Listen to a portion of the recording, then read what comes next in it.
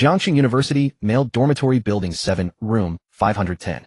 It was already 8 in the morning, most classes had begun, yet the 4 boys in the dorm were still sprawled in their beds, snoring away with no intention of getting up for class at all. Perhaps this was an unwritten right for every university student skipping the dreaded 8 a.m. class. After enduring 3 years of grueling high school life, once thrown into the loose, easy-going environment of university, only a saint could resist the urge to indulge. Suddenly one of the boys snapped his eyes open and sat bolt upright in bed. A sudden voice in his mind and a shimmering light screen before his eyes jolted Sue by completely awake. Indulgence type, godly tycoon system successfully bound.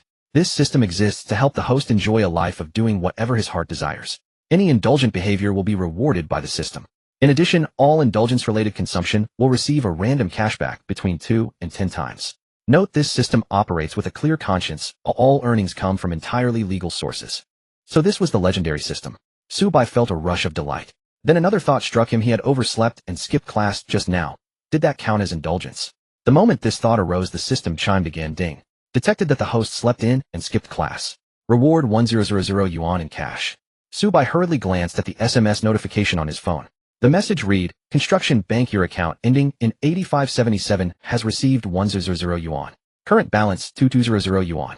Yesterday that account had held only the 120 yuan living allowance his aunt had just sent him, the standard balance of a broke university student. Now money had appeared out of thin air and his assets had virtually doubled. In that instant an indulgent idea formed in Subai's mind. He might as well test the system's generosity. He jumped out of bed dressed in a hurry and ran to the cafeteria to order a full table of breakfast. Spicy hot pot, fried chicken cutlets, braised duck legs, river snail, rice noodles. Such greasy fare so early in the morning had to count as indulgence. Ding. Detected that the host is binge eating at breakfast. Consumption 43 yuan. Tenfold cashback triggered 430 yuan.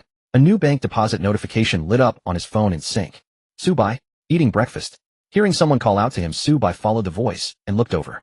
It was his counselor Xiaolin. Though officially his counselor, she was actually a senior sister who had just graduated with her bachelor's degree and was now pursuing a master's in the same major, working part-time as a counselor. Subai greeted her politely. Hello, Director Xia.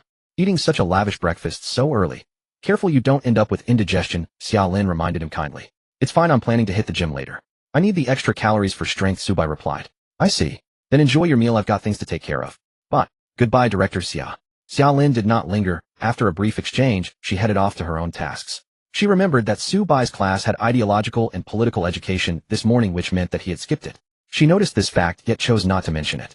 These days college students skipping a class was hardly unusual. As long as they held the line at finals and their grades weren't atrocious, it was acceptable. To be strict about it, Xiaolin herself had skipped plenty of classes back in the day. Her management style was relatively relaxed, and as a beautiful, generous senior sister, she had been well liked by the students throughout the first month of the semester. As for Subai's comment about going to the gym, it was merely for show. Fitness required too much self-discipline, utterly incompatible with an indulgence system. After a satisfying feast, Subai returned to the dorm and powered on his computer. His roommates were still snoring. Gaming at a time like this would be too noisy, so he decided to stream some dramas instead. He had stockpiled quite a few shows, domestic and foreign alike, all waiting to be watched, and now was the perfect time. After he had watched for a while, the system chime sounded again. Ding.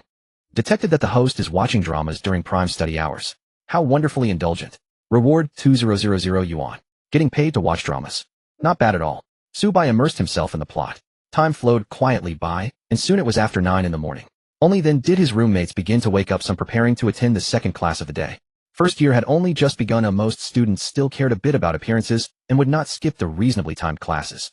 Of course, some were drawn mainly because they could catch a glimpse of the goddess who haunted their dreams. Subai's neighbor on the adjacent bunk, Wang Haoren, had no class. After getting up, he opened his laptop and launched a certain anime-style game. Yes, Wang Haoren was a seasoned otaku, though compared to those extreme anime fanatics who wore character print t-shirts, clutched bizarre body pillows, and spoke in affected Japanese lines, he was far more low-key. On the surface, he looked like any ordinary university boy. In his free time, he simply liked to quietly watch anime alone and play anime-style games, firmly refusing to spend money on them. His temperament was good, the very picture of harmlessness. In the months since school started, he had become the roommate who got along. The other two roommates, by contrast, were hard to describe. Relying on their wealthy families, they often did outrageous things, leaving the two more normal boys speechless. Seeing that his roommates were all up, Subai closed the drama he was watching. Tired of binging shows, he decided to play some games. He logged into League of Legends, and as soon as the interface loaded, he was greeted by a barrage of skin promotion ads. Normally, Subai would simply close the ads without a flicker of interest. Skins meant nothing to a broke player like him. They didn't add attack power anyway. He was content using the free skins that came as giveaways. But now after unlocking the Indulgence system, his mindset shifted. If he bought a large number of skins in one go, that had to count as indulgence, didn't it? After receiving the system's confirmation, Su-Bai picked out a huge selection of skins he had long coveted, yet never bought, suppressing his desire to consume purely to save money. His bank card currently held a total of 4630 yuan. He intended to spend as much of it as possible. After all, the system refunded him on the spot, so the more he spent, the more he would receive. Knockout. Spirit Blossom. Limited time returning championship skins. He bought every one he liked, no hesitation. In the end, he arrived at a total price of 4396 yuan. The number even looked pleasing. Ding. Detected indulgent spending on game skins. Five-fold cashback triggered 21980 yuan. His bank card balance now exceeded 22,000 yuan. This speed of making money was simply outrageous, Su-Bai thought. He was studying at Jiangxing University, a top national 985 institution majoring in the currently popular field of computer science. Many of the graduate seniors in his major landed high-paying internet jobs after graduation, yet their monthly take-home pay still might not reach 22,000. And this was merely what Su-Bai had earned idly in one morning. As his principal grew, Su-Bai could choose ever more extravagant indulgent purchases, his wealth snowballing larger and faster with each rotation. What was more, the system had indicated that as his indulgence deepened, the rewards would extend beyond cash to luxury cars, designer watches, villas, and even more mysterious hidden functionalities. So this was the life of a godly tycoon, utterly divine and outrageously wealthy. Su-Bai allowed himself a brief surge of excitement, but quickly calmed down again. His psychological resilience was strong. Rather than dwell on it, he turned back to the game to experience his newly purchased skins. The dorm had an upper bed lower desk arrangement. Wang Haoren, who had been browsing his phone, stood up to stretch his legs, and by chance caught sight of Su-Bai's game screen. He was stunned. Whoa, Beige, when did you buy so many skins? That's got to be over 1,000 yuan. Yeah, I just spent over 4,000, Su-Bai answered. What a... Wang Haoren stared in utter disbelief at what was going on. Su-Bai had always been a zero-spending player like him, both proud freeloaders. How had he suddenly started splurging on in-game purchases? He simply could not wrap his head around it. Su-Bai chuckled. Time to come clean. Turns out I'm a rich second generation too. Hold on, why did you say too? Wang Haoren suddenly realized. Damn, so I'm the only poor guy in this dorm. Before Su-Bai could reply, Wang Haoren scratched his head with a grin. Well, that's actually good news. It makes sense that you're well off too, though otherwise with those two roommates being such extremes, my impression of rich people would be completely skewed. Su-Bai only smiled without saying more. In college dorms, running into idiots was perfectly normal in a country of 1 billion people. Not encountering a few fools would fail to reflect the diversity of the human gene pool. You don't know, Beige. Last night while you were out, Chu Mingzhi and Xue Tao started arguing again. Chu Mingzhi and Xue Tao were the names of their other two roommates. Over what? A woman, of course. Chu Mingzhi is into a certain girl, and Xue Tao insisted she was just pretending to be proper, saying that in private, she's no different from other girls. So they ended up arguing. But as far as I remember, that girl doesn't even acknowledge Chu Mingzhi, does she? Su-Bai recalled. Exactly. It's unrequited love, and he still managed to start a fight over her. Truly impressive. Men who grovel blindly for love existed in every era and every place, nothing surprising there. Su-Bai simply treated it as a joke. Still, the dorm where the girl Chu Mingzhi pursued lived was rather interesting. Among the 4 girls in that dorm, 3 were strikingly attractive, each with her own distinctive style. Their peers had dubbed it the goddess dorm. The girl Chu Mingzhi liked was named Chen Yuxing, a quintessential aloof, domineering beauty. Like them, she was a first-year student. Standing over 1.70 meters, she possessed long, shapely legs with enticing curves. Her cold, stunning features were more beautiful than those of many celebrities. She was also in computer science like Su-Bai, and rumor had it that she had already published her own open-source projects online back in high school. Shortly after the semester began, a professor invited her into his lab. She was a top-tier academic star. Ever since military training, she had drawn countless eyes from both teachers and students. Though her face was usually set in a cold, expressionless mask, suitors never ceased trying to curry favor. Yet she rejected them all without the slightest pretense of warmth, declaring she did not want a relationship and would not accept others' kindness for nothing. Perhaps precisely because of this, Chu Mingzhi found her special, while Xue Tao was convinced that Chen Yuxing was merely putting on a show. Such thinking was ordinary enough. Everyone had a side unknown to others. Su-Bai did not concern himself with the conflicts between his roommates. He listened only for amusement. Before long, his attention returned to the game. He played one match as top lane Vayne, then another as mid lane Yasuo. Across the 2 games, his combined score was 117. This silver rank is brutal. I can't take it. I'm going to hire a companion player, he muttered. Acting on impulse, Su-Bai opened a companion gaming app. He selected the League of Legends category and sorted by price from highest to lowest. Hiring the priciest companion possible was itself a form of indulgence. Yet when he took a closer look, he found that most of the top-priced listings were professional players or ex-professionals. He skimmed past them. They were all men and held no appeal. Spending a large sum to have a guy accompany him in-game made little sense. He might as well just duo queue with Wang Haoran. Two silver players bravely facing the world. Without hesitation, Su-bai refined the filter to female companions only. Instantly his screen filled with rows of photos of internet celebrity-style beauties. Perfect. After browsing for a while, Su-bai set his sights on a female companion with the ID Yuxia. Unlike the others, she had not posted any doctored selfies. She had only uploaded a short audio introduction. Her voice was wonderfully pleasant, sounding quite young, yet carrying a hint of icy mature charm that stirred the imagination. Unfortunately, she had clearly stated in her profile that she did nothing indecent and only played games. Her rate was 200 yuan per hour, already approaching that of ordinary professional players. So the question was, what gave this companion player the confidence to charge such a steep fee? The answer was simple. Her rank was Korean server challenger with over 1,000 points.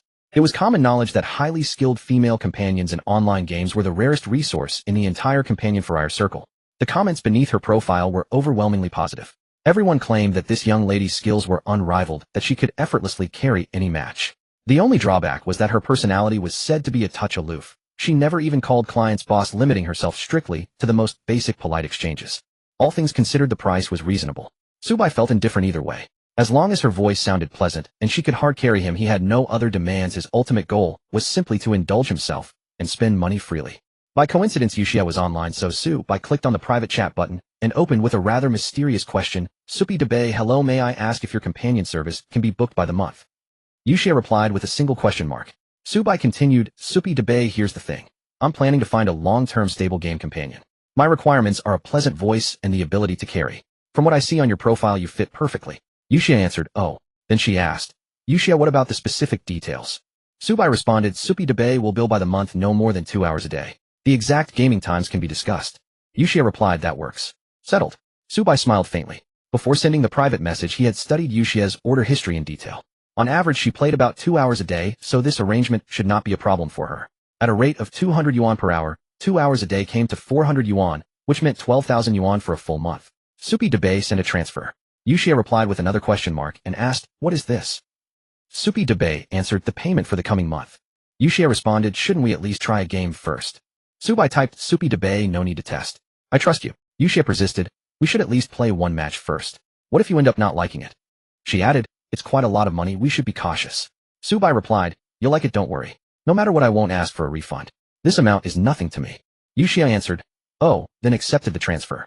At the same time, Su-bai's system chimed with a notification. The system announced that the host had booked a beautiful girl companion for a month, spending 12,000 yuan, and triggering triple cashback, rewarding him with 36,000 yuan.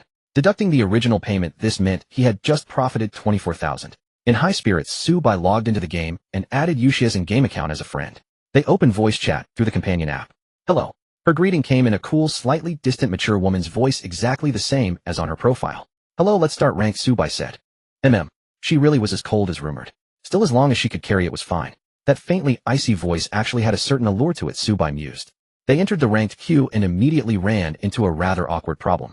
The rank of Yuxia's game account was, according to the rules in duo ranked, a silver player could only queue with players in iron, bronze, silver, or gold. Platinum was a tier higher than gold, which meant, quite obviously, that this particular account of Yuxia's was already a smurf used for companion work. Yet even so, she still could not queue with Su-bai. Su-bai fumed inwardly that the world was utterly unreasonable. Silver lives mattered too. Perhaps because the situation was so awkward, the voice channel fell into a brief silence. After more than 10 seconds, Yuxia suddenly said, I just remembered, I have another gold smurf. Wait a bit, I'll switch accounts. Go ahead, Su-bai replied. 2 minutes later, Su-bai added her gold smurf as a friend. This one can queue with you. I honestly didn't expect your rank to be that low, she remarked. Su-bai laughed. Sorry, did I hit a nerve? She asked. I'm not very good with words. If I upset you, feel free to flame me. It's fine, I have a good mentality, he answered. Oh. The corners of Su-bai's mouth lifted into a silent smile. This young lady seemed not only aloof, but a little adorably clueless at heart. However, once they entered the game, any trace of clumsy adorableness vanished from Yuxia. She locked in the jungle champion Leopard Girl, a classic smuffing pick for stomping lower ranks. She ganked, invaded the enemy jungle, and controlled the map. 1 versus 4, she pressed the enemy team into the ground. Su-bai felt as though he had done nothing more than casually tag along, and they had already won. It was almost no gaming experience at all. Terrible, he thought. And yet secretly he wished for more wins just like this. Over the next 2 hours, Yuxia led Supi Debay from victory to victory, advancing without pause. By the time they started the last match, there were actually fewer than 5 minutes left in their 2-hour session, yet Yuxia still played the game through to the end, her professional discipline on full display. Overall, Subai's experience was excellent. Although Yushia's tone remained flat, and she used none of the flirtatious tricks typical of female companions, her voice was so pleasant that it felt like a spring breeze. Coupled with her exceptionally strong skills, rare among female companions, he found the service well worth the price. Time's up, Yushia reminded him as the final game ended. Alright, I had a great time today. Let's continue tomorrow, I'll contact you then, Subai said. Let's add each other on WeChat, it'll be easier to keep in touch, he suggested. I don't add clients on WeChat, she replied. But I'm a long-term client, he argued. If we add each other, it'll be easier to contact you. I can transfer money directly by WeChat in the future, and we can save the platform's commission. She hesitated for a moment. Perhaps under the combined temptation of saving fees and Subai's status as a high-quality client, she finally agreed to add his WeChat. Yushia's WeChat avatar was an anime girl with purple hair radiating a cool aura tinged with a hint of clumsy cuteness, very much like the personality conveyed by her voice. Subai's avatar, by contrast, was simply a doodled expression of a big white goose. Almost simultaneously, they each opened the other's moments. Each timeline consisted of nothing more than a single horizontal line. It was the classic setting of visible for only the past 3 days. Neither of them was the type to frequently post updates. Meanwhile, at Jiangxing University, in a certain girl's dormitory, Chen Yuxing removed her headphones and closed her laptop. Her long legs wrapped in black stockings gleamed with an enticing luster. Chen Yuxing wore black stockings throughout the year as her blood circulation was poor, and she was afraid of the cold, especially in her legs and feet, which made wearing stockings quite comfortable. As for why she wore black stockings, it was simply because black was the least likely to get dirty. It was a ridiculous reason, but for a logical and straightforward girl like Chen Yuxing it made perfect sense. To others, the actual effect was that Chen Yuxing was naturally suited to wear black stockings. It was a harmonious look, beautifully understated, alluring, yet not vulgar. Closing her laptop, Chen Yuxing prepared to go out for a meal. Passing by the mirror at the dormitory entrance, she caught a glimpse of her face that could make countless men's hearts race. Her complexion showed a hint of weariness. Her mother's illness had worsened, and the hospital bills were increasing. Her savings had long been exhausted, and now all her mother's treatment costs were being supported by Chen Yuxing. To earn money, she worked on commercial projects brought in by her professor in the laboratory, receiving a salary. However, it was still a bit insufficient, so Chen Yuxing utilized her gaming skills to work as a gaming companion. The income from being a gaming companion was unstable, and orders could not be taken at any time. Sometimes a sudden order would come in the middle of the night, when Chen Yuxing was already tired, but she still had to push through her sleepiness to finish. After all, she never knew when the next order would come, and every opportunity to earn money had to be seized. Today luck was on her side, as a wealthy client had actually booked her for a month. That phrasing was a bit strange. In short, she had secured a long-term stable income. Chen Yuxing was very happy, yet she felt something was odd. That rich client, who went by the name of Crispy White Goose, had never played games with her, and simply transferred the monthly payment. At first she suspected that the other party had ulterior motives. After playing games for over 2 hours, however, Crispy White Goose showed no signs of overstepping. There were no probing questions about her personal life. No requests for her to send a picture of her legs. Even during the game, there was no verbal teasing. It was purely a healthy and straightforward gaming experience, following her lead and calling her Big Boss 666. Overall, he left the impression of a cheerful and optimistic male college student. So why did he spend over $10,000 on her? Did he really just want a good voice and strong gaming skills as he claimed? After thinking for a long time, Chen Yuxing couldn't figure it out, so she simply shook her head and gave up on the thought. In any case, she had received the monthly payment, so she would make sure to help him rank up. As long as he maintained this state, it was a good thing. After all, she could earn a stable income, netting over $10,000 a month even after deducting the platform's commission. Which gaming companion wouldn't like such a quality client? Time to eat, as she had classes in the afternoon. Sigh, when will this non-stop life come to an end? In fact, Chen Yuxing knew that as long as she lowered her standards, she could easily earn quick money. With her looks, figure, and a clean and pure body, combined with the gimmick of being a top student from a prestigious university, many wealthy individuals would be willing to pay. But she didn't want to fall to that level. As long as she could earn money through her own efforts, Chen Yuxing would never degrade herself. Unless. Well, there were no unless. In male dormitory building 7, room 510, Subbai shut down his computer and said to Wang Haoran, let's go. It was only just noon, and those who had classes in the morning hadn't come out yet, meaning the cafeteria wouldn't be too crowded. In half an hour, however, it would be bustling, and buying a cup of cola would require standing in line. The nearest cafeteria to male dormitory building 7 was the third cafeteria. Walking through the entrance, Subbai made a stylish sidestep. Instead of heading to the first floor where they usually ate, he took the escalator straight to the second floor for gourmet stir-fries. Although he had indulged at breakfast, it was now lunchtime, and everything he had eaten in the morning was long digested. As is well known, male college students can eat more than pigs. Not to mention, Subbai was tall and strong, eating even more than the average student. Really, the second floor. I feel like the food there isn't worth it, too businesslike. What are you talking about? Today my dad is treating, so let's order 4 dishes and a soup. Subbai waved his hand dramatically. Wow, are you really that generous? Chu Mingzhi and Shui Tao have never treated us to a meal. That's because they are too stingy, always trying to show off. They can't even afford to treat us to a meal at the second floor of the third cafeteria. That's true. Wang Haoran agreed, realizing that Su Bai was completely different from those two. However, one thing puzzled him. Since Su Bai was a wealthy second generation, why had he remained so low-key since enrolling? The things he used and the clothes he wore were all very simple. It was only today that he suddenly started splurging. In response to Wang Haoran's confusion, Su Bai said, "I remember, I told you I was adopted, right?" "Yes, you did. Recently a foreign noble family contacted me claiming I was their lost young master, and then, you know." Su Bai gestured as if counting money. Wang Haoran's pupils shook. "Wait, are you serious? Are you filming a short video?" "I'm serious, no joke, but don't go spreading it around. I still hope to remain low-key." Got it. Wang Haoran envied him for a moment, but quickly came to terms with it. Such a windfall was purely based on luck, and if Baigu was lucky as his friend, he could also share in the good fortune. At the dining table, the two ordered a hearty 4 dishes. Braised fish, cumin lamb chicken stewed with mushrooms and shrimp, with chives paired with carrot corn and rib soup. These were all very homely dishes, but compared to the indescribable taste of the first floor cafeteria, they were already much better. Naturally, there was a price difference as well. The total for 4 dishes and a soup came close to 200. This time luck wasn't as good, only earning double cashback, netting 200. That's still decent, mainly because the previous few times had been too fortunate, making Su Bai's appetite a bit spoiled. In the afternoon, he would look for suitable indulgent spending opportunities. Su Bai and Wang Haoran had a feast. They returned to the dormitory rubbing their full bellies. As soon as they entered, they saw Chu Mingzhi and Xue Tao debating. The facts are clear. Everyone in the computer science department knows that Professor Luo personally brought in a corporate project assigned to Chen Yuxing. How could she not earn several thousand a month? She clearly doesn't lack money and can support herself with her own skills. Chu Mingzhi was defending his goddess again. Talking about Chen Yuxing's glorious achievements, his face radiated. It's unclear what he was so proud of if the professor didn't value him. Xue Tao countered, "Oh, that's not necessarily true. Girls have high material demands. How can several thousand a month be enough? Clothes, bags, cosmetics. None of them come cheap. Do you really think they are as frugal as the boys in our dormitory who don't spend on mobile games?" Wang Haoran protested, "Hey, what's wrong with us free-to-play players? Do I have to spend money on a mobile game?" "I wasn't talking about you. I was just making a comparison."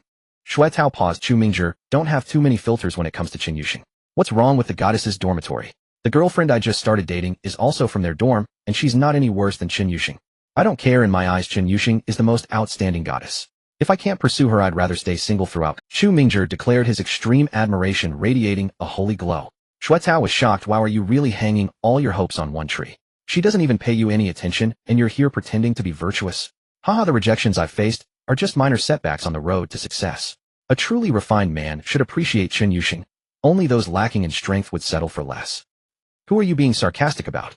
Xue Tao was furious.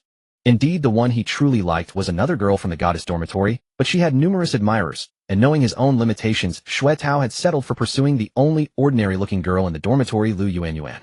However, the so-called ordinary was merely in comparison to her roommates. Among the overall group of girls, she was undoubtedly a beauty. That was quite impressive. It had only been a month since school started, and how many classmates had already found a partner?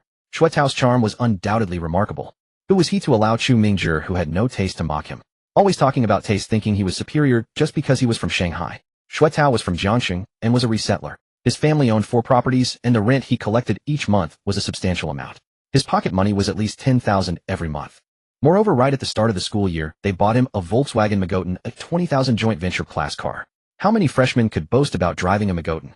Watching the argument between his roommates, Su Bai observed quietly, purely enjoying the spectacle. He imagined the classic actions and catchy voice of a certain abstract Douyin streamer, Shanghai boss versus local. Seeing that Chu Mingzhi and Xue Tao were arguing endlessly, Su Bai finally said, "Enough already. If you want to argue, go to the hallway. I need to take a nap." "Su Bai, you judge for us. What kind of person do you think Chen Yuxing is?" Xue Tao persisted. "Exactly, let Su Bai tell us." Chu Mingzhi also chimed in. Su Bai yawned. "I don't feel like talking. I ate too much and feel dizzy." He covered himself with a blanket and lay down to sleep. He couldn't be bothered to intervene in these boring disputes. It was more important to conserve energy and think about how to indulge himself in the afternoon. Seeing Su Bai refuse the harsh criticism, Xue Tao and Chu Mingzhi had no choice but to temporarily cease their attacks. Their reason for seeking Su Bai's evaluation was simply to save face. After all, both of them considered themselves to be the best in their dormitory and even in their class, so naturally they wanted to see who was superior. As for why they cared about Su Bai's opinion, although Su Bai's family was quite poor, wearing clothes from online stores and sporting domestic shoes that cost barely over 100, which were even cheaper than a pair of Chu Mingzhi's underwear. However, Su Bai stood at 185 meters tall, robust, and handsome. Even the self-important rich boys had to admit that Su Bai was undoubtedly the campus heartthrob. Yet this guy seemed to have an overly indifferent personality, often lacking presence in class. Sometimes he appeared too out of place, like just now showing an attitude of detachment.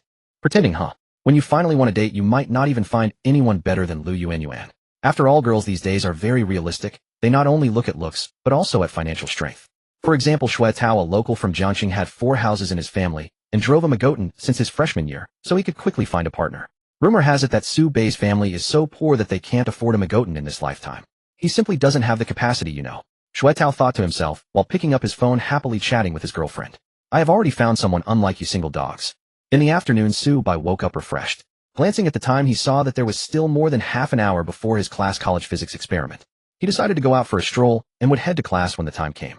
Jiangxing University has a large campus with several campuses occupying a significant area of the city, leading some to jokingly say that Jiangxing is a city built around Jiangxing University.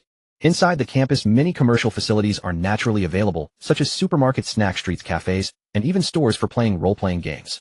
Su Bai was aimlessly wandering along the roadside when he suddenly spotted an Apple store. Apple products are great. What makes them great? Their phones are expensive. Su Bei's eyes lit up as he walked into the store and picked up the latest flagship phone displayed on the counter, playing with it.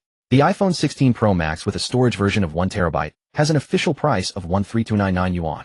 When he checked the system, it indeed confirmed that such an expensive phone was clearly indulgent for a college student. Now, with domestic phones on the rise, there are phones priced over 2,000 that can perform smoothly for everyday use. But sorry, Su Bai had to indulge. He could only painfully replace his cost-effective Redmi phone with a top-tier Apple product that offered no cost-effectiveness. Choosing the titanium metal color, he felt this color was quite stylish. Su Bai happily made the payment, then held his breath waiting for the cashback. Ding! Detected the host's indulgent spending of 13,299 yuan, triggering 6 times cashback, 79794 yuan. Good luck is here. Su Bai secretly clenched his fist. This cashback would directly increase his savings to over 1,000 yuan. Still not enough. Su Bei's gaze swept across other products in the store. It's worth noting that Apple as a brand offers high-priced products, not just limited to phones. Tablets and laptops are also quite good. The iPad Pro with 2 terabytes storage capable of inserting a SIM card costs 2,199 yuan. MacBook Pro with max chip highest storage configuration of 128 gigabytes, 8 terabytes, costs 54749 yuan. To be honest, it was the first time Su Bai learned that Apple's laptops have a configuration exceeding 500 yuan. Such a high-end configuration is really unnecessary for an average person, right? But it doesn't matter. He could use it. After all, with the system's cashback, the more indulgent he is, the more money he has. Su Bai remained silent and simply continued to pay. The tablet had bad luck, yielding only double rewards, earning him 2,000 yuan. The laptop, however, gave him triple rewards, earning him 11,000 yuan. After a series of operations, his savings exceeded 2,000 yuan. This Apple Store truly is a great place to rack up rewards, Su Bai thought.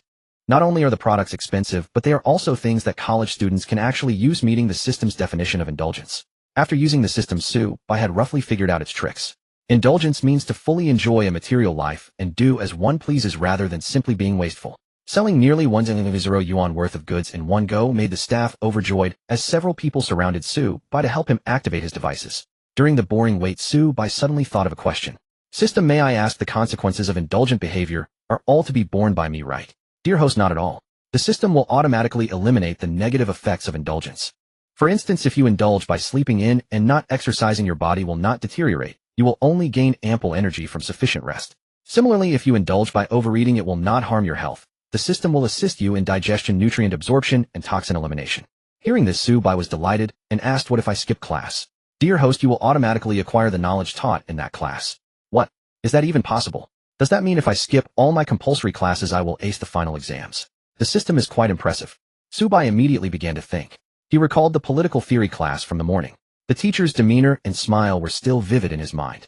The content discussed included boasting about recent political hot topics and sharing the teacher's daughter's adventures while studying in the United States. While skipping this class is fine. Useless knowledge roll out of my head. At this moment, the sales assistant in the store interrupted Su Bei's thoughts. Dear customer, all your devices have been activated. Would you like to purchase an extended warranty? No need, thank you. Su Bai decisively refused. If something breaks, he'll just buy a new one. Who wouldn't want to take advantage of rewards? Alright, please add me on WeChat. If you encounter any issues in the future, just contact me. By the way, you're a student at Jiangxing University, right? Yes. Su Bai felt a bit strange, redirecting his attention from the system to the sales assistant in front of him. She was a young girl looking like she had just graduated not long ago. Being looked at by Su Bai, she suddenly blushed. Adding his WeChat was under the pretext of after-sale service, but it was hard to say it didn't carry other meanings. As a sales assistant in an Apple store, she had seen wealthy customers, but rarely someone like Su Bai who spent without blinking directly purchasing the top-tier three-piece set, spending 100 yuan in a flash. Moreover, with Su Bai's height and looks, the sales assistant was truly enamored. Since he was a student at Jiangxing University, there would definitely be more opportunities to meet in the future. The sales assistant watched Su Bai leave with watery eyes. However, Su Bai immediately set the sales assistant's WeChat to do not disturb. Although the young lady was quite attractive, she still fell a bit short in Su Bai's eyes. He was indeed picky, and now, with the system of extravagance, it only gave him more reasons to be so. After a buying spree, he walked to the experiment building just in time before class was about to start. Honestly, why does the computer science department offer a course on physics experiments? It feels completely unrelated. Forget it, no need to delve deeper. Logically speaking, the political theory teacher's daughter's adventures in America were also unrelated to the course, yet he still mentioned them. What does this indicate? College is all about the experience. In fact, Su Bai was quite curious about the equipment for physics experiments, as his high school back home was relatively poor and the laboratory was virtually non-existent, so he had no access to any serious experimental equipment. He signed in with the substitute teacher and then plopped down in his assigned seat. He still had to wait for class to start, so he played with his tablet first. I must say Apple's display quality is truly superior. Su Bai logged into a certain online shopping platform to check out the recently popular desktop configuration. Just now he came up with a new idea. Although the Apple laptop is high-end, it's not suitable for gaming. So buying a desktop to play games is also reasonable indulgence. He directly chose a high-end gaming brand ROG, commonly known as the money-burning I dream for countless computer players. He fully configured it, glancing at the price over 800 yuan. Not bad. This order should guarantee him an 800 yuan profit. After all, there's a minimum of double cashback. Just as Su Bai was about to place the order, a familiar, cold, aloof female voice suddenly echoed beside him. Don't buy this model, it's a scam. Su Bai looked up and was instantly stunned. A tall and slender beauty with long black hair dressed in a simple t-shirt and a chiffon long skirt revealing a segment of black stockings and small leather shoes. In mid-September in Jiangxing, the tail end of summer still lingered. Girls brave enough to wear black stockings and small leather shoes in this weather are certainly bold. However, the girl did not emit any unpleasant odor. Instead, a faint, rich fragrance wafted over, giving off an air of deep elegance reminiscent of a flower on a high mountain. What did you just say? Su Bai asked. He couldn't help it. The girl was too stunning, causing his brain to momentarily short-circuit. I said the computer you want to buy is not suitable. She pointed to the screen of the tablet. The brand premium is too high. Oh, I recommend you buy the parts and assemble it yourself. You could save about 30%. No, girl. I would gladly pay that 30%. It's the brand premium I want. Why would a stranger come in and cut off my financial path right from the start? Su Bai internally complained, but smiled faintly. It's fine, I just like this brand, it has sentimental value. But alright. Then you can wait for the national subsidy to buy it. It should be soon, and you can save a few thousand. Wait, do we know each other? Why are you always advising me to save money? You are Su Bai from my class. Uh-huh. Su Bai slapped his forehead. After a moment of silence, he asked. It had been a month since the semester started, and while the beautiful girl from the same class remembered his name, he did not recognize her. Awkward, extremely awkward. Fortunately, the other party did not seem to be the type to throw a fit if her name was forgotten, and with a calm expression, she said, Chen Yuxing. Yuxing as in rain and sheng as in bamboo flute. Got it. We are in the same group for the physics experiment. We need to collaborate on the lab report, so let's add each other on WeChat. Sure. Speaking of which, just a few days ago, Chu Mingzhi was racking his brains on how to add Chen Yuxing on WeChat in a fresh and natural manner.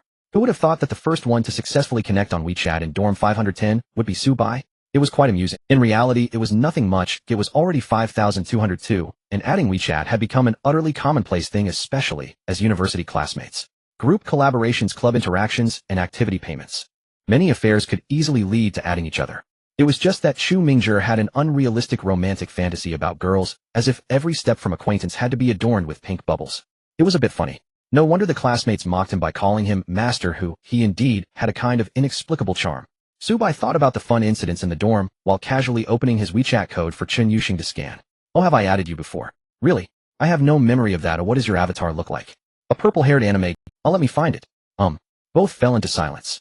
Chen Yuxing clutched her phone, her long, delicate eyelash. She glanced at the big white goose avatar they had just added that morning, and then looked at Su Bai in front of her.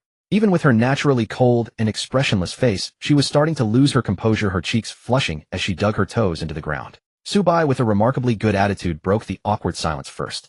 No, girl, why are you using your real identity? It's the postmodern era. Well, a little awareness of privacy is necessary. Who uses their main account for gaming?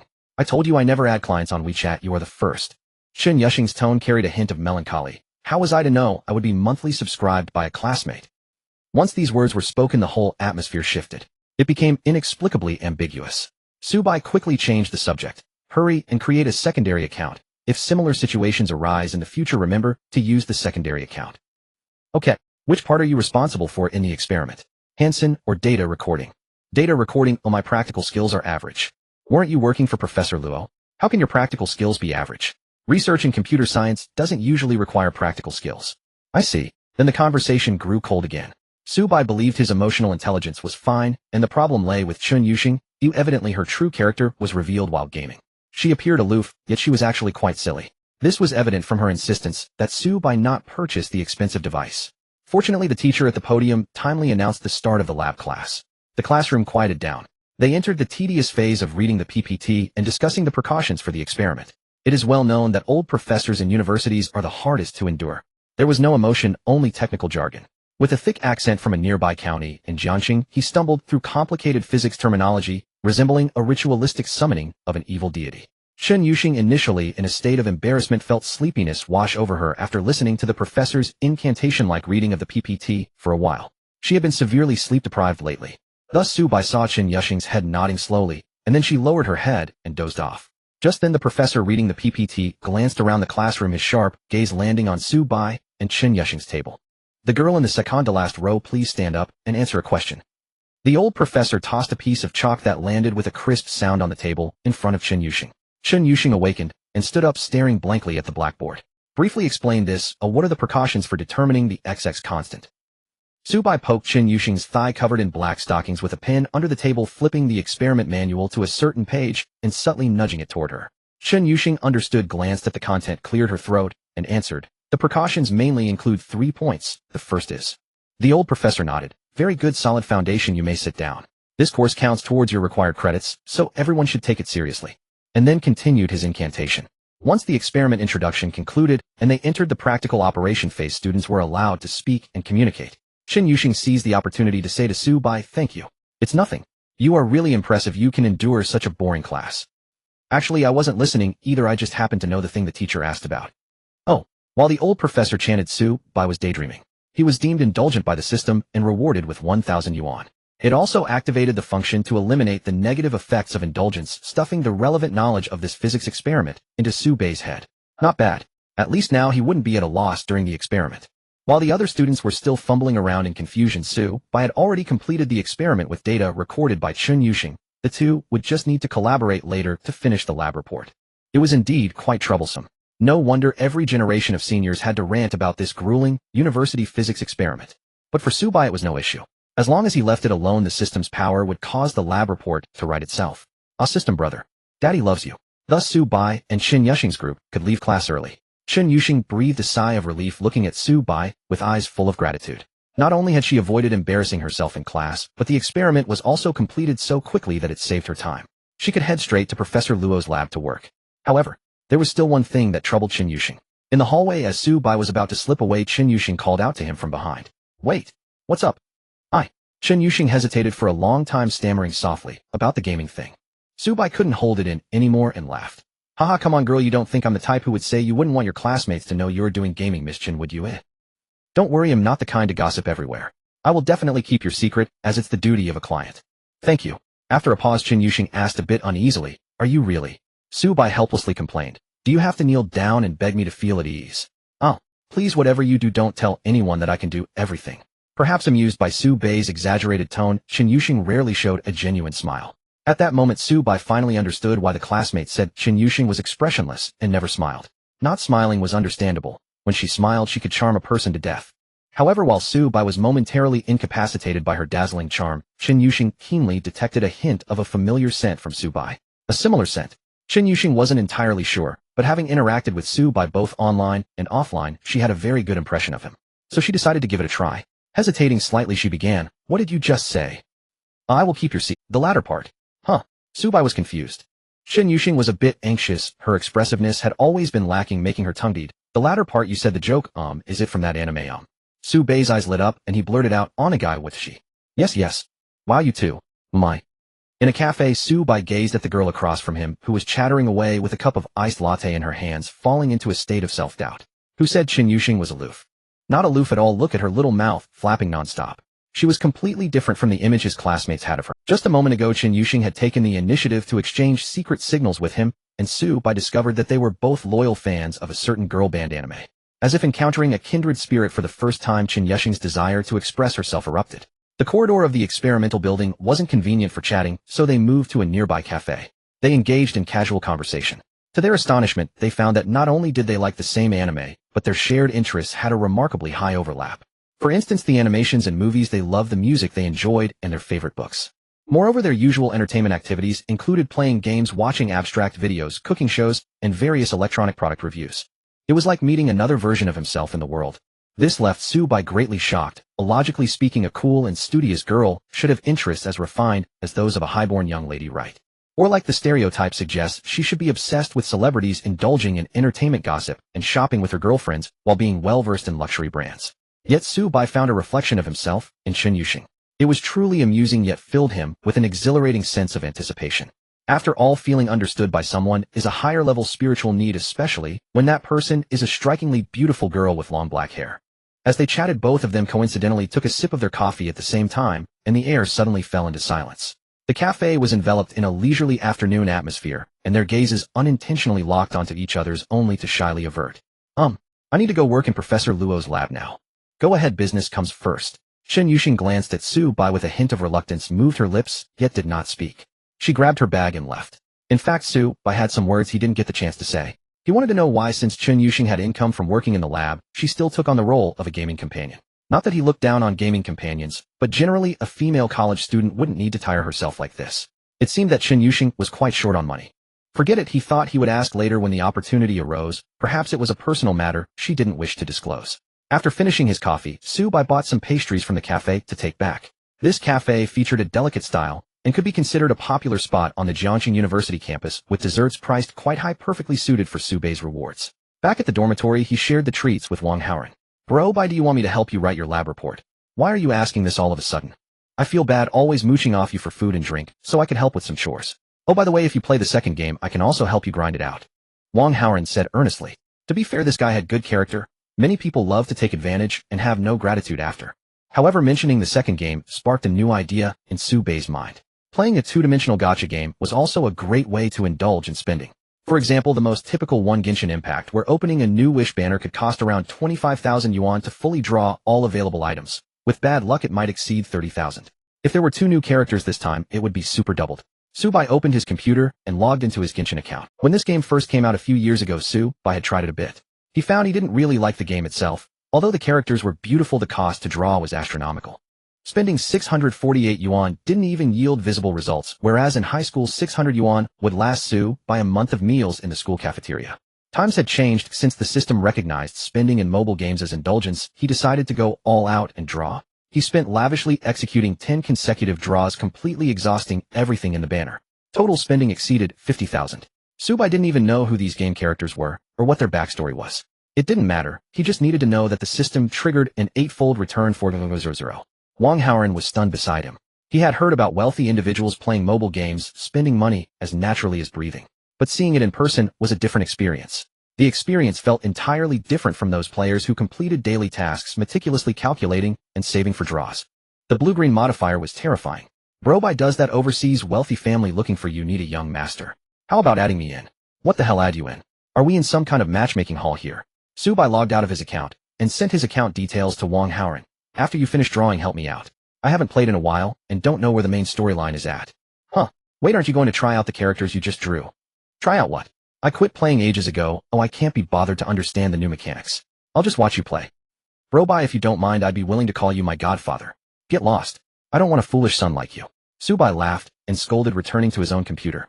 Then he suddenly remembered something. Wait, isn't there another two gacha games by me something? Wang Haoran's eyes lit up. Yes, brother, there are. Half an hour later, Wang Haoran had two windows open on his computer screen, simultaneously operating Genshin Impact and another game, Absolute Zero. His phone was also running Honkai Impact. Three-way operation, smooth as can be. Su-bai exclaimed in wonder. Wow, you're a natural at this. Not bad, Wang Haoran humbly replied. I'm just familiar with the mechanics of these grind games. It's not difficult. During the summer vacation, I did this for a while, and the computer I'm using now was bought with the money I earned from it.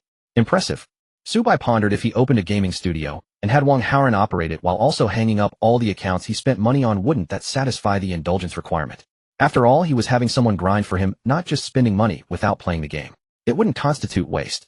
But that was a matter for the future. For now, he would let Wang Haoren help him grind the Mi family's three-piece set. This was mutual assistance between roommates. Anyway, Wang Haoren also loved playing, and having a top-tier account was a kind of enjoyment for him. With the 3 games providing ample cashback through in-game purchases, Su Bei's savings had already surpassed 1 million. In Su Bei's mind, the status of Apple as a cashback paradise had now been replaced by Mi something. After all, items like phones and tablets could be used for a long time.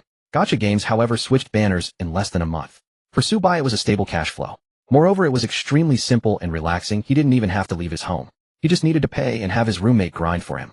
A few times later, Su Bei reminded Wang Haoren, "Make sure to remind me when the banner updates. I'll recharge to max it out then." Do you have to max out every banner? Definitely. It has to be maxed out. Now that's a true wealthy person spending money with such carefree ease. The key was that Su Bei remained low-key, not one to show off, completely devoid of any air of a rich guy. In contrast, the other two in the dorm, local guy and Shanghai lord, fell far short. Wang Haoren reflected inwardly. Ding. Detected that the host's savings have exceeded 1 million. A luxury car lottery ticket has been rewarded. Please continue to work hard and indulge. A luxury car lottery ticket. Not bad. Jiangcheng's urban area is vast, and public transport isn't as convenient as in first-tier cities. Having a car is quite nice. Taking a taxi feels less free. Su Bei summoned the system to check the details of the lottery ticket. As the name suggests, after using the luxury car lottery ticket, the system will randomly select a luxury car priced between 3,000 and 3 million yuan and deliver it to Su Bei in a legal and compliant manner. The more expensive the car, the lower the probability of winning, which is similar to the mechanics of mobile game card draws. Limited edition sports cars with scarce quantities can only be drawn with an extremely low probability. Su Bei was not well versed in cars. After all, as an ordinary citizen, his knowledge of luxury brands extended only to the likes of Mercedes-Benz, BMW, and Audi. Thinking negatively, the worst he could draw would be a 3,000 yuan car, which is already considered a good car in the eyes of the general public. It would definitely suffice for daily use, and as a freshman in college, he didn't need anything too extravagant. Lottery draw. The colorful wheel spun rapidly before gradually slowing down, ultimately stopping in a rather narrow section. Su Bei was instantly delighted, as this meant he had drawn something at least better than the worst tier. Congratulations, host. You have won a Mercedes-Benz GLE 454 Matic Luxury Edition in black, with an official guide price of 8,000 yuan. Looking at the holographic projection of the vehicle on the interface, Su Bei was very pleased. It was a black mid to large-sized SUV exuding a blend of business stability and dominance with a strong sense of luxury. Equipped with a 2.5T high-powered engine and a 48V mild hybrid system, it provides comfort for daily driving while also delivering ample power in extreme conditions. Most importantly, it offers spaciousness suitable for taking a girl out for fun. Mercedes-Benz has really come a long way now, even associating with someone as affluent as me, Su Bei. Soon a person with a suit profile picture added Su Bei as a friend on WeChat. Manager Gua, hello Mr. Su. I am Gua Yuanhong, the sales manager at the Mercedes-Benz 4S dealership in Jiangxing University District. You can just call me Xiao Gua. Su Pai Da Bai, hello manager Gua, the car you ordered is ready and you can come to inspect and pick it up at any time. We will assign our star sales lady to assist you throughout the process. When would be convenient for you to schedule a time? Su Pai Da Bai, how about tomorrow morning around 9:30? He'll go after my class. Tomorrow we'll still have the early 8 class. Theoretically, Su Bai could skip class and sleep in at the dormitory, earning the system's 1,000 yuan in knowledge. However, this was not practically feasible, as tomorrow's class was taught by an exceptionally stern middle-aged female teacher known as the Extinction Teacher, who ranks among the 4 great supplementary teachers of the computer science department. This means that attending the classes of these 4 teachers makes it very easy to fail and end up with a makeup exam. Furthermore, attendance is strictly enforced, even requiring clocking in during the breaks between 2 classes. This is truly insane. The good news is that out of the week's classes, only Thursday morning requires enduring the torture of the Extinction Teacher. Other mornings either have no classes or can be skipped. Ever since realizing that the system would eliminate the negative effects of indulgence, Su Bai established his class strategy. For the 4 years of college, mandatory classes are to be skipped, while elective classes must be completely avoided. On the other side of the chat, manager Gua stared at the message from Su Bai, momentarily stunned. Attending class. It turned out that Mr. Su, who had reserved the top spec GLE, was still a student.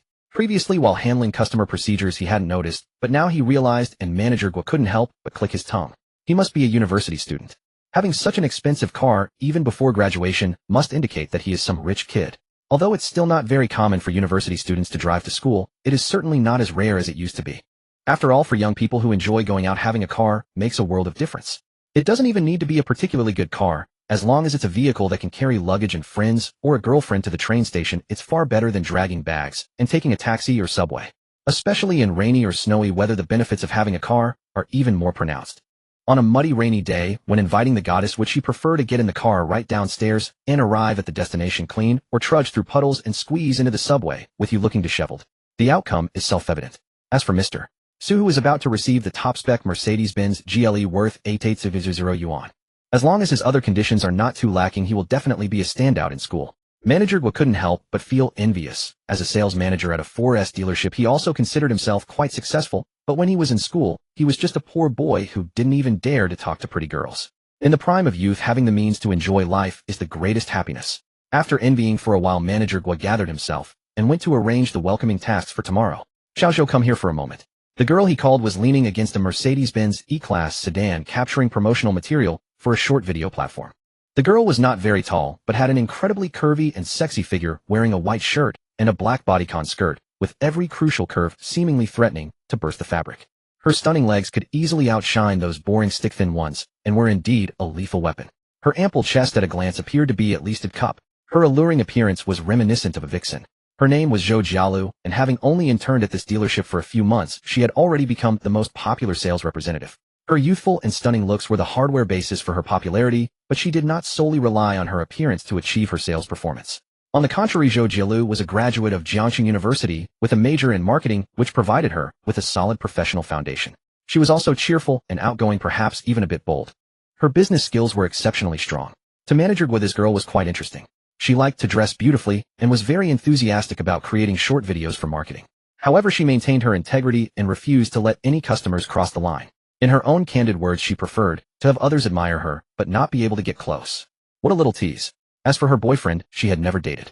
None of the men she met had sparked her interest. It had to be someone she felt a connection with. She expressed that if she really met someone she liked, there would be no need for the guy to take the initiative. She would pounce like a hungry tiger and take charge. She was indeed a girl with quite a personality. Ever since Zhou Jialu began interning here, her monthly performance had been excellent. She truly deserved to be called a star salesperson. Manager Gua, did you call for me? After finishing a short video, Zhou Jialu swayed her curvy hips towards Manager Gua and casually inquired. Yes, there's a client who needs you to assist them tomorrow morning at 9:30. Is it a guy or a girl? It's a guy, very young, probably still in school. He might even be your junior from the university. Do you have a photo? No. At least you should know his exact age, right? Let me check. The client data says he's 18. What the heck, 18? Originally, Manager Gua thought it was someone nearing graduation with the family buying the car for him, but it turned out he had just started college. Oh my, he's actually a freshman. This is someone to treat well. Zhou Jialu licked her lips, her fox-like eyes shimmering with anticipation. As for me, I love teasing innocent younger boys the most. In the evening, male dormitory building 7, room 510. After class, Chu Mingzhi and Xue Tao returned to their dormitory. What the hell, Wang Haoran, why are you still playing Yuanshan? I saw you started playing since morning, Xue Tao exclaimed. I just took a side job to grind for someone, Wang Haoran replied nonchalantly. Since Brother Bai said to keep a low profile, he definitely wouldn't actively promote Su Bei's strength. I see side jobs are good. Oh, working part-time during college is actually quite beneficial. It allows for an early taste of the hardships of society. Xue Tao inexplicably began to adopt a mature demeanor, as if he truly had extensive life experience. These days it's hard to make money. We the 985 students all think of ourselves as the pride of the heavens, but when we graduate we realize that even high-educated groups earn just about the same. It's far from the income from assets. Indeed, not as good as your 4 houses locally. Chu Mingzhi suddenly responded sarcastically. You damn. Chu Mingzhi scoffed. Actually, truly high-quality women consider not only a man's assets when choosing a partner, one's own abilities are also crucial. If someone has wealth but lacks personal capability, they will also be scorned by goddesses. Hell, well, I'm already off the market, unlike someone with such high standards. Xue Tao retorted. Old Chu is talking about the girls in school who are naive and high-minded. Once they're in society, who cares about your work capabilities? If you strive for a promotion, will it earn you more than someone who has a house to rent out? On the contrary, the more they enter society, the more. Similar debates occurred almost daily in room 510. Chu Mingzhi versus Xue Tao, a daily love-hate relationship. It's so intense, even more so than Boruto. Wang Haoran had long gotten used to it, treating it like a comedic act while continuing his grinding process. You wouldn't believe it, but this 65 fully equipped character is just exhilarating to play. After the two wealthy guys got tired of debating, they took a break, only to suddenly hear a burst of hearty laughter coming from Su Bei's side. Looking up, Su Bei was lazily lying on his bed, crossing his legs, laughing like a fool while looking at his phone. Xue Tao asked, what are you looking at that's so funny? Nothing much, just some funny videos on Bilibili. Wait, Su Bei, why did you change your phone? The two had been so engrossed in their debate that they hadn't noticed earlier. Only then did they realize something was off. Originally, Su Bei had been using a cheap domestic phone, but now he suddenly... Chu Mingzhi leaned closer to take a look, surprised. It's even the latest Pro Max. That must be around 10,000 yuan. Given Su Bei's family situation, using such a good phone seems a bit forced, right? Xue Tao made an outrageous comment. Yes, but I recently came into a bit of money just treating myself a little, Su Bai casually explained, then continued looking at his phone, too lazy to engage with them. Su Bai had long been accustomed to Xue Tao's absurd remarks, feeling no emotional disturbance about it. To put it in a metaphor, would you care about what a monkey on the roadside thinks of you? Thus Su Bai paid no mind to Xue Tao's opinions. However, Xue Tao continued his incessant bragging, claiming that Apple was inferior to Huawei, and that if one had money, buying a folding phone was the most impressive. Chu Mingzhi was a diehard Apple fan. The two began a new round of debate, quickly pushing the topic of Su Bei's phone change to the back of their minds. In this day and age, it's quite normal for children from poor families to save money for an iPhone. Changing to an Apple doesn't change the fact that Su Bai is still a poor guy. As for Su Bai, he continued chatting with Chen Yuxing. Chen Yuxing had just shared an interesting video with him on WeChat, and Su Bai expressed his thoughts after watching it. They naturally struck up a conversation, getting quite heated. When two people share similar interests, the topics flow smooth. If he were usually bored, Su Bai might have joined the Shanghai Masterverses local people debate session as a sidekick, but now he was busy chatting with Chen Yuxing. To be honest, Su Bai had always held a very negative view towards talking with girls. Many boys driven by desire actively approach girls, catering to their interests and discussing topics they like. From dating to blind dates, most situations are like this. But have they ever thought about whether they genuinely enjoy the process of interacting with girls? Finding topics, emotions, and rhythm all require boys to provide. Most of the time, girls stand as judges, grading the boys' awkward and clumsy performances. If the girl is experienced, she might even scoff while grading. Look at that clown, he resembles a dog. Take blind dates as an example. What do they talk about? Family background, ex-boyfriends, entertainment, gossip. The classic blind date trifecta. If it weren't for the urgency to be a sycophant, what guy would care about these things? Can't girls take the initiative to discuss graphics cards, games, basketball, online novels, or rock bands? It's frustrating. What exactly did boys do wrong? Can this world get any better? So Su Bai generally avoids chatting with girls. It's even better to just shoot the breeze with Wang Haoran. Watching Shanghai Masterverses local people is even more interesting than flirting with girls. Chen Yuxing broke Su Bei's preconceived notions. The two felt like long-lost friends, quickly entering a state of seamless connection on a spiritual level. It made Su Bai sigh in a certain sense. Xue Tao's silly comments were not entirely wrong. Money is the core gear for contemporary young men. If it weren't for being tied to the indulgence system, Su Bai wouldn't have spent 12,000 for a monthly gaming companion, which allowed him to uncover Chen Yuxing's hidden side, let alone create the current delicate bond. Quick say thank you, Tongzi. Su Bai, immersed in conversation, looked up to find that it was already dark. His stomach growled. Time to eat. After all, eating wouldn't delay the conversation. The four of them from room 510 formed a group to go eat. In fact, Su Bai just wanted to call Wang Haoran, but Xue Tao and Chu Mingzhi always habitually followed them. Maybe their wealthy battles also needed an audience. Su Bai and Wang Haoran were excellent spectators, appearing quite poor at first glance with good character and no animosity, making them top-notch viewers. At the entrance of the cafeteria, they coincidentally encountered two striking figures, Chen Yuxing and Lu Yuanyuan. The former was a renowned beauty and academic star, while the latter was also a charming girl. The two girls walked side by side, attracting countless gazes from passers-by. Yuanyuan. What a coincidence, you all. Xue Tao squeezed out what he thought was a charming smile, his side profile creased, unsure if this unfortunate child had some defect when his mother gave birth to him, as he already had wrinkles at such a young age. Chu Mingzhi privately called him a Shar-Pei dog mix. Yes, we just got out of class. Yeah, we just finished class too, hee. Xue Tao chuckled, awkwardly scratching his head. He always got nervous in front of girls. Especially since besides his girlfriend Lu Yuanyuan, there was also Chen Yuxing. Xue Tao knew in his heart that compared to Chen Yuxing, Lu Yuanyuan was nothing. But this girl had such a cold and aloof demeanor, plus she was an exceptional academic, often looking at others with the eye of disdain, which wasn't malicious, just a poker face. Xue Tao felt he had no chance of pursuing her. Xue Tao's gaze couldn't help but glance at Chen Yuxing, truly beautiful, like a hidden lotus in a deep valley. If his family wasn't one of the 4 local houses, but 8, perhaps he would have the courage to try. But reality was cold, he could only admire her in silence.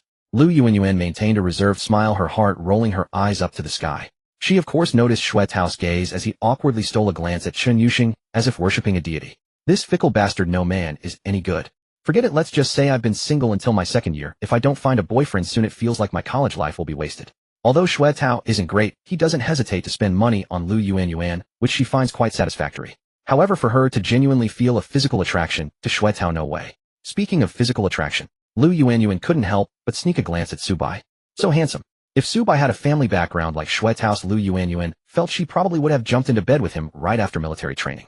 What a pity he's a poor guy, dating a handsome poor boy has no future. But occasionally indulging in visual admiration, taking advantage of Su by being focused on his phone, Lu Yuanyuan stole a few more glances at him. His tall, an upright figure causing her to breathe a little faster, her cheeks flushing slightly. Seeing this, Xue Tao's face instantly turned green, and he said, "Then we'll go in to eat first." Yet, since he bumped into his girlfriend at the cafeteria entrance, they naturally had to share a table for a meal. The purpose, of course, was to flaunt their love. Some say that showing off love leads to a quick demise. However, Xue Tao did not think so. Isn't finding a girlfriend in college all about enjoying the feeling of being in the spotlight and relishing the envious gazes of the single dogs? Xue Tao leaned in close to Lu Yuanyuan, attempting to hold her hand, but she disgustedly pulled away. "Yuanyuan, don't get too handsy. We've only been together for a few days. Do you genuinely like me, or are you just looking to take advantage?" "Of course I like you for who you are, Lu Yuanyuan. I even organized a grand confession ceremony for you." The venue was Hongyun Banquet, a Michelin-starred place. Just the fee for the private room costs several thousand, and I had to leverage my uncle's connections to get a discounted rate. It's nearly impossible for an average person to book a locals after all have some connections. Xue Tao seized the opportunity to show off. Next to him, Chu Mingzhi wore a look of disdain. Lu Yuanyuan maintained a smile on her face, while cursing internally. It wasn't like anyone asked for his opinion. Booking a Michelin private room shouldn't be about connections, isn't it simply about paying? She had seen several related posts on Zaihongshu, so she was well aware. But to cater to Xue Tao's need to show off, she still smiled, and said, "Xue Tao, you know so much. I had no idea about these things. Right? Haha, in the future, I will unlock more new knowledge for you that you don't know about." Xue Tao winked. Wang Haoran was busy with his duties, even while waiting in line for food. Chen Yuxing had a neutral expression as she secretly chatted with Su Bai. "Yuxia, your roommate, is quite annoying." Su Pai to Bai, a bit annoying, but I think compared to being annoying, there's more fun in this. Don't you find this amusing pair of rivals quite rare? Yuxia, that's true. Dong Shuelian, who's rare? Yuxia, can we ignore them and find a place to eat together? Yuxia retracted a message. "Oh no, it seems I got a bit too carried away." Chen Yuxing glanced around nervously, her fair skin around her ears flushing red. Eating in front of Su Bai while being seen by his roommates would surely lead to all sorts of strange rumors. Although she didn't dislike it, she would still feel shy. Thus, Chen Yuxing could only discreetly chat with Su Bai on her phone. To prevent Lu Yuanyuan from fawning over Su Bai again, Xue Tao sat Lu Yuanyuan at the end of the long table away from Su Bai. Wang Haoran was purely a machine, casually finding a spot to eat while gaming. The remaining three were Chu Mingzhi, Su Bai, and Chen Yuxing. To be honest, Chu Mingzhi wanted to sit directly across from Chen Yuxing or beside her, but felt too shy and ended up sitting diagonally across. Thus, Su Bai ended up facing Chen Yuxing. However, due to Chen Yuxing's shyness, they communicated by typing on their phone. "Su Pai da Bai, sweating soybean, Su Pai da Bai, why does it feel like we're meeting like underground operatives? So abstract. Yuxia, I have social anxiety." Yuxia cat peeking. Su Pai da Bai, social anxiety is normal. Usually genius people have social anxiety. I don't have social anxiety, so I'm not studying well. Yuxia, you're reversing cause and effect. Yuxia, besides we all got into the same school, how could you not be doing well in your studies? Su Pai da Bai, don't mention it, I got in through a stroke of luck, not like you who did projects in high school. I feel like I could just float through to graduation, while you have an unlimited future. Yuxia, it doesn't matter, after all you have money. Su Pai da Bai, who told you that? Yuxia, with such expensive electronics, and spending over 10,000 on gaming companions, do you dare say you're not rich? Su Pai da Bai, that's true. Yuxia, being rich is great, you don't have to toil for a living. Su Pai da Bai, stunned. Su Pai da Bai, you seem to be in need of money. Su Pai da Bai, how about this, if you really need to make money, I can send you more gaming companion orders. Su Pai da Bai, League of Legends is fine, and other games are fine too. Yuxia, I don't need pity. Su Pai da Bai, on the contrary, it's not pity. I genuinely enjoy playing with you, I'm paying for the emotional value. Yuxia. Chen Yuxing, sitting across, bore a slightly conflicted expression. She secretly glanced at Su Bai, immediately convinced by his pure and sunny boyish charm. Yes, he truly has no ulterior motives. Moreover, he was indeed very wealthy. Beautiful girls like Chen Yuxing had encountered many men trying to flaunt their wealth in front of her. She easily saw through them. Her elders often said she was naive about social interactions, but in truth, she was far from foolish, she was quite clever. With a little logical analysis, one could easily see that someone like Su Bai was genuinely wealthy. He spent money freely on his hobbies, but was low-key about his living expenses, never showing off in front of classmates. She had a very perceptive personality and had figured things out. It was a bit embarrassing to say, but Chen Yuxing really needed to earn some of Su Bai's money. She hadn't even realized that a subtle feeling of affection for Su Bai had begun to sprout in her heart. Mainly because chatting with Su Bai made her feel particularly relaxed. After all, Su Bai was aware of her little secret about being a gaming companion and shared similar interests. Speaking with him gave her a sense of unrestrained joy. Before Su Bai, Chen Yuxing had never made any close friends. Never. During their face-to-face underground-style Chu Mingzhi, sitting diagonally across from Chen Yuxing, had been fidgeting for quite a while, barely touching the plate of rice before him. Suddenly he stood up in a rush. "Classmate Chen." Chen Yuxing looked up from her phone in confusion. "Never mind." Chu Mingzhi said. Still timid, he had prepared an entire meal's worth of courage, but didn't dare to speak. Subai watched from the side wanting to laugh. It wasn't like anyone asked him to pull air here. Come on, show some of that Shanghai swagger, brother. Yuxia Subai, your roommate, is quite strange. Supai Dabai, not too bad. Oh, just those two are odd. Wang Haoran is pretty normal. Yuxia, who is Wang Haoran? Supai Dabai, the one who plays mobile games. Yuxia, does he really like mobile games? Supai Dabai, I let him play my account, and in exchange he helps me level up. Yuxia, oh, your account must have cost. Supai Dabai, this time I spent over 50,000 on the card pool. Yuxia, so are you planning to spend another 50? Yuxia, cat surprised. Yuxia, I really don't understand wealthy people. Chen Yuxing shot Su by a meaningful glance. After much deliberation, she finally mustered the courage to send a message on her phone. Yuxia, to be honest, I've been really needing money lately. Yuxia, so please don't hold back, feel free to use me. Yuxia retracted a message. In truth, once something was sent and seen by the other party, retracting it became meaningless. Instead, it only heightened her sense of shame. Chen Yuxing's beautiful dark eyes darted around her elegant neck, making one think of a swan now blushing a bright red. It seemed her neck was very sensitive, kissing there would definitely yield amazing results. A bizarre thought inexplicably popped into Subei's mind. He swallowed hard, feeling a bit flushed. Oh, what a terrible thought. You really are terrible. Despite the awkwardness, Subei still understood Chen Yuxing's intentions. After all, she was another version of me in this world. Chen Yuxing was a girl with a strong sense of pride. However, she indeed needed money, so she hoped Subei would utilize her companionship services more frequently, allowing her to earn a bit more on top of the base fee of 12,000. It's truly touching.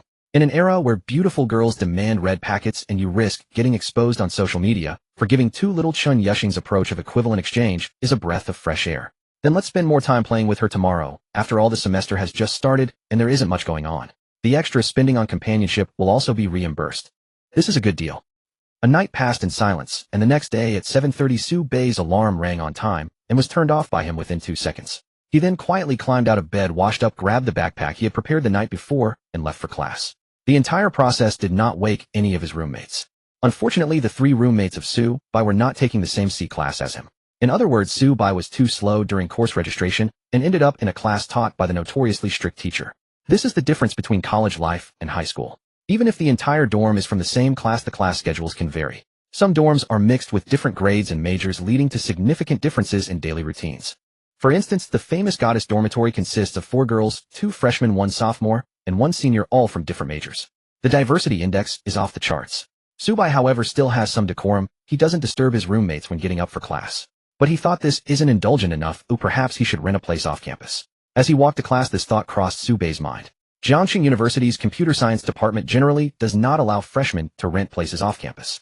However, it is well known that generally not allowed equals allowed. A little connection with the advisor would suffice. If Director Xiao is quite easy to talk to. Of course, Subei would still return to the dorm during the day to hang out. Whether it was second game Immortal Wang Haoran or Hu Yi versus locals, both were unique forms of entertainment not to be missed. When he needed to enjoy life off campus, he would go to the rental place. It's all about being carefree. Subei currently had no rental experience and planned to do some research or ask someone experienced. In class, nothing happened. After class, Subei called a ride-hailing service and headed straight to the Mercedes-Benz dealership. As soon as he got out of the car, he recognized Manager Gua, who had messaged him last night. Dressed in a suit impeccably styled, he looked just like someone who could sell cars. Hello, Manager Gua, I'm Subei. Oh, Mr. Su, hello. Manager Gua greeted him warmly with a handshake, a look of surprise flashing in his eyes. Not only was he young, but he was also tall and handsome with a very bright aura. If the high, rich, and handsome stereotype had a pure blood, this kid would definitely be it. As for his outfit from Taobao and the worn canvas bag on his back, Manager Gua conveniently ignored those. A freshman who can afford a GLE doesn't need to prove himself with expensive attire. Perhaps he's just modest, or maybe it was his parents' request. As he entered the elegantly decorated dealership, a graceful female salesperson approached him, but her opening line took Subei by surprise. Junior, I didn't expect to see you here for the second time. Zhou Jialu stepped closer to Subei with a radiant smile. The flirtatious distance between them allowed Subei to fully appreciate her ample curves, and the perfect scent of her perfume mixed with a hint of feminine pheromones instantly made Subei a bit dizzy. Even though Subei was usually not easily flustered by women, for a moment his gaze became somewhat dazed. She truly was a seductive enchantress. Do we know each other? Subei studied her, puzzled. She looked familiar, but he couldn't quite place where he had seen her.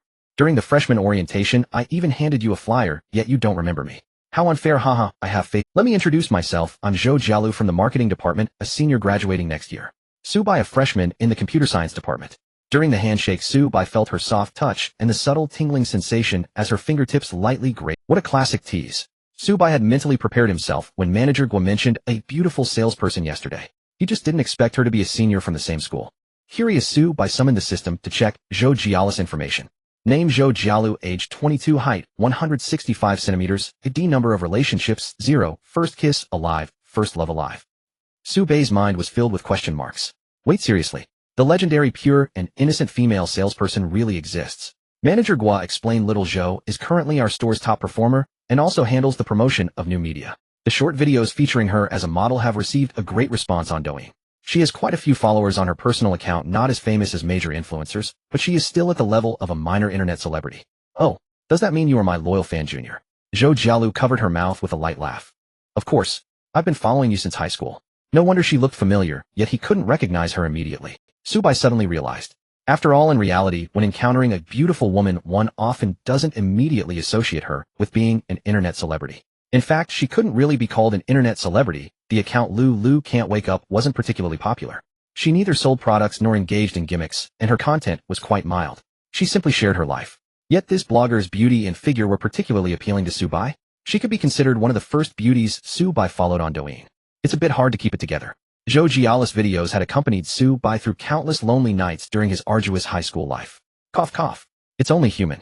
At this moment, standing in front of the real deal, Su Bai felt a bit shy, though thankfully his mental fortitude kept him from showing it. He maintained an outwardly relaxed and composed demeanor. Manager Gua chuckled. This proves that you two are meant to be. Since that's the case, let Zhou Jialu handle all of Mr. Su's car delivery process. He'll ensure the task is completed. The car delivery process was quite simple as it had already been fine-tuned by professional engineers. Su Bai checked everything, then tried taking it for a spin. With luxurious brown interiors that exuded stability and elegance, a reckless young man might struggle to handle it. However, Su Bei's temperament was naturally sunny and gentle, and as he sat in the driver's seat and drove out smoothly, his charm made Zhou Jialu in the passenger seat gaze at him in admiration. Are you from Jiangxing? No, I'm from Anxi. Still in the same province, not far. If you encounter any difficulties at school in the future, feel free to reach out to your senior. I may not have much to offer, but I do know a lot of life hacks. Thank you, senior. Oh, it's my pleasure. Su Bai tilted his head to take a glance. At this moment, Zhou Jialu only slightly leaned toward him, her legs naturally together in her sheer stockings with no special movements. However, due to her overwhelming assets, simply fastening her seatbelt created an incredibly visually stimulating. What are you looking at, little brother? Senior, your figure is really great. You look even better in reality than in the videos. By saying that, it seems you've done quite a bit of research on my short videos. Indeed, I've watched those Korean dance ones many times. Be honest, have you done anything naughty while watching my videos? Zhou Jialu extended a finger and poked Su Bei's cheek. Just as he was preparing to meet the youthful awkwardness, he unexpectedly admitted outright, of course, I've done it many times. I can't even count. Now my health isn't great, so senior, you need to take some responsibility. At this moment, they happened to be waiting at a red light. Su Bai gazed at Zhou Jialu with sincere and fervent eyes coupled with his handsome face, causing Zhou Jialu's cheeks to flush. This junior, why is he not playing by the rules? Ding. You calmly admit your mistake in the face of the senior sister's teasing. It's human nature. Who hasn't made? Reward cash 100,000 yuan. Special reward triggered Sigma Aura. Sigma Aura, when facing the temptation of women, your mindset is as steady as a rock. You can easily control yourself. Conversely, women attempting to disrupt your Dao heart will find it easier to be swayed by your emotions. Not bad. Su Bai secretly nodded. Brother Tongzi truly understands him.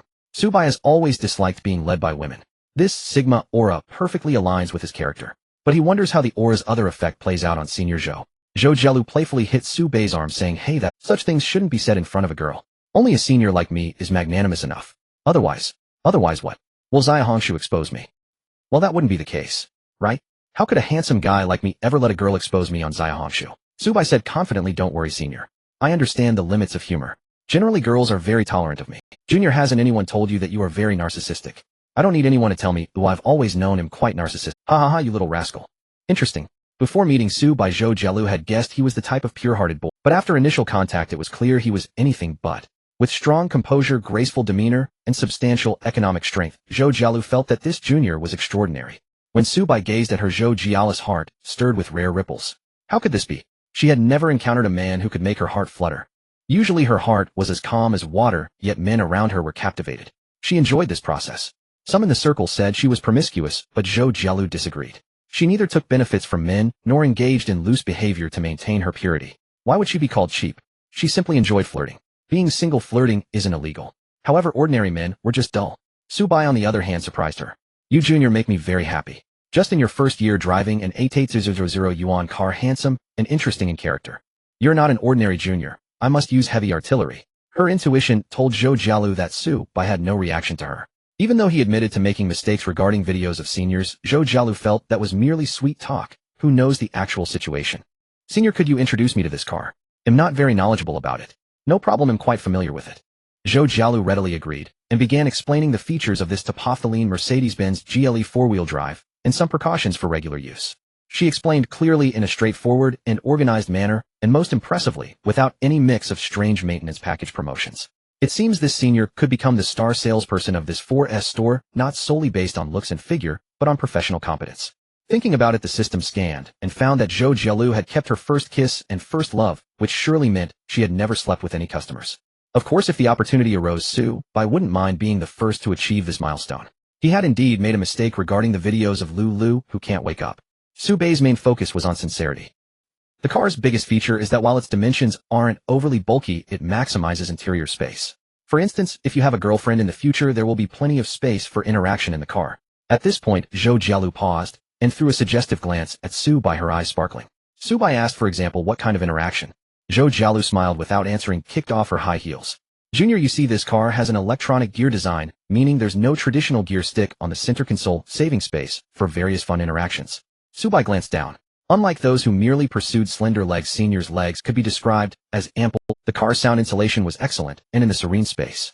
Zhou Jialu's heart raced rapidly. Truly, this was the first time she had. Never before had she engaged in such bold behavior with a man.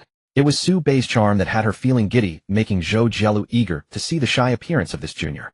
When she finally placed her leg up, her inner tension was even stronger than during the college entrance examination. Zhou Jialu anticipated Su Bai turning bright red. Yet the reality was quite the opposite. Su Bai remained unaffected, instead asking, Junior, you? Senior? Su Bai looked at her with a half smile. I learned manual driving at driving school, so I'm used to shifting gears. Since this car doesn't have one, let the senior fill the gap. Su Bai's big hand. The junior's strength is impressive.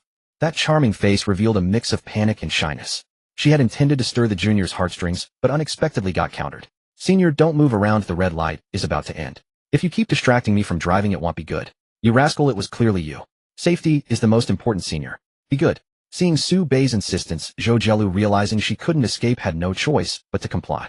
Thus, Su Bai unlocked the skill of driving with one hand.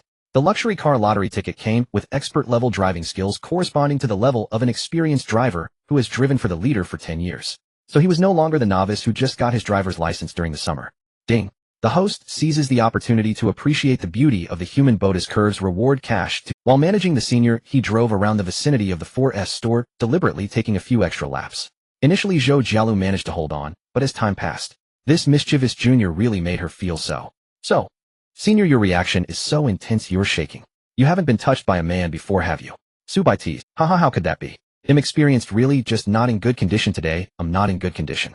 Still trying to play tough. Su Bai thought Zhou Jialu was quite adorable. Other girls would rather pretend to be pure, while she to appear mature, before Su Bai stubbornly claimed to be experienced. Clearly she was just a naive girl. Alright, no more jokes. Senior, sit tight, we're almost back to the store. The GLE returned to the parking space in front of the 4S store. The technician responsible for the inspection was already waiting there, warmly welcoming and asking if Su Bai encountered any issues during the test drive. No problem, we can sign the contract now. Zhou Jialu went to the restroom. The strange atmosphere combined with the fact that she had just gone for a test drive with Su Bai prompted the staff in the store to gossip.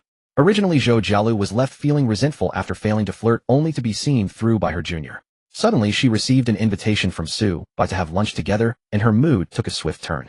Humph, this little guy pretends to be as noble as Lu Xiaohui, and now he wants to treat me to a meal. Isn't he interested in me? Lunch. I need to check with the manager first. Zhou Jialu hesitated for a moment, then pretended to ask manager Gua, who of course replied that it was fine. It's normal to have a meal with a high-quality client who can afford a car worth nearly $1 million.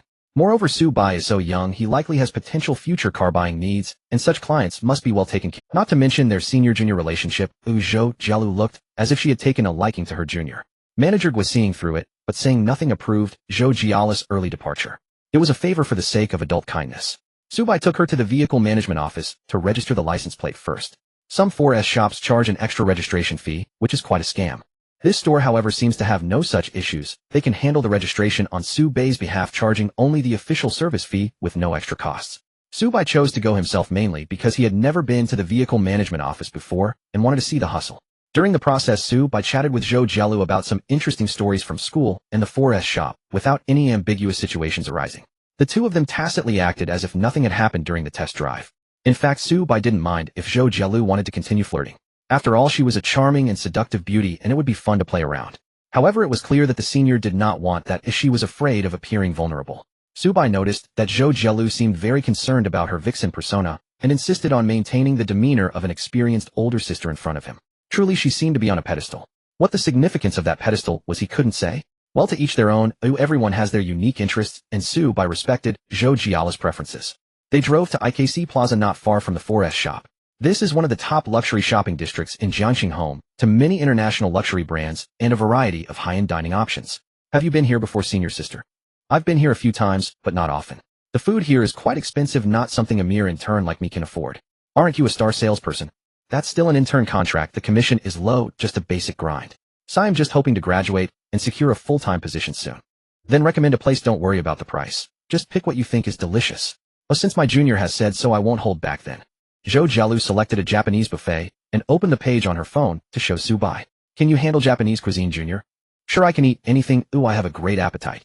I can see that. How could you grow so tall if your appetite were bad? Zhou Jielu took the opportunity to pinch Su-bai's arm. Su-bai still showed no reaction. Alas, it seems this junior is indeed not like the average male college student. He is on a different level. He probably has already charmed quite a few girls. Zhou Jielu, lost in her thoughts, led the way to this high-end Jap. She had only been here once during a company team-building event and had eaten in a section where the average cost was 300. The highlights were fresh salmon, Arctic sweet shrimp, and various Japanese snacks. The taste was excellent, and the presentation was exquisite. The photos taken there looked especially appealing, aligning perfectly with the aesthetic preferences of many girls. In the private room, Su-bai briefly flipped through the menu and said to the waiter, "I'll have the one for $12.99 per person. Are you sure you want this highest-priced package?" "Yes," Zhou Jielu hurriedly said.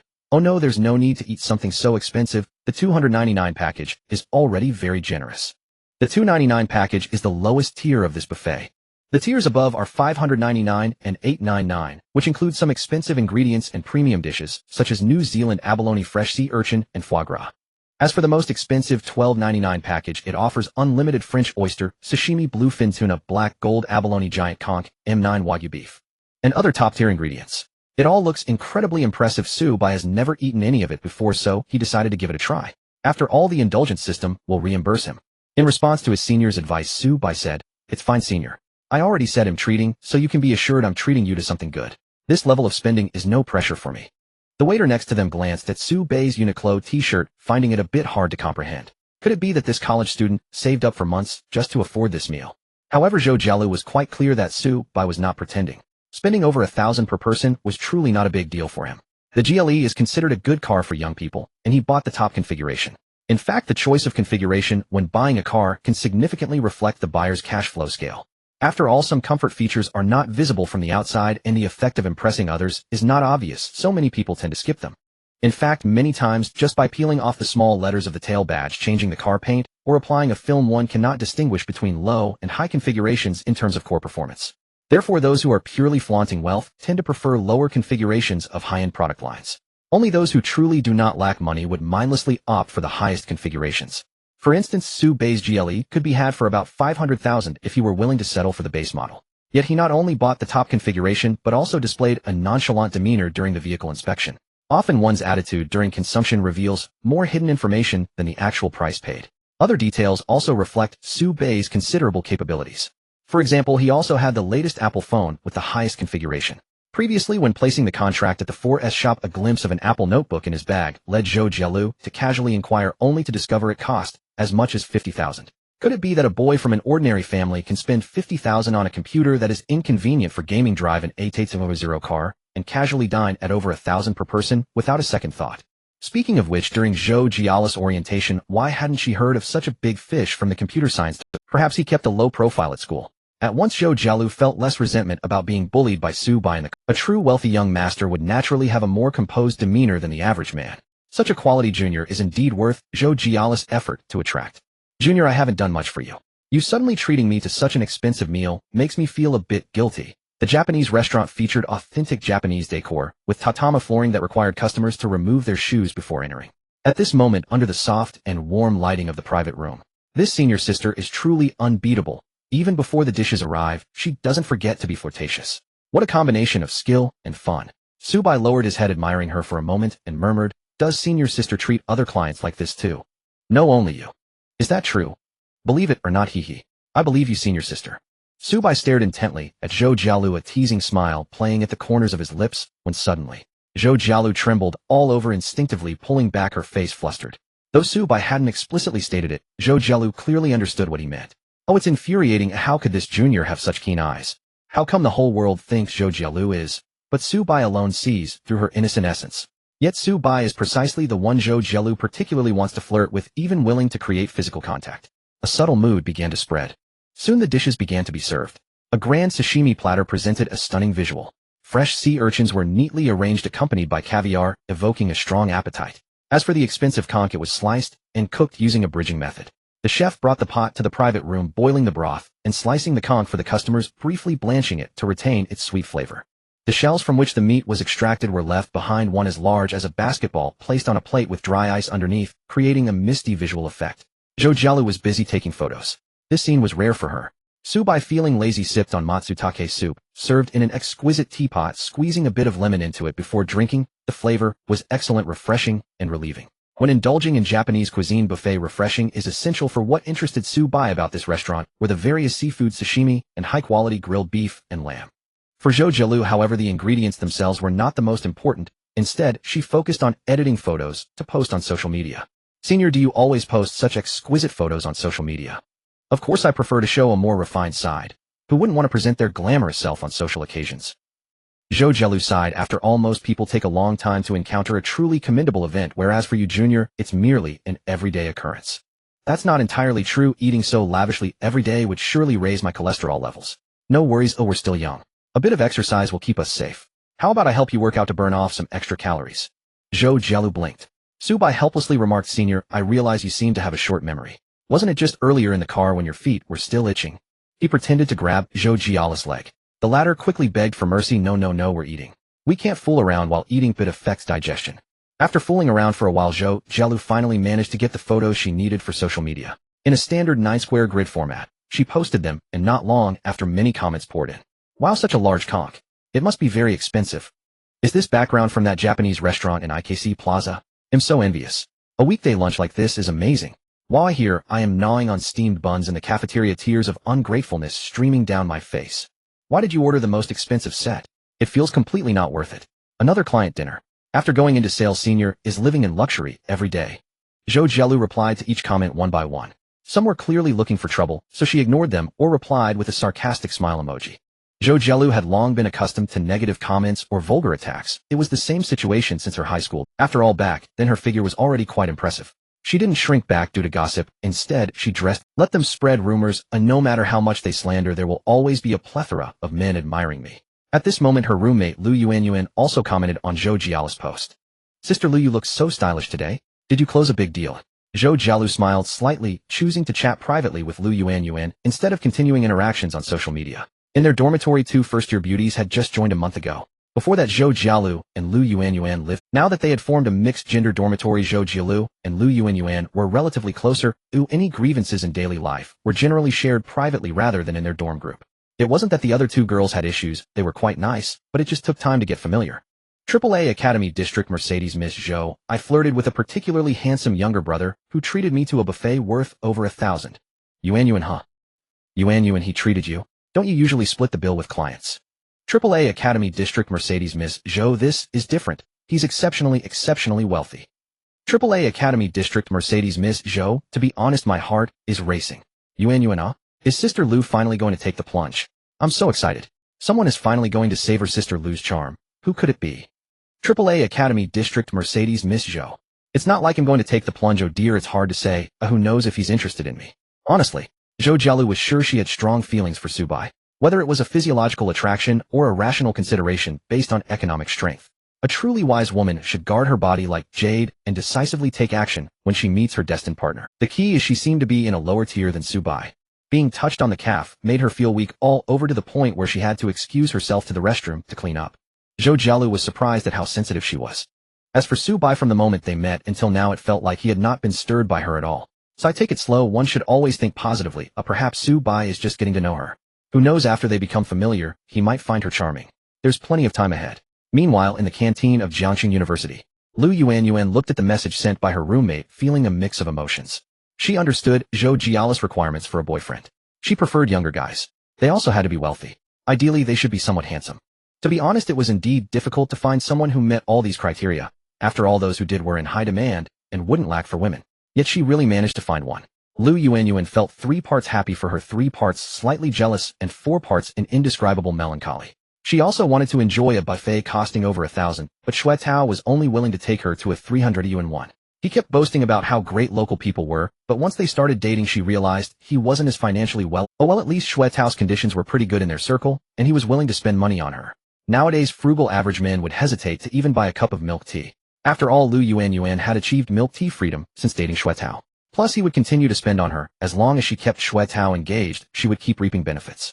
In contrast, who knew if Zhou Jiala's so-called wealthy younger brother just wanted to play with her? At this moment at the dining table in the canteen, Xue Tao was beside Lu Yuanyuan passionately talking about car trivia, mainly revolving around his Magotan. After all, young and accomplished, driving a Magotan was one of Xue Tao's main persona tags. He started with the mechanical quality of German manufacturing and followed up with nowadays domestic cars are cutting corners. Lu Yuanyuan's head was buzzing. She irritably interrupted Xue Tao, "Let's go out this weekend and eat Japanese food." Japanese food. It's all showy and impractical, why not just go to the local chicken place? Xue Tao's smile was a bit forced, his budget had been tight lately, and spending hundreds on Japanese food was too much to— "My roommate just want to eat there, look at this, it looks so delicious." Xue Tao glanced at the photo, and damn, this whole set would cost at least 1,000 per person. Not to mention, can we have some sense? What are your 3 roommates, celestial beauties? Are you comparing yourself to them? That's enough. However, Lu Yuanyuan was relentless. Xue Tao had no choice but to dig deep for excuses to deflect. This lunch in the canteen like yesterday was also an encounter between 2 dormitories. Wang Haoren was still gaming, silently grinding in the second game, isolated from the world. He chuckled by guess 65, main C is really fragrant, I can dive into the abyss without even using my hands. Chu Mingzhi was self-reflecting. Chen Yuxing sat alone in the corner, her expressionless face emanating a faint— She wondered why wasn't Su Bai replying to my messages. Since the first class in the morning, Chen Yuxing had been messaging Su Bai. Meme images, interesting videos, the latest game news. Yet Su Bai did not reply at all, leaving Chen Yuxing wondering what he was busy with. Then Chen Yuxing suddenly realized that she had sent several messages in a row in private chat, which must have seemed quite abnormal. She hesitated to send more. However, she still wanted to chat with Su Bai. It felt like a light and stress-relieving activity. It was strange as he was her gaming partner, yet Chen Yuxing had never experienced this feeling before while working. Until lunchtime, Su Bai still hadn't responded. In fact, since Su Bai's roommate was at the dining table, Chen Yuxing could have asked them what Su Bai was up to. But she was socially anxious. Indeed, many times it was simply social anxiety rather than the deliberate aloofness that many girls speculated about her. After fretting for a while, Chen Yuxing suddenly had a brilliant idea. Since she couldn't figure it out herself and didn't dare to ask Su Bai's roommate, why not ask the unbeatable AI? As a genius girl in the computer science department, Chen Yuxing was very familiar with the concept of AI models. Many small problems encountered in life could be resolved with detailed information from AI. So Chen Yuxing opened a trending AI question and answer website. She typed in her query, I am a gaming partner and have feelings for a certain player. He hasn't contacted me all morning. What could be the possible reasons? After waiting for several seconds, answers began to scroll across the screen. The other party not contacting you all morning may involve various reasons. Here are some common possibilities and suggestions. 1. Objective reasons, temporarily busy, technical issues. Chen Yuxing widened her eyes, reading intently. Upon reading one of the points, her heart suddenly tightened. Relationship positioning discrepancy. He may view you merely as an ordinary gaming partner and has not realized your feelings, thus not maintaining a habit of frequent contact. Also, that's it. Perhaps in Su Bai's eyes, chatting isn't that important, it's just something Chen Yuxing enjoys. To put it bluntly, this was merely a business transaction. Su Bai had also said that he had no ulterior motives, but only sought emotional value from Chen Yuxing, referring to gaming companionship. This was quite a normal situation. In other gaming partnerships, Chen Yuxing would appreciate such a clear sense of boundary. Business is business, it should not be muddled. Yet why did she feel so disheartened? Deep down, she hoped to be friends with Su Bai. She just wanted a bit of ambiguity with him. Despite the significant gap in their objective conditions, the distance between their souls felt very close. What did Su Bai really think of her? Clearly they had enjoyed such a wonderful chat yesterday at the cafe, and even after returning to the dormitory. Lost in her thoughts, Chen Yuxing radiated a strong aura of melancholy. Her roommate Lu Yuanyuan glanced at her curiously, but didn't dwell on it, thinking she might be reading a novel. She remembered this aloof freshman occasionally indulged in novels. In this day and age, getting immersed in a story was quite normal. Things like CEO love dramas or domineering princes falling in love were genres Lu Yuanyuan occasionally read. Wang Haoren said nothing, merely playing the game for Chen Yuxing. Only Chu Mingzhi paid special attention to Chun Yuxing's unusual state and engaged in extensive speculation. After their meal, as the three of them returned to the dormitory, Chu Mingzhi suddenly broke the silence, saying, "Guys, don't you think Chun Yuxing is acting strangely today? I didn't notice what's strange about her." Wang Haoran said, temporarily stepping away from the game to charge his phone. "I'm not sure, but based on my years of studying romantic psychology, Chun Yuxing is likely feeling neglected by someone she particularly cares about." Wang Haoran was taken aback. "Wait, does your high school even teach romantic psychology?" Chu Mingzhi shook his head. "Not at all. I learned it in my spare time." Wang Haoran, from a province known for its rigorous academic standards, was also shocked. "Wait, does your high school even have spare time? And you have the energy to study extra knowledge? Damn it, that's not the point." Chu Mingzhi waved his hand, his face full of irritation and pain. "The point is, who is that person? It's probably her boyfriend. Oh, she must be having a quarrel with him," Shuetao guessed. "No." Chu Mingzhi covered his face, saying, "Impossible. It's just impossible. How could a pure and unblemished goddess like Chun Yuxing ever date a guy? In Greek mythology, goddesses not only fall in love, but also give birth. What's so strange about that?" Shuetao said gleefully. "I've said it before, don't elevate the goddess dorm too highly. Oh, Chun Yuxing is human too, and it's perfectly normal to have emotional needs and date. The local person is quite reasonable." Wang Haoran echoed, appreciating Shuetao's rare moment of insight.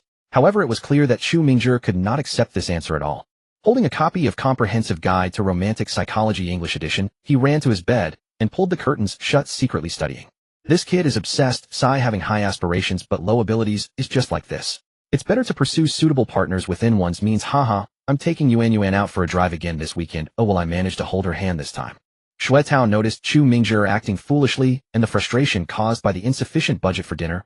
At IKC Plaza's high-end Japanese restaurant, Su-bai enjoyed a feast. It must be said that the taste of high-end seafood sashimi is truly exceptional. That unique sweetness is something cheap ingredients cannot compare to. Moreover, it has high nutritional value and is beneficial for health. It could even serve as a staple for fitness athletes. Of course, cost might be an issue, but Su-bai had no need to worry about that. Taking advantage of the time when Senior Zhou Jielu went to the restroom, Su-bai played with his phone and finally saw the string of messages Chun Yuxing had sent that morning. Oh, his morning schedule had been tight, and he hadn't had time to check his phone.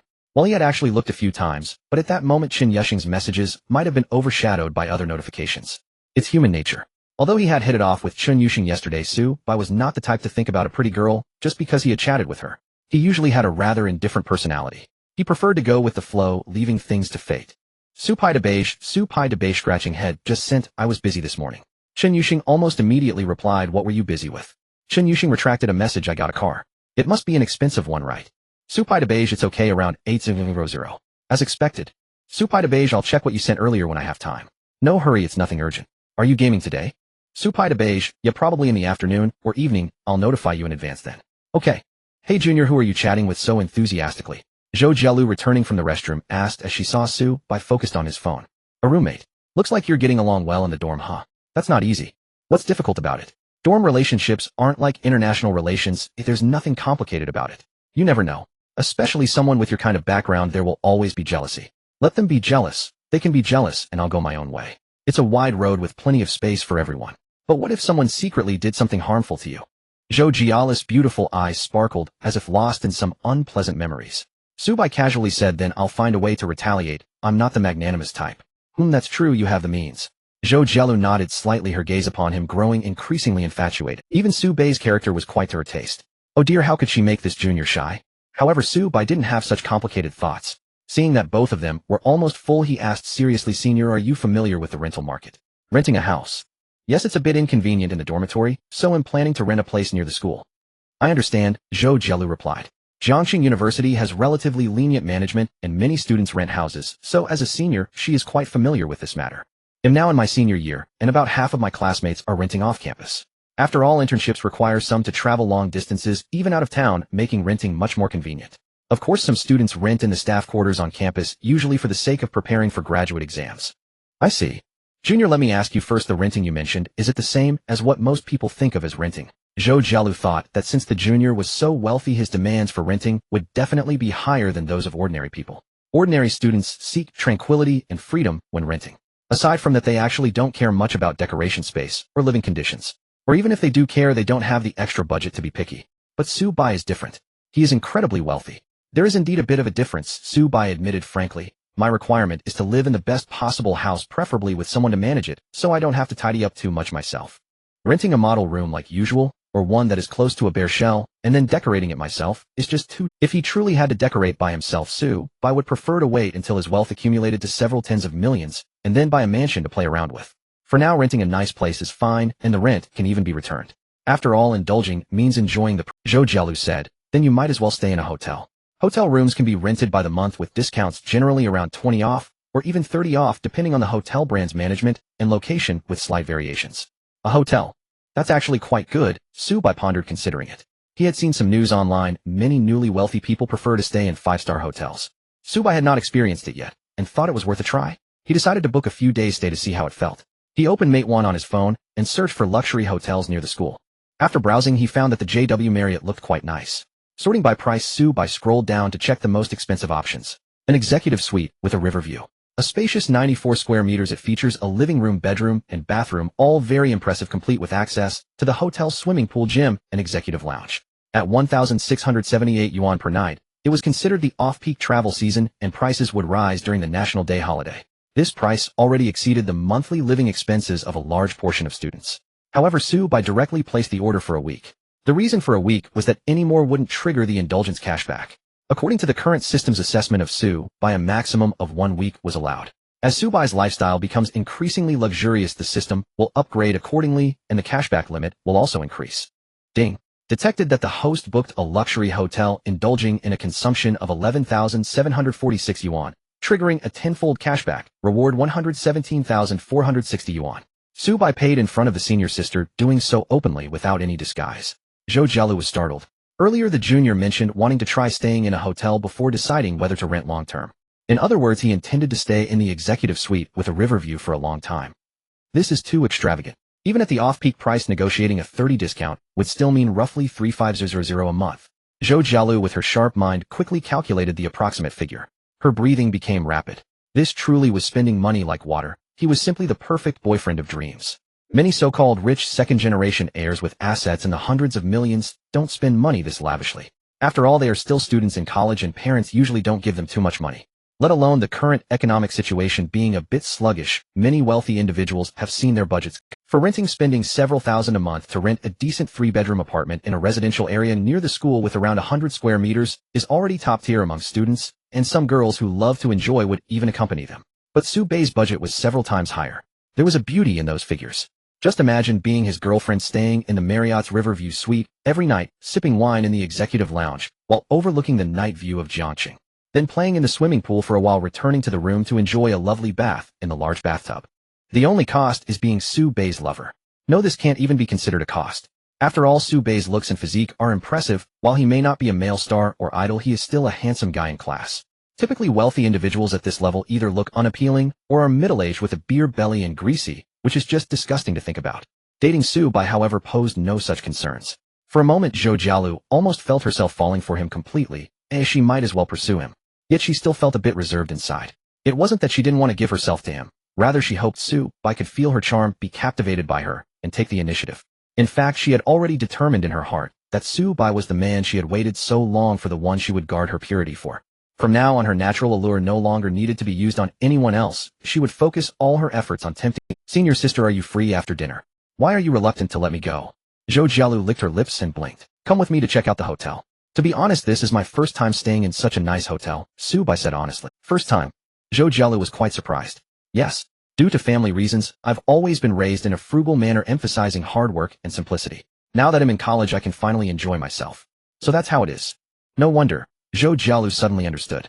No wonder the junior looked so low-key. It turned out he was well-educated at home. Those young masters who have been extravagant since childhood often grow up to be useless, with no capability to take over the family business.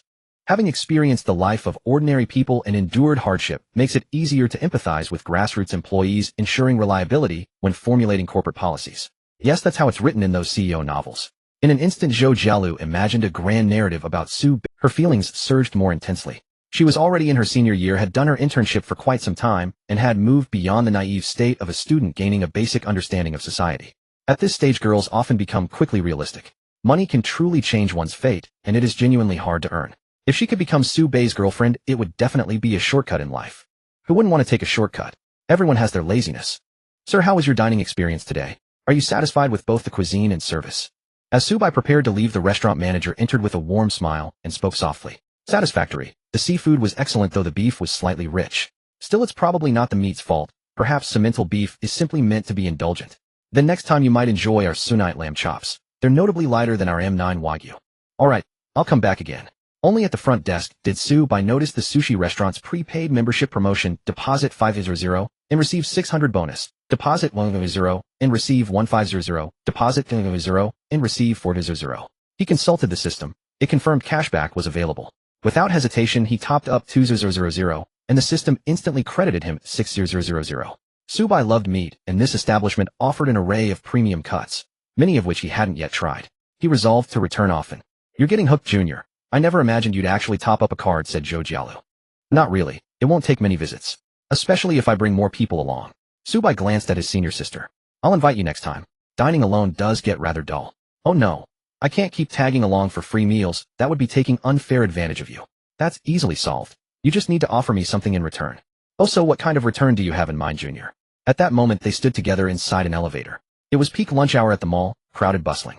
Subai and Zhou Jialu stood tucked into a corner when another group stepped in. Seizing the moment, Zhou Jialu slipped her arm through his. Savoring her warmth, Subai let his hand wander gently.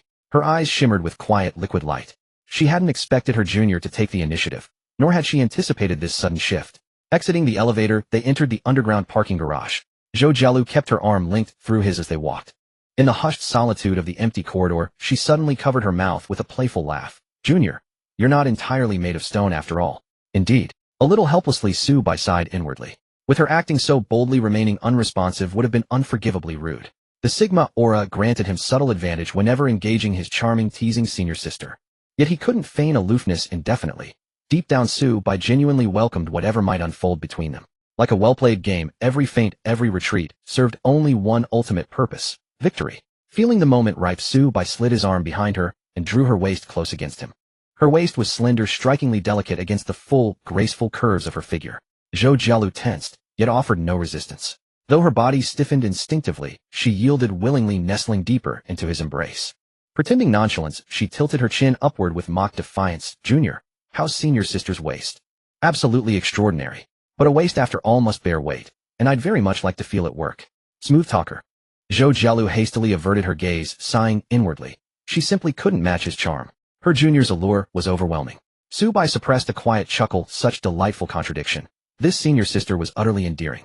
Once inside the car, Subai drove one-handed while his right hand continued its gentle, intimate dialogue with his senior sister. Overwhelmed, Zhou Jialu finally grasped his hand firmly, stilling his wandering fingers. It wasn't unpleasant. Her hands were soft, velvety. Indeed, her entire being seemed imbued with that same tender suppleness. JW Marriott Hotel.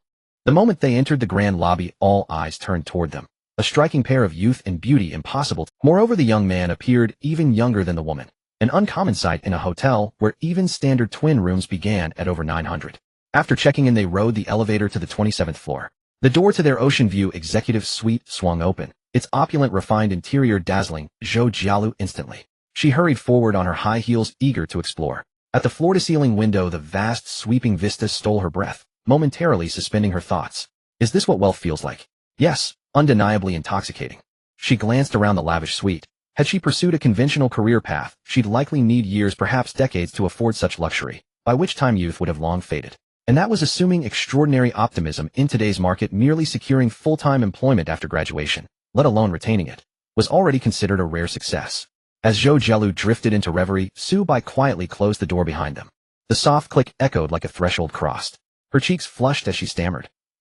Junior, I'll give you a quick tour of the room first, but I still need to head back to work this afternoon.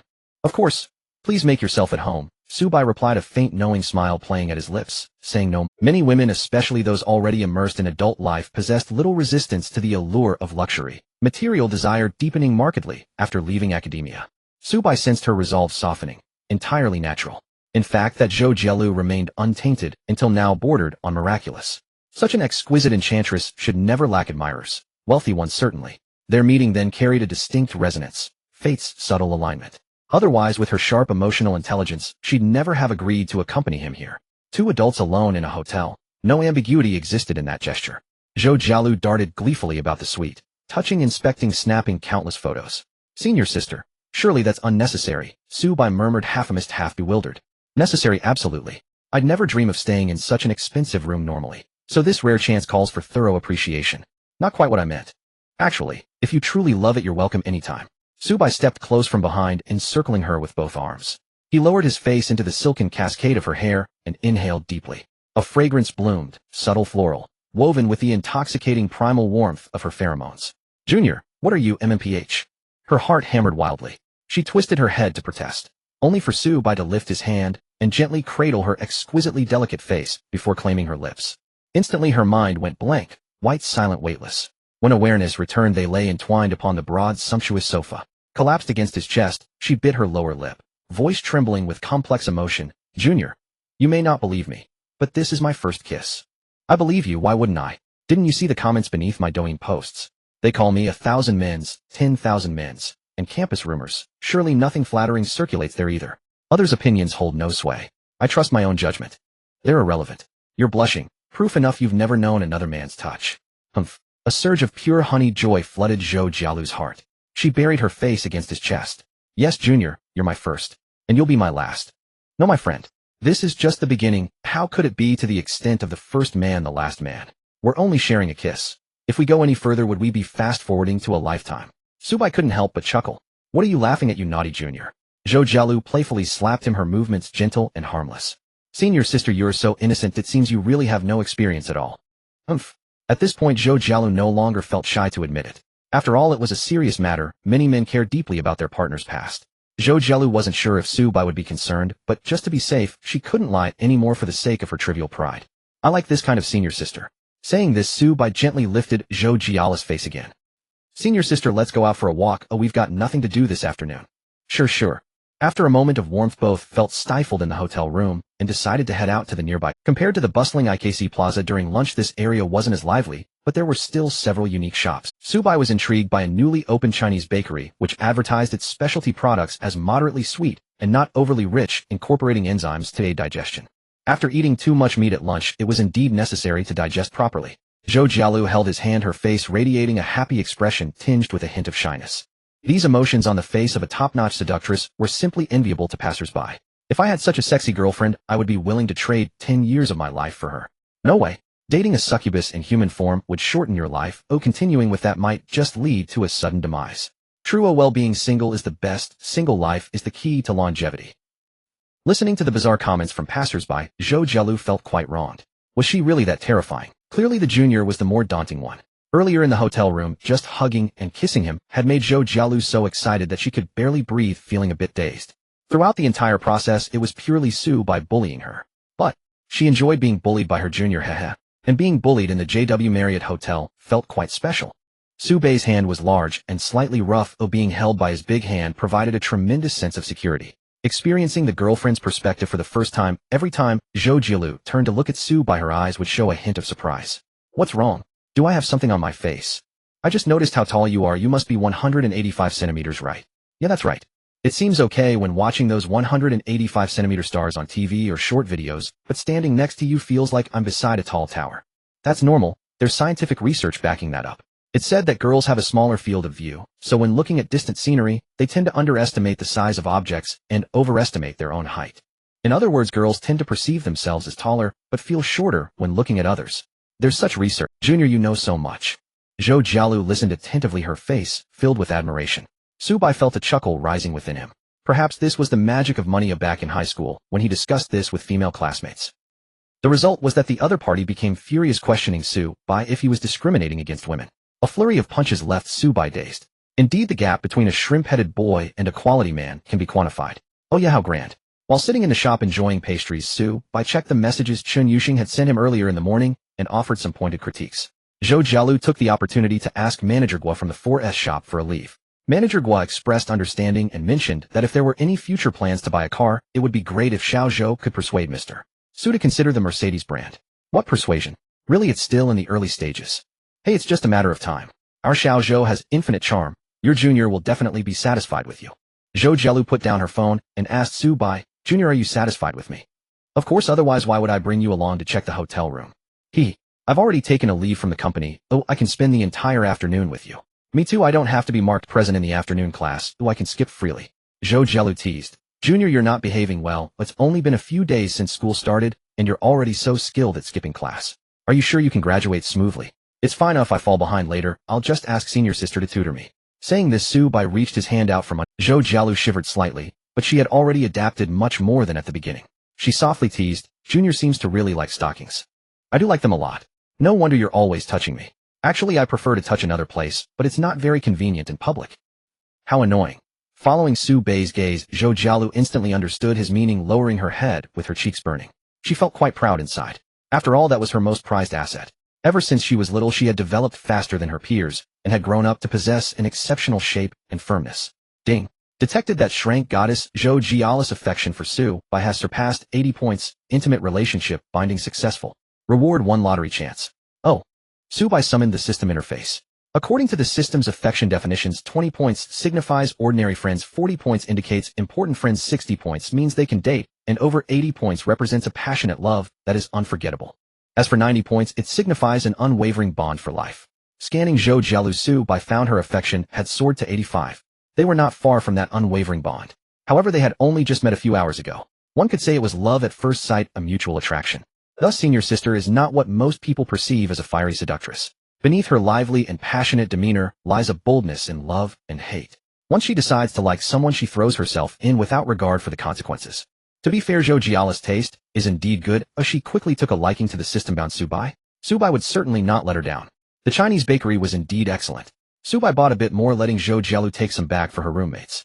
At this time, Su Bai was still unaware that Zhou Jialu's dormitory was famously known as the Goddess Dormitory. Of the 4 members, he only knew Lu Yuanyuan and Xin Yuxing. After all, Lu Yuanyuan was Shui Tao's girlfriend, and Chu Mingzhi always mentioned Xin Yuxing.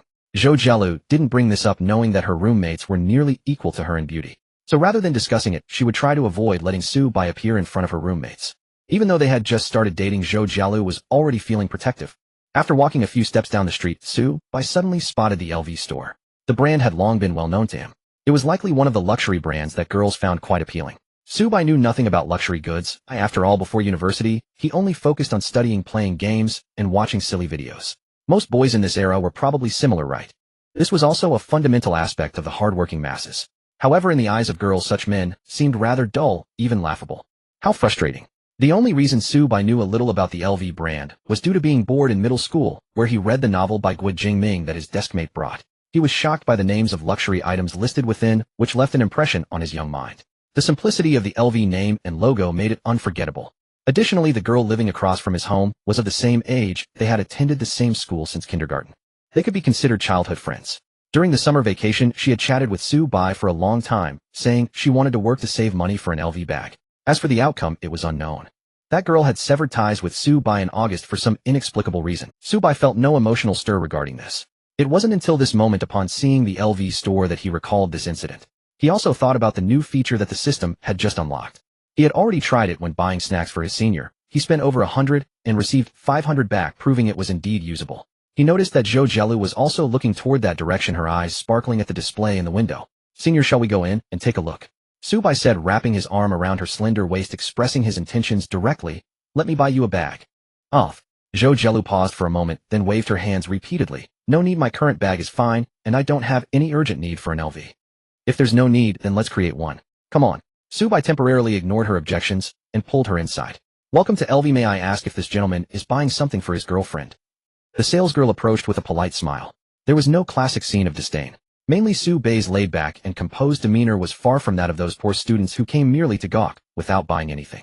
Although his outfit was quite plain these days, one could no longer judge a person's financial status solely based on their attire. It required a comprehensive assessment. Moreover, the woman by his side was young, beautiful, and alluring. Even a salesgirl well acquainted with beauties would find she was far superior to those internet celebrities with artificial looks, simply a natural beauty. To have such a stunning companion, one could logically deduce that the man's capabilities were certainly not lacking. Yes, help her choose a bag. Alright, sir. What are your needs? It's also best to mention your budget. Our store has the most comprehensive inventory of LV products in the entire Jiangxing, with styles suitable for every price range for young ladies. What do you think? Su Bai asked Zhou Jialu. She thought for a moment, not wanting to be coy, and pondered. If we are buying, it's best to choose something with a high resale value, like the classic monogram pattern, which is also convenient for selling secondhand. Haha, of course you don't need to worry about that, Junior. That's true. Also, if there happens to be a rare limited edition available, that would be good to get as well. Then let's go for the limited edition, it would satisfy my collecting obsession. Subai had an idea and turned to the salesgirl, show us the limited editions that are in stock and have low market availability, and as for the budget, anything under $1 million will do. Alright sir. The salesgirl didn't take the $1 million budget seriously, but didn't show any contempt either.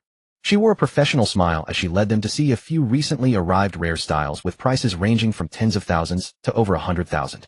Providing customers with a wide range of options, even if the final choice is the cheapest, claiming to have a sufficient budget, just to show off, they must satisfy the customer's vanity. The salesgirl thought kindly about this. After all the money was being spent by the man, if he didn't get to flaunt it and turn to other luxury brands, wouldn't that mean losing out on a sale? This is the guiding principle of the store's top salespeople. The salesgirl estimated that this young man would probably just buy a bag for a few tens of thousands. So young, he must be a second or even third generation rich kid spending his parents' money, which definitely wouldn't be in excess. Jiangcheng is just a standard second-tier city. It's not like in the capital or Shanghai where wealthy people are everywhere. The so-called rich young masters, on average, if they spend around 50,000 a month, that would be considered a well-off family. Moreover, that 50,000 encompasses all expenses, and the portion spent on women can only be a part of it. The salesgirl's conjecture was based on her years of experience as a sales assistant. However, Su Bai was definitely beyond the realm of ordinary experience. He leaned closer to Zhou Jiala's ear and said, "Senior, trust me, don't worry about the price, just choose what you like. Junior, I know you are very generous and satisfied with me, but the limited edition items the salesgirl has shown us are not the kind that can be resolved with 2 or 3 tens of thousands. The good ones are priced at 20,000. If it's 20,000, then so be it, as long as Senior likes it. You know my family has another requirement besides ensuring I grew up modestly before university. I must not treat my woman poorly, otherwise it would be a disgrace to our family honor." Su Bai said this with a serious expression, leaving Zhou Jialu stunned. She couldn't help but start to imagine. My goodness, it seems this junior is even more unfathomable than I previously thought. To be honest, the limited editions presented by the salesgirl were all items Zhou Jialu had seen on Zaihongshu, and she liked them immensely. Clothes, bags, jewelry. These were all things Zhou Jialu loved dearly. She admitted to being a vain, superficial, and materialistic girl. There's nothing wrong with being honest about it, and most people in this world are inherently the same. The reason they don't admit it usually comes down to pride. How many truly enriching and profound individuals are there? Material desires themselves aren't terrifying as long as one can control them. As long as they maintain integrity and self-love without going astray, there's no problem. Zhou Jiala's values were roughly like this. Now she had already acknowledged Su Bai, so when he suggested she choose freely despite finding it absurd, she decided to follow his advice. This one, and this one. Among these three, just choose one, Junior. You choose. The bag is for you, not for me to carry. Oh, but I want to look good carrying it too. I want you to enjoy it, right? Zhou Jialu held Su Bai's hand, speaking in a somewhat coquetting tone. That little girl-like demeanor made Su Bai feel quite pleased. He waved his hand decisively and said, "We'll take all three. Oh, let's use the card. I want all of these." Similar lines were only seen by the sales assistant when she was casually reading a domineering CEO novel at home after work. In reality, she had never encountered such a situation. Where in the world could there be that many wealthy people who spend without blinking? In fact, the richer they are, the more stingy they tend to be. Those old men who bring their mistresses to buy LV bags are eager to secretly pass off counterfeit goods to the sales assistant at the original price, and then share the kickbacks. Of course, the above scenarios are unlikely to happen in reality, as beautiful girls who rely on old men have developed a keen eye for spotting fakes. To say nothing of other things, they can clearly distinguish between genuine and counterfeit luxury items. However, Su Bai actually did it. Not only did he make a bold statement, but he also pulled out his card to make the payment. "Sir, are you sure?" "I am certain." "Alright, sir, these three models are rare editions that have been discontinued and are hard to find on the market. They are all first-hand goods sourced from special channels. But rest assured, all the certificates are authentic and verifiable.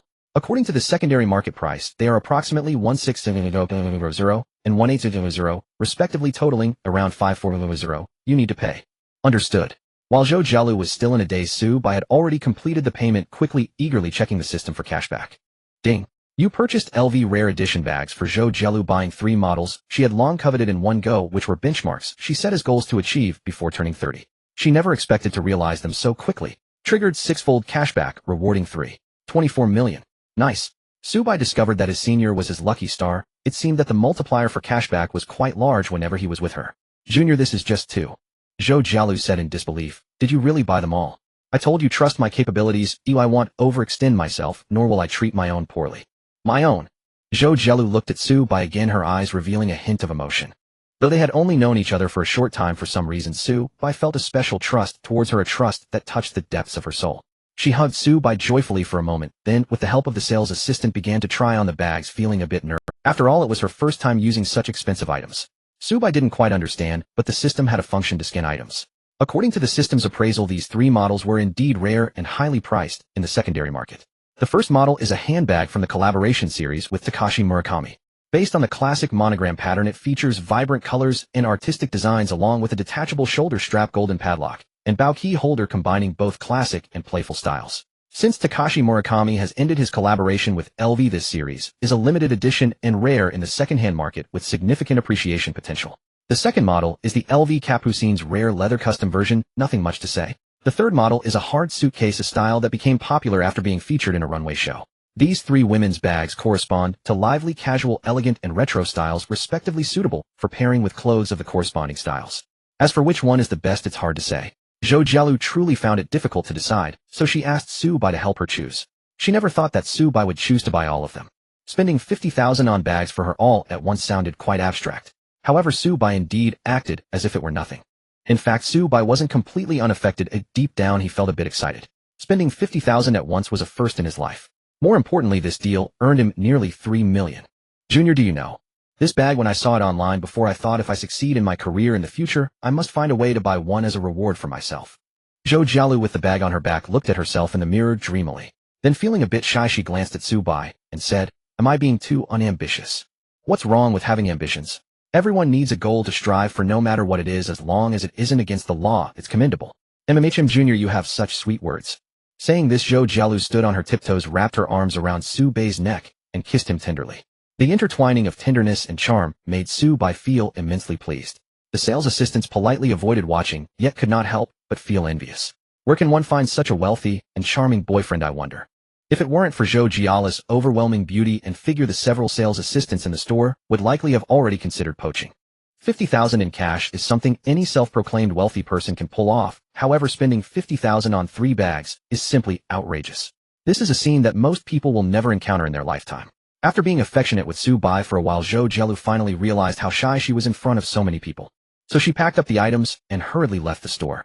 Just as they were about to exit, Subai suddenly said something that shattered the sales assistant's worldview again. "Since we're here, why not buy a few watches to match the bags you just bought?" "No way, bro. Are you speaking Chinese? What do you mean by buy a few watches? Are you stocking up on Casio digital watches here?" But the sales assistants thought, judging by the spending habits exhibited in buying the bags earlier, the budget might be over 1 million. Where did this kid come from? Is he a money printing machine? I don't know, but he looks great and speaks politely. He might be the young master of some Scary indeed. Does the young master need a maid? I can apply. You can. They usually want maids who look good when they smile. Have you looked in the mirror? Although I don't look good when I smile, I look funny. Outside, Zhou Jialu advised. Let's not buy anything else with these. I am already very satisfied. After all, we just started dating, and I haven't given much to you, Junior. That works. We can talk about it another day. After wandering around, they returned to the hotel. Zhou Jialu took out the bags again and admired herself in the mirror. She placed the vintage and elegant bags aside and decided to carry the vibrant one for daily use. After all, she was still a college student in her 20s and didn't need to force herself into a wealthy lattice style like those social media influencers. Subai probably didn't like that either. Being natural was better.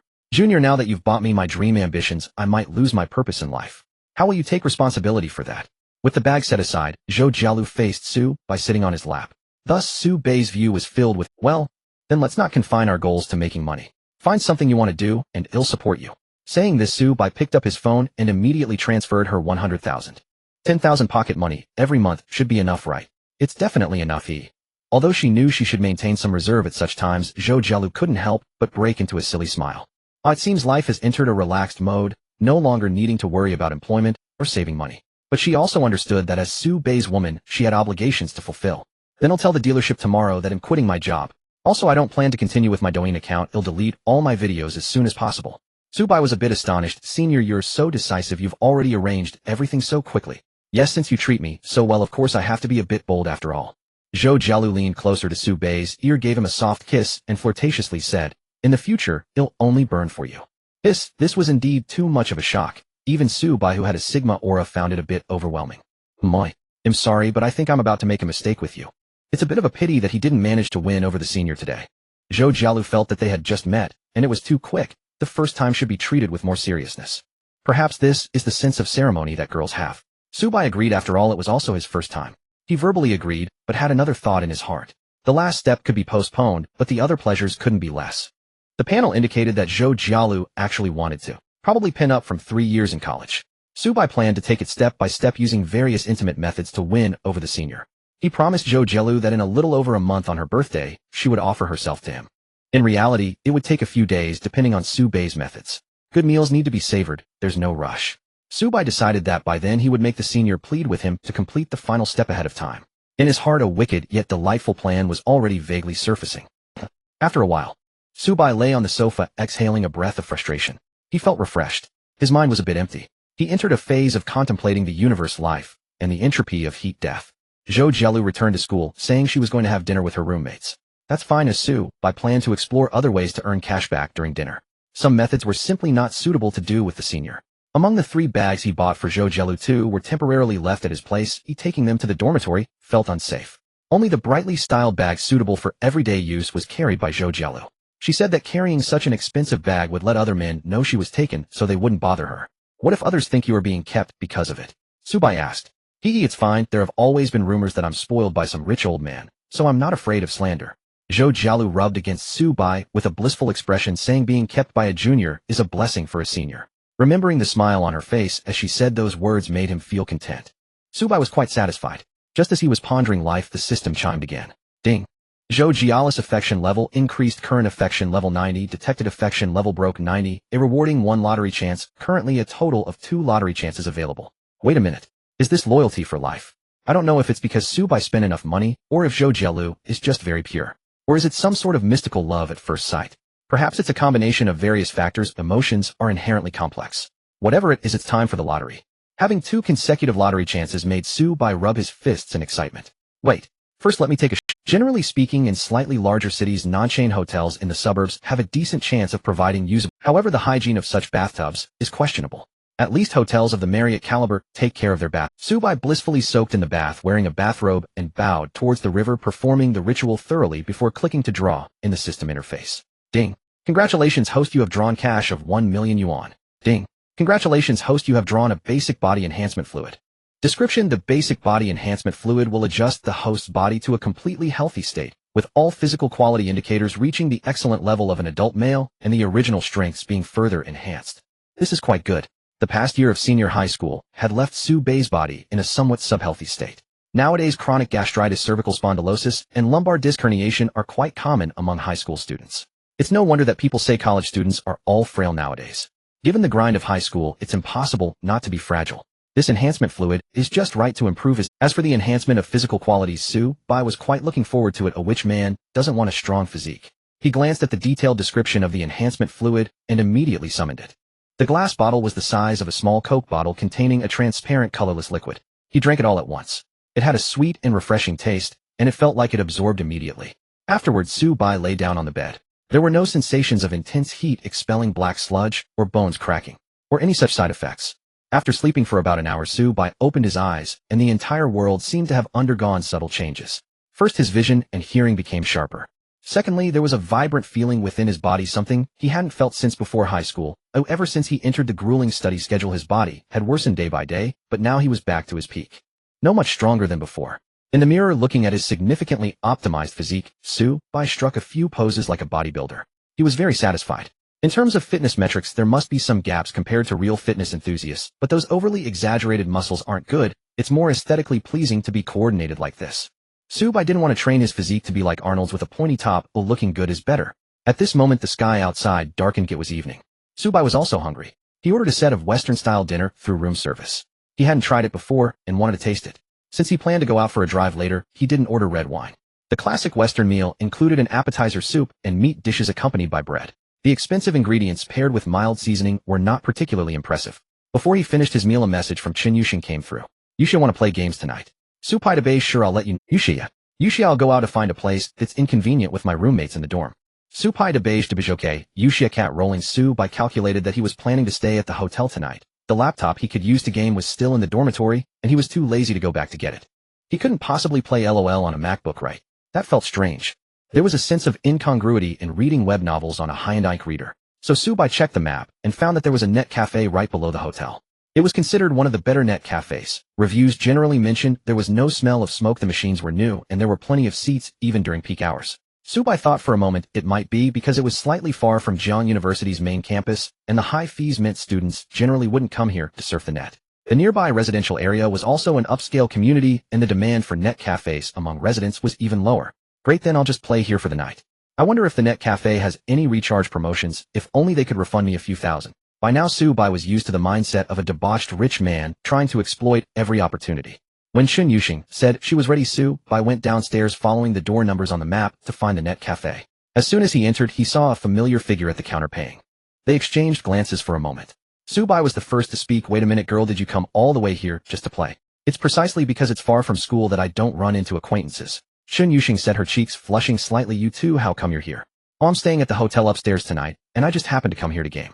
The hotel upstairs seems quite upscale. Staying a night here must cost over 1,000, right?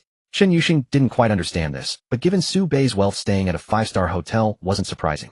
Suddenly she thought of something, and happily said, since we bumped into each other, why not book a couple's room? This net cafe has couple's rooms.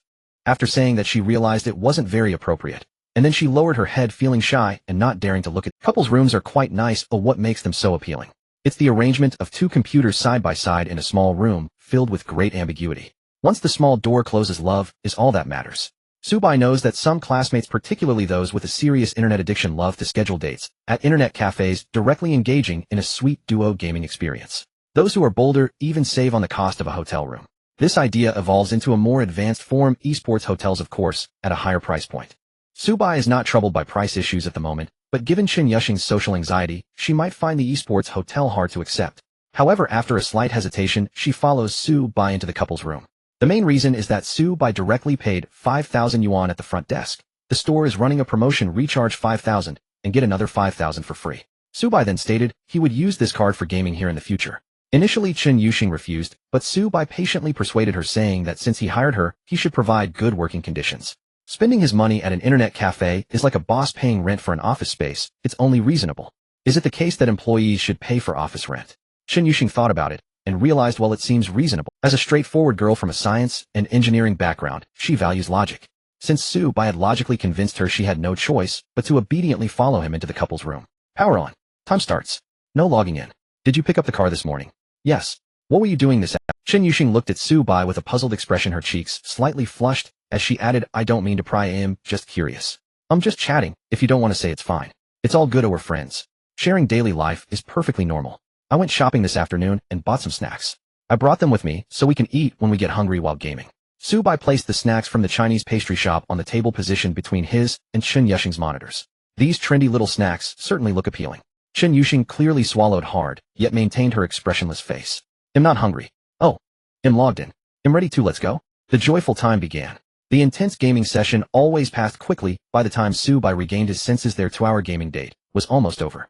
The room service dinner was hardly filling, and it was only a little past 9, yet he was already hungry. Su-bai reached for the box of snacks, only to find it empty. Huh. Wait, girl. When did you eat?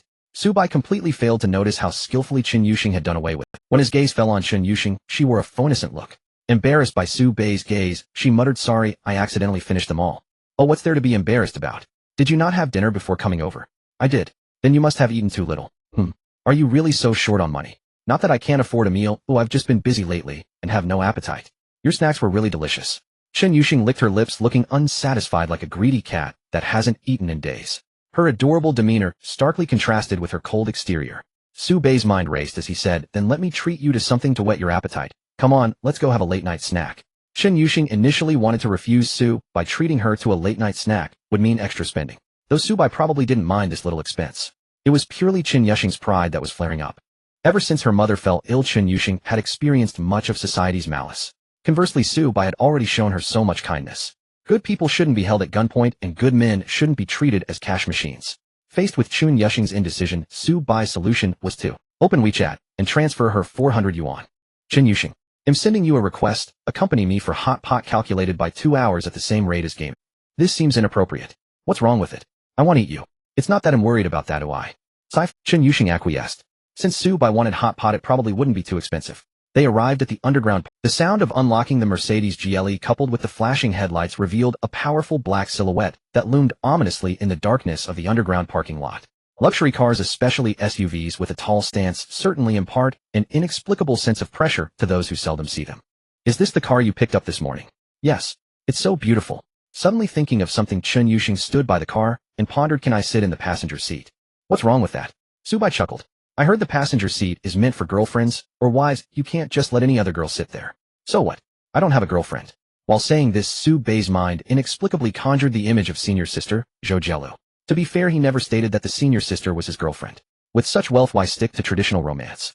Isn't it better to have several close female friends? Chen Yuxing is adorably naive accompanying him in games. Zhou Jilu has a contrasting charm accompanying him for shopping. You have long legs, and she has a big plush toy, each occupying different lanes without interfering with each other. How beautiful, how beautiful. In matters of romance, Subai is a firm modernist. You don't have a girlfriend. Then it's fine. Only then did Chen Yuxing feel relieved to get in the car. If Subai had a girlfriend, she would definitely keep her distance.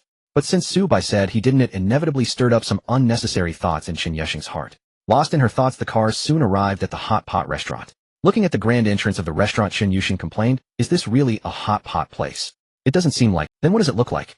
Like one of those expensive and unappetizing Western restaurants. Ha ha ha, indeed. Subai laughed, but I asked a friend, and this restaurant is delicious. It offers a unique sour soup hot pot, a specialty from the southwest that can help improve your appetite. Oh, once inside, Chen Yuxing immediately caught the scent of sour soup hot pot. Her stomach let out a sigh of longing to be filled. She felt a bit shy, and since it was her first time in such a high-end dining establishment, she kept her head down, withdrawn and silent. This is what social anxiety is like. It didn't matter as Subai had it all arranged anyway. He ordered everything that looked good on the menu, a luxurious meal for the entire table. High-end hot pot is primarily a trend brought about by the luxury villa hot pot in Magic City. This trend has now reached Jiangxing. While the form may have changed, such as the sour soup specialty, the core elements that support the price remain unchanged.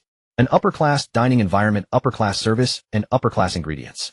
When Subai was ordering, Chen Yuxing was still withdrawn due to social anxiety. It was not until several plates of seemingly expensive seafood were served that Chen Yuxing realized this hot pot meal was entirely different from what she had envisioned. There's no need to be so extravagant. What do you mean by extravagant? Besides, I want to eat, and you're just here to accompany me. Mind your own business, Chen classmate. Looking at Subai's feigned serious expression, Chen Yuxing understood that he didn't want her to worry about the price.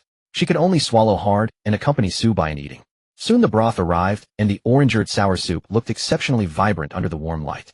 After heating, the spicy and sour aroma with hints of ginger gradually wafted into the air. Now she was truly salivating. Watching Chen Yuxing's fingers twitch with desire, yet unable to let go, Subai picked up a plate of snacks and placed it in front of her. You eat first. You should eat too. I had the seafood for lunch, so I don't really need it now. You can eat it. Is this seafood? Yes, it contains king crab legs prepared in the tempura style. I thought it was fried meat. She took a bite, her eyes sparkling and her mouth moving nonstop. Subai watched her with a warm smile until Chen Yuxing realized her unguardedness and felt shy, yet the boy's face remained gentle and smiling. Don't pretend to be a lady around me. If you want to eat, just eat. Only when you're full will you have the energy to keep me company in games. Thank you. As she added meat and vegetables to the pot, Chen Yuxing gradually let go of her inhibitions, driven by a bit of a why not mentality. After all, she had already finished Subai's box of snacks, revealing her foodie nature. There was no longer any need for pretense. To put it another way, her and Subai's niche seldom shared preferences overlapped, and sharing a hot pot with him didn't seem like such an unacceptable thing. After all, he was really wealthy, so taking advantage of him made Chen Yuxing feel less psychological burden. Girls are creatures with a strong sense of morality. They are reluctant to spend time feeling guilty, and often find a psychologically acceptable excuse to numb themselves even if they cannot repay kindness. This is not a criticism, it's just human nature.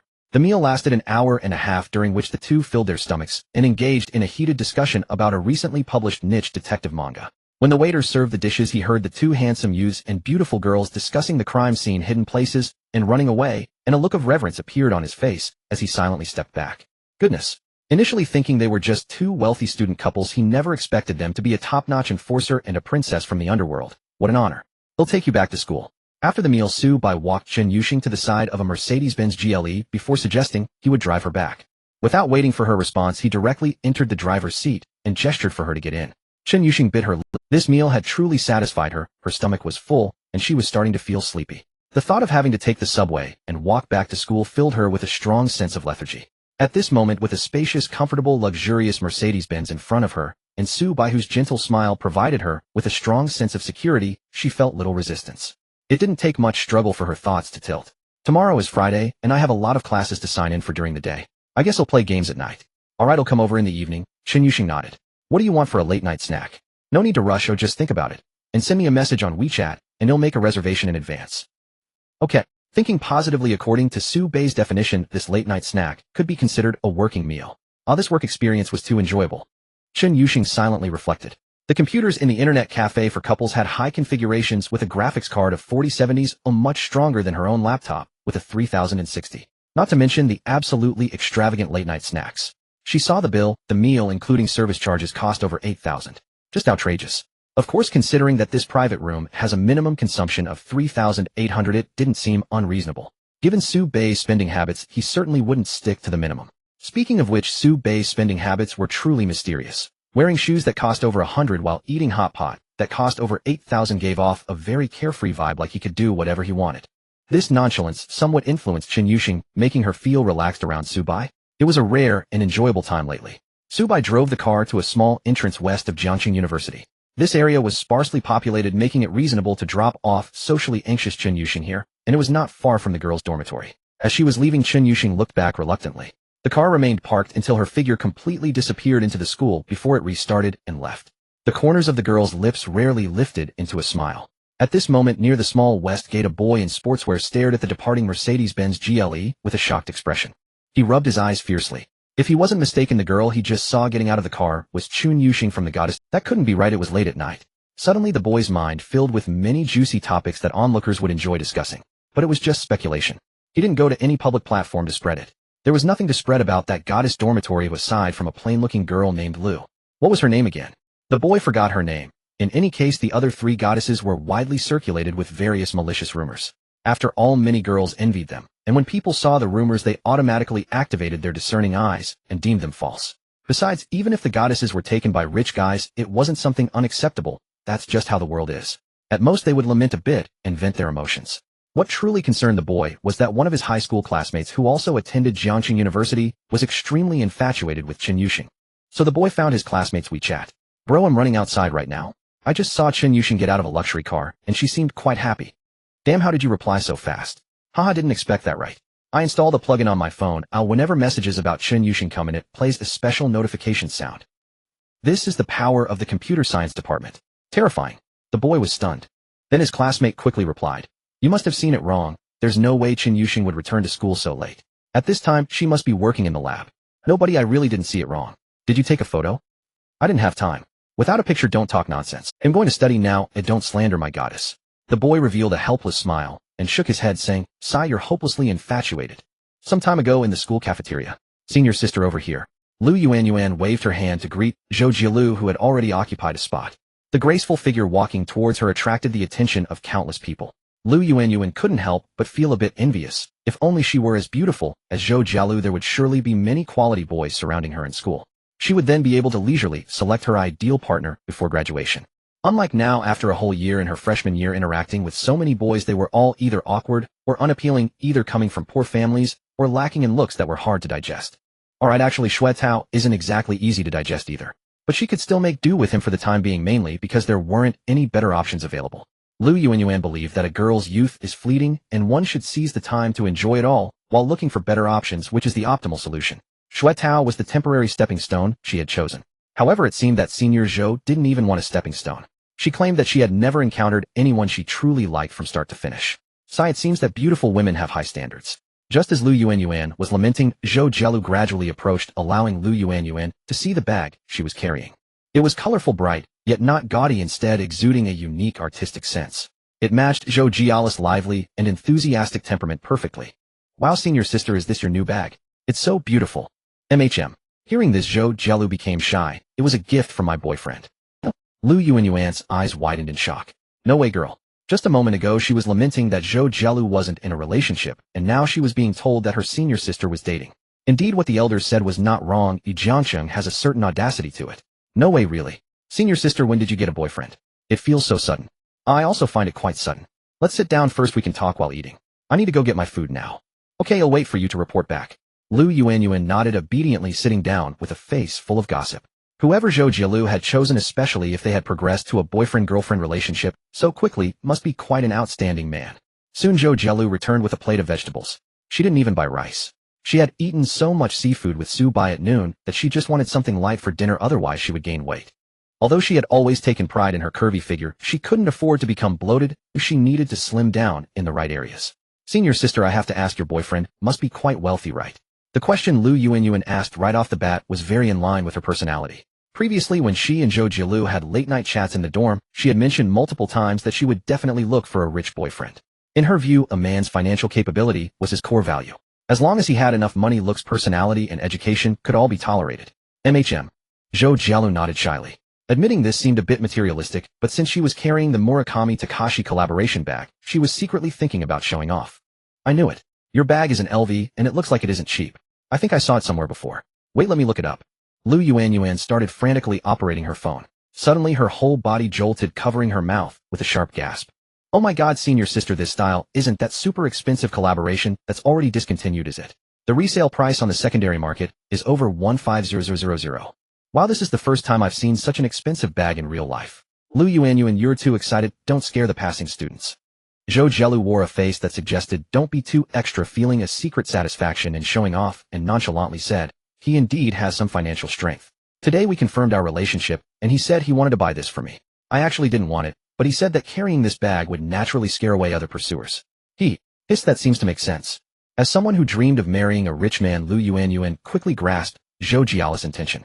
A bag at this price point had no real functional value to match its cost, it was purely a toy for the wealthy. However, Zhou Jialu's spending habits had always been at a common girl's level. Suddenly carrying a 160 bag would definitely make others think she was dating a very wealthy boyfriend. But senior sister, won't your openness lead to some ill-intentioned people saying bad things about you, like saying you found an old sugar daddy? Lu Yuanyuan's concern was very much in line with the average person's views. In today's society, it's becoming increasingly difficult for young people to stand out. There are rich second-generation kids, but their numbers are limited. Generally, they don't spend so lavishly. In everyone's impression, the ones funding female college students are often middle-aged, or even older bald men, with Zhou Jielu laughed casually. Not afraid, he let others be jealous, I just want to enjoy my own life. Lu Yuanyuan suddenly had a realization, and became even more excited. Senior sister, from what you're saying, your boyfriend must be good in other aspects too. MHM. He is quite handsome. Zhou Jielu was a bit conservative in her response, fearing that it might give Lu Yuanyuan a heart attack right there in the cafeteria. Joking aside, Lu Yuanyuan was her only best friend at school. If she had a heart attack, she would certainly be heartbroken. Once Lu Yuanyuan's emotions calmed down a bit, Zhou Jielu continued, and he's younger than me. Hey. At this point, Lu Yuanyuan was genuinely unsettled. After discovering the bag's price, she had already assumed that Senior Jialu's boyfriend must be a social person in his late 20s or almost 30. Most likely in his 30s or 40s. To spend 160,000 at a time indicated that he must be spending at least several $100,000 each month. Lu Yuanyuan speculated that he should be the owner of a relatively powerful company, someone with a strong family background. However, the answer Zhou Jielu provided left her astounded. He was actually younger than Zhou Jielu. Does this mean he is still a university student? No, this is a bit unbelievable. Lu Yuanyuan had some idea of how much pocket money the rich second-generation kids at school might receive each month and the corresponding family assets. She had discussed this with some seniors in finance and researched related information on Zaihanshu.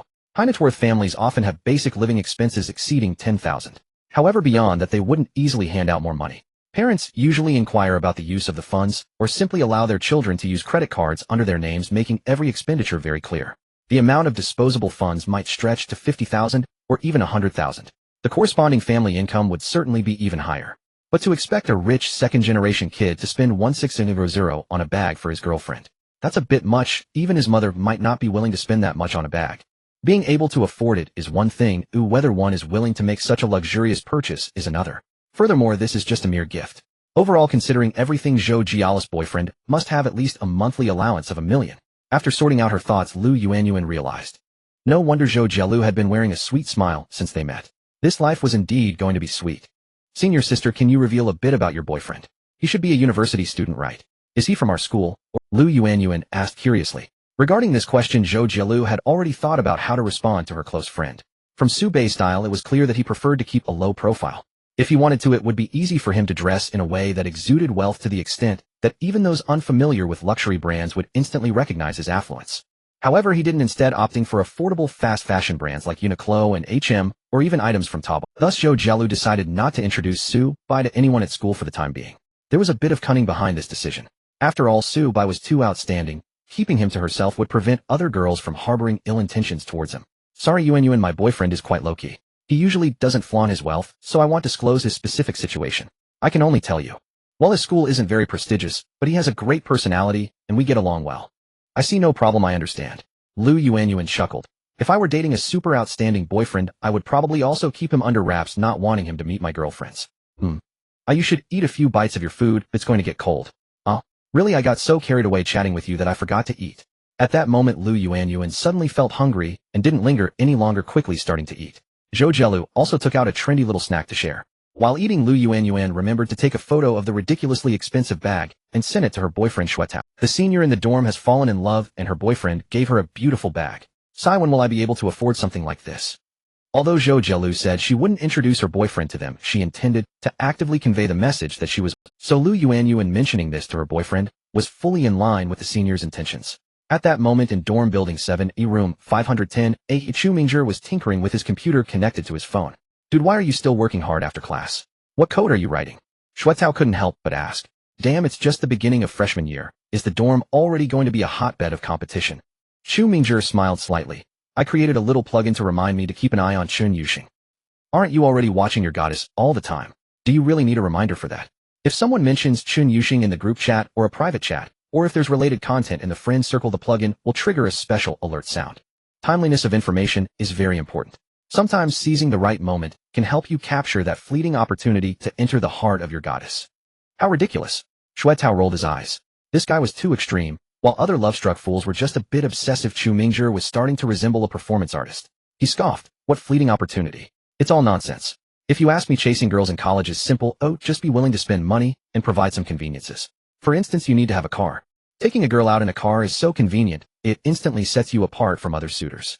For example, I drive a Magotan, a joint venture class car, spacious and comfortable. At that moment Wang Haoren, who was intensely gaming, slightly shifted his shoulder. He was stifling a laugh. When Shuetao began to boast about his methods for attracting girls, Wang Haoren had already predicted the smooth little tricks that would follow. Within 3 sentences the conversation would inevitably pivot to his beloved Magotan. It turned out Wang Haoren had thoroughly understood the personalities of his 2 roommates. Besides being a local, another obvious label for Shuetao was Magotan guy. He loved to show off, but sometimes, even when going from the dorm to the far side of campus for ideological education activities, he'd drive his beloved car. Thus, apart from being called local, sometimes classmates would also call him Magotan brother. However, to be fair, it's quite impressive for a college student to drive a car worth nearly 200,000. After all, owning and maintaining a car along with parking fees in the city is no small expense. A typical family truly can't afford it. This car has indeed given Shuetao an advantage. Right after military training ended, there were already girls from other majors seeking information about Shuetao. One could say that Shuetao's ostentatious style did have its audience. A perfect match, Wang Haoren thought. He remembered Su Bei saying he wanted to get a car. He didn't know what kind it would be. But based on Su Bei's current level of wealth, it would surely be better than the Magotan. Just as Shuetao was rambling on, a message from his girlfriend Lu Yuanyuan came through. This made Shuetao frown, his expression shifting. Why did the local guy stop? Keep talking. Wang Haoren asked, still eager for more entertainment. Oh my god. You remember that senior from my girlfriend's dorm, right? Of course, Zhou Jielu, one of the 3 goddesses. She should be a senior this year, known as the sexiest campus beauty in the history of Jiangxing University. Chu Mingzhi was well informed about the situation in the goddess dorm. What about her? Senior Zhou is in a relationship now. Oh wow. Upon hearing this, both Chu Mingzhi and Wang Haoren were a bit surprised. It was said that this senior had very high standards. After 3 years at Jiangxing University, despite countless suitors, she had remained single. Now suddenly she has a boyfriend. There had been no earlier rumors. I guess she must have started dating someone extremely wealthy today. Senior Zhou came back with an LV bag. That brand seems quite expensive, right? Wang Haoren said. Even though he knew nothing about luxury goods, he had heard of it's expensive. The basic models start at several thousand, and any slightly unique designs can go for tens of thousands, Shuetao said, then sighed. Lu Yuanyuan sending him this was as clear as day. She wanted one for herself. Although Shuetao could probably ask his parents for some extra pocket money for an LV basic model, it wasn't a matter of affordability. The real question was, did Lu Yuanyuan deserve it? He had already spent a lot taking her out after confessing, and had plans for a Japanese dinner this weekend. And now she wanted a bag. Shuetao felt quite displeased, but didn't dare to lash out at Lu Yuanyuan. After all, she was a hard-earned girlfriend, and though she couldn't compare to the 3 goddess roommates, she was still quite a beauty, allowing Shuetao to hold his head high among his classmates. He could only message her to appease her. Haha, really? That bag is quite beautiful, right? This model is a collaboration with the famous designer Takashi Murakami, featuring. Lu Yuanyuan launched into a lengthy explanation about design language and artistic flair. Shuetao didn't understand a word. Once Lu Yuanyuan finished, he replied, sounds great, but using LV as a student really seems too extravagant. I actually think Miniso is pretty good too. Yuanyuan, the cheap bags from Miniso are only fit for middle school girls with less than $50 in pocket money. How can you be so clueless? It's infuriating. Sai, I really shouldn't expect a straight guy to have even a tiny bit of taste. Yuanyuan, I'm not chatting with you anymore, I'm going to study. Shuetao was taken aback, feeling both angry and aggrieved. Damn, is this really an issue of taste? It's about money. Senior Zhou is a standout compared to internet celebrities and has even been approached by talent scouts. It makes sense for her to carry an LV bag. What about you, Lu Yuanyuan? You should take a good look at yourself in the mirror. Sigh. Looking at Shuetao's furious and helpless expression, Chu Mingzhi leaned over to watch the fun and asked, "What happened? Did you have a fight with your girlfriend?" Shuetao exaggeratedly recounted how Lu Yuanyuan used her words to ask him for a handbag. He ended with indignation, saying, "Nowadays female college students usually use brands like Zara or CK at best, a Coach or similar mid-range brands. Very few exceed 1,000 who would buy an LV. Damn it, that's reasonable." Wang Haoran echoed. Lu Yuanyuan has really gotten carried away expecting a local to buy her an LV. Do locals have that kind of ability? It's clear they don't have that capability. Although Shuetao is a proud owner of a Magotan 330, in terms of liquid funds, Hu Yi has it better. Chu Mingzhi shared his opinion. Indeed, the entry-level LV is too common, it's everywhere. Carrying one looks like you're from a specific industry, it lacks taste, and the nice styles are too expensive. Wow, Hu Yi, it's rare for us to share the same view. Shuetao smacked his thigh as if he had found a kindred spirit. He quickly enlarged the picture of the handbag and raised his phone for Chu Mingzhi to see. However, Shuetao did not continue to gain Hu Yi's approval. Chu Mingzhi adjusted his glasses and scrutinized the picture closely, his eyes gleaming with excitement. His voice trembled. This is the Louis Vuitton x Takashi Murakami collaboration Speedy Bandolier, 25. What the hell? Shuetao was dumbfounded. What foreign language were you just speaking? This bag is a limited edition, a collector's item. You can't just walk into a store and buy it, you have to wait for the secondary market to release it, or get lucky and have a store manager acquire it. Chu Mingzhi played the role of the knowledgeable one, saying, "Locals, do you know what the recent transaction price of this bag is?" Dude, your expression is too exaggerated. Even if it's a limited edition, how expensive can it be? It's just a bag. Haha, you know nothing about the power of wealthy ladies. As far as I know, last month the transaction price of this bag reached 157,800. It might have even gone up a bit since then. Conservative estimates start at 160,000. 160,000. Shuetao's worldview was genuinely shattered. To be fair, his relatives occasionally buy luxury items for show, and a bag costing thousands, or even tens of thousands, was within Shuetao's understanding. However, for such a flashy handbag to cost 160,000 was truly eye-opening for Shuetao. What did the money from these rich guys come from the wind? Shuetao complained, "I suspect that Zhou Xuejia's boyfriend is a top-tier second-generation rich kid from Jiangxing. Even in Magic City, he would be quite capable." Chu Mingzhi analyzed, not forgetting to add a sarcastic remark. "After all, giving a bag is more expensive than your car." "Shut up. I drive a Magotan 330 TSI luxury version with an official guidance price of 179,900. How is that cheaper than a bag?" Shuetao's voice suddenly grew louder, his face turning red and his neck thickening, as if he had been poked at a sore spot. Actually, Hu Yi had hit the nail on the head. The official guidance price is 179,900, but in the past 2 years, due to the impact of domestic new energy vehicles, car prices have generally dropped. During the summer vacation, Shuetao's parents took him to pick up the car, and they happened to encounter a discount. After some bargaining with the salesperson, he saved 35000, and the final price was 144,900. You wouldn't believe it. The price is indeed lower than Zhou Zuji's LV handbag. Of course, if you include the purchase tax and insurance, then Shuetao's Magotan 330 wins narrowly. But what does that matter? It doesn't change the bloody fact Zhou Jiala's boyfriend is far wealthier and of a higher class than Shuetao. So I compared to that man, I'm just a poor loser, no different from Wang Haoran. Shuetao sighed. Wang Haoran. Sweating bullets, Chu Mingzhi snorted coldly, proudly stating, "As I expected, Zhou Xuejia is the kind of girl with high material desires far beyond what an ordinary wealthy person can satisfy. Haha, coincidentally, I don't like her either. What difference does it make whether you like her or not? She wouldn't even look at you." Shuetao retorted. "Stop rambling," Chu Mingzhi said sternly. "Is that the point? The point is that Chun Yuxing will definitely not be a materialistic girl." Shuetao was too lazy to argue, realizing that old Chu was just a sycophant impossible to convince. He was the wiser one, leveraging his advantages, and within just a month of school starting, he had already won over the beautiful Lu Yuanyuan.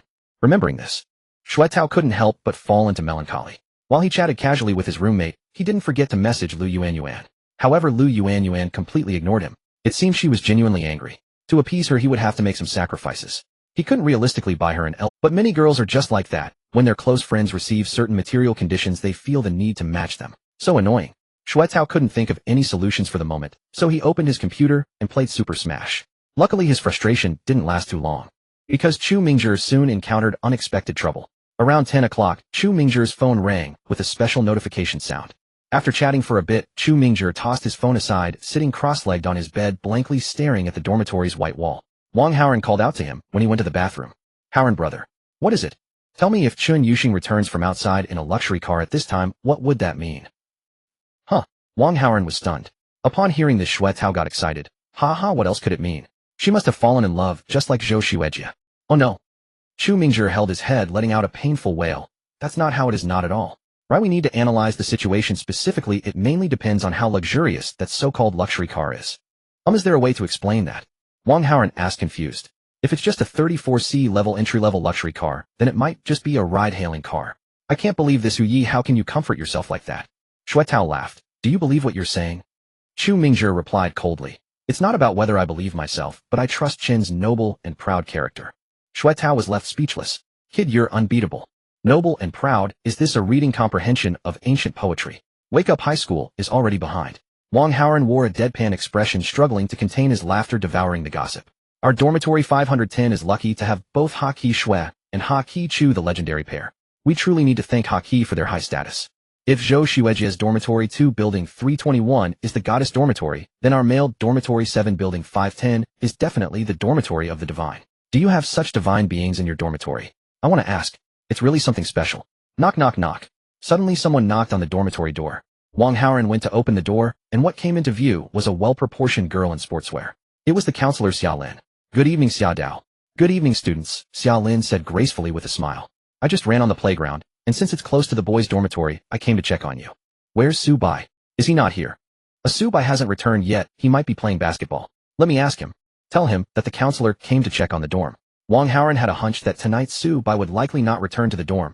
Usually there is no need to report to the counselor, but unfortunately Su Bai ran into Director Xia during her patrol of the male dorm. Xia Lin walked into the room and instinctively sniffed the air. The dorm exuded a distinct smell typical of male dormitories. It wasn't particularly foul, but certainly not pleasant. The overall environment was somewhat messy, with personal items strewn everywhere. Underwear and socks hung on the bed. As a graduate senior, she had accompanied the student council to check on dorms during her undergraduate years, so she was well accustomed to such situations and felt no embarrassment. However, Xue Tao and Chu Mingzhi were incredibly shy. After all, Xia Lin was quite beautiful, even more so than Xue Tao's girlfriend Lu Yuan. She might not be top tier, but she was definitely a goddess. Dressed in a fitted sports outfit, she had a thin layer of sweat from her recent run. Her deep brown hair was tied up in a high ponytail, revealing her long fair neck and attractive ears with a hint of pink. Xue Tao and Chu Mingzhi were even a bit afraid to look at her. In contrast, Wang Haoran, who usually was more introverted, felt no discomfort. In his eyes, three-dimensional women were all the same. They were not as appealing as the source of divine inspiration. Your hygiene situation is acceptable, Xue Tao and Chu Mingzhi. Remember to clean up regularly, especially take out the trash daily, or else bacteria will breed, leading to illness. Xia Lin advised. Got it, Director Xia, the two replied, feeling quite ashamed. Being seen in such a messy state by a beautiful counselor was a bit mortifying. Wang Haoran isn't bad, Su Bai. Su Bai's bed is kept remarkably tidy. Director Xia, that's not tidiness. He simply has fewer belongings. Chu Mingzhi couldn't help but interject in his defense. My side looks messy, but it's just that I have a lot of stuff. Men's skincare products, original English books, a capsule coffee machine, and a ukulele. Oh right, Director Xia, do you play the ukulele? I don't play. Xia Lin looked at Chu Mingzhi in confusion. Why was he suddenly listing off his belongings? He resembled someone who wasn't good at socializing, but forced themselves to showcase their extensive hobbies in a blind date setting. Director Xia, don't be fooled by Su Bai's clean desk. He's actually just like us most of the time. Perhaps inspired by Chu Mingzhi's comment, Xue Tao also chimed in. All my dirty clothes are meant to be taken home to wash on the weekend. My family's washing machine cleans them well. After all, I have a car, a Magotan 330, and it's convenient for locals to drive home. Oh, Xia Lin responded dismissively, mentally criticizing. Who asked you? Xia Lin couldn't help but sigh inwardly. Xue Tao and Chu Mingzhi indeed were just as showy as their classmates had complained. It couldn't be denied that their family backgrounds were quite good among the student body of Jiangxing University. The problem was that they were still so young, always flaunting, showing no signs of being students. They weren't the type to splurge recklessly. Alright, there's nothing else. When Su Bai returns, please remind him not to come back. With that, Xia Lin left the 510 dormitory. The group let out a sigh of relief. The pressure from the counselor was quite intense. Although she had a good temperament, there was always a sense of sharp competence. Chu Mingzhi pondered. I heard that Director Xia participated in many student activities during her undergraduate years and excelled. Ooh, she really has a leader's charisma. Xue Tao suddenly had an idea. If I could date Director Xia, that would be impressive. After all, she's just 4 years older than us. Quite a suitable match. Suitable? Chu Mingzhi scoffed. She's the type of outstanding woman. How could she possibly date a newly wealthy person from a redevelopment project? Damn, who are you targeting with that? Just as a new round of Shanghai Lord vs. Local was about to unfold, Xia Lin finished checking the other dorms and exited the dormitory building. After some thought, she decided to give Su Bai a call to give him a gentle nudge. After all, she had run into him in the cafeteria earlier, and he mentioned skipping class to work out. Now he was coming back late. He didn't seem very honest, giving off a rebellious vibe. Rebellious students were easy to identify. For instance, in the 510 dormitory, the others seemed somewhat intimidated when facing the counselor. Only Su-bai remained neither servile nor overbearing. Of course, Xiaolin didn't truly intend to punish Su-bai. Even if he didn't return to the dorm, it wasn't a serious matter. She just wanted to give him a reminder to be cautious and avoid causing trouble. Xiaolin found Su-bai's WeChat and initiated a video call. After waiting for over 10 seconds, he finally picked up. The screen shook slightly, followed by a scene of a swimming pool. From the decor, it seemed quite upscale, resembling a luxury. Then the view flashed, switching to the front camera. Su-bai, wearing only swim trunks, displayed his tall and athletic physique in front of Director Xia. Director Xia, do you need something from me? Actually, it's nothing much. I just want to check the male dorm and saw you weren't there, so I wanted to ask about your situation. Oh, I'm staying at a hotel outside tonight. I was swimming just now and didn't check WeChat. Sorry about that, Su-bai replied with a smile. I meant to tell you, but I got too caught up in the fun and forgot. No worries, just be mindful and stay safe. Xiaolin quickly hung up the video call. She pressed her hand to her chest, breathing heavily, her ample assets rising and falling. That guy had such a great physique. Unexpectedly witnessing Su-bai's appearance while swimming left Xiaolin with a significant visual impact. Xiaolin enjoyed sports and thus placed great importance on a man's physique. Su-bai's body was undoubtedly the best she had seen in her 4 years at Jiangqing University. Over 1.8 meters tall, he was perfectly proportioned and robust, in just the right way. He was neither skinny nor overly muscular like those who work out excessively. What was even more commendable was that Su-bai not only had a good physique, but also a handsome face. Recalling the stunning sight from the earlier video, Xiaolin gulped hard. Thankfully, she hung up the video call in time, otherwise it would have been quite embarrassing. It was truly mortifying, but she had almost. Well, according to Jiang University's tradition, the relationship between counselors and students is essentially that of seniors and juniors, not the traditional teacher-student dynamic. Admiring a junior's physique isn't exactly unreasonable, Xiaolin reassured herself. Then she realized the hotel card that Su-bai displayed had the hotel's name on it, JW Marriott. It should be the one not far from Jiang University, just 2 subway stations away. A random room would cost around $800 to $900 per night. This is during the recent off-peak travel season, and prices would double during peak times. His relatives must be quite wealthy to stay in hotels of such caliber. So why does Su-bai seem so unassuming? Is his family background genuinely average, or is he just low-key? It's hard to say really. That night, for some inexplicable reason, Xiaolin couldn't stop thinking about Su-bai. She was restless and eventually drifted into a light sleep, only to dream of swimming with Su-bai. The next day, early in the morning, in the graduate dormitory, a roommate groggily woke up to go to the bathroom and discovered Xiaolin busy at the sink. Upon closer inspection, he couldn't help but exclaim, "Xiaolin, you are indeed very virtuous, rising early to wash your intimate garments." Xiaolin smiled in response, a hint of embarrassment on her face. The roommate didn't pay much attention and failed to notice Xiaolin's unusual expression, merely muttering to himself, "Xiaolin, you are truly diligent and capable. Whoever marries you in the future will surely be blessed." "It's not that exaggerated, just average," Xiaolin said shyly in response to her roommate's praise. After all, washing intimate garments this morning wasn't due to her diligence, it was because she woke up from a dream to find them dirty and had to wash them.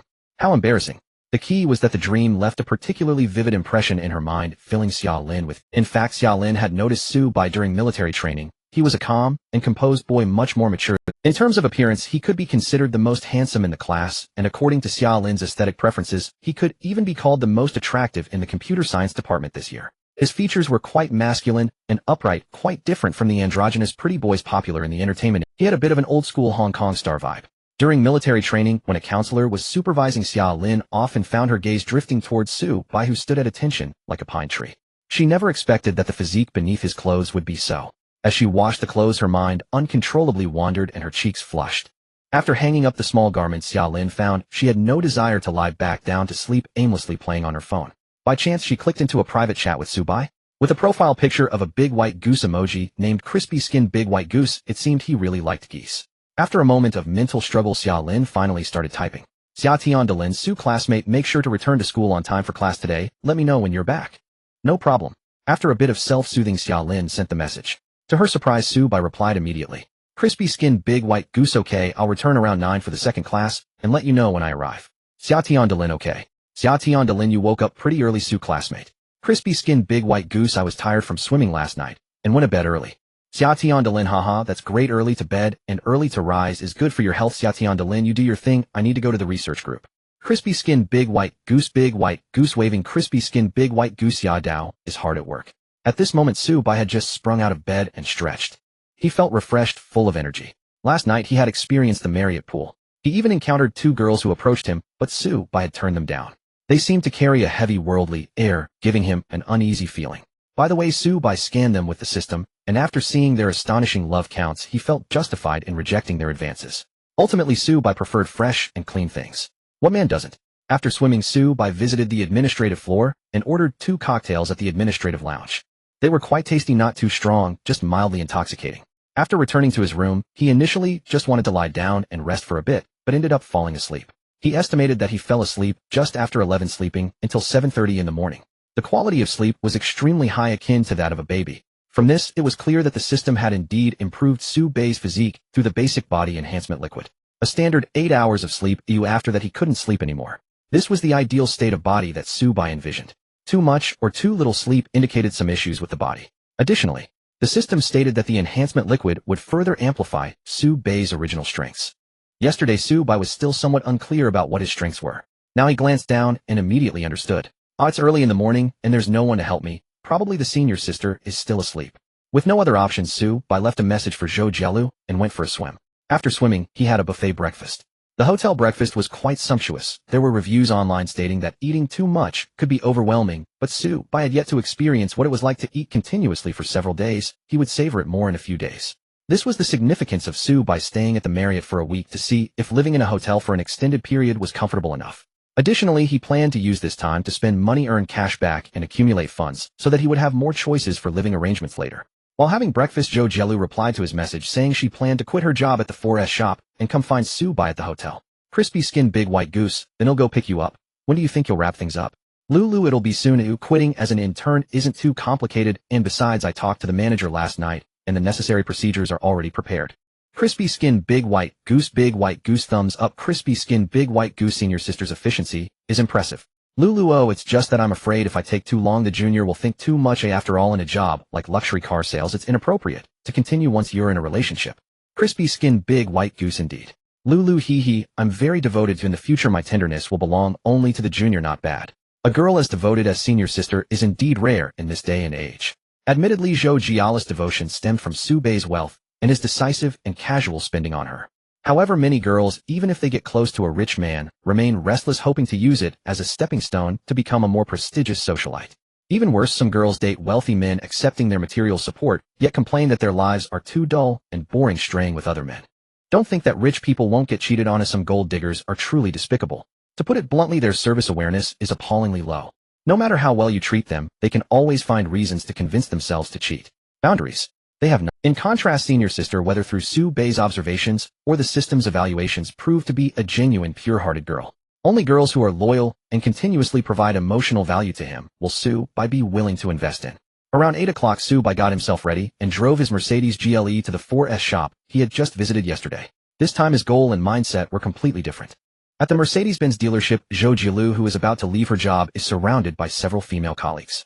Taking advantage of the quiet morning with few customers, they gossip softly and inquire about the status of her boyfriend. Everyone appears genuinely concerned.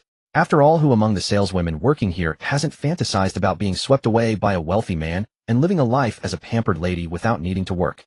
In this job, the more affluent one interacts with, the more likely they develop similar inclinations. Some of the women before graduating were involved in sweet campus romances with their boyfriends. However, after graduation, the weight of reality began to distort their thoughts. It's not that they no longer liked their campus lovers, rather their desires grew, and they sought more than just emotional fulfillment, demanding higher material conditions. In school, meals and accommodations were subsidized by the government, costing very little. It wasn't until they started working that they realized, without mentioning anything else, just the cost of renting an apartment each month is a significant expense. In Jiangxing, the situation is relatively better, but in big cities, even renting a room in the suburbs starts at $1,000 or $2,000 a month. Not to mention the subsequent expenses of buying a house, a car, and raising children. Each item is a major financial burden. Therefore, when the saleswomen learned that Zhou Jialu's boyfriend was still in school, they were utterly envious. She had both youth and bread. Wait, sisters, you speak so mysteriously. Is that Su Bai really as tall and handsome as you say? Asked a heavily made-up saleswoman. Her name is Feng Liyun. She had taken the day off yesterday and hadn't met Su Bai. Before Zhou Jielu joined, she was responsible for shooting promotional videos for new media, but Zhou Jielu took that position. There was no way around it. From looks to figure, even her aura, Zhou Jielu was simply a natural beauty.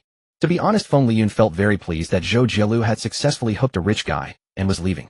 If this girl really got promoted and stayed at the dealership long term, it would truly be a tragedy. Feng Liyun didn't know how long she would be suppressed. Feng Liyun had always been looking forward to being taken away by a wealthy man.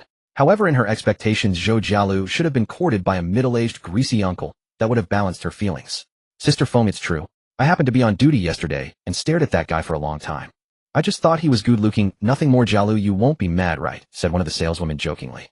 It's fine. Looking at handsome guys isn't illegal, Zhou Jialu replied with a smile. Oh, it looks like our Jialu has already had a taste of it. How much did you have last night? Did it fill you up? So annoying saying such things in public. The girls teased each other. The tall and handsome Su Bai strode into the dealership. The chattering girls suddenly fell silent, overwhelmed by it. This is actually quite common. If a good-looking man with an aura of wealth approaches, the groups of chatting girls will suddenly quiet down, sneaking glances at him, and only resume their chatter excitedly once he walks away. Good morning, everyone. Su Bai greeted broadly, then walked over to a senior girl, giving her a hug and a gentle kiss. Zhou Jialu felt a bit surprised and responded with a light kiss on Su Bai's face, instantly causing the girls to cheer. Oh my, someone is already feeding dog food this early in the morning. Alright Jialu, just kill me now or the single dogs are going to explode with jealousy. Su Bai chatted with them for a bit, and then asked Zhou Jialu, Senior, have you completed your resignation procedures? Yes, it's all done. I can leave with you whenever, Zhou Jialu said, holding Su Bai's hand, her face filled with a sweet expression. Meeting a junior like him is truly her luck. Su Bai nodded, took out his phone, and called Manager Guo out. Manager Guo, I plan to choose a car for Jialu since she has resigned. I can only trouble you to help with the process. Haha, it's no trouble at all. Manager Guo waved his hands repeatedly. Who would mind if there's a sale? Junior, are you really going to buy me a car? Isn't that unnecessary? I feel like I don't really need a car. It's a waste. Of course we need to buy it. There are times when a senior needs to be independent. Jiangcheng is so big, having a car is convenient. Su Bai insisted. Having established a close relationship with Zhou Jialu, indulging her in spending means he can get cash. Alright then, since you think it's necessary, let's buy one, but don't get too expensive. It wouldn't be practical. It must be said that Zhou Jialu has high emotional intelligence. If she were a greedy woman looking to gain, she would naturally choose a more expensive car with the opportunity to get one. After all, it's not her own money being spent, so why would she care? But Zhou Jialu doesn't think that way. If the car she drives costs more than Su Bai's, wouldn't that feel strange and inconsiderate? In fact, it doesn't even need to be more expensive. Just being similar would feel inappropriate. What level are you at to drive the same price car as your junior? Zhou Jialu has a clear understanding of her position. She is the little woman of her junior, so it's only right to lower her posture. The more she is doted on by her junior, the more she needs to be aware. She is not like the women in dramas or romance novels who become arrogant due to being favored. Zhou Jialu thought for a moment and quickly made her choice. Having worked in sales for a while, she is quite familiar with the product line of the Mercedes-Benz brand. The entry-level C260L will do. There's no need for a high configuration. It's well equipped in all aspects. Really? Su Bai, however, felt that the cashback on this model wasn't substantial. How about we buy the E-Class? The E-Class looks even better. No way. After the E-Class dropped in price, it's nearly 500,000. That's unnecessary. Honestly, if I wasn't worried about losing face in front of my junior, I'd be fine driving a 30,000 yuan dish of spicy fish head. It's just a means of transport. Zhou Jialu stuck out her tongue, appearing playful and somewhat naive, which significantly enhanced her allure as a captivating beauty. Su Bai couldn't help but pinch her cheek. Senior, you're so thrifty. Of course. I'm already yours. Helping you save money is only right. Manager Guo maintained a professional smile while internally complaining. Damn, hurry up and get the car and leave. Why are you two here acting lovey-dovey? Single dogs are envious. Complaints aside, the process of getting the car was swift, as the C260L, being a classic entry-level luxury car from Mercedes-Benz, had ample stock. Moreover, since Su Bai was paying in full, there was no need to go through financing. Just finalizing the insurance was sufficient. As a result, by only 9 o'clock, Su Bai and Zhou Jialu were already on the road, driving towards the JW Marriott Hotel. Watching the two shiny new cars majestically leave the dealership, saleswoman Feng Liyun felt a bit dazed. It really is a handsome guy. The moment she saw Su Bai, her heart raced, and she wanted to take the chance to flirt a bit. However, she lacked the confidence to pull that off in front of Zhou Jialu. Forget it, Sai, who told Jialu to be born so beautiful and to have such good luck. She felt utterly envious. As a car salesperson, Zhou Jialu is quite proficient at driving. The two cars are parked side by side in the underground parking lot of JW Marriott. You must admit they look quite compatible. The C260L is exquisite, while the GLE exudes dominance. Su Bai embraced Zhou Jialu, looking at the two cars with great satisfaction. The senior sister's car cost a total of 280,000, and she won an 8-fold cashback, totaling 224,000. Indeed, the senior sister is his lucky star. It seems that in the future, wherever Su Bai goes for significant expenses needing cashback, he must bring Zhou Jialu along. Are you going to use a temporary license plate first, or will you accompany me to get the plates in the morning? Don't you have a mandate? Yes, but I can actually take a leave. No need, it's not urgent. You go to class first. I'll just stay at the hotel playing on my phone and watching dramas. I won't be bored. Zhou Jialu began to showcase her understanding again. This service awareness is infinitely better than those socialites who only know how to create chaos. Subai nodded in satisfaction, leaning close to Zhou Jiala's ear and saying, "Then let's go up first, senior sister. Help me relax a bit before I prepare to head back to school." MHM. Zhou Jialu softly responded, glancing at Subai, who was already showing signs of eagerness. Oh dear, the junior's talent is simply too good. On the day of her birthday, she was truly afraid he would exhaust her to the point she couldn't get out of bed. However, for a woman, this is indeed a kind of happy trouble. Especially after helping Subai relax for a while, Zhou Jialu faintly sensed that for some reason, Subai's strength seemed even more formidable than yesterday. A surge of anticipation rose within her. At this rate, even if the junior has patience, I might not wait until my birthday and would be unable to resist taking things further with him. Sigh. If it comes to that, I might as well just go with the flow. Zhou Jialu gradually loosened her restrictions in her heart. They drove back to school. Subai found a parking spot in the outdoor public parking lot of Jiangxing University's Southern District. Many faculty members park here along with a few students who have their own cars, like the local resident Shuetao. The dormitory area is to the north while the classrooms are to the west, making the parking lot a 10-minute walk away. It doesn't matter much with shared bicycles around. With the enhanced physical capabilities from the body-strengthening liquid, he pedaled the small bike at a breakneck speed. He successfully arrived at the advanced mathematics classroom before class started. As Subai entered, he looked towards the back of the classroom. As expected, he found his 3 roommates in the last 2 rows. Unfortunately, they were already full and his roommates didn't save him a seat. As everyone knows, in large lecture halls at university, the last 2 rows are prime real estate. The farther away from the teacher, the more comfortable it is. Wang Haoren also spotted Subai and made a classic gesture of a certain basketball star. He spread his hands, expressing helplessness. A message came through WeChat. Wang Haoren, who had a delicious mushroom for lunch. Silly son, when we arrived, there were only 3 seats left. Good. Wang Haoren, who had a delicious mushroom for lunch. Young Full Ta, Fei Crispy, Roast Goose Thumbs down. Subai scanned the entire classroom. It seemed that there was only a seat available in the first row. The problem is that sitting in the front row means becoming the target of the old professor's interactions, enduring his relentless questioning. He absolutely did not want that. Suddenly, Subai was pleasantly surprised to discover that there was actually an empty seat at the edge of the middle section of the classroom. Upon closer inspection, oh, isn't that Chen Yuxing? In the large tiered classroom, the seats are relatively close together. To Chen Yuxing's right is a wall, and to her left is an empty seat, which stands out amidst the filled seats nearby. Subai could roughly understand the reason behind this phenomenon. The overpowering aura of the aloof and cool academic goddess scared everyone off. This class is advanced mathematics for freshmen, meaning the attendees are mostly first-year students who are generally still in the thin-skinned state, right after leaving high school. It's entirely normal not to dare to sit next to Chen Yuxing. Moreover, Chen Yuxing doesn't have any female friends. At this moment, Chen Yuxing also noticed Subai, a hint of joy appearing at the corner of her mouth, but she quickly stiffened her expression. She didn't want to appear too obvious. Instead, she expressed her intentions through action. She opened the folded chair beside her and waved at Subai. Oh, this action sparked a wave of suppressed murmurs.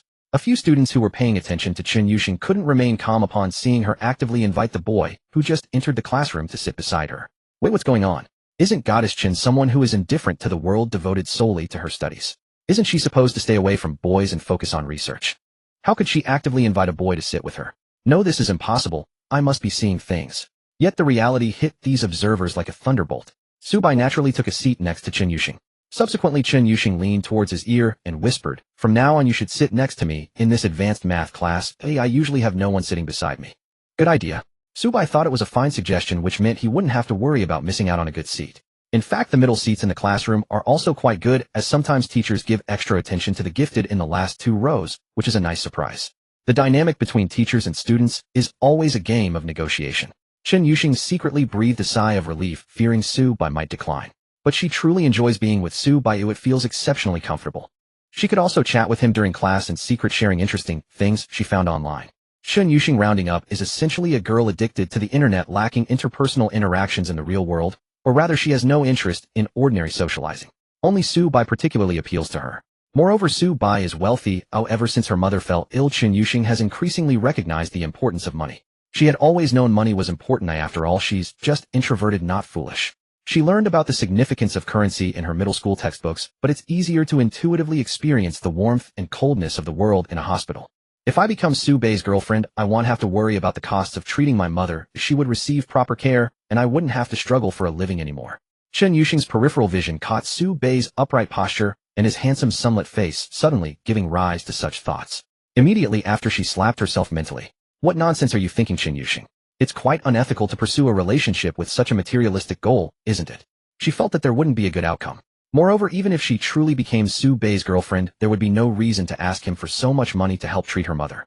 Rationally, Chun Yuxing felt that the idea that had just popped up was rather silly. But on the other hand, Su Bai and she really do connect well, they could very well be soulmates. Dating Su Bai would mean it's a relationship of true love, so it seems there's no problem with that. The young girl's heart was caught. Meanwhile, Su Bai informed his counselor Xia Lin via his phone that he had returned to class, putting her mind at ease. To be fair, this counselor is quite responsible, managing things in a relaxed manner. Such a balance is truly rare.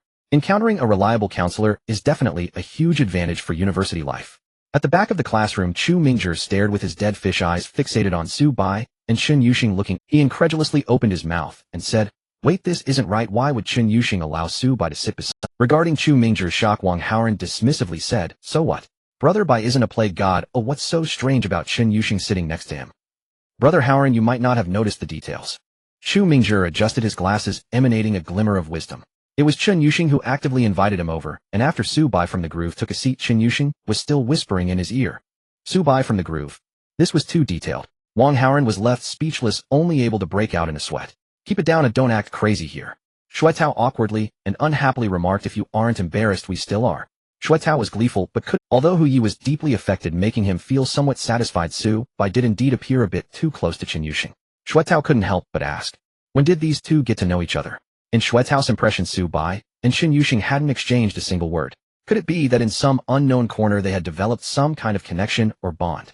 But the problem is, apart from attending classes, Su Bai basically just lay in the dorm playing on his phone and gaming, not the kind of outgoing person who enjoys life. It is said that Chun Yuxing is similar, moving only between the dormitory, classroom, and laboratory. So how did this intimate whispering develop? I want to ask. Honestly, Shuetao was genuinely envious. A girl as beautiful and outstanding as Chun Yuxing is actually the only child of a local demolition household, in Jiangxing the first choice for partners. Unfortunately, Chun Yuxing was too exceptional. Shuetao didn't dare to fantasize. There were no rumors of Chun Yuxing being close to that boy, yet it turned out that Su Bai had progressed the fastest. This was truly hard to accept. Shuetao admitted that while Su Bai was indeed handsome, there were no shortage of good-looking guys pursuing Chun Yuxing. Moreover, his financial condition was rather poor. To put it bluntly, he might even qualify for social assistance. Shuetao at least had over 10,000 in pocket money every month, driving a Magotan in his first year of college with 4 houses in the local area. Where exactly was the problem? Shuetao, although showy, still had some brains. No one could get into Jiangxing University without a brain. After pondering for a long time, he suddenly had a flash of insight, as if grasping something in the depths of his mind. Wang Haoran did Su Bai and Chun Yuxing meet through gaming? Huh. Wang Haoran, who was focused on his mobile game, looked bewildered. You're asking me? Yeah, don't you usually play with Su Bai? Not always together. He plays ranked a lot on his own. I mainly play in the two-dimensional world. Wang Haoran smiled shyly. His meaning was clear. Don't ask me, you I don't know, meow. Hey, that's really strange. In the middle of the classroom, Chun Yuxing was completely unaware of everyone's discussions, or rather she simply didn't care. Her thoughts were entirely on Su Bai. Throughout the entire math class, she was almost consumed by that question. Deep down, Chun Yuxing was sure she liked Su Bai, but would Su Bai like her? If she actively pursued Su Bai and asked him for money, would he think of her as a gold digger? Sigh. When it came to love, Chun Yuxing had absolutely no experience, and had never even considered that she might fall in love. Since she was young, she had always been sensible, studying, tinkering with computers, grinding ranks, solo watching abstract videos on Bilibili, and engaging in abstract discussions on forums. Perhaps her hobbies were too niche for a girl, and she had never had any close friends or anything resembling a sisterhood. Boys approached her with impure intentions, and Chun Yuxing always sternly rejected them, gradually cultivating until that day in the cafe where she chatted with Su Bai about everything. She was pleasantly surprised to discover that there was a soul in this world so similar to her own. That was what one called love at first sight, nothing less. However, from a realistic perspective, did Chun Yuxing really deserve to date Su Bai? Her father had run away after the divorce, and her mother was seriously ill and hospitalized. Her family was already falling apart. Sheng Sheng, are you free this afternoon? I'll send you a request for gaming companionship. Su Bei's voice interrupted Chun Yuxing's thoughts. The latter froze for a moment. Suddenly her expression changed. What did you just call me? Oh, I think calling you Sheng Sheng sounds nicer. If you don't like it. There's nothing I don't like. You can call me whatever you want. Really? Really? Well, after all, we aren't that unfamiliar or polite. Exactly, I think we are on the level of soulmates. Chun Yuxing felt this definition was too ambiguous, but couldn't muster the energy to argue against it. So she accepted it. What kind of gaming companionship? Helping me buy a computer. We talked about it before. You said you know the computer store by the south gate of the school inside and out, and not only won't get scammed, but can also get prices lower than e-commerce. So, help me assemble a gaming computer. The budget should just be better than the Baijia Yanjing in terms of cost performance. Remembering this, Chun Yuxing instantly recalled that she had first spoken to Su Bai because she saw him wanting to buy a gaming computer and couldn't help but remind him. In other words, this was the opportunity for her to strike up a conversation with Subai. Wow. If we don't count online gaming companionship, their acquaintance was actually Chun Yuxing initiating conversation with Subai.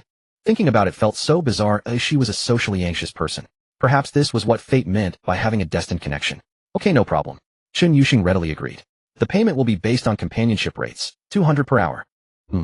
Since this was a conversation that was inconvenient for others to know, a secret that belonged solely to Subai and Chun Yuxing, she felt a bit guilty, so she leaned very close to Subai, almost brushing against each other's ears. Ahem. The teacher at the podium couldn't stand it any longer. The couple by the window on the right, pay attention to your influence. Don't whisper during class. Classmates' mischievous gossiping gazes turned toward them.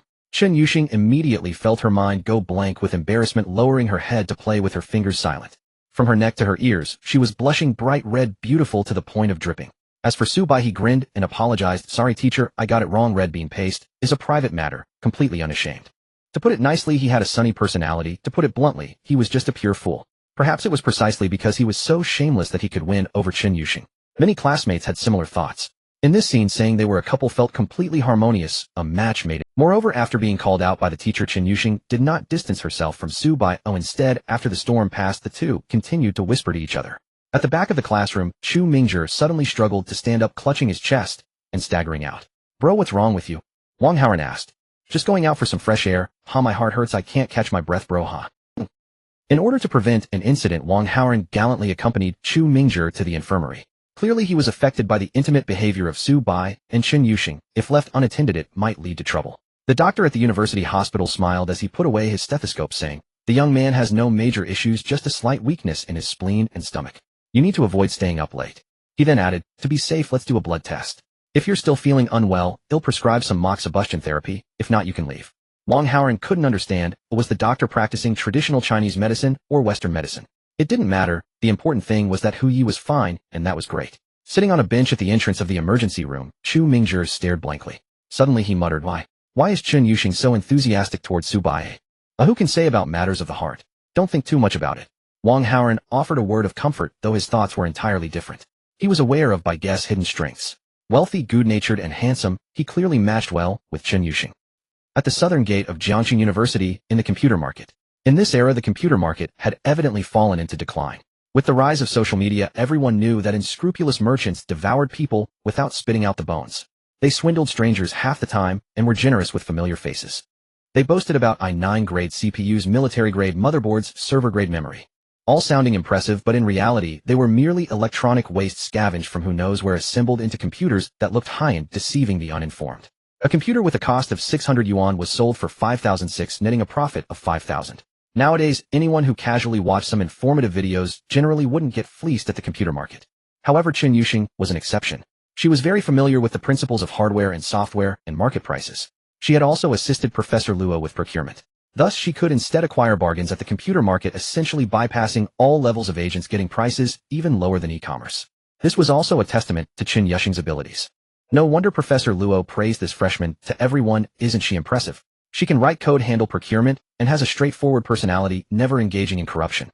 Subai even suspected that Professor Luo might be exploiting her labor. Therefore, Subai didn't need to think much, just following behind Chun Yuxing and enjoying her bargaining skills. Undoubtedly, Chun Yuxing was socially anxious. However, when it came to her favorite field of expertise, she displayed a decisive and assertive demeanor. From time to time, she would turn to ask Subai about his needs, and then negotiate with the owner of the computer parts accordingly. Soon enough, they had a complete setup. They gathered the components at a shop that had a long-standing partnership with Professor Luo, assembling and debugging them on the Hey Xiao Chen, this computer doesn't look like it's for the lab with all these RGB lights. Professor Luo might think you're playing games in the lab. The owner, a friendly old lady, commented while munching on sunflower seeds. It's for gaming specifically for him. Chun Yuxing, busy with her tasks, glanced at Subai. The affectionate emotions in her gaze were caught by the owner.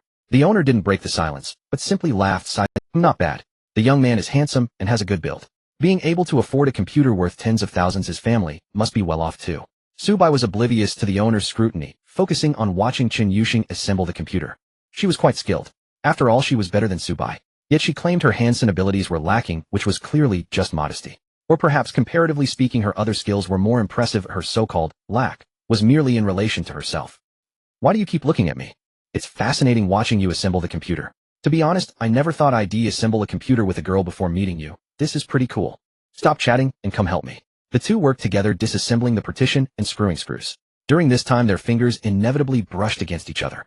An ambiguous atmosphere gradually brewed.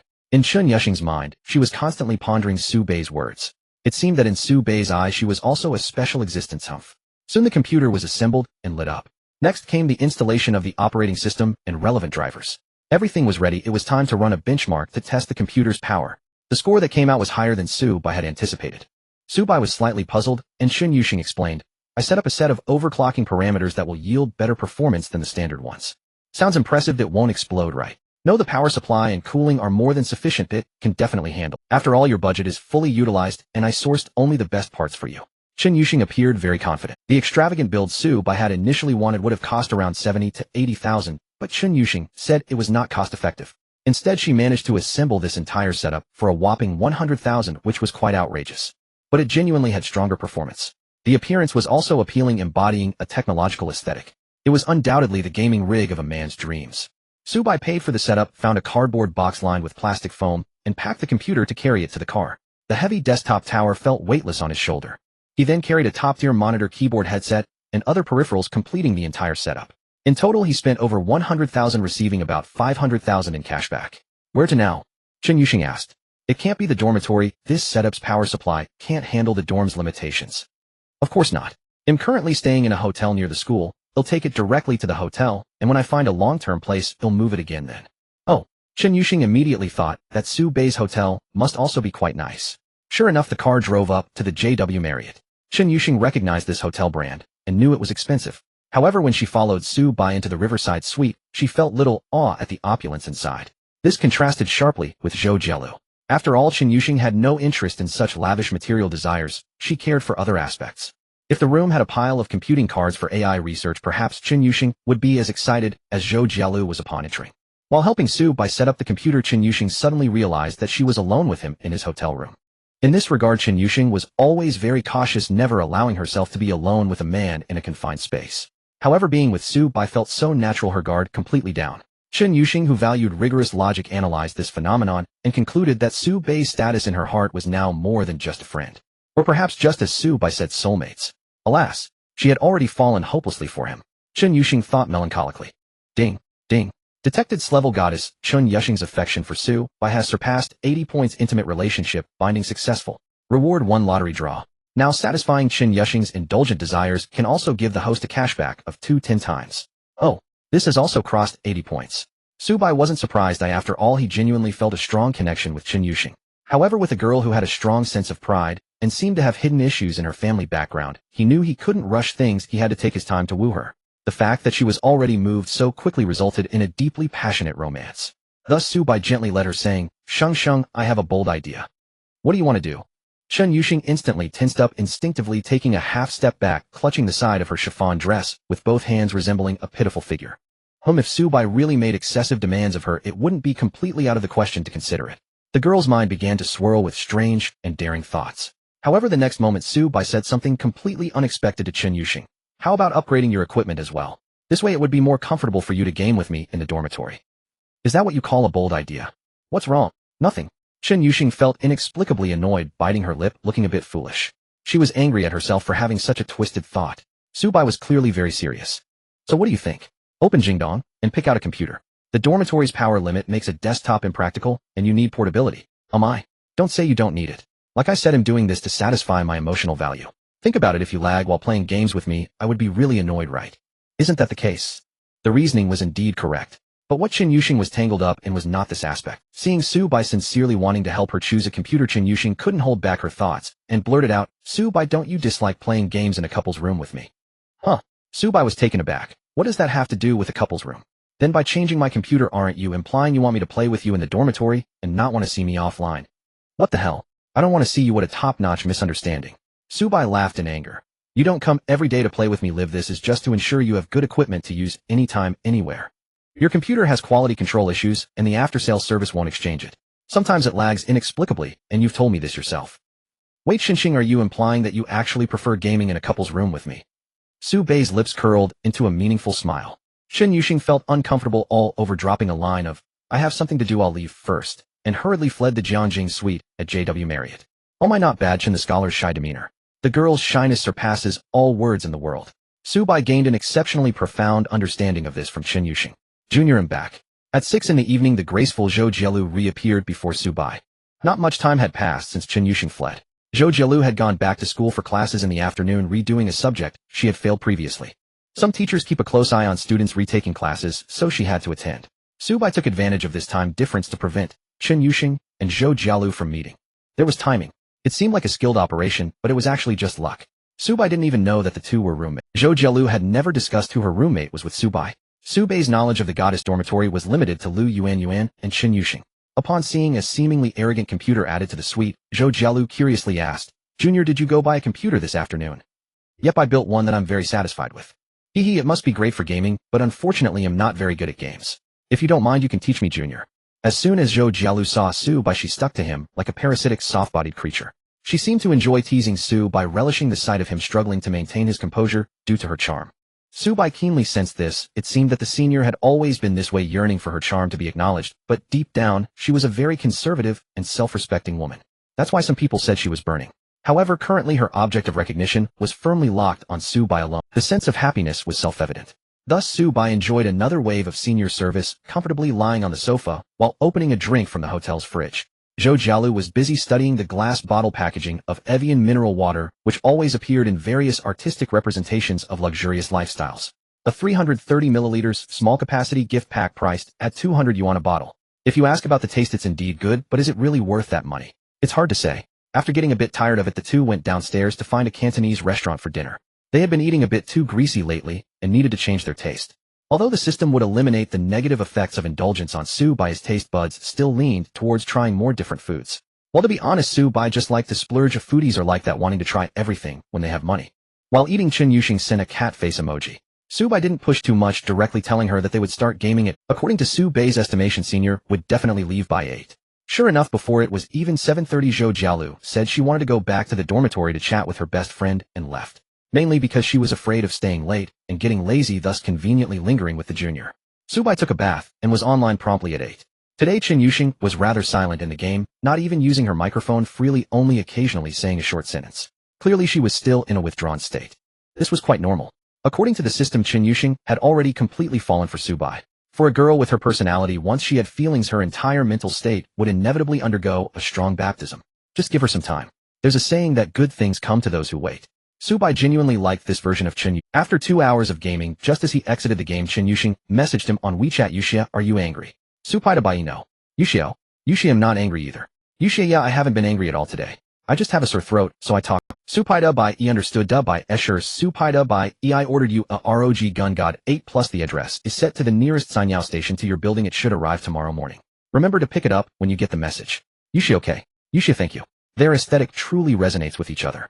Although Chen Yuxing repeatedly claimed that the ROG brand was overpriced, this exact model of laptop that Subai was buying for her was one she had long coveted during the summer vacation. But the top configuration costs over 30,000. There's no need to spend that much money, as she should save it for her mother's medical treatment. Subai is truly very good to her. Adding to that, during the afternoon at the hotel, Subai teased her, showing that he was clearly aware of Chen Yuxing's feelings. Why does this guy give off a scummy vibe? But I really like him.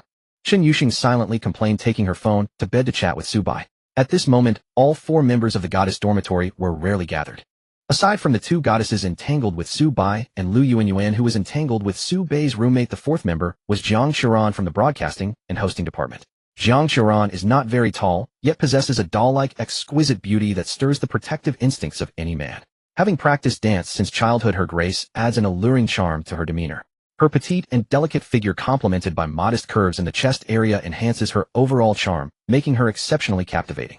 Thus, she is not merely a pure and innocent goddess, but rather embodies the current trend of pure and desire-laden allure. Terms like first love face and white and slender frequently arise when classmates mention Jiang Qiran.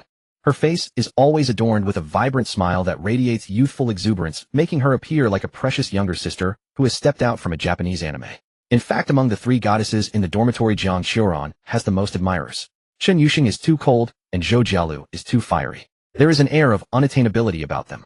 Only Jiang Qiran, even the most ordinary boys, cannot help but fantasize about the possibility that Jiang, the school flower, might discover the beauty within them and ignite a spark of connection. At this moment, Jiang Qiran had just finished a club activity. Logically, the student clubs at Jiangxing University begin recruiting new members only after the National Day holiday, but Jiang Xiran, being an art student, followed an upperclassman from the broadcasting and hosting department into the anime club, primarily engaging in amateur voice acting work, which made her quite popular. I'm so tired. Oh, what is that delicious smell? Wearing a JK uniform with a pleated skirt and stepping in with wedge shoes, Jiang Xiran was overwhelmed by the rich aroma of food. Lu Yuanyuan said, "The senior brought food again, come share with us." Wow, the senior is so nice, she just brought us snacks yesterday. This time it's fried food made with special healthy cooking oil, so it won't make you gain weight. Zhou Jialu spoke with a hint of pride. After all, like yesterday's snacks, these are from a popular local store in Jiangxing, not something an average student can easily afford. Now she is quite well off with a monthly allowance of 1,000 yuan, and Su by buying her various expensive luxury items.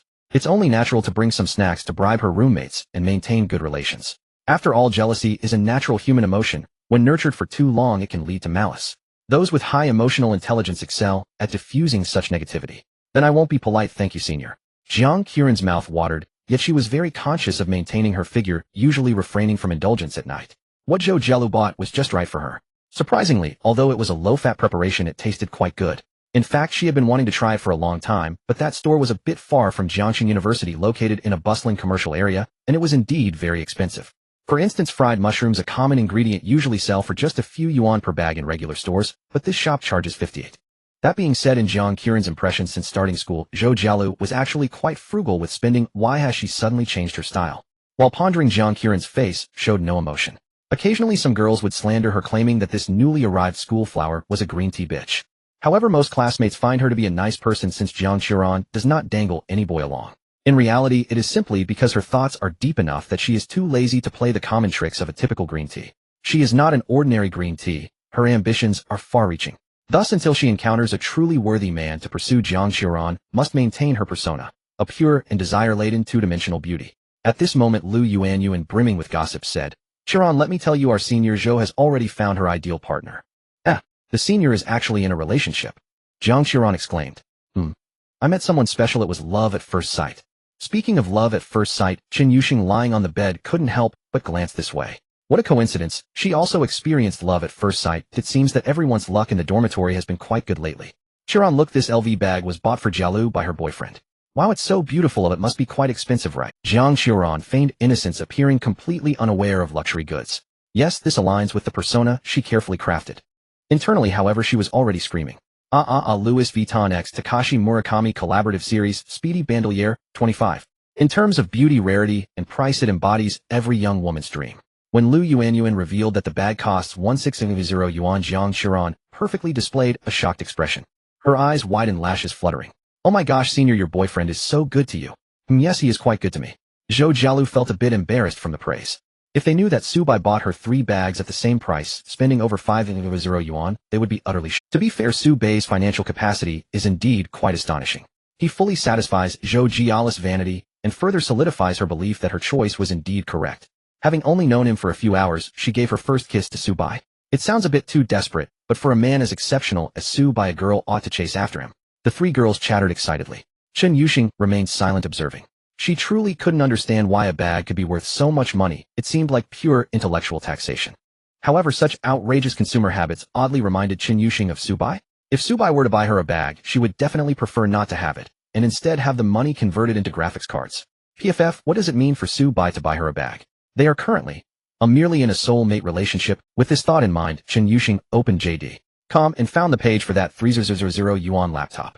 She would be able to get it tomorrow. Thinking about it still made her feel delighted, for she genuinely loved various electronic products. If it weren't for needing to provide for her mother's medical bills, if Chen Yuxing had money on hand, she would definitely buy all sorts of electronic products to tinker with in the dormitory. Senior, when will you introduce us to your boyfriend? Lu Yuanyuan asked. She was truly curious about what the wealthy guy looked like. Let's talk about it when there's a chance in the future. We are not stable yet, and he is also quite low-key and doesn't like to flaunt. Oh, I get it. Senior is worried that with so many beauties in our dorm, we might compete for your boyfriend after meeting him. What are you talking about? Don't say nonsense. Zhou Jialu blushed. Jiang Qiren teased, don't worry, senior, we are all good friends, and we definitely will. Exactly. Senior, you are underestimating us. Lu Yuanyuan chuckled. I already have a boyfriend, and Qiren does not plan to date for the time being. As for Yuxing, she is Subai. Me. Suddenly caught off guard by her roommates, Chen Yuxing was a bit confused and quickly denied, I am not. I and Subai are just ordinary friends. Has something happened that I don't know about? Jiang Xiran was a bit excited. Could it be that the cold and aloof academic Chen Yuxing is also about to find love? Today during class, Yuxing sat next to a boy, which is unprecedented. I even heard it from the computer science student. Oh, it seems like there is something going on. There is nothing going on, and don't listen to their nonsense. Chen Yuxing awkwardly retorted before burrowing into her quilt, shutting herself off. At this moment, Zhou Jiala's expression slightly changed as she pretended to be nonchalant and asked, "The Su Bai you were talking about, which Su Bai is it?" Su Bai is indeed a freshman in the same class as Yusheng, Lu Yuanyuan said. She did not notice the unusual expression on Zhou Jiala's face. However, Zhou Jiala's heart jolted when she heard Lu Yuanyuan mention Su Bai's name. She only knew that Su Bai was a freshman in the computer science department, but she was unaware that he and Chen Yuxing were in the same class. Even more so, she did not know that their relationship was close enough for them to sit together in class. Generally speaking, being in the same class does not imply much. They are all university students, after all, not elementary school kids who would make a fuss just because they see boys and girls walking together. The issue lies in the fact that Chen Yuxing is not an ordinary person. She has always kept her distance from any boy. Furthermore, when Su Bai was mentioned just now, the visible shyness on Chen Yuxing's face was unmistakable. No, it wasn't just visible, it was obvious. Even a blind person could see it clearly. Ordinarily, Su Bai keeps a low profile at school. Perhaps some girls approach him because of his looks, but Chen Yuxing does not seem like the type to be a simple-minded admirer of beauty. Could it be that Chen Yuxing has also discovered Su Bai's wealth? This cannot happen. Zhou Jiala's heart was stirred, feeling quite uncomfortable. Yet she did not ask any further. What she would say next would be too obvious, as she did not want people at school to know that her boyfriend. Hey, that Su Bai, although he seems quite poor, he is indeed handsome. I wish my boyfriend Xue Tao could be that handsome too. Lu Yuanyuan continued to complain. Not only is Xue Tao ugly, but he also has a bad personality. I just glanced at Su Bai a couple of times while eating in the cafeteria, and look how upset he got. Jiang Xiran said uncertainly. Su Bai. Isn't he in the same dorm as Xue Tao? Yes, there's also a wealthy guy from the computer science department, Chu Mingzhi, who is in that dorm. He's from Modu Uchiran. Are you interested? Haha, senior, I don't plan on dating anyone for now. Zhou Jialu pretended to be busy with her phone, but she was all ears listening to their conversation. So Lu Yuanyuan's boyfriend is Su Bai's roommate. That's good. In the future, she can gather information about Su Bai through Yuanyuan. What made Zhou Jialu chuckle was that Lu Yuanyuan seemed like a fan of Su Bai, endlessly talking about how tall and handsome he is, which was quite amusing. It seems that in this dorm, apart from the outsider Jiang Xiran, the other three have a favorable impression of Su Bai. Zhou Jialu faintly sensed the smell of gunpowder. After a while, there was a temporary silence in the goddess dormitory. Jiang Xiran climbed onto her bed and pulled the curtain. Once in solitude mode, her vibrant face suddenly took on a layer of gloom. Why will you really be good with Chen Yuxing? The next morning, Su Bai groggily heard someone swiping the door card to enter the room, followed by the familiar fragrance of his senior.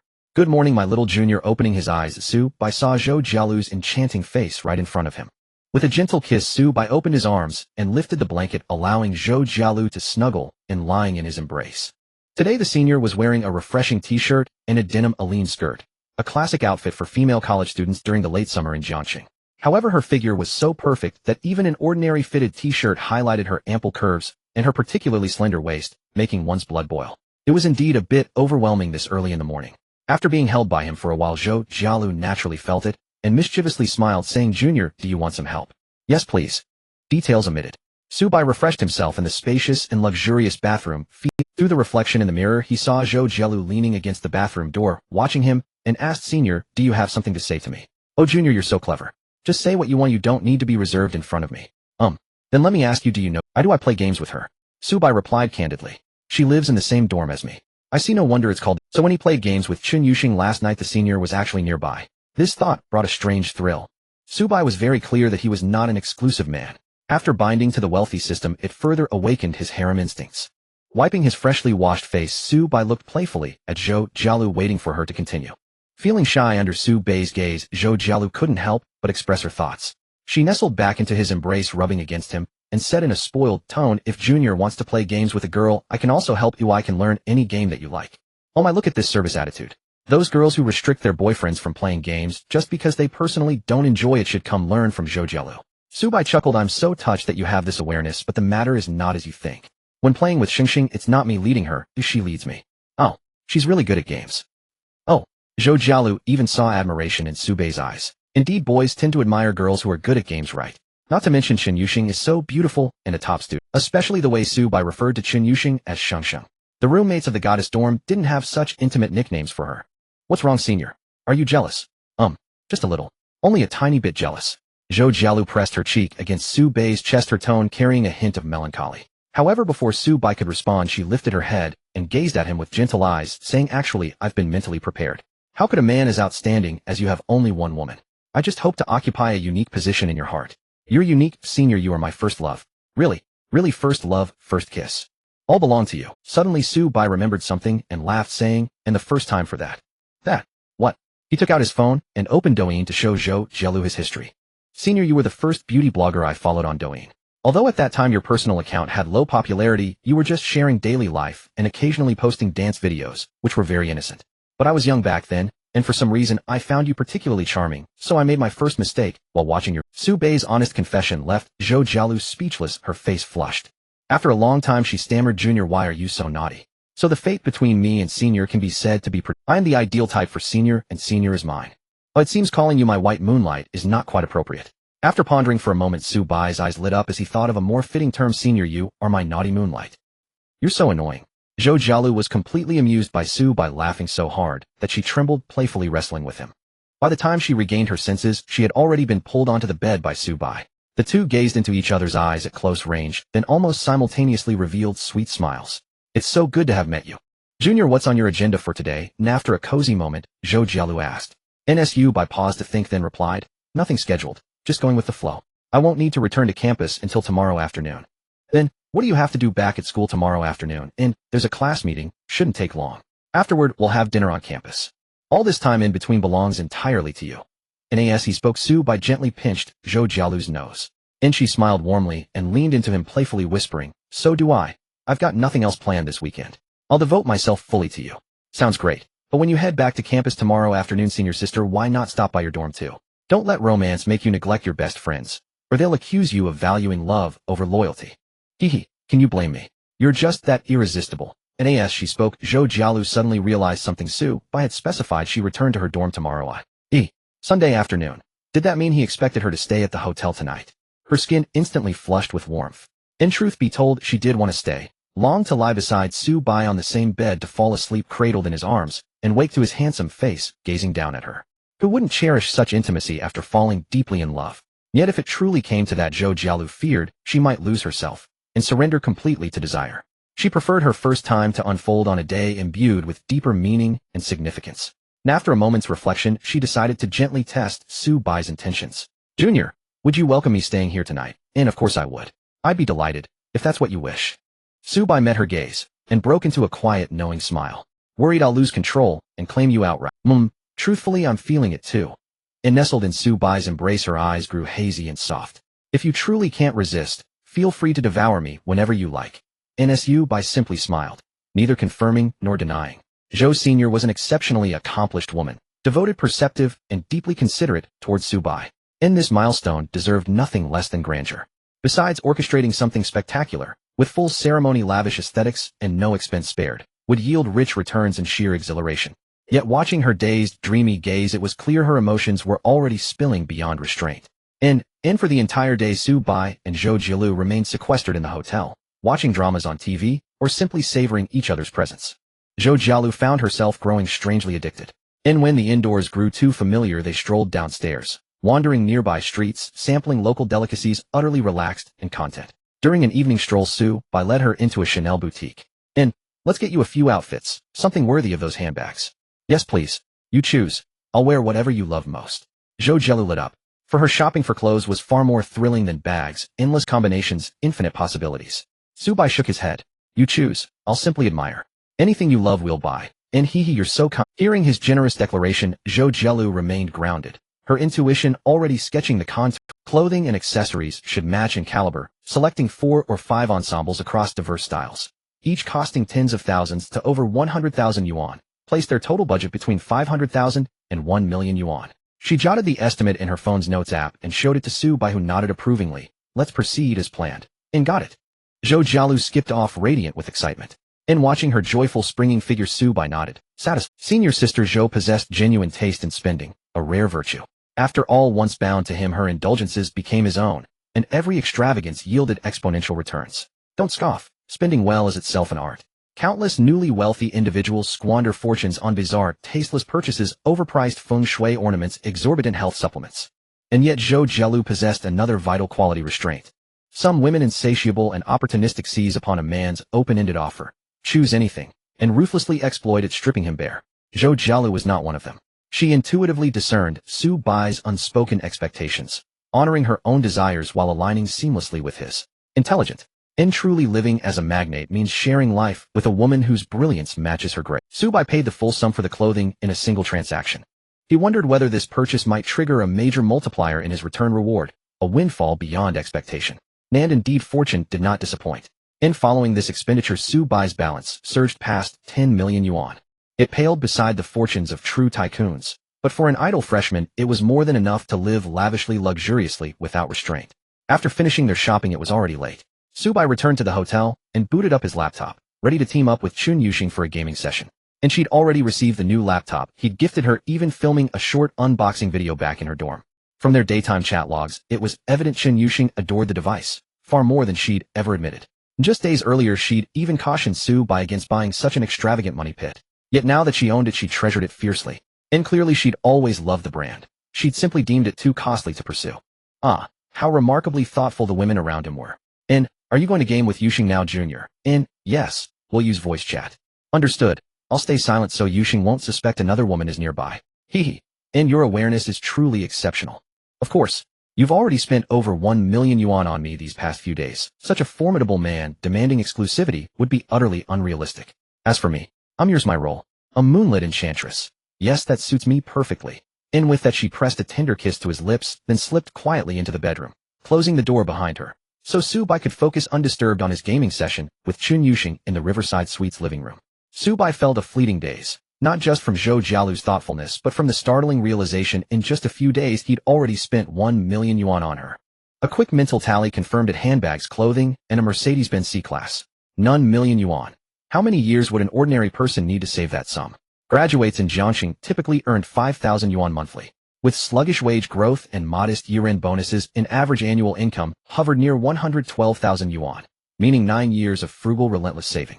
Even a top-performing car salesperson, earning high commissions post-probation, would still require at least 5 years. And how many 5-year spans does a lifetime hold?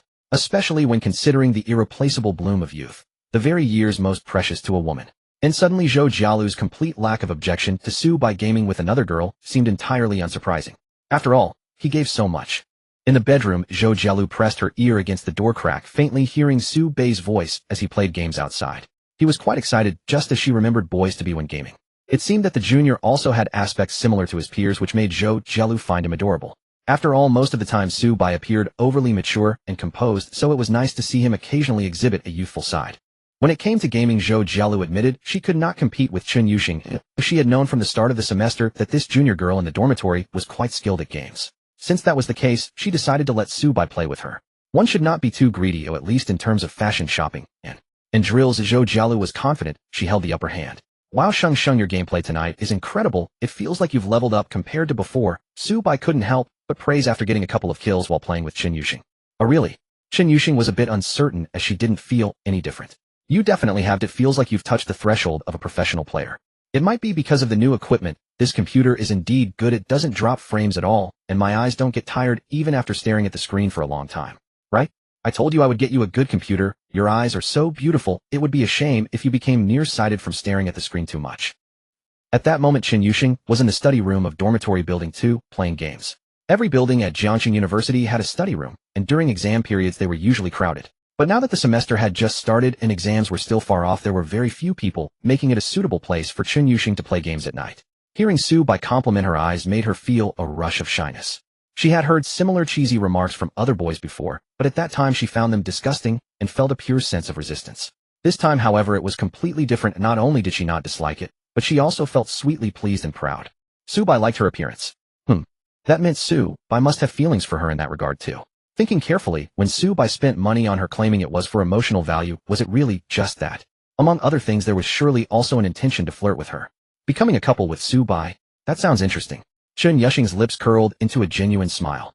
Although she often felt that she was not worthy of Su Bai, people are inherently lazy. Recently, being Su Bai's gaming companion earned her quite a bit of money along with good food and a nice computer to use. She no longer needed to worry about financial issues. The aloof scholar was still human and had his own laziness. As the saying goes, it's easy to fall from frugality to extravagance, but hard to return. Moreover, her personality and interests were quite compatible with Su Bei's.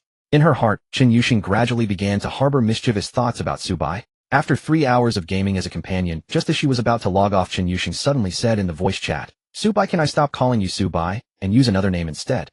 "Sure, what do you want to call me?" Su Bai was a bit puzzled. I'll call you Big White Goose."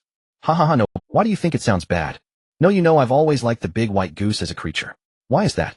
"Because they are beautiful and have incredible combat power. The geese raised in rural homes guard better than guard dogs. Then from now on I'll call you Big White Goose."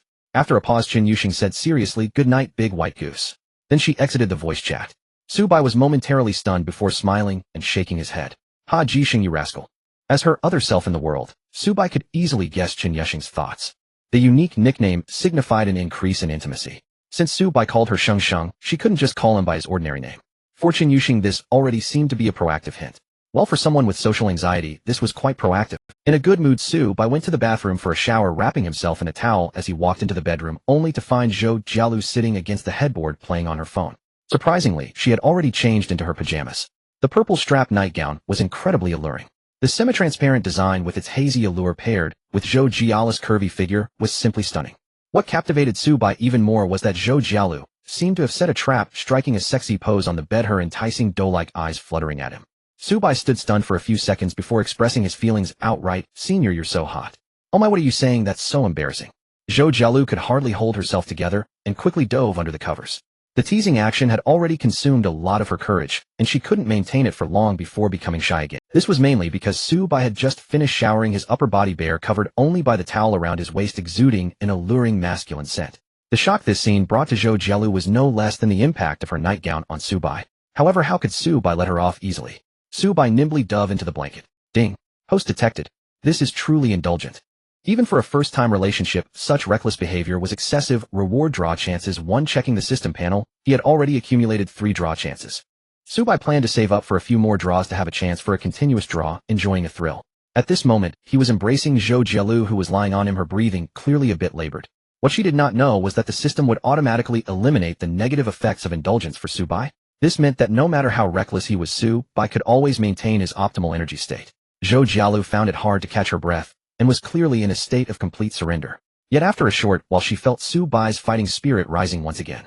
While feeling shocked internally, she also felt a strange sense of pride. The junior really liked her. "Senior, do you know about Chen Yuxing's financial situation?" Su Bai suddenly asked. "I haven't talked to her about it, but as her roommate I've noticed a few things. It seems like she's in need of money. Right, only us dorm mates have an inkling, as she rarely shows it outwardly. So what's the reason for her money troubles? I'm not sure, but we speculate that someone in her family might be seriously ill, or that she is in debt." "I see." This pretty much aligned with Su Bai's assumptions. Seeing Su Bai in thought, Zhou Jialu playfully scolded. "Junior, how can you be hugging me while inquiring about another girl? You're such a scumbag. You're her roommate. Asking you means I trust you."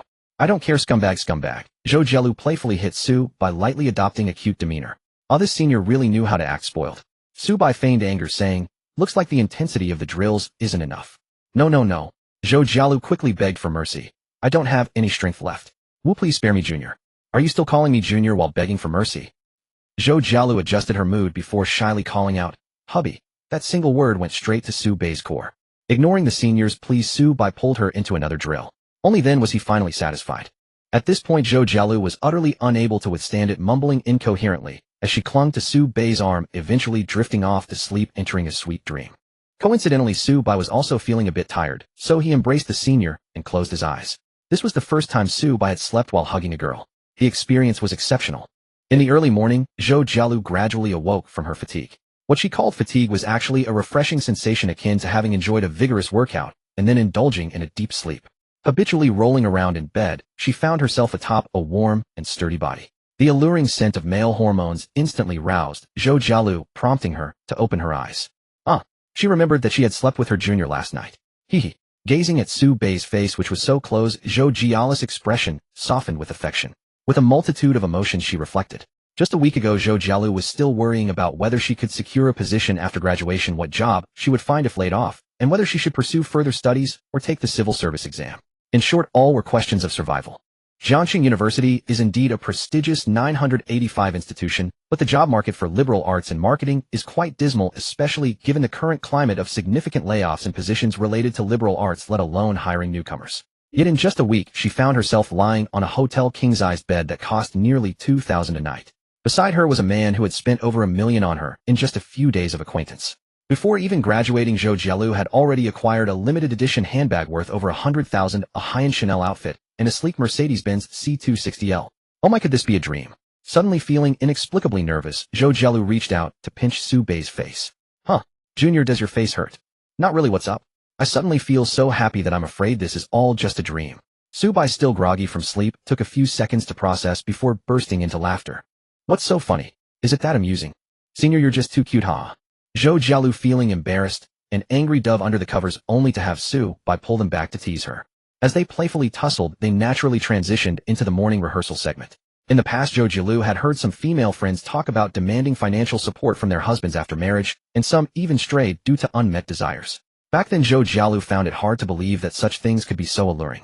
It was only now that she experienced the joy of intimacy with someone she liked that she finally understood. Being close to someone you love truly becomes addictive. Su Bai playfully patted Zhou Jialu's rounded bottom, resting on him, and joked, "That nightgown looks amazing on you, but I have a question, don't you feel embarrassed wearing that in the dorm with your roommates around?" One should know that Zhou Jielu is inherently quite pure. It's hard to imagine such a shy girl wearing something akin to risque attire in the dormitory. Hearing this, Zhou Jielu smiled sweetly. "Of course not, hee, I'll let you in on a secret. I actually bought this last night while shopping when you weren't paying attention." "Off." Su Bai was taken aback. "Is that so? When did that happen? I didn't notice at all." "Well, you went off to buy ice cream, and I was at the Chanel store which was nearby, where I bought this nightgown." "Wow!" Su Bai exclaimed in amazement. "What a cunning senior you are." Upon reflection, this setup seemed quite... Perhaps it's common for luxury stores to be near shops selling intimate apparel. A wealthy guy buys his girl luxury goods and casually picks up something consumable for the night. No problem there. As long as you enjoy your studies, that's all that matters. Zhou Jielu rubbed her face against Su Bai's, looking utterly infatuated. As they cuddled, their stomachs growled, almost in unison. It was time to order food. Dinner last night was light, focusing on health. After several rehearsals, they had slipped straight into slumber without a midnight snack. Su Bai thought for a moment and decided to order breakfast from that Cantonese restaurant. It was a combination of various Cantonese dim sum. Breakfast and dinner would be resolved in one go.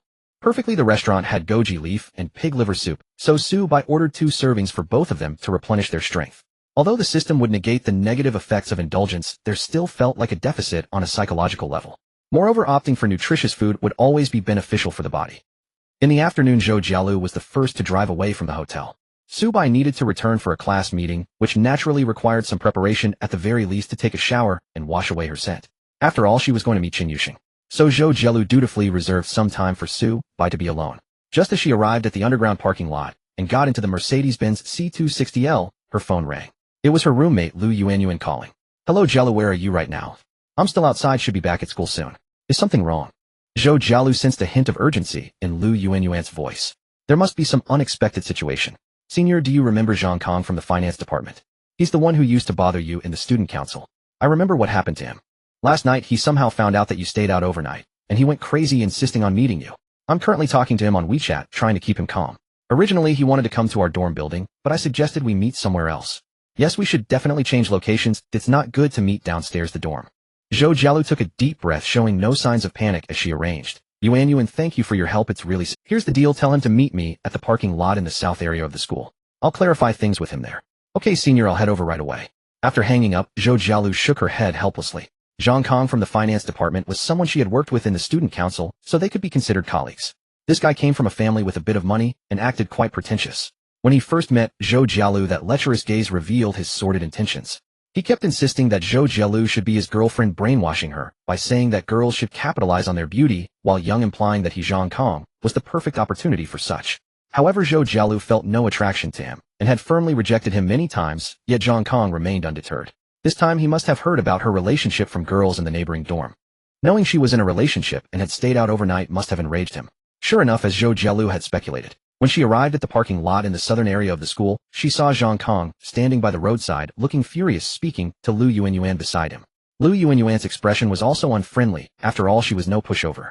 "I've told you all so many times, Zhou Jielu can't find anyone better than me, and you were supposed to keep an eye on her. And now look at what happened, she's with some nobody who just popped up.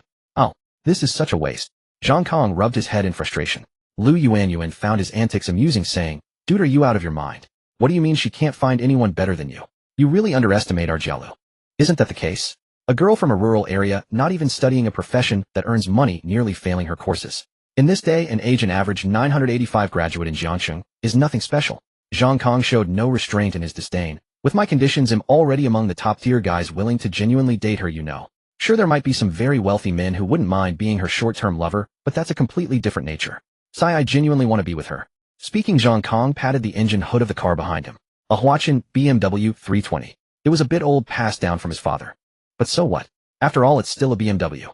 My dad's company has a scale of over 100 million with businesses all over the province.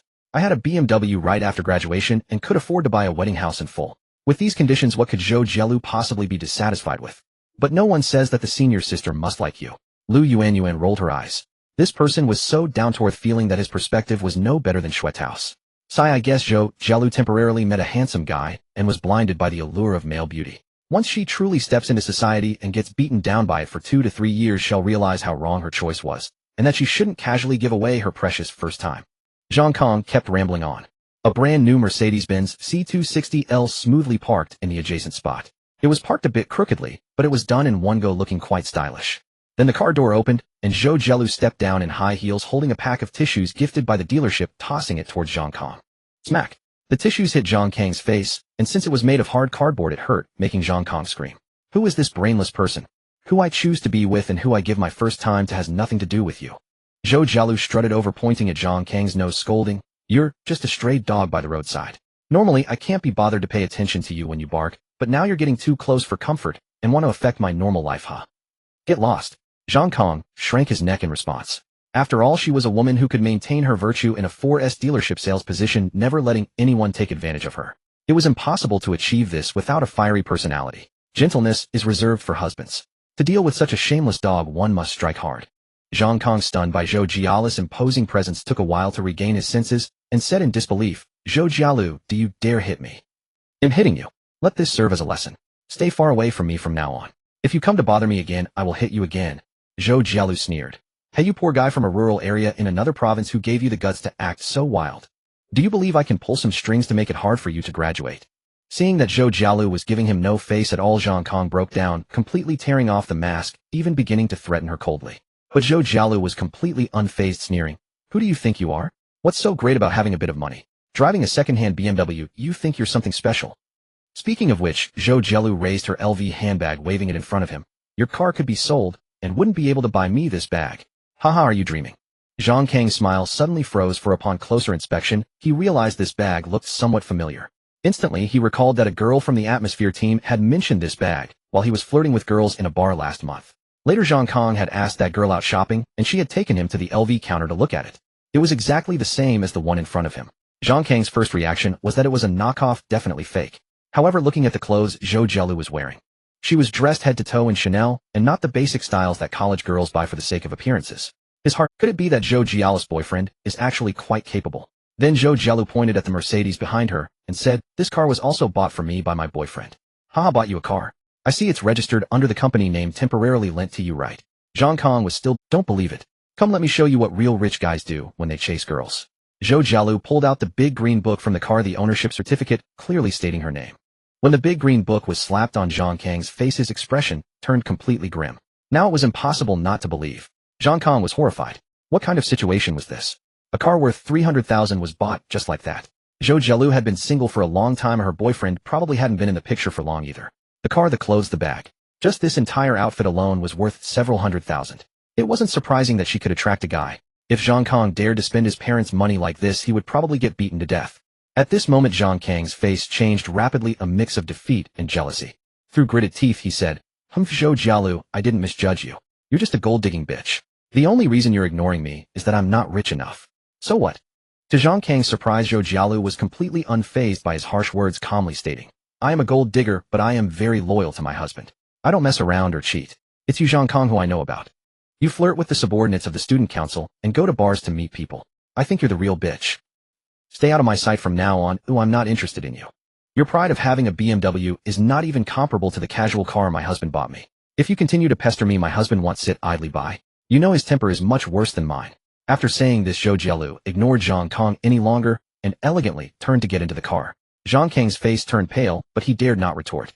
Zhou Jialu's words reminded him, A man with such substantial capital naturally has formidable connections. Who knows if he lifted a finger, Zhang Kang's family business could be affected. Thinking of this, Zhang Kang instantly wilted, cold sweat running down his back. The thought of wanting to take revenge on Zhou Jialu, which had just sprouted in his heart, was quickly extinguished. He dared not act rashly. What a joke. It's not worth it to ruin the family business for a woman. It would be better to say that Zhou Jialu chose to let him go instead of letting her man deal with Zhang Kang, which was already quite generous. Compared to a real wealthy person, Zhang Kang was just a small fry. Having assets over 100 million sounds. In reality, statistics show that for owners in traditional manufacturing, 100 million in assets usually translates to an annual income of around 1 to 3 million. Compared to an ordinary worker, it's definitely stronger. The problem is Zhou Jialu's boyfriend spent several $100,000 on her right after they started dating. And the boss' annual income must also account for maintaining relationships, living expenses, and investments in children's education. After all the deductions, there isn't that much disposable income left. In short, Zhou Jialu's boyfriend was someone Zhang Kang could never hope to compete with. Damn it, I thought I was the best among her suitors, and suddenly. Meanwhile, Lu Yuanyuan followed closely and got into Zhou Jialu's car. The vehicle started leisurely driving out of the campus. Zhou Jialu let out a long sigh, regaining her usual vibrant and lively demeanor. I'm sorry for making the junior sister witness such a scene. Let me treat you to dinner tonight. Pick any good place near the school. Thank you, senior sister. Lu Yuanyuan said happily, then showed an admiring expression. Senior sister, you were so powerful just now. If I were being harassed by someone as troublesome as Zhang Kang, I wouldn't know what to do. He is indeed quite annoying. With a bit of money at home and mixed in with the student council, he fawns over teachers. If it were an ordinary girl with no backing, it would really be quite troubling. Zhou Jialu analyzed, then a look of happiness appeared on her face. Fortunately, I have a powerful boyfriend. He is my confidence. Zhou Jialu's words might have sounded pragmatic, perhaps even cynical, but they were undeniably true. In this society, money is the bedrock of one's confidence. Why did Zhang Kang's expression flicker with fear as he departed? Undoubtedly, it was the sheer financial prowess displayed by Zhou Jialu's boyfriend that instilled dread in him. In truth, Zhou Jialu herself had no precise knowledge of Su Bai's family background, yet she was certain it dwarfed Zhang Kang's stature entirely. Ever since receiving Lu Yuanyuan's call, Zhou Jialu had already mapped out her strategy for handling the day's incident. Every detail meticulously weighed in her mind. This time Zhang Kang had to be thoroughly intimidated, driven so far back that he would never dare resurface with further provocations. Otherwise, Zhou Jialu herself would find the matter deeply vexing, and Su Bai too would grow irritated, and if Su Bai grew displeased, his estimation of her, his quiet, unspoken appraisal, would inevitably diminish.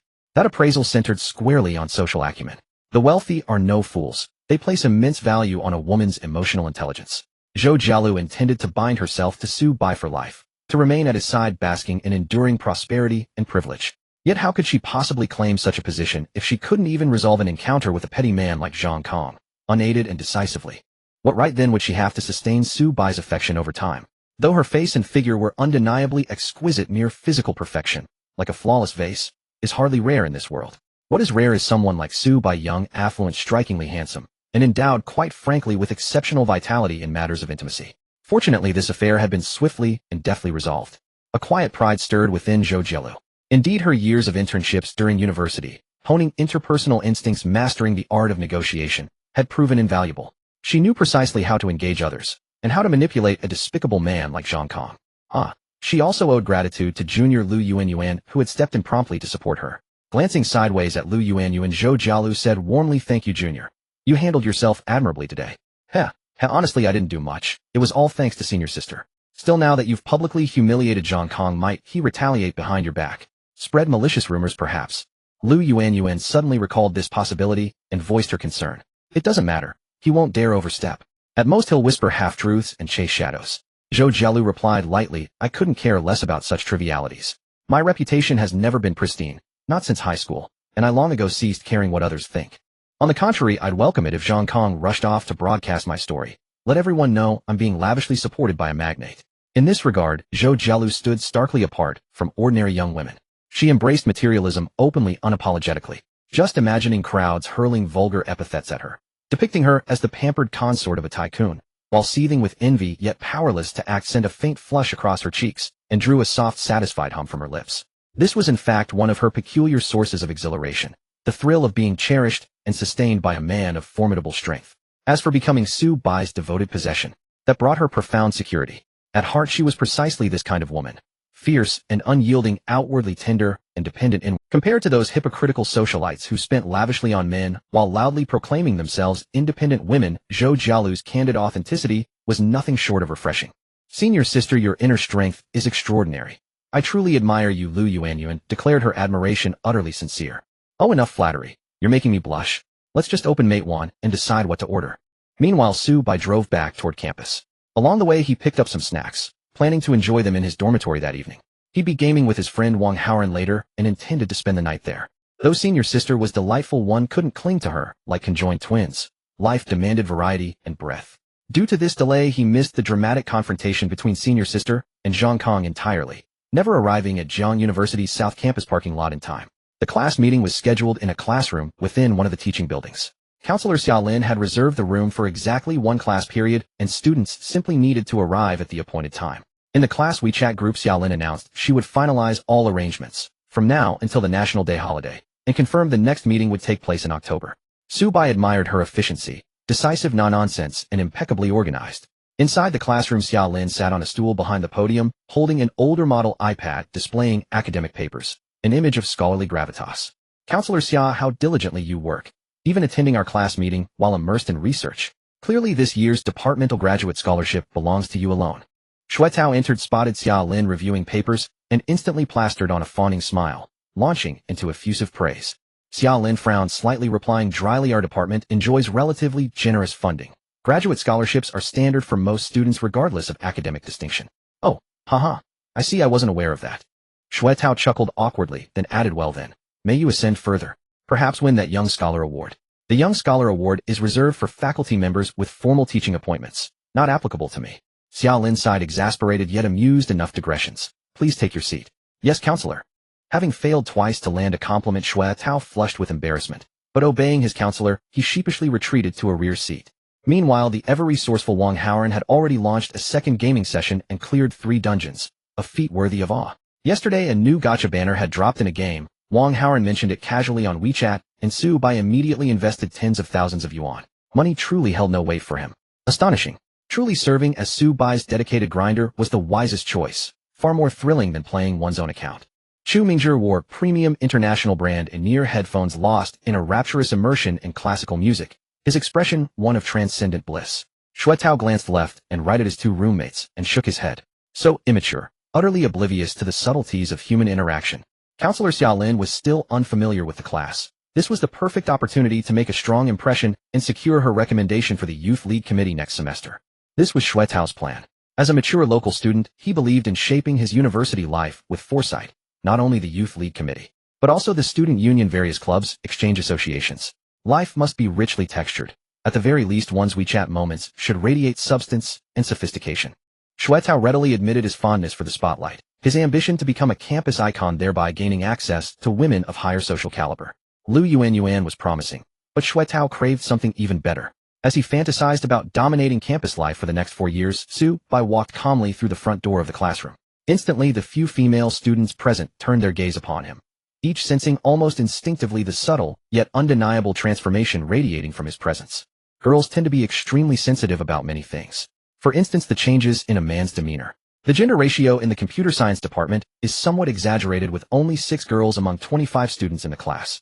Apart from Chun Yuxing, who is engrossed in studying and making money, the other 5 girls have to varying degrees paid attention to Su Bai over the past month since the semester began. After all, he is the class heartthrob. However, through observation, everyone found that Su Bai's financial situation is quite average, and that he has a somewhat reclusive personality, preferring to stay in his dormitory and play by himself. Consequently, the girls' interest in him has significantly diminished. After all, female college students yearn for a vibrant life, and the boys who can provide such a life typically come from well-off families. However, in the past few days, Su Bai, seen in class, seems to exude an inexplicable aura. Is it confidence? Or perhaps a calm assurance that stems from inner strength? Chun Yuxing glanced at Su Bai, wanting to sit beside him, but the 6 girls from the class were grouped together. She felt a bit shy about standing out from the crowd. She didn't dare to speak up in public. Hello, Director Xia. Hello. Xiaolin stared at Su Bai, her gaze wandering over his physique, leaving her a bit dry in the mouth. For 3 consecutive days, Su Bai has been staying off campus. Every night, he sends her a short video to prove he is at the hotel. It serves as a form of safety reporting. It sounds like there's no problem, but Su Bai, whether intentionally or simply careless, always seems to send videos that have he is either at the swimming pool or just finished showering. Otherwise, he is in the executive lounge wearing a bathrobe that subtly reveals his strong chest muscles. In any case, the scenes are always luxurious and high-end, complemented by his superb physique. Over the past few nights, Xiaolin watched Su Bei's short videos before bed, initially unable to sleep, then dreaming of him. Surprisingly, she dreamt of her student for several nights in a row. It was utterly inappropriate. Now confronted with Su Bei face to face, Xiaolin recalled those fragmented and absurd dreamscapes, her cheeks involuntarily flushing. Worse still, Su Bei was wearing a fitted sports t-shirt today, accentuating his broad shoulders and upright posture, exuding a distinctly masculine aura. Xiaolin couldn't help but want to look, while feeling guilty, caught in a bit of a conflict. Ding. Detected an increase in Xiaolin's affection level. Current affection level 51. Su Bei discovered the information about Xiaolin's affection level 2 nights ago. At that time, Su Bei had just sent Xiaolin a safety video report, and the system information popped up. Moreover, the affection level increased slightly every now and then. Last night the same thing happened again. This made Su Bei speculate, could it be that Director Xia has feelings for him? Before leaving today, Su Bei pondered over the chat records with Xiaolin. He summarized a pattern. All 3 video reports had a common point. They were all shot in luxurious hotels, coincidentally showcasing his well-built physique enhanced by body-strengthening liquids. Thus, Su Bei chose to wear clothes that highlighted his physique today. As expected, upon seeing Xiaolin, she clearly exhibited unusual emotional fluctuations. Furthermore, her affection level had risen, now at 51. Only 9 more points are needed to reach the level of willingness to date him. Wait, Director Xia. Looking at the serious and dignified Xiaolin, he never expected her to be a physique enthusiast. This is a good thing. It is said that Xiaolin comes from a scholarly family with a significant background, a background that is not limited to Jiangsheng, but carries a higher level implication. After all, she is from the magical city. Her status is likely much more substantial than that of those who come from the magical city, like Chu Mingzhi. There's no harm in getting to know Xiaolin better. If the affection level can continue to rise, exceeding 80, a binding as a consumer target, then the indulgence system would also have another channel for cashback. After all, the meaning of indulgence is that one must achieve genuine joy from the heart, and each person's pleasure points are different. In this sense, collecting different styles of beautiful confidence is actually beneficial for Su Bei's wealth accumulation. Yes, there's nothing wrong with that. It's all for making money, not disgraceful. Su Bei mused, not saying much more to Xiaolin, and quickly walked to the back of the classroom, plopping down next to Wang Haoren. Silly son, have you finished grinding the main storyline for me? I finished it. I'm doing the event for you now. This event is quite challenging, and players on the forum are complaining a lot. Is there a problem with my account? No problem at all. The new 65 Big C plus the Abyss environment support should be easy to pass. That's fine. Actually, Su Bei didn't care much about the rewards for difficult levels in the game. After all, the resources from the rewards were also for drawing cards, and for drawing cards, all it takes is money. But since he's playing a mobile game, he surely wants to adopt the collecting mindset to achieve his goals. Just like collecting beautiful confidence. Interesting. Watching the two finish chatting about the game, Shui Tao couldn't help but ask, Su Bei, have you been staying off campus these days? A relative came to see me. Oh, I see. What's up? Do you need something from me? Nothing, just asking casually. To be honest, Shui Tao felt that Su Bei had been quite mysterious lately, changing to an Apple phone and staying out all night. Oh, and he has also become friends with Chen Yuxing. It seems the entire computer science department is aware that Su Bei and Chen Yuxing are playing League of Legends together. After all, in the computer science department, there are many monks and few meets. The science and engineering boys have a suppressed desire for romance. A stunning beauty like Chen Yuxing placed in the computer science department shines like a diamond. Countless people want to get close to her, including Chu Mingzhi. He racked his brain for various ways, some sophisticated, some unexpected, even attempting to throw money at her. For instance, a rich guy reserved a table with a 2,000 yuan set meal at a Western restaurant near the school to avoid making Chen Yuxing feel uncomfortable. That guy even said directly on WeChat that Chen Yuxing could bring her roommates to eat, and he could skip showing up. That's truly impressive. However, Chen Yuxing completely ignored him. In contrast, Su Bei has been getting along famously with Chen Yuxing, which is enviable. By the way, what's it like playing games with Goddess Chen? It must be exhausting, right? It seems that beautiful girls playing games are usually both bad and have a lot of issues. Shui Tao inquired. I feel it's quite good as she's not bad, Su Bei replied honestly. At this moment, Chu Mingzhi took off his headphones, looking quite resentful. Su Bei, I know you're at silver rank, and silver players are usually carefree, but promise me to take care of her when playing together, and give her some leeway, okay? I'll do my best. Su Bei began to sweat a little. After all, no one in class seems to know that Chen Yuxing is a king in the Korean server, right? Glancing at Chu Mingzhi's expression reminiscent of someone suffering from constipation, Su Bei found it hard to evaluate. It seemed this guy had been absorbed in some emotional literature. Fortunately, Xiaolin soon announced that the class meeting was starting. After discussing a few trivial matters, Director Xia began leading everyone to discuss the most important agenda for next week. During the Mid-Autumn Festival holiday, the school will hold a new student autumn outing vlog activity. Students who don't return home can choose to team up with a few classmates to explore around Jiangxing, filming and editing the process into a vlog.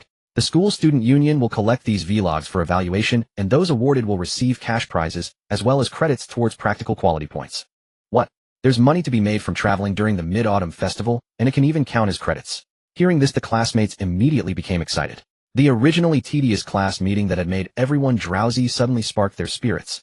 There are many places to visit near Jiang City, and many people had already planned to go out during the holiday. After all, with only 3 days off for the Mid-Autumn Festival coinciding with the weekend, classmates who live far away basically weren't considering going home. It's perfect to take a trip and casually film a vlog. With some luck, there might even be money and credits to earn. Even if luck runs out, there's no loss, since they're going to have fun regardless. Seeing the enthusiasm of her classmates ignited, Xiaolin announced, "I have contacted a class from the Art Institute to collaborate with our class for this event. I will create a large group on WeChat shortly, and everyone can find partners in the group and form teams freely, so those who want to go to the same place can team up together. Of course, in principle, the number of people in a team should not exceed 8. Those who want to be team leaders can message me private." Wow, there's even a collaboration. Awesome. Many boys' eyes sparkled with excitement upon hearing this. After all, the gender ratio in the computer science department is extremely imbalanced. The introverted and shy boys in the engineering field don't know how to approach unfamiliar girls, but now there's an opportunity to go on a group outing, providing the perfect chance to connect with girls in the group. The class from the Art Institute must be thinking the same. However, their situation is reversed with more girls than boys. "Xiaodao, you really are amazing. We adore you." Shuetao started to flatter her again. "Stop chattering, and save your thoughts for chatting with the girls in the group," Xiaolin said with a smile. "Not to mention, bro, you already have a girlfriend, so why are you getting excited?" Chu Mingzhi quipped. Shuetao glanced at him, looking righteous. "Who said having a girlfriend means I can't interact with girls from other classes? It's just going out to have fun. There's nothing inappropriate about it. Subai, don't you think so?" "Me? I don't mind." Subai genuinely didn't care. He could participate in this event. He wanted to see if there were any beautiful girls among the art students worth getting to know, preferably ones with strength charm that could earn him some cashback. If it weren't for this event, he would have invited Chen Yuxing or a senior to celebrate the Mid-Autumn Festival. He wouldn't be lonely. For someone wealthy, it's hard to feel lonely if they want company. Shuetao's idea isn't bad, but he wondered if the girls at the collaboration would pay him any attention. Girls studying art tend to have high material expectations. He wasn't sure if they would look his way. What's the point of girls studying art? They are all materialistic and empty-headed, Chu Mingzhi declared, promoting his taste. "I'm not interested." After a while, Xiaolin created the large WeChat group for the event between the two classes. Chu Mingzhi secretly clicked into the girls' WeChat moments and browsed through, changing his tone. Actually experiencing this event could be quite good. "Oh, you weren't interested, were you, Hu-gu?" Shuetao said sarcastically. "Wrong. I looked at some girls' moments and found that they actually have good taste. For instance, this one knows how to use Sennheiser headphones. Girls who understand Sennheiser have taste, while ordinary girls just mindlessly buy Apple products. It's just a pair of headphones. What does it represent?" Shuetao muttered in discontent, leaning over to glance at Chu Mingzhi's phone. "Hey, this girl is also from the Goddess Dormitory, Jiang Xiran. I remember she's a first year in the broadcasting and hosting department. I didn't expect us to happen to collaborate with her class. Yeah, I always thought Jiang Xiran was one of those superficial art students. Who would have thought she understands music so well?" Shuetao's expression became somewhat displeased. Actually, Jiang Xiran was the girl he had noticed when he first entered school and came across the Goddess Dormitory. It is said that she originally studied dance since elementary school, but switched to broadcasting and hosting in high school, and ended up being exceptionally talented, being admitted with the top score in her major during the art examination at Jiang City University. In other words, she possesses the exquisite figure of a dancer along with an angelic, melodious voice. Her delicate doll-like face combined with a slender and graceful figure perfectly embodies the essence of white, thin, and youthful. Any young boy who sees her for the first time would be captivated. Even a wealthy guy with assets over $1 billion expressed his feelings for Jiang Xiran on the very first day of school. Because of this, although Shuetao was quite tempted, he dared not harbor any delusions about Jiang Xiran. The competition was just too fierce. He felt inadequate. That wealthy guy is said to drive a Porsche. Seeing Chu Mingzhi's comments, could it be that he is also interested in Jiang? Shuetao thought to himself. It's not impossible. After all, Chen Yuxing has been getting close to Subai lately, so perhaps Chu Mingzhi might have given up on her and shifted his target. Upon hearing the name Jiang Xiran, a meaningful smile appeared at the corner of Subai's mouth. However, he did not participate in the discussion between Shuetao and Chu Mingzhi. At school, they had to pretend not to know Jiang Xiran. This was their agreement. The class meeting had actually ended, but everyone was busy chatting in the collaboration group, with boys showcasing themselves one by one. Thus, many remained in the classroom. Shuetao and Chu Mingzhi became the masters of group chatting, with the battle of Hu-gu versus local guy extending from the dormitory to the collaboration group. Soon keywords like 4 sets of houses in Jiang City first year, driving a Magotan, and executives from Shanghai with a literary background unexpectedly flooded the chat. The group was filled with a lively atmosphere. Subai didn't even bother to change his group nickname and just went with the flow. "You see a big white goose, are you going?" A message from Chen Yuxing came through. It was very brief, but Subai understood it intuitively. This outing event is voluntary, not wanting to participate is fine. Originally, Su Bai thought that with Chun Yuxing's introverted personality, she definitely wouldn't go. Now, however, she suddenly privately messaged Su by revealing her underlying thoughts. Su Pai Bai, I want to go, can you accompany me? Su Pai Bai transfer 15000 yuan Yuxia. Yuxia, why are you transferring money to me again? Su Pai Bai, I thought you wouldn't like traveling, but I really want to go with you, so this is the travel companion fee similar to a play companion fee.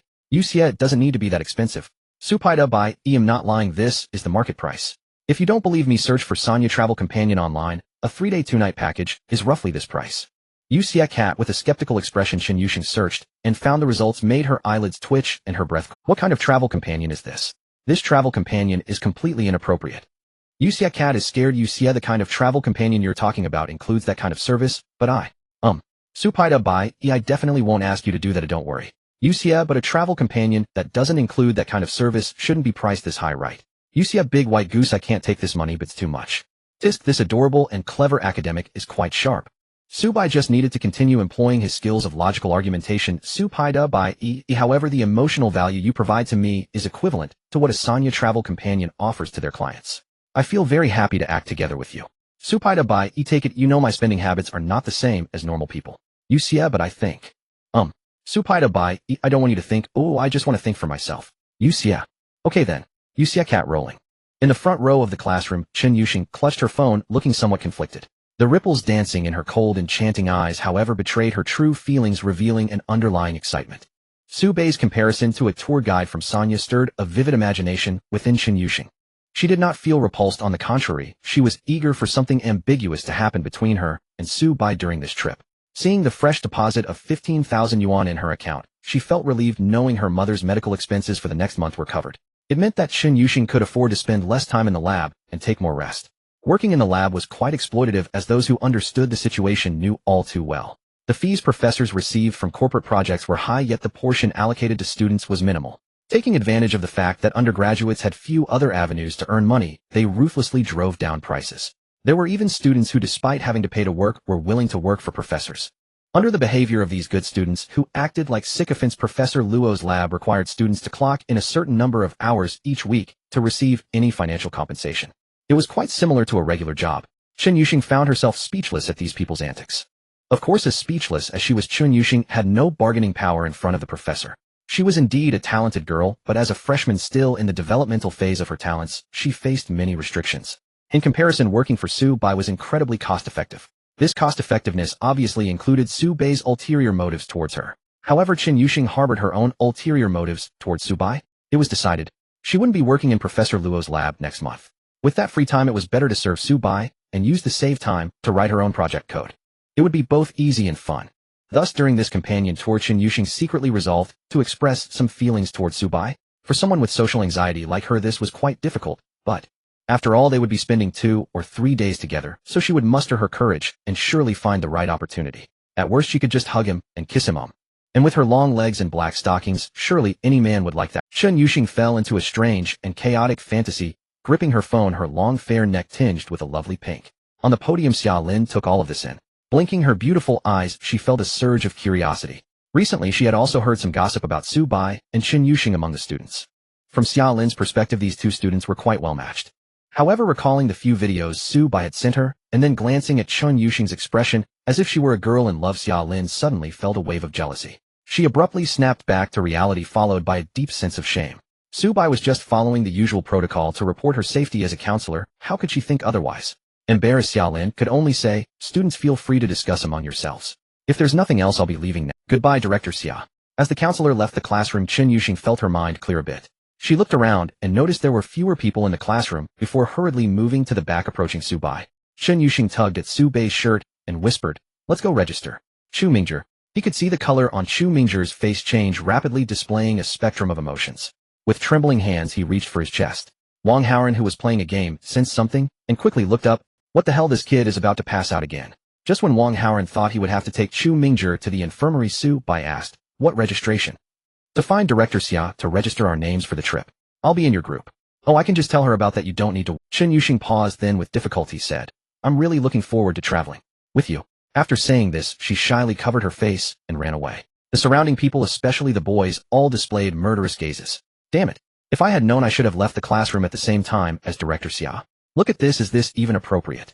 It's only a few days into the semester, and Su Bai has actually started flirting with Chun Yuxing. Initially thinking it was a rumor, it appears that Chun Yuxing is actually the more proactive one. Why does this happen? Su Bai, apart from being somewhat good-looking, is quite ordinary in every other aspect. There are several people better looking than him who are also pursuing Chun Yuxing. Those are real high-quality rich boys. Why did they lose to Su Bai? What Chun Yuxing just said to Su Bai would undoubtedly spread among the classmates, causing a great stir. At this moment, Chu Mingzhi clutched his chest. At least he could breathe normally now. Initially, when he heard Chun Yuxing mention registration, he thought it meant they were going to register for marriage. Turns out it was for registering the travel activity. Su Bai, I think we need to maintain unity and friendship among our dorm mates. Why don't we stick together in room 510 along with Chun Yuxing and invite a few students from the art academy? I have no objections, but are you really okay with that? Su Bai raised an eyebrow, slightly skeptical that if Chu Mingzhi saw his and Chun Yuxing's ambiguous actions, the guy might just pass out on the spot.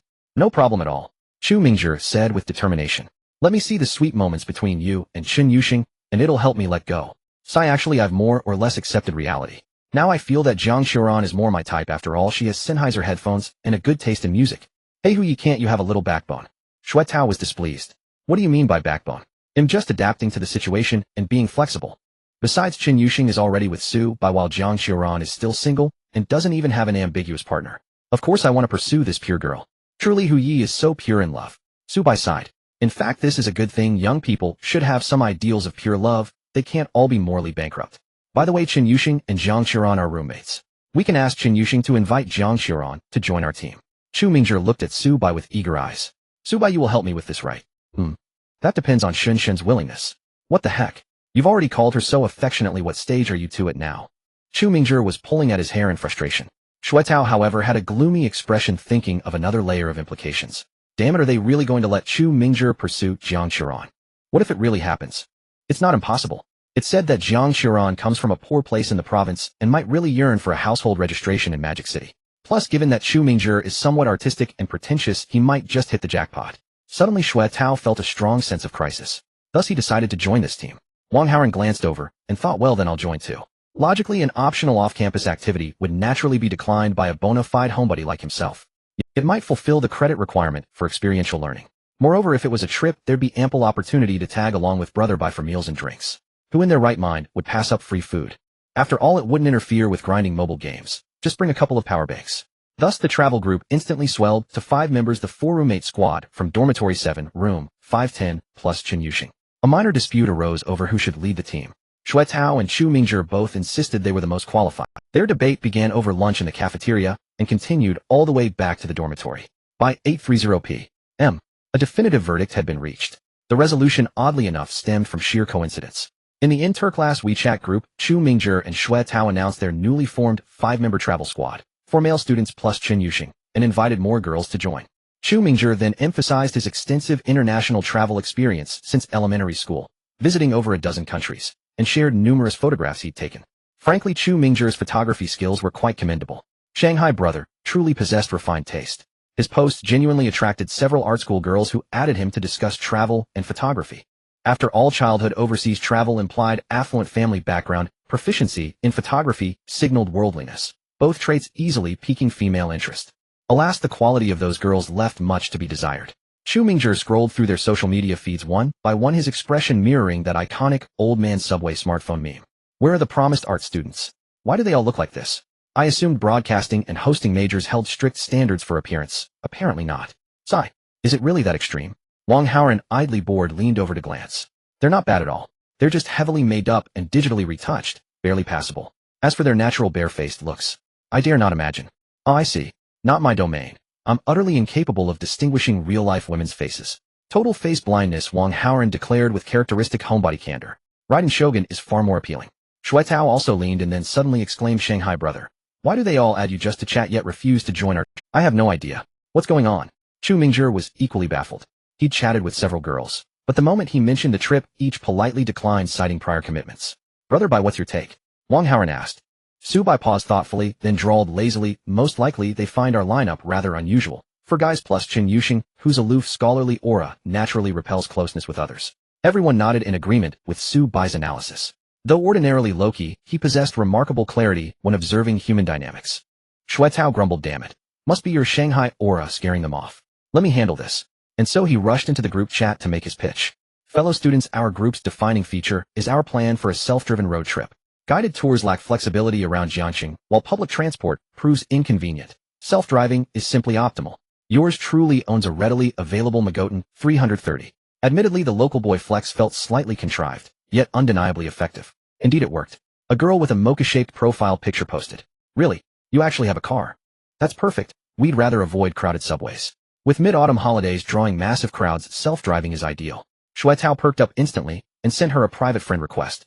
After brief conversation, he learned her name was Wan Xinyan, and she had an elder sister named Wan Xingyue also in the same class. The twins had both enrolled in Jiangxing University's broadcasting and hosting program, a rare feat indeed. Accustomed to acting as a unit, they'd been weighing which group would offer the most comfortable holiday experience. When Xuetao's Magotan 330 boast caught their eye.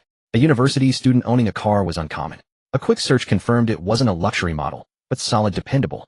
More than sufficient as a practical vehicle for the trip. Wan Xinyan accepted Xuetao's friend request. Their brief exchange revealed him to be enthusiastic, though perhaps not especially sharp.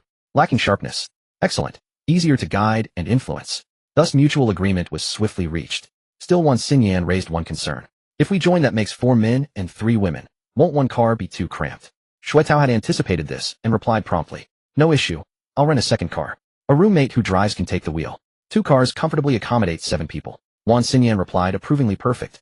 Xuetao, you've thought everything through. Most male students aren't nearly as flattered by her praise. Xuetao floated into euphoria, grinning foolishly to himself. Haha. Do you think both twins might fall for me? Have you been reading too much Romance of the Three Kingdoms? Dreaming they'll both fall for you. Get over yourself. Chu Mingzhi doused him with icy realism. In any case, our travel squad has taken shape. 7 members will suffice. Adding 1 or 2 more girls would be fine too. 2 cars hold 10 comfortably. Watching Xuetao preen, Chu Mingzhi felt a pang of bitter envy. How had this old fox managed to steal the spotlight? Was his own youthful cosmopolitanism, 17 countries visited, mastery of photography, truly insufficient to captivate young women? Enough. It didn't matter. Chu Mingzhi had another crucial mission, inviting Jiang Xiuran to join. Truth be told, he felt deeply uncertain. After all, he shared no connection whatsoever with Jiang Xiuran, whose dormitory was practically a shrine of admiration frequented daily by wealthy admirers. Precisely because this task seemed daunting did Chu Mingzhi resolve to accomplish it, thereby eclipsing Xuetao's local boy bravado once and for all. Little Shanghainese brat, prepare to feel the true might of Shanghai, brother. Just as Chu Mingzhi's ambition, Subai, who had remained silent for some time, spoke up. Yuxing just informed me. Jiang Xiuran personally asked her whether they could spend mid-autumn together. I've already accepted on everyone's behalf. Wait, what? How did she even volunteer? Chu Mingzhi's face twisted in disbelief. Oh, should I retract it? Subai cast him a sidelong glance. Xuetao hurriedly interjected, retract. Absolutely not. Welcome, warmly welcome. Then he glanced at Subai with quiet curiosity. Though the reason behind Jiang Xiuran's initiative remained unclear, her arrival was unquestionably auspicious, and Xuetao welcomed it wholeheartedly, for Jiang Xiuran embodied his ideal vision of campus beauty. The presence of 2 goddess dormitory members along with a pair of beautiful twin girls makes this trip all the more exciting. Even if Jiang Xiuran is unattainable, Wan Xinyan and Wan Xingyue are still quite tempting. Just now Xuetao saw photos of them on Wan Xinyan's social media. Both are fresh and adorable little beauties, looking quite youthful, yet their curves are indeed impressive. They can be described as petite yet alluring. After fantasizing for a moment, Xuetao suddenly remembered something important and asked Subai, I remember you got your driver's license over the summer, right? I did. Then shall we rent a car, and you can drive? You had this all planned out, didn't you? How can you call it planning? It's just mutual help among roommates. Look, we have 4 beautiful companions on this trip. It's a rare opportunity. Hearing the playful tone in Subai's words, Xuetao felt a bit embarrassed and defended himself. Subai, uninterested in arguing, waved his hand and said, it's fine, I get what you mean. But as for renting a car, forget it. I just bought a car recently, we can drive it together for fun. What? You bought a car? Xuetao rubbed his ears, thinking he must have misheard. How could this broke guy Subai? The conversation between Xuetao and Subai also piqued Chu Mingzhi's interest. Having just put on his beloved Sennheiser headphones, he quickly took them off in surprise and said, Brother Su, buying a car is no small matter. Such a significant expense, and you didn't even discuss it with us. I just happened to find a model I liked and bought it, Subai replied nonchalantly. Thinking to himself, why would I need to? However, this was typical of Hu Yeo. Whenever someone in the dorm wanted to buy something, he always had to share his opinions to showcase his taste. Just as Subai anticipated, Chu Mingzhi said seriously, buying a car is something that requires careful consideration. Now that new energy vehicles are so popular, young people should opt for them, but there are many nuances involved. Cars symbolize a person's character. For example, if a young person buys a traditional gasoline car, it can come off as outdated. Who are you pointing fingers at? Xuetao retorted, outdated. Some cars are just fine. Besides, these electric cars have only been around for 2 or 3 years, they're unstable. What if they break down often after buying one? It's still German craftsmanship that has been tested over time. Only those driving a Magotan are real mature men. Then turning to Sue Bai, Xue Tao continued to inquire. Oh, I remember you mentioned you made a little money before. That must be the money you used to buy the car, right? Sort of. What kind of car? An SUV, quite spacious. Oh, that's nice. Since you're dating Goddess Chen, having a car is convenient. But you bought a car. Can your family support the ongoing expenses? Xue Tao, looking quite assertive, clearly did not believe Sue Bai could afford the cost of maintaining a car. No problem. Anyway, I'll drive it for our trip, but settled then. Sue Bai replied simply, then put on his headphones and began to duo Q with Wang Haoren. Having been frequently carried by Chun Yuxing, winning too often had become a bit monotonous. Tonight, he wanted to experience the raw thrill with Wang Haoren. Feeling ignored, Xue Tao sulkily stepped back, muttering to himself. It seems Sue Bai's little windfall might not be so little after all. Did he win the lottery? Or perhaps he got lucky buying foreign financial products that skyrocketed overnight. Xue Tao was not particularly knowledgeable about investments. Nevertheless, one thing was clear: Sue Bai's financial situation seemed to be improving. First, he switched to an iPhone Pro Max, and now he bought a car. This instilled a sense of crisis in Xue Tao, as he had always been the one in the dorm, and even the entire class who stood out, or rather he and Chu Mingzhi were rivals. He was also the only student in the class who owned a car. Now that Sue Bai had a car too, it felt like his unique status was. However, Xue Tao thought about it and figured that with Sue Bai's spending habits, he must have bought a cost-effective car, probably an SUV worth under 1,000 yuan, likely from brands like Cherry Great Wall or Chang'an. In contrast, his own Magotan 330 was a serious joint venture class car. It was completely different in concept. The experience of a girl sitting in it was entirely distinct. Just imagine a goddess like Chun Yuxing sitting in a domestic Havel H6. It's quite hard to reconcile. Xue Tao estimated that Sue Bai and Chun Yuxing were likely still in a somewhat ambiguous stage, far from actually dating. Perhaps Chun Yuxing would lose interest upon sensing Sue Bai's financial struggles. Thinking this way, Xue Tao felt much more balanced in his mindset. Otherwise, if Sue Bai really dated Chun Yuxing, he would be incredibly jealous. Why would such a beautiful goddess choose Sue Bai? This kid is just a bit handsome. Aside from that, he's completely a low-quality man. Ding. The host has set aside his coursework and immersed himself in the Summoner's Canyon, clearly indulging himself. A reward: cash 1,000 yuan. Sue Bai and Wang Haoren were battling fiercely in the ranks. After calculating, he realized he even lost points. No matter, after all, Sheng would help him make a comeback. Before going to bed, Sue Bai went to wash up, and Wang Haoren followed him, seizing the opportunity to ask Sue Bai, "Brother Bai, why is Jiang Qiuran traveling with us? I remember Hu Yi mentioned that girl has a mediocre relationship with Chun Yuxing. Is that so? I didn't know." Sue Bai truly was unaware of the relationship between Jiang Qiuran and Chun Yuxing.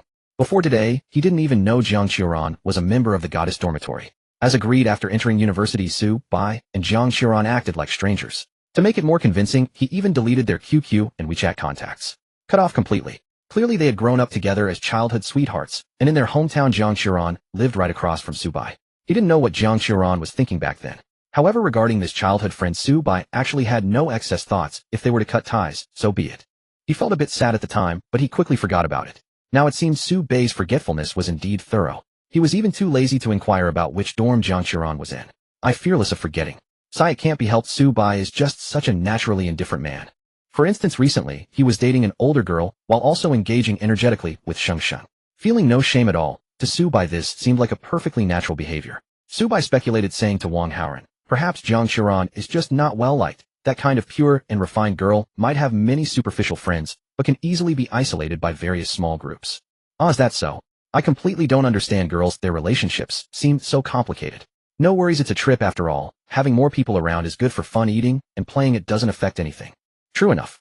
Sue Bai climbed onto the iron loft bed in the dorm, lay down, and scrolled through his phone, feeling quite comfortable. Even more so than when he was in a hotel. This made Sue Bai reflect on himself. Could it be that he is the type who feels uncomfortable in lavish places? That shouldn't be the case. In fact, Sue Bai secretly yearned for a life of luxury. What man doesn't want to be impressive and flaunt himself every day? Not to mention in a luxury store when he was paying for the older girl and spending money like water. The adoring glances from the salesgirls made Sue Bai feel ecstatic. Yet somehow staying in a hotel brought an inexplicable discomfort. This issue seemed somewhat philosophical. After thinking it over, Sue Bai decided to discuss it with someone. For his discussion partner, he took a rather unconventional approach and chose his counselor Xiao Lin. The system panel showed that Xiao Lin's favorability towards Sue Bai had surpassed 50, which was the basis for discussion. After all, if there were no feelings, which counselor would discuss peculiar philosophical life issues with a student? Additionally, everyone said Xiao Lin was a rich beauty from a well-off family. Based on Su Bei's observations, Xia Lin's demeanor and the items she used were all quite expensive and of a particularly tasteful kind to her taste, seemed even more discerning than Hu Ye's. Her style is far removed from the local nouveau riche vibe. Thus among the girls Su Bai had the opportunity to discuss with Xia Lin was the most suitable for this topic. Su Paida by Director Xia, I have a confusion and would like to discuss it. Do you have time right now? Xia Tian Delin, I have time, go ahead, what's bothering you? Su Paida by, illogically speaking, staying in luxury hotels every day is a dream for many, but I've tried it recently, and why do I feel a bit tired of it after just a few days? It's clearly a nearly 2,000 yuan a night riverside suite. Xia Tian Delin. In the graduate dormitory, Xia Lin glanced at the message sent by Su Bai on her phone, unable to suppress a chuckle. Can you believe what you just said? Tired of staying in luxury hotels, huh? Ordinary people would struggle to afford such a stay. However, given Xia Lin's background, Su Bei's question, though seemingly absurd, was not entirely unfounded. Since she was very young, Xia Lin had stayed in 5-star hotels that cost over 1,000 a night. She had even experienced even pricier accommodations. Once when her mother returned to her hometown and her father was on a business trip during the summer vacation, she stayed at the Hilton for half a month. Xia Lin had a lot of insights regarding Su Bei's concerns. Having recently been captivated by Su Bei's physique, Xia Lin pondered seriously for a moment before typing her response. Though the hotel is luxurious, it is still just a hotel, lacking a sense of daily life, and staying there for too long can leave one feeling ungrounded. Makes sense. Considering this, long-term stays are still best suited for traditional rental housing. But hotels have the advantage of management assistance, which is something rental apartments cannot compete with. So are you planning to move off campus, Su Bai? Yes, I do plan to, and I just wanted to inform you first, Xia. You're such a good student, thumbs up. Su Bai took the opportunity to send Xia Lin a set of photos showcasing his abs. These were taken casually while he was in the washroom. One must say the body enhancement potion given by his brother was truly impressive. The physique he sculpted looked better than that of male models. Xia Lin shy emoji, why are you sending pictures without warning? Save those for your girlfriend, and don't go crazy in front of the counselor. I thought you liked seeing them, you didn't complain when I sent the last set. If you don't want me to send them, I won't. Xia Lin. To be honest, your physique is indeed impressive. You must have put in a lot of effort, Su Bai. Xia Lin, who loved sports, naturally had a strong interest in maintaining a good figure. After chatting about fitness for a while, they returned to the main topic. What you mentioned, which combines the feel of rental living with hotel services, is called a serviced apartment. This model originated from abroad and has become quite popular in recent years in our country, favored by high-end business professionals. Let me ask in advance, Su Bai, what is your budget? Su Bai calculated for a moment. His savings were over 10 million. The system said that for indulgent rental expenses you can pay for a year in advance at most. So a monthly rent of no more than 1 million is acceptable. Su Bai, no more than 1 million a month. Xia Lin. Are you looking to live in a palace with that budget? Su Bai, a palace won't work. Well, I heard that places like palaces, castles, or ancient towns have poor internet, and I enjoy gaming. Xia Lin smirking dog emoji, hold on, let me find you a few links. They are all reliable brands, serviced apartments with branches in Jiangxing. Soon after, Xia Lin sent a few webpage links. After browsing through them, Su Bai felt quite satisfied. A serviced apartment is essentially a building operated independently by a brand similar to a hotel. The interior decoration and design resemble those of high-end civilian residences. Kitchens, bathrooms, wardrobes, parking lots. All the amenities are comparable to living in a purchased home. However, you don't have to worry about renovations, and there's round-the-clock butler service for cleaning, repairs, or even ordering food. Additionally, serviced apartments come with independent gyms, swimming pools, Western and Chinese restaurants, lounges, movie rooms, bars. Some even have extravagant features like golf courses and racetracks. Of course, in terms of price, they are not comparable to those Wando apartments costing only 2,000 or 3,000 a month. A basic unit starts from 100 square meters with nightly rates higher than the Marriott Riverview Suite Su Bai was staying in. If you want a larger unit, it starts at 3,000 a night. That's about 100,000 a month. Of course, the actual contract is monthly, and paying for several months at once can secure discounts. If you pay for a year in advance, the discounts are even better. But even with discounts, it's a rental method unimaginable for regular office workers. For Su Bai, money was not an issue. The key was the quality of living. He wanted luxury, but also a sense of everyday life. After reviewing the links Xia Lin sent him, Su Bai realized this was nothing but a top-tier long-term rental apartment in the city center with a host of thoughtful services. Choosing the highest-end serviced apartment, renting it for a year, could easily yield a cashback of several million. Once his savings increased a bit more, he could directly purchase a luxury home in Jiangxing and then gradually renovate it according to his preferences. After completing the renovations, he would move into the luxury home. Su Bei's thoughts flowed, quickly solidifying his plans. Thank you, Xia Lin. This information is very helpful.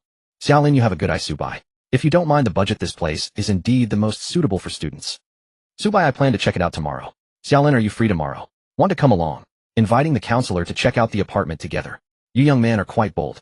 Xia Lin felt a bit awkward, but quickly turned it into a playful and pleasant mood. After all, she was a rich girl who had seen a lot in life. It was evident that Su Bei's family was quite powerful, contrasting sharply with the simplicity of his clothing. And what a low-key young master. And with such a good physique, indeed there are hidden talents among university students, Xia Lin murmured to herself, unable to resist clicking on the photos Su Bei had just sent, which she had saved in her album. They left her salivating. Oh no, I'm about to drool. Honestly, Xia Lin was indeed a bit smitten. Over the years, she had never been in a relationship. Given her family's wealth, she didn't need to gain anything from men through romance. She was a girl who grew up with a silver spoon in her mouth. However, Xia Lin did not like to flaunt wealth, consistently focusing on studying, pursuing her master's, and improving herself. She had no grand ambitions, but at least wanted to become a useful person to society. Suddenly, she realized that she and Su Bei seemed quite similar. Both belonged to the type of low-key rich living honestly. Plus, Su Bei had such a good physique, he must love sports just like Xia Lin. What a perfect match. Aside from the fact that she was a counselor, and Su Bei was a freshman, which made things a tad awkward. Xia Lin shook her head, deciding not to think too much about it for now, and just treat him as a friend. So she immediately accepted Su Bei's invitation and made plans to go see the service department together the next day. On Monday morning, there was only one class and elective that could be skipped. Su Bei arrived at the cafeteria promptly at 9 o'clock to meet up with Xia Lin. From a distance, Su Bei spotted Xia Lin in her sportswear. Even though she was in a less conspicuous spot in the cafeteria, she stood out among the group of students. As a senior graduate student, she had matured a few extra years, was well-dressed, and her fitted sports shirt and yoga pants in a dark color showcased her athletic figure perfectly. With a fresh and natural light makeup on her face, she was an exceptionally striking sports beauty overall. Xia Dao, you look so beautiful today. Su Bei casually complimented her as he approached with his breakfast plate. A hint of awkwardness crossed Xia Lin's face, and she responded nonchalantly, really? I feel like I look the same every day. That means Xia Dao's makeup skills are good, so your image remains stable every day. Su Bei looked at Xia Lin openly. This fresh makeup is quite brilliant. Hey, you little brat, you know about fresh makeup. Is that strange? Not many boys understand these things, right? Previously, quite a few thought I was barefaced, Xia Lin laughed. As a counselor, and also involved in some work for the youth committee, Xia Lin couldn't wear heavy makeup. But girls still love to be beautiful, so she preferred a fresh and everyday makeup look. Sometimes when she was busy or feeling lazy, she simply wouldn't wear any makeup. The precondition was that she didn't need to meet anyone important. Today she was going to accompany Su Bei to look at apartments, and by some strange coincidence, Xia Lin got up very early, spending almost an hour carefully getting ready. Xia Lin actually understood the reason behind it. At just over 20, she was no longer the naive girl right out of high school. Xia Lin's parents had been looking for suitable men for her. However, she was not satisfied with those they found. Either they were too old, had personality issues, or more often their material conditions were simply difficult for Xia Lin. While their looks were acceptable, what mattered more was their physique. Rich young men often lived extravagantly, and very few could maintain a good figure. Su Bei just happened to hit on the points that mattered most to Xia Lin. That broad and sturdy shoulders, those abs. Just thinking about it made Xia Lin feel a warmth in her body. Even better, Su Bei excelled in other areas as well. Especially from his perspective on consumption, he was similar to Xia Lin, both being the understated wealthy type.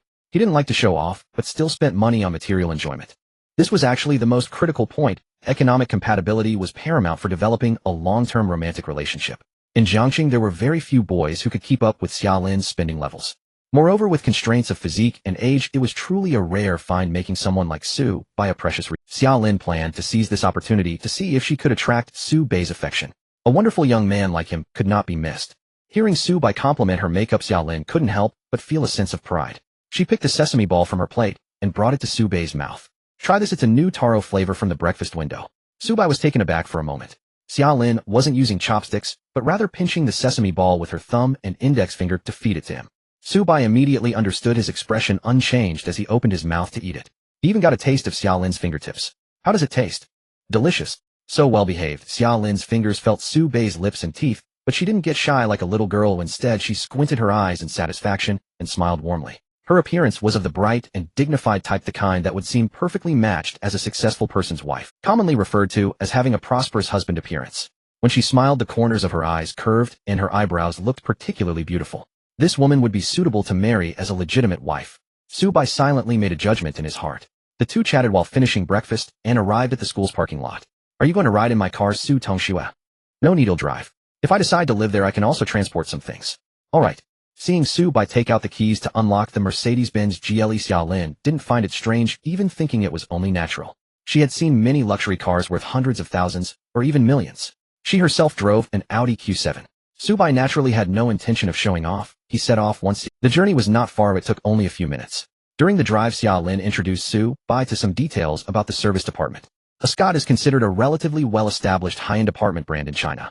Of course, the one we are going to see is a new branch built 3 years ago with no renovation smell and modern facilities. It is at its peak period.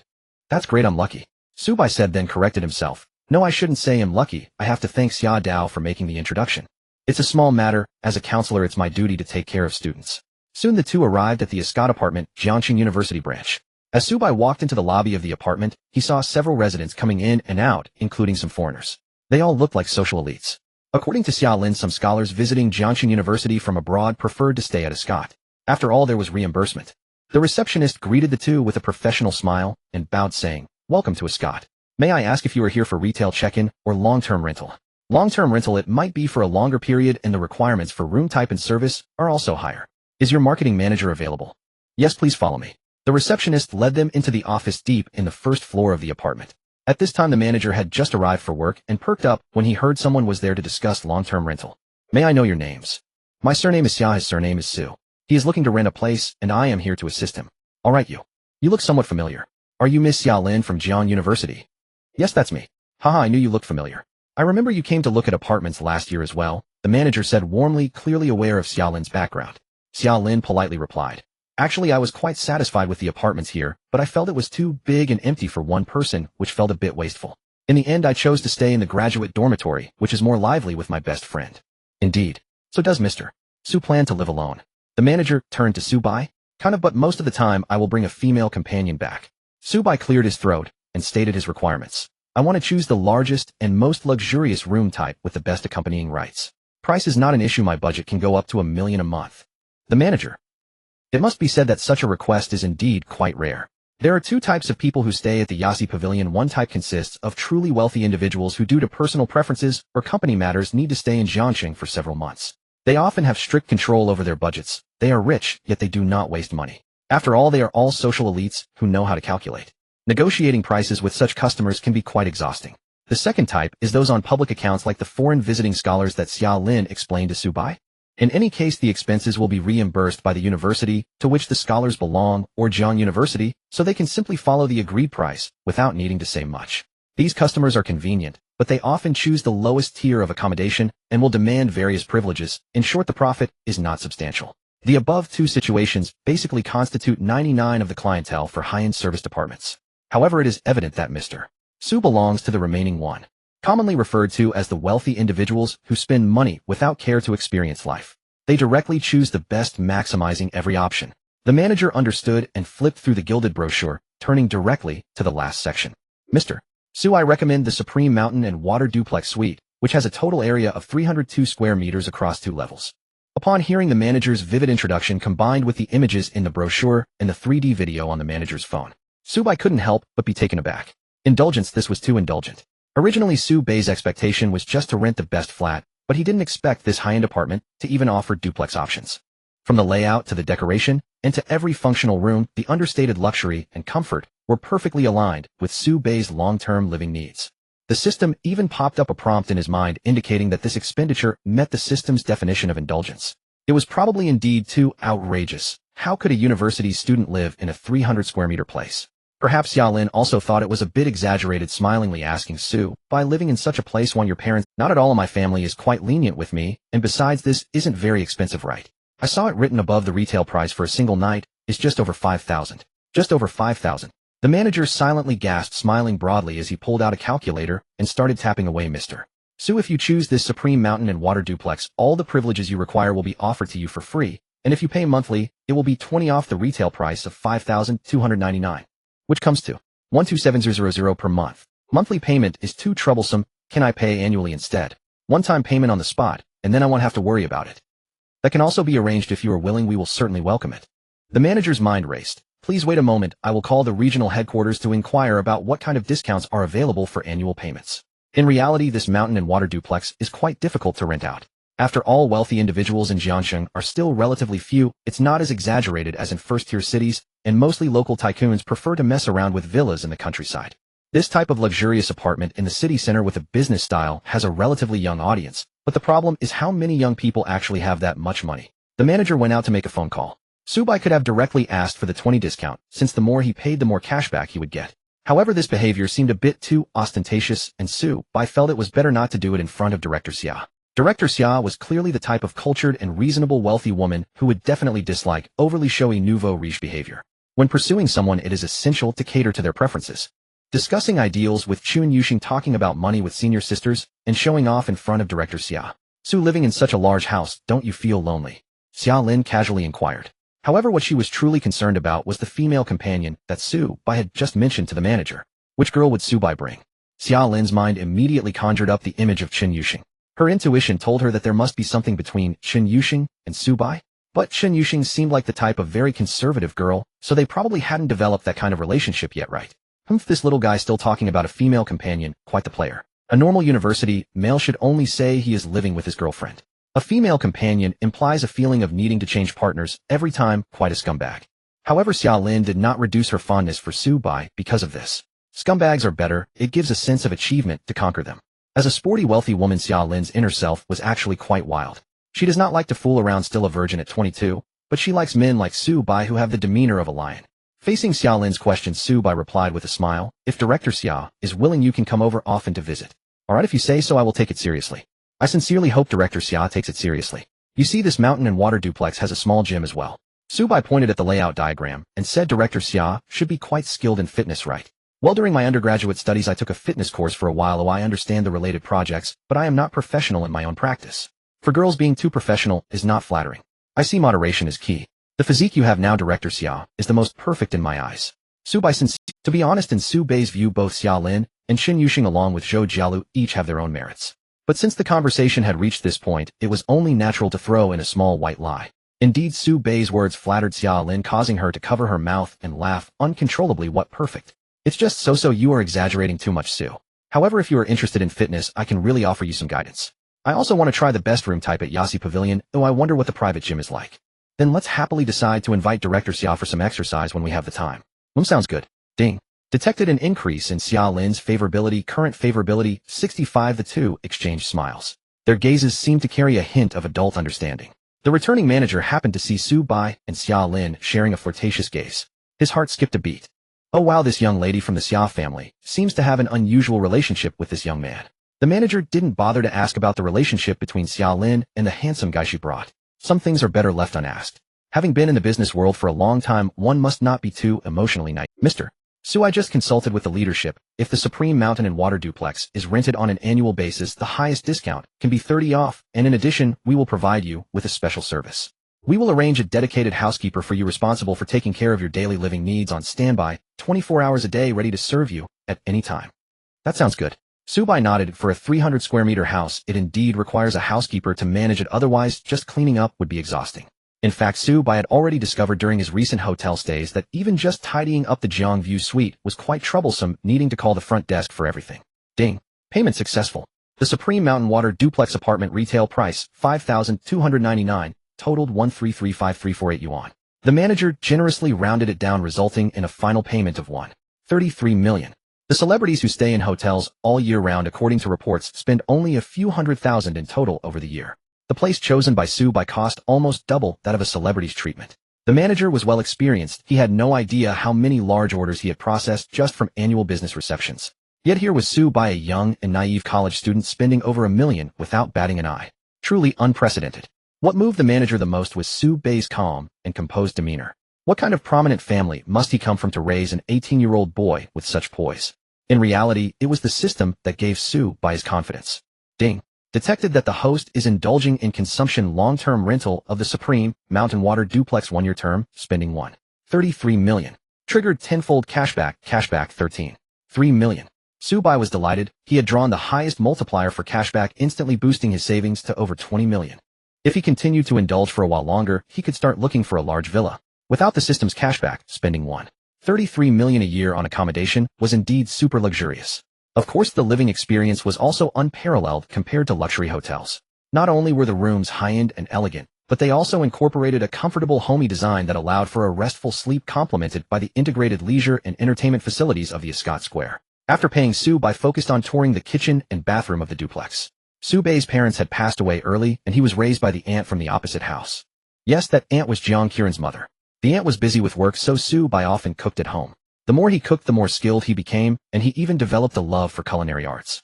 The kitchen in this luxurious duplex featured a globally renowned brand's complete kitchen design with all kinds of facilities available. A huge oven, an integrated dishwasher, a steam oven, an air fryer, a massive 4-door refrigerator, and an 18-piece set of German luxury kitchenware. Subai was already eager to showcase his culinary skills. As for the bathroom, it certainly deserved attention. After all, it was a place for action. Alright, you're all set here. I have matters to attend to at school, so I'll head back first. Xiaolin said her goodbyes to Subai. Okay, thanks, Director Xia. Subai felt a bit regretful. I originally wanted to treat you to lunch as a thank you. It's no problem. I'll finish my work at school and come back, so it won't delay your lunch invitation, Xiaolin joked.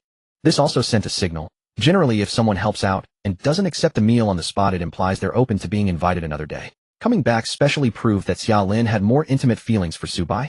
Subai understood this and smiled gently. Then I'll wait for Director Xia to return. Wait for it. Xiaolin departed gracefully.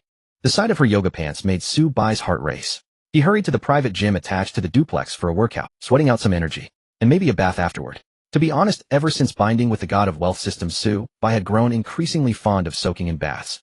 It felt incredibly soothing and relaxing, perfectly fitting the theme of indulgent enjoyment. Lying in the large bathtub that could accommodate 3 people, Subai opened the system interface. In the past few days, he had accumulated 3 lottery chances. Now was the perfect time to draw the prize while alone with nothing to do. Lottery draw. 3 consecutive draws. Drawing rewards for you.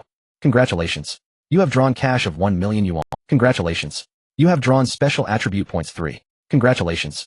You have drawn a watch Audemars Piguet Royal Oak Offshore Series AP15500 ST steel blue dial automatic mechanical men's watch priced at 615,000 yuan. 1 million yuan in cash was not particularly useful to Subai. A little spending could easily yield that amount as cashback. It was more like a consolation prize. The special attribute points 3 seemed to enhance a certain physical attribute. After glancing at the fine print, Subai's expression became a bit strange. No dude. I'm already quite abnormal in that regard. Do I really need enhancement? Well, it's not a bad thing, as in the foreseeable future little Subai is bound to experience some challenges. A college student with money and leisure will inevitably want to indulge in dating. Strengthening a bit will help Subai adapt to even more intense battles. The last reward was a watch. The watch was nice, the Audemars Piguet Royal Oak series, which was said to be a high-end model that required reservation. Buying it himself would be a hassle, but Subai had been considering getting himself a nice watch, and the system took care of that for him. How thoughtful. Subai clicked to view the picture. The silver stainless steel octagonal bezel and integrated strap housed a self-produced movement combining sportiness and luxury. A representative of top sports watches suitable for users who pursue extreme craftsmanship and unique design. With a price of over 600,000, wearing it would definitely make a statement. The casual sports style matched Subai's daily dressing preferences. If it were a more formal style of watch, wearing it would feel odd, as Subai wasn't someone who wore suits every day. Clicking to extract it in the system, a phone call immediately came through. Contacting Subai. The caller claimed to be a staff member from the Audemars Piguet flagship store in Modu, stating that the watch had arrived in Jiangxing and could be delivered to Subai's location within 15 minutes. Subai thought to himself, it seemed that the system's arrangements aligned well with the rules of reality. After all, he had just searched the map on his phone, and there was no Audemars Piguet store in Jiangxing. Many top luxury brands lacked stores in second-tier cities. The regional consumption capability was insufficient, making it unworthy for the brand to open a store here. Just like the Supreme Mountain Water duplex that Subai had just rented for a year, it would be quite challenging to rent it out in Jiangxing. Perhaps this room design was intended to elevate the branch's prestige, or it might have been a misjudgment by the management. In any case, Subai had stumbled upon a good deal. Minutes later, Mr. Su, this is the watch you ordered. Please check. All the certificates and related accessories are included. If it's convenient for you, you can try it on now. We brought professional tools to help you adjust the strap length to fit your wrist shape better. The delivery was made by a sales manager and a watch repair technician. The technician, who appeared to be of considerable age, had a kind face and helped Subai measure his wrist using professional tools to adjust the strap. His movements were quick and skillful, finishing the task in just a few minutes. This was Subai's first time witnessing this process, and he was quite curious. He remembered seeing in old movies that the protagonist would have to find a dedicated repair technician at the store to adjust the strap for a watch worth hundreds of thousands. He heard that in some European countries this adjusting process could be particularly tedious. Though it wasn't complicated, it was just for show, creating a very high-end atmosphere. But here in our country, it was efficient, quickly sorted out in just a few moments. Thank you for choosing Audemars Piguet. I wish you a pleasant life. Here's my business card. You can add my phone number on WeChat later, and if you need anything in the future, feel free to contact me. Okay. After sending off the Audemars Piguet service staff, Subai admired himself in the mirror while wearing the watch, indulging in self-satisfaction. No kidding. This type of sports watch truly matched Subai's carefree and nonchalant temperament. Ding ding. Suddenly Subai's phone rang with several WeChat message notifications. Curious, he checked and found that he had just created a new group. 510 and the Beauties Mid-Autumn Festival Eating, Drinking, and Having Fun group. It's the group of members for the travel team that was discussed yesterday. As expected, Xue Tao is the one who organized it. After all, he is the team leader. He is particularly invested in this trip. With Chun Yuxing and Jiang Xiran, both campus beauties, along with the adorable twin Lolas, this luxurious lineup is sure to ignite a strong desire to show off among the locals. Of course, Hu Yi is not one to fall behind. There's bound to be more entertainment ahead. A pleasant smile crept across Su Bai's lips. While the naive classmates were still scolding Xue Tao for flaunting wealth, Su Bai and Wang Haoran had already begun to enjoy the spectacle. Xue Tao, ladies, I plan to purchase some supplies in advance for our trip over the next few days. If there's anything you need, feel free to message me privately, and I'll do my best to accommodate you. Smiley smiley. To be honest, the car that the locals drive is also quite decent. According to national statistics, most privately owned vehicles by residents are around the 1,000 yuan price range.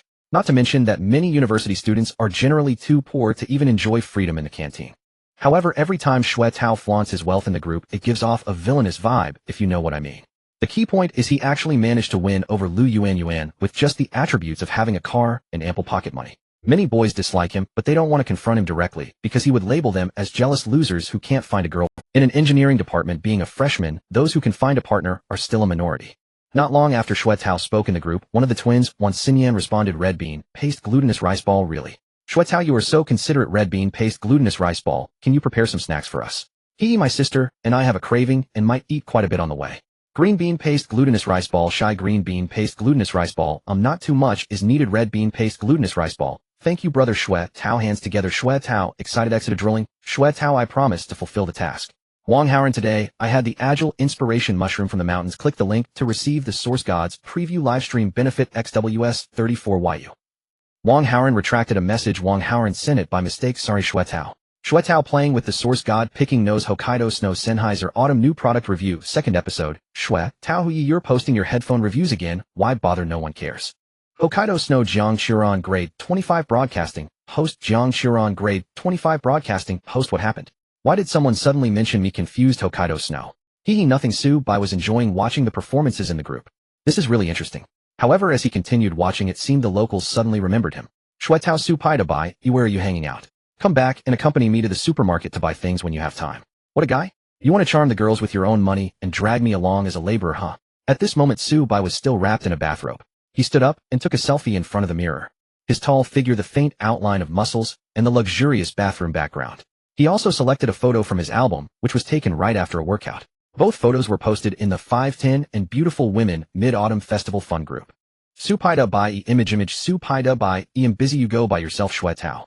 At this moment just as Xue Tao was preparing to depart, he saw the photo Su Bai posted and immediately changed his expression, gritting his teeth. In fact, he was just casually asking mainly to create the image of himself as a commanding team leader.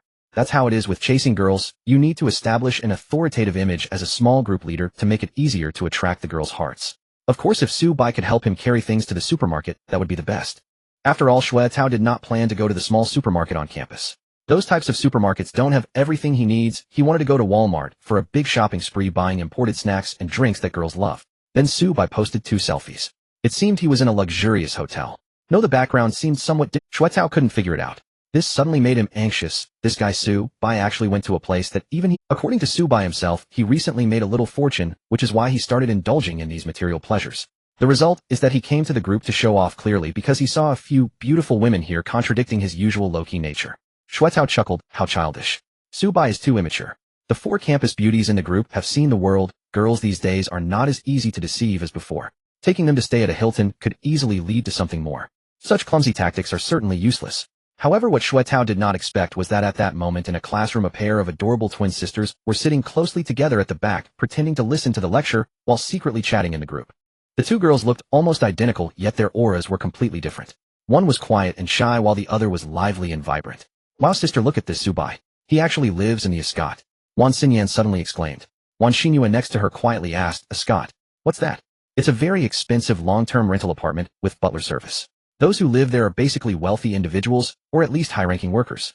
Since Su Bai is also a freshman like us, his family must be very rich. How do you know so much? Looking at her sister's confident demeanor, Wan Xinyan was somewhat confused. Just from a photo, how could so much be deduced? Anyway, Wan Xinyan could only tell that this Su Bai was tall, handsome, and the kind of guy you would notice twice if you passed. It's simple, his bathrobe has the Escot logo, and there's another photo of him working out where you can vaguely see the exterior scenery, which should be that of Scott by the riverside. Wan Xinyan had a wise expression as she accurately found the location of a Scott Shuefu on her phone map, leaving her sister in awe. Yin, I think it's a pity you don't become a detective. Of course I'm clever, Wan Xinyan said proudly. And look at the watch Su Bai is wearing. Although I don't recognize it, my intuition tells me it must be expensive. Wait, let me use an AI image recognition app. Watching her sister busy with enthusiasm, Wan Xinyan was genuinely impressed. She murmured, so there are so many subtleties. Why I thought that Shui Tao, he's just a bumpkin, a mere tool.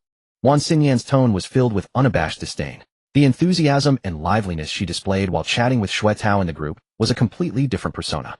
This is quite normal. Girls often wear multiple masks when interacting with people of different relationships. Joining Shui Tao's travel group was because Wan Xinyan could tell at a glance that Shui Tao was a simpleton eager to flaunt his material wealth to please girls. She and her sister just happened to need this kind of enjoyment.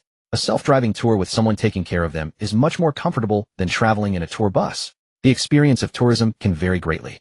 The reason many young people particularly dislike traditional domestic travel is simply because they are reluctant to spend so much money. Today, various tourism-related services are well developed.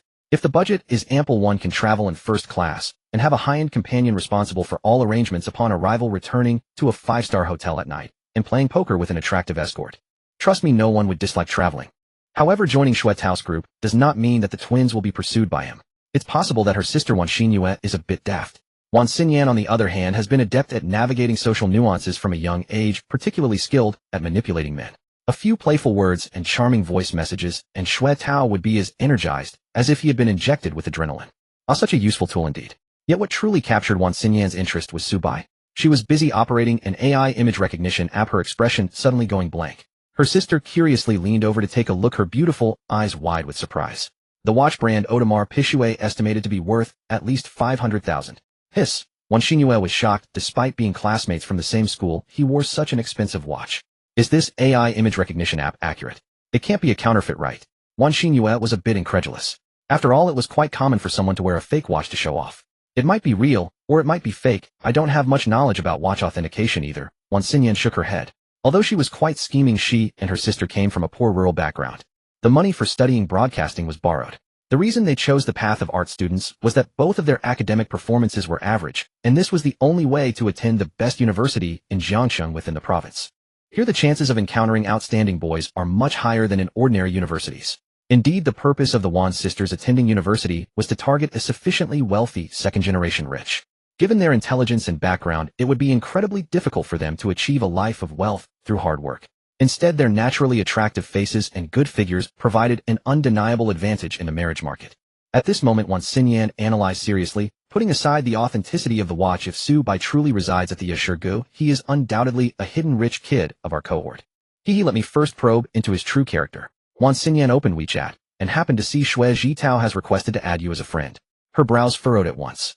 This Shui Tao really has no sense of subtlety. She had ignored Shui Tao's friend requests twice in a row, and he still dared to ask. This was indeed a sign of low emotional intelligence. In the adult world, many things are unspoken rules. Clearly, little Shui is still a child. Ignoring Shui Tao's friend request once again, Wan Xinyan clicked on the cartoon White Goose avatar in the group. She proactively chose to add a friend. After a while, the request was accepted. Crispy White Goose, hello, what do you need? Crispy White Goose confused red bean paste glutinous rice ball. Hi Su Bai, I saw the photos you posted, and it seems like you are quite good at sports. Red bean paste glutinous rice ball. Coincidentally, in our mid-autumn trip itinerary, there is a mountain climbing activity. My sister and I want to buy some climbing gear, and would like to ask you to go shopping with us to help us choose. Red bean paste glutinous rice ball. If you have time, we hope you can help us. If you're busy, that's fine too. We can ask you some questions online later. Please. Red bean paste glutinous rice ball little bunny emoji. At this moment, Su Bai, who was in his apartment, had just changed his clothes and was preparing to go out to find senior sister Zhou Jielu. Seeing the message from Wan Xinyan, he felt a bit confused. No sis. I just casually showed off. It was purely to call out a local person for being a show-off. How did you deduce that I excel at sports? Su Bai felt that this girl was probably using that as an excuse to invite him shopping. Could she be a seasoned gold digger discerning his capabilities from just those two photos? With that thought in mind, Su Bai opened Wan Xinyan's moments. Oh wow. Not bad. So the phenomenon of youthful beauty actually exists. The two-dimensional world is right, it's not just nonsense. Although the twins' looks were a notch below school beauties like Zhou Jielu and Chen Yuxing, their figures were remarkably rare. They are distinctively charming little beauties. To use food as an analogy, the former is a state banquet while the latter is akin to local specialty dishes. One must enjoy both state banquets and specialty dishes to be considered well-rounded. Subai decisively accepted the invitation. Crispy, white goose, sure I'll accompany you for a shopping trip. Is tomorrow afternoon okay? Red bean paste, glutinous rice ball, yes we are free. Crispy white goose, then let's set a specific time later. I have something to attend to, so I'll take my leave for now. Crispy white goose running red bean paste, glutinous rice ball. You do your thing, thank you. Today senior sister was still lounging at the JW Marriott Hotel. She didn't feel bored at all. Zhou Jialu had a very easygoing personality, as she wouldn't make unreasonable demands on her boyfriend for emotional support. As long as he provided her with material enjoyment, she would be obedient, gentle, and considerate. When Subai returned, she was engrossed in watching an online drama. Hearing the sound of the door opening, Zhou Jialu immediately became excited, trembling with her ample chest, running to Subai, and suddenly showing a shy expression, lowering her head and snuggling against his waist, rubbing her nose against his chest. Junior, I miss you so much. We only haven't seen each other for one night. Why do you miss me already? Subai chuckled. I just want to see you, but I don't mean to complain. Living in such a wonderful room by myself is also super enjoyable. Hee, I just feel like something is missing. As she spoke, Zhou Jiala's fingers traced over Subai's abs, moving downwards. Hissed this little vixen. Ever since being with Subai, her seductive charm had not diminished in the slightest. Previously, she liked to show off for everyone to see, gaining psychological pleasure from it. Now all her seductive energy was focused solely on Subai. For an 18-year-old boy just stepping into the world, this was overwhelming intensity. Then let me replenish the nutrition you're missing right now. Subai lifted Zhou Jialu by the waist and tossed her onto the big bed, eliciting a gasp and a burst of flirtatious, joyous laughter. After a long while, Subai leaned against the window, embracing the fragrant shoulder of the beauty in his arms. Previously, he had never felt a sense of connection to such descriptions in literary works, having never experienced it himself. But now he found this expression exceptionally fitting. A surge of happiness and excitement arose in his heart. Is this the feeling of having a girl's wholehearted first love? How wonderful it is. As Subai was resting, Zhou Jialu suddenly stood up. What's wrong? Subai asked. Aren't you going to lie down a bit longer? It's still too early for lunch. Zhou Jialu replied with annoyance. You messed up my makeup. Do I need to fix it quickly? Otherwise, if I get hungry and have to rush out, I won't have time. Zhou Jialu glared at Subai with a mix of anger and charm before heading to the bathroom. Subai couldn't help but recall the scene from moments ago. Caught off guard, Zhou Jiala's makeup was indeed ruined. After about half an hour, she finally tidied herself up and sat back down on the edge of the bed. Seeing that Subai was about to act up again, she hurriedly scolded. We should think about what to eat for lunch, or maybe just go out for a stroll. Doing that all the time isn't good for your health, Junior. You're so considerate of me, Senior. Subai replied. Of course. You're my future support, so you must take. Zhou Jialu laughed cheerfully, her seemingly carefree words expressing her genuine feelings. She wasn't just indulging in a carefree attitude. She aimed to stay by Subai's side for the long term. Please. Subai gently kissed the smooth forehead of his senior, instructing. Then you can help me move, and afterward, well, find a place to eat nearby. Moving? You found a place to stay, Junior. Zhou Jiala's eyes lit up. Yes, a serviced apartment not far from this. Without further ado, Subai packed up the items from the hotel, calling for 2 attendants at the front desk to help load everything. There wasn't much, mainly Zhou Jiala's clothes, and that computer worth 100,000, with the rest being miscellaneous daily items that Subai had brought over from the dormitory. After all, he would be residing outside. Often the dormitory was just a place to return to occasionally.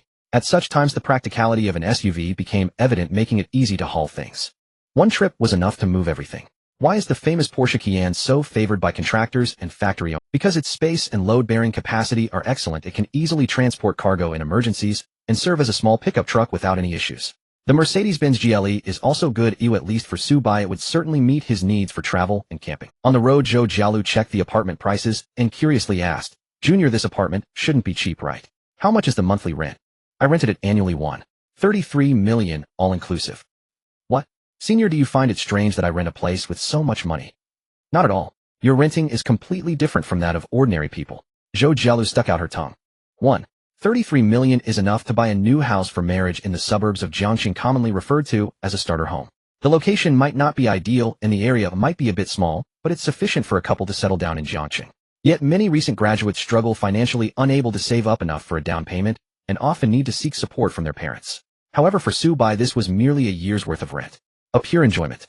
In terms of living, the expenditure for a year equates to what an ordinary couple would save for a. Moreover, he rented it without a second thought, showing no signs of careful consideration. This couldn't help but leave Zhou Jialu feeling shocked once again. Her understanding of Subai deepened further. 300 square meters across 2 levels, exquisite decorations, along with numerous accompanying services. Zhou Jialu instantly understood.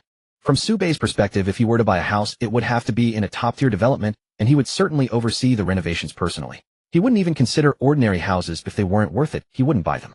Whether choosing a property or renovating, both require time. In the short term, the Escot's hillside duplex is indeed a very good choice. It's designed to be hassle-free. During the remaining time of the morning, Zhou Jielu accompanied Su Bai in organizing his home. This was Su Bai's first nest in Jiangxing, and calling it home was not wrong.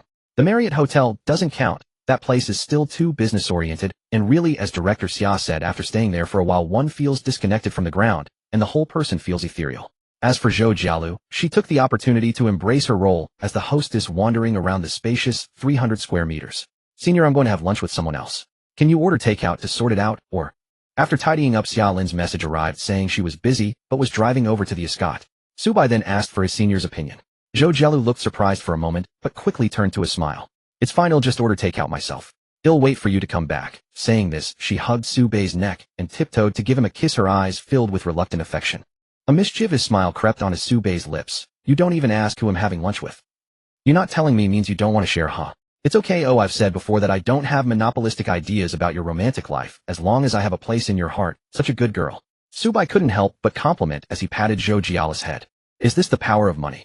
It allows a girl of campus beauty caliber to act like a hopelessly devoted admirer, shamelessly lowering her status and not interfering with Su Bai's interactions with other women. Actually, it's no big deal to tell you, it's our class counselor Xia Lin. She accompanied me to view this apartment this morning, and it seems her family is quite well off and knowledgeable about such matters. Xia Lin. I know her, Zhou Jialu said slyly. She was also a campus beauty during her undergraduate years, and many pursued her, but all failed. The fact that she agreed to let you treat her to a meal shows she has quite a liking for you, Junior. That's enough. Ooh, I only wanted to thank her for her help. Of course, Junior is a good person who never harbors any ill intentions toward the girls around him. Watching Zhou Jialu's playful teasing Su Bai felt both amused and exasperated. He had just praised how understanding she was, and it seemed she was getting a bit carried away. Punishment is a must. Afterwards, Su Bai set off to have lunch with Xia Lin. Summer Lin, wait a moment. Don't come in yet. Ooh, I ran into an acquaintance and need to handle it first. The agreed lunch spot is at a Western restaurant near the Yasi Pavilion. The high-end dining options near this service department are numerous, indicating the spending power of the residents, which is recognized by the restaurant owners. As Su Bai arrived at the entrance of the restaurant, he suddenly received a message from Xia Lin. If it were just a casual acquaintance, there wouldn't be a need for Su Bai to avoid them. Therefore, it was likely someone more troublesome. This instantly sparked Su Bai's intense curiosity. According to the system's assessment, Xia Lin had never been in a relationship, so the troublesome acquaintance was likely either her pursuer or a difficult relative. An honest student would typically choose to follow the counselor's advice, but Su Bai was clearly not an honest person. He simply put away his phone, pretended not to see the message, and walked straight into the restaurant. Sure enough, at a booth against the wall, Xia Lin was sitting there with a polite, yet somewhat impatient expression. A man in a suit stood a few meters away, flattering her with his words. Xia Lin, I don't know what has made you so dissatisfied that you won't even give me a chance for a blind date. Today, as fate would have it, we ran into each other here, so why not sit down and have a good talk? Xiao Yinxing, I remember clearly telling you on WeChat that I have no interest in blind dates and no plans in that regard. The matchmaker's random arrangements can't be blamed on me, right? The man forced a smile, saying, don't be so absolute. Let's sit down and get to know each other better. I believe you will have a different impression of me. I have a solid overseas education background and have been in business for a few years. I am quite competent. I already said I'm not interested. It has nothing to do with whether you are competent or not. Xia Lin was at a loss for words. This guy was introduced by one of her aunts. To be honest, he was indeed quite outstanding, but the problem was that his overly formal personality was just not Xia Lin's type. Moreover, he was already 33, a full 11 years older than Xia Lin. She couldn't understand what her aunt was thinking. Although Xia Lin did have a mature appearance and demeanor, looking like a dignified and elegant woman in her mid-20s. The problem was, given her family's background, she had no need to settle for an older man. If given a choice, who wouldn't prefer someone younger? Just as the conversation was reaching a deadlock, Su Bai arrived, plopping down in the seat opposite Xia Lin and turning his head to look at Xiao Yinxing. Director Xia, who is this, Uncle A? Xiao Yinxing was immediately taken aback, feeling a bit annoyed. Young man, you seem to be an adult. Why do you call me uncle as soon as we meet? I don't look that old, do I, eh? It's just that you seem mature and steady. Su Bai laughed. I have an uncle who looks about your age. Oh no, about your age, his child is 5 years old, but in terms of steadiness, he can't compare to you. You look like a senior executive at a large company. Yeah, you brat. Xiao Yinxing's annoyance lessened a bit as he asked Xia Lin, is this young handsome guy your relative? He instinctively thought of Su Bai as some cousin of Xia Lin. After all, Su Bai's casual demeanor made it seem like he was quite familiar with Xia Lin. He seamlessly joined their conversation. It's known that unfamiliar men often feel shy in front of Xia Lin. After all, she is the type of refined young lady exuding a scholarly aura. Most men cannot handle it. Unexpectedly, Xia Lin smiled and introduced Su Bai. My student is here today to accompany me on some errands. A student? I remember you just became a counselor, so is he a freshman? Xiao Yinxing immediately became a given Xia Lin's style. Would she really accompany a student to such a romantic Western restaurant? Xiao Yinxing knew the prices at this place starting at around 1,500 per person. A slightly better bottle of wine would further inflate the budget. Of course Xia Lin could easily afford it, but a student. Could it be that kind of relationship? Counselors at Jiangxing University are all graduate students working part-time, essentially older brothers and sisters in college, so dating undergraduates is quite common and not morally questionable. Su Bai, tall and handsome, instantly made Xiao Yinxing imagine that this kid might be Xia Lin's kept boy. Yes, I just enrolled not long ago. Thanks to Director Xiao's care today, she is accompanying me to check out long-term rentals at Yasi Pavilion. Oh right, uncle, what is your relationship with Director Xia? Are you two dating? No, haha, in the blind date introduced by your Director Xiao's family. Oh, then you should arrange another date with Director Xia another day. Oh, today, she and I have plans to drink, and after dinner we're going to watch a movie. She probably won't have time for a blind date with you. Xiao Yinxing's expression turned sour. Xia Lin quickly added, what he said is right. As a counselor, I must fulfill the assistance I promised to my students. Haha, well said, then I won't disturb you. See you. Xiao Yinxing awkwardly fled. This Su Bai has quite the sharp tongue despite looking sunny and harmless. Knowing he was with Xia Lin for a blind date, he was completely unfazed and firmly drove him away. A typical kept boy would never be so assertive. After all, that would mean overstepping. However, while Su Bai spoke, Xia Lin maintained a faintly affirming smile, occasionally looking at him with appreciation. This confirmed that their relationship was definitely somewhat intimate. It also proved that Su Bai had some standing. A freshman student living at Yasi Pavilion wearing a royal oak. He certainly could not be a kept boy from a poor family. Xiao Yinxing noticed the watch on Su Bai's left wrist. He couldn't identify the specific model, but the Royal Oak series of Audemars Piguet starts at over 300,000. Xia Lin was wealthy, but her personality would definitely not allow her to buy such expensive luxury items for a kept. It is even possible that Su Bai's family's influence is stronger than Xia Lin's. Just thinking about Su Bai having lunch with Xia Lin, drinking wine, and watching a movie together in the afternoon made Xiao Yinxing engulfed in jealousy and resentment. His expression twisted. No, I need to find someone to investigate this kid's background. No, I can't investigate too forcefully. Oh, what if I provoke a big shot behind him? Better to ask someone in the circle, that way it's less likely to offend anyone. Meanwhile, in the restaurant, a waitress dressed in a server's outfit was opening a bottle of red wine. Xia Lin had already ordered the set meal for Su Bai. Su Bai glanced at the wine list using the system to identify the flavors of each wine. He chose one that seemed to suit. He wondered if it would taste good. In fact, he quite liked the flavor of red wine, but he hadn't been able to afford it before and had only tried the ordinary supermarket wines that cost tens of dollars. As the waiter operated the decanter, Xia Lin's beautiful eyes sparkled and her mature and melodious voice spoke. Su Bai, you really are bold. You have arranged the counselor's schedule for the afternoon. The waiter poured 2 shallow glasses of wine, placing them beside Xia Lin and Su Bai. Xia Lin picked up the goblet, gently swirling it, and held it with perfect posture, a skill taught by her elders. Her every movement exuded an elegance that could not be matched by those who merely emerged from debutante training classes. This poise must have been cultivated since childhood. Moreover, Xia Lin's demeanor was relatively more reserved than that of typical socialites. No wonder her blind date was so enamored with her. Even among the second and third generation rich girls, many lack both grace and looks. Yet within the circle of wealthy beauties, Xia Lin stood out. With her down-to-earth work ethic and gentle nature, she was undoubtedly the perfect candidate for marriage. As she swirled the red wine, Xia Lin assessed Su by her eyes, revealing a clear interest. We're just going to watch a movie. Merely deflecting that old man's remarks, Su Bai replied nonchalantly. It seems Director Xia is quite annoyed with him, so I just threw a few words to send him off. Why do you still call him an old man? He's barely in his 30s. He's already a generation older than me. Oh, what's wrong with calling him that? These days young people have a generation gap of just 3 years. Even a kid starting high school calls me an old man. Who can I complain to about that? Su Bai shrugged innocently. Ha, true enough. Xia Lin was amused by Su Bai. This guy was quite the conversationalist. She sensed a rare ease in his presence. Not the pretentious kind of ease that often comes from the petit bourgeois, but a genuine carefree attitude that made life with such a person truly enjoyable. The appetizer soon arrived, a molecular gastronomy salad. Molecular cuisine involves creating special physical and chemical changes in ingredients during cooking, deconstructing and reconstructing their characteristics. For example, foam-like potatoes that resemble caviar or lychees that look like fish roe. Eating such novel dishes is quite an experience. However, the restaurant's specialty is still its meat dishes. With a hearty appetite for meat, Su Bai ordered lamb chop steak and fish fillet along with side dishes enough for him. The top quality ingredients paired with red wine created an exquisite meal. The chosen wine was Sassicaia from the Tuscan region of Italy. Combining the structure of Bordeaux with the terroir characteristics of Tuscany, it offered aromas of blackcurrant, cedar, and tobacco with increased complexity after aging. Su Bai chose the 2015 vintage, which was also top-tier, priced at 36,000. After all, it was a meal to thank Director Xia, so opting for an expensive wine was perfectly reasonable. Not bad. I really like this flavor, but I usually wouldn't splurge on it. Guess I'm lucky to be sharing your wine today. Xia Lin clinked glasses with Su Bai. No worries, I was also craving a drink.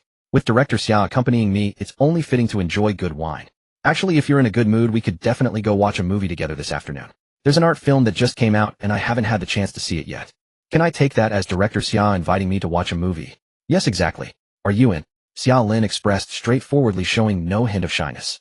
Her smile was like a breath of spring devoid of any worldly airs. However, her athletic figure and delicate pale skin hinted at a certain allure.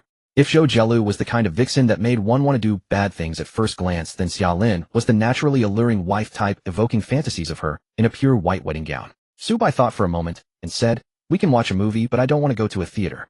By the way, the private screening room at Yasi Pavilion can also screen mainstream films, right? Yes, it's a perk for residents. Then let's go try it out together and see if they have the film director Xia wants to watch." Sounds good. With plans to watch a movie set, both picked up their pace in dining. Xia Lin was quite looking forward to this. Her upbringing was relatively strict, making it difficult for her to openly pursue or seduce a man. However, a private screening room provided a wonderful setting for the two to be alone. Su Bai felt the same way. After helping director Xia get rid of the bothersome blind date, Xia Lin's fondness for Su Bai had risen to 68 points. Finding ways to elevate the affection to over 80 points would bind Xia Lin as one of the system's indulgent cash. Su Bai was curious if there were any more lucrative cashback projects on Xia Lin's side, such as her family business. If he invested money, would that count as indulgence? The meal totaled around 40,000. Among that, 36,000 was for the bottle of wine. It must be said that high-end drinks indeed constitute the main factor in the cost of a meal. Su Bai paid with his card, receiving triple cashback, netting him 80,000. This feeling of enjoying a lavish meal while making money was simply exhilarating. It's important to note that for many wealthy individuals, money doesn't come easily, and spending it can be painful. They might put on a bold front when paying, but inwardly they may not feel as relaxed. Su Bai's ease, however, radiated from within. In Xia Lin's eyes, it stemmed from his upbringing. She couldn't help but speculate about Su Bai's background. In fact, she had seen Su Bai's file at the beginning of the semester. Both of his parents were ordinary workers in a company and had passed away early. His guardian was a neighbor aunt. They appeared to have no capability to support such a spending level. Xia Lin speculated that the so-called parents may not even be Su Bai's biological ones. For wealthy families, similar melodramatic stories are not uncommon. However, that was a matter for another time. Currently, Xia Lin's focus was on watching a movie with Su Bai. Originally, she had planned to play tennis with a girlfriend in the afternoon, but she postponed it for this movie. She needed this film to advance their relationship to a slightly ambiguous level. Slightly ambiguous, but without being overly aggressive. A true wealthy beauty always acts with precision and decisiveness. The private cinema at Yasi Pavilion is located within the same complex as the apartment, surrounded by a man-made stream. According to Xia Lin, the exterior of this Yasi Pavilion incorporates a new Chinese style. What is new Chinese? It's when we mix some bizarre elements into our traditional styles to the extent that garden masters would vomit blood upon seeing it. Is that so? I don't quite understand. I just think it looks quite nice. This flooring material isn't cheap, is it? Yes, the material is marble. Judging by its quality, it is certainly better than what you would find in a typical five-star hotel, Xia Lin said with a slight smirk. The place I recommended is definitely of high standards, suitable for your identity. What identity do I have? I'm not aware of it. Su Bai feigned ignorance, sensing Xia Lin's probing. A so-called lie often works best when it is shrouded in ambiguity. There's no need to be overly explicit. Su Bai's spending would naturally speak for him. When Xia Lin's probing failed, she smoothly transitioned to another topic with no hint of awkwardness. The private screening room reminded Su Bai of the training classroom for music prodigies in high school. The dim tones and soundproof materials on the walls created a tranquil atmosphere upon entering. Of course, the materials used in the decoration of Su Bai's old high school could not compare to this place. After communicating with the apartment staff, they confirmed that the movie Xia Lin wanted to watch could be played. Thus, a movie naturally began. Is this your first time watching a movie with a girl, Su? Xia Lin casually asked, playing with a strand of hair that fell across her forehead. I suppose so, unless you count childhood friends. Su Bai smiled faintly. I had a childhood friend who lived across the street.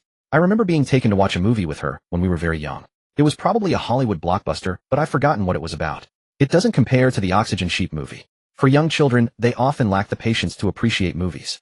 This is why one can always hear the noise of that definitely doesn't count. Childhood friends usually don't develop into romantic partners, as they are too familiar with each other. That's true. Su Bai recalled many past moments with Jiang Shiran, a faint smile appearing on his lips. He wondered what she was thinking, insisting on joining their travel group. Didn't they agree to act as if they didn't know each other in college? It was strange that she kept getting closer to him. Forget it, Jiang Qiren's temperament had always been unpredictable, so Su Bai was too lazy to guess. In the past, he was too lazy to guess, but now there was no need to. With the financial power of a rich man, it was the beautiful women who should be pondering his thoughts. Alright, the opening credits are over. The movie officially begins now. Xia Lin poked Su Bai's arm, signaling him to quiet down, and then began to focus intently on the film. To be honest, Su Bai really couldn't appreciate art films. He preferred watching intense battles or comedic daily life. However, having Xia Lin beside him with the pleasant scent of her fragrance lingering around him was quite refreshing. In the dim private screening room, privacy was excellent. Unlike typical theaters, there were no surveillance cameras here. The wealthy men living in luxury apartments often brought girls here for dates. However, Xia Lin was not at all comparable to those vulgar girls. So Su Bai was not in a hurry, occasionally glancing. Xia Lin's aristocratic features under the flickering light of the screen looked extraordinarily beautiful. After stealing a few glances, she finally noticed and turned her head to meet Su Bai's gaze. "Why do you always look at me? You're beautiful." Tisk. Xia Lin did not show any signs of shyness. Her bright eyes were even more enchanting at that moment. "Su, I've actually always wanted a close friend with a younger brother identity, someone to play with and chat with. Alas, the boys I've met are all too shallow." "Do you think I have depth in your eyes, Director Xia?" "Of course you are quite extraordinary. How about it, are you willing to acknowledge me as your older sister?" "I'm more than willing." "Then come a little closer." Su Bai shifted closer to Xia Lin, almost touching her, even feeling her sweet breath. "From now on I'll call you Xiao Bai, and you can call me Lin Jia, or just Jia." "Okay, Lin Jia. Lie down now, let me show you a bit of my tenderness, put your head here." Xia Lin patted her thigh wrapped in yoga pants, signaling Su Bai to lie down. Was this the legendary knee pillow? The curve of her thigh was smooth and firm from regular exercise. As soon as his head rested against her thigh, he felt an indescribable, wonderful elasticity. "I saw you just had red wine with lunch, your face is a bit flushed. Let me massage your head." "Is this treatment really this good?" Su Bai was somewhat shocked. He could tell that Xia Lin wanted to get closer to him. After all, Xia Lin probably had feelings for him. Don't think that a beautiful and wealthy girl is immune to money. The better the family conditions, and the stricter the upbringing, the more they value their partner's financial strength. They would consider looks and personality only after ensuring financial capability. It wasn't Su Bai being narcissistic. Among the wealthy men, his looks and character were top-notch. So it was perfectly normal for Xia Lin to be interested in him. However, Su Bai did not expect that her way of getting closer would involve a knee pillow and a head massage. Truly, her wife-like qualities were off the charts. As soon as Xia Lin pressed Su Bai's head a few times, he let out a comfortable hum. "Is the pressure a bit too much?" "No, it's just right, very comfortable." Su Bai replied honestly. "Lin Jia, have you learned to massage?" "Yes, my mom taught me. She said that when I get married, I need to take good care of my husband and let him feel the warmth of home to maintain a long and happy marriage." As Xia Lin spoke, she pinched Su Bai's nose. "This is the treatment for your future husband. Consider yourself lucky." Su Bai chuckled foolishly, without saying much else. Undoubtedly, this level of suggestion was the most explicit Xia Lin could express. After all, she was a traditional wife-type girl. With Xia Lin, Su Bai experienced a long-desired feeling of being cared for by an older sister. This feeling was after all, with his parents passing away early, this feeling was relatively scarce. Despite Su Bai's independent and strong character, who wouldn't like to be cared for? Su Bai couldn't help but compare Xia Lin with Zhou Jialu in his mind. Speaking of which, Jialu was only 1 year younger than Xia Lin, one in her senior year, and the other in her first year of graduate school. However, when Su Bai interacted with Zhou Jialu, he didn't feel that her psychological age was older than his. More often, it was a sense of a little delicate wife. In essence, Zhou Jialu was the type of a delicate girl, but her stunningly sexy figure overshadowed her true self. Xia Lin, on the other hand, was a very reliable older sister. Aristocratic lady versus delicate girl. Do you know? No, Su Bai didn't need to know. Anyway, they would all eventually be mine. To be honest, Su Bai felt a bit dizzy after finishing the red wine, and Xia Lin's head massage was very comfortable. Coupled with the fact that the art film was truly hypnotic, Su Bai fell asleep quite straightforwardly after a few minutes. Ding. Detected that the host is sleeping on the lap of its class god is classified as a special indulgent behavior reward of 1 yuan reward skill finance and banking master level. If it were with an artsy girl watching an art film and falling asleep, she would definitely become furious and report you on a certain platform. However, Xia Lin was not an artsy girl. She came to the private theater with a purpose. Now that purpose had been achieved. Taking advantage of Su Bai's deep sleep, she could do some interesting things. Just as Xia Lin was about to lift Su Bai's t-shirt, his phone, which was placed beside him, lit up, showing a text message. Construction Bank, your account ending with these digits has received a deposit of 100,000 yuan investment portfolio income settlement. Xia Lin swore to the heavens that she absolutely did not intentionally look at Su Bai's phone. She did not have a bad habit of prying into others' privacy. It was just a coincidence. She had merely glanced at it subconsciously. However, the content she saw stirred Xia Lin's thoughts. Investment portfolio settlement. This means this guy has been dabbling in investments, and it seems the scale is not small. A profit in the millions implies that the capital involved must be in the tens of millions, if not possibly over 100 million. A normal first-year male student clearly cannot have such substantial funds. Xia Lin considered a possibility. Perhaps Su Bai's family entrusted him with part of the funds as a means of training. Of course, he couldn't always be making money on investments are inherently volatile. But this at least indicated Su Bai's capabilities. Genuine wealthy families do not entrust their money to incompetent individuals. This also explained why Su-bai had such ample pocket money. For exceptional juniors, large families have always been generous, even exceedingly so. Regarding genes, the potential of offspring is purely a lottery. No matter how impressive the family background, it cannot guarantee that the child will grow into an outstanding individual. When they finally come across a capable one, they surely spoil him to the extreme. Su-bai is probably in such a situation. Xia Lin's imagination had already transformed this newly recognized younger brother into a financial genius. Instantly, her gaze towards the sleeping Su-bai became gentler. She felt immensely validated in her decision to build a closer relationship with him. What? You ask why Xia Lin wanted to take on the role of big sister. One must know that extraordinary young talents like Su-bai generally play in the world of glamour for a few years before settling down.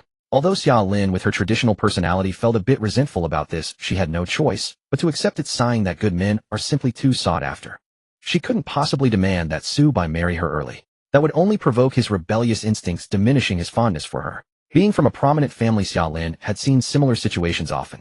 Rather than seeking unnecessary trouble, it was better to first accompany Su-bai as an elder sister, and then propose marriage when he was a bit older and settled. During this process, Xia Lin would gradually make Su-bai accustomed to her presence, quietly binding him to her. Only then could she emerge victorious in the end.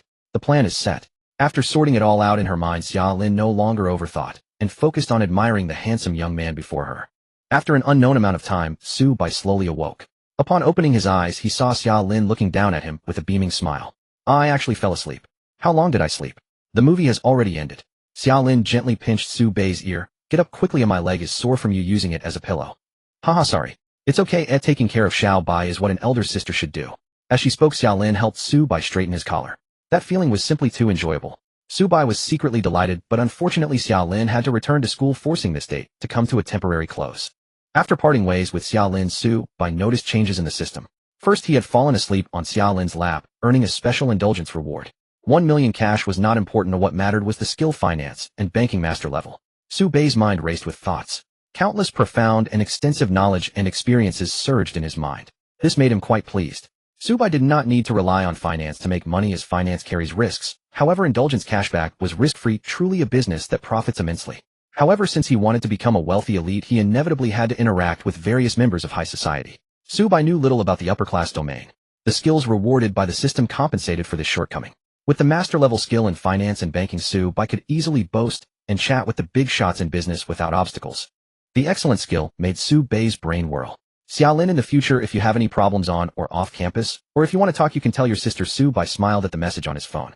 Having an elder sister to take care of him was truly wonderful. Su-bai, then I won't be polite. If I have trouble sleeping in the future, I'll come to find Sister Lin. That nap just now was so comfortable. Xia Lin, haha, really. I'm also very happy. While chatting with Xia Lin, Su-bai strolled around the Yasi Pavilion apartment plaza, returning from the private cinema to the apartment itself, back to the mountain water stacked unit.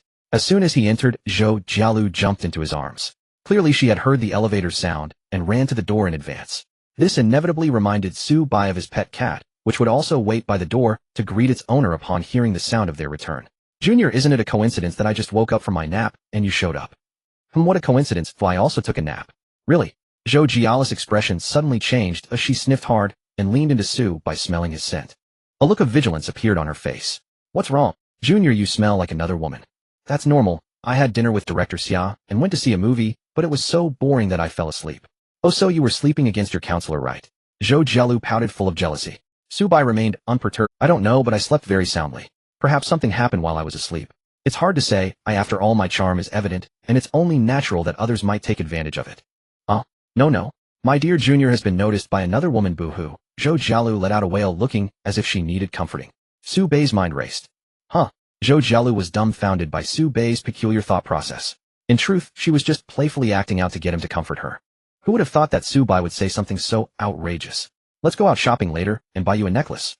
Oh, Junior, you are so bad. Zhou Jialu glanced at him, helplessly filled with charm. Such an outwardly charming senior sister combined with her shy personality is simply delightful.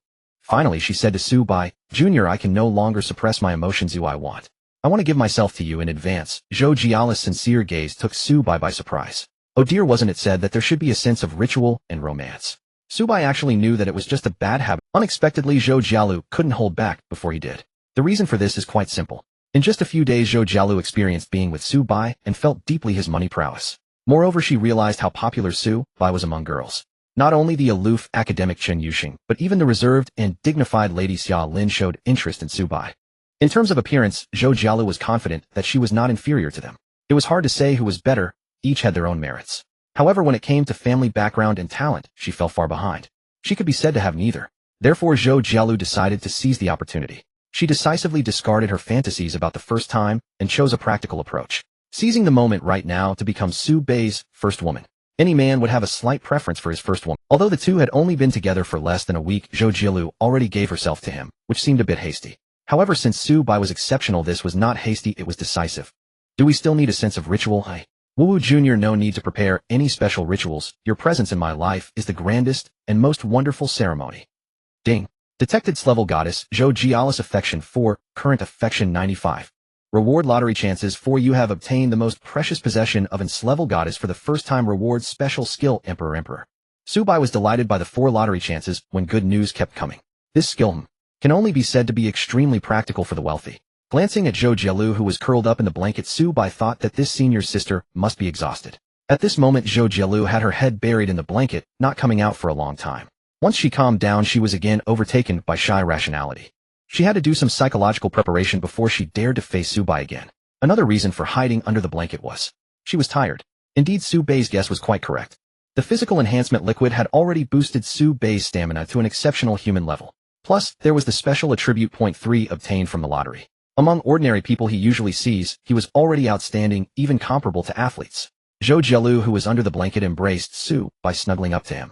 Suddenly noticing Su Bai moving as if about to leave, she quickly acted cute, saying, "Junior, don't go, let me hold you a little longer, okay?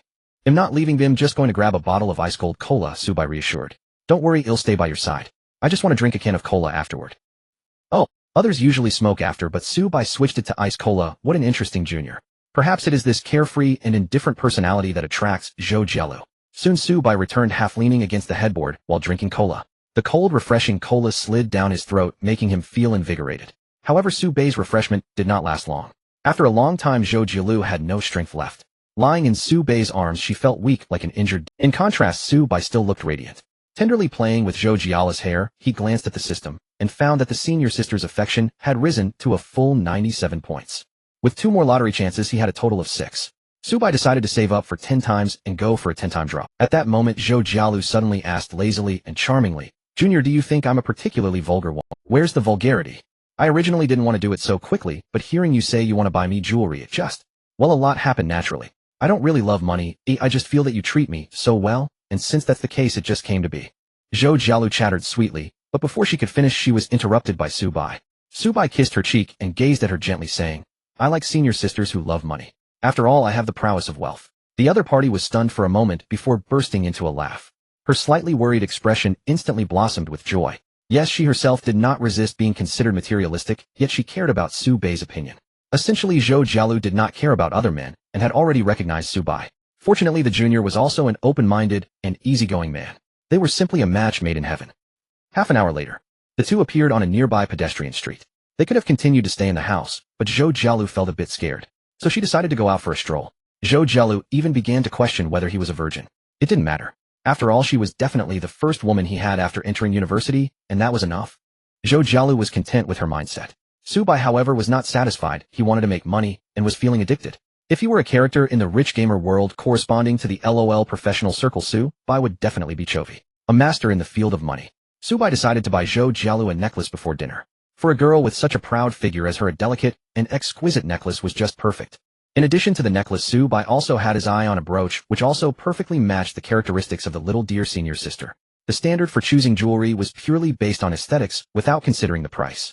The 2 necklaces and a brooch cost over 200,000. Zhou Jialu felt somewhat numb with Su Bai money, seemed to just be a number. What a blissful sense of numbness, let me be immersed in it for the rest of my life.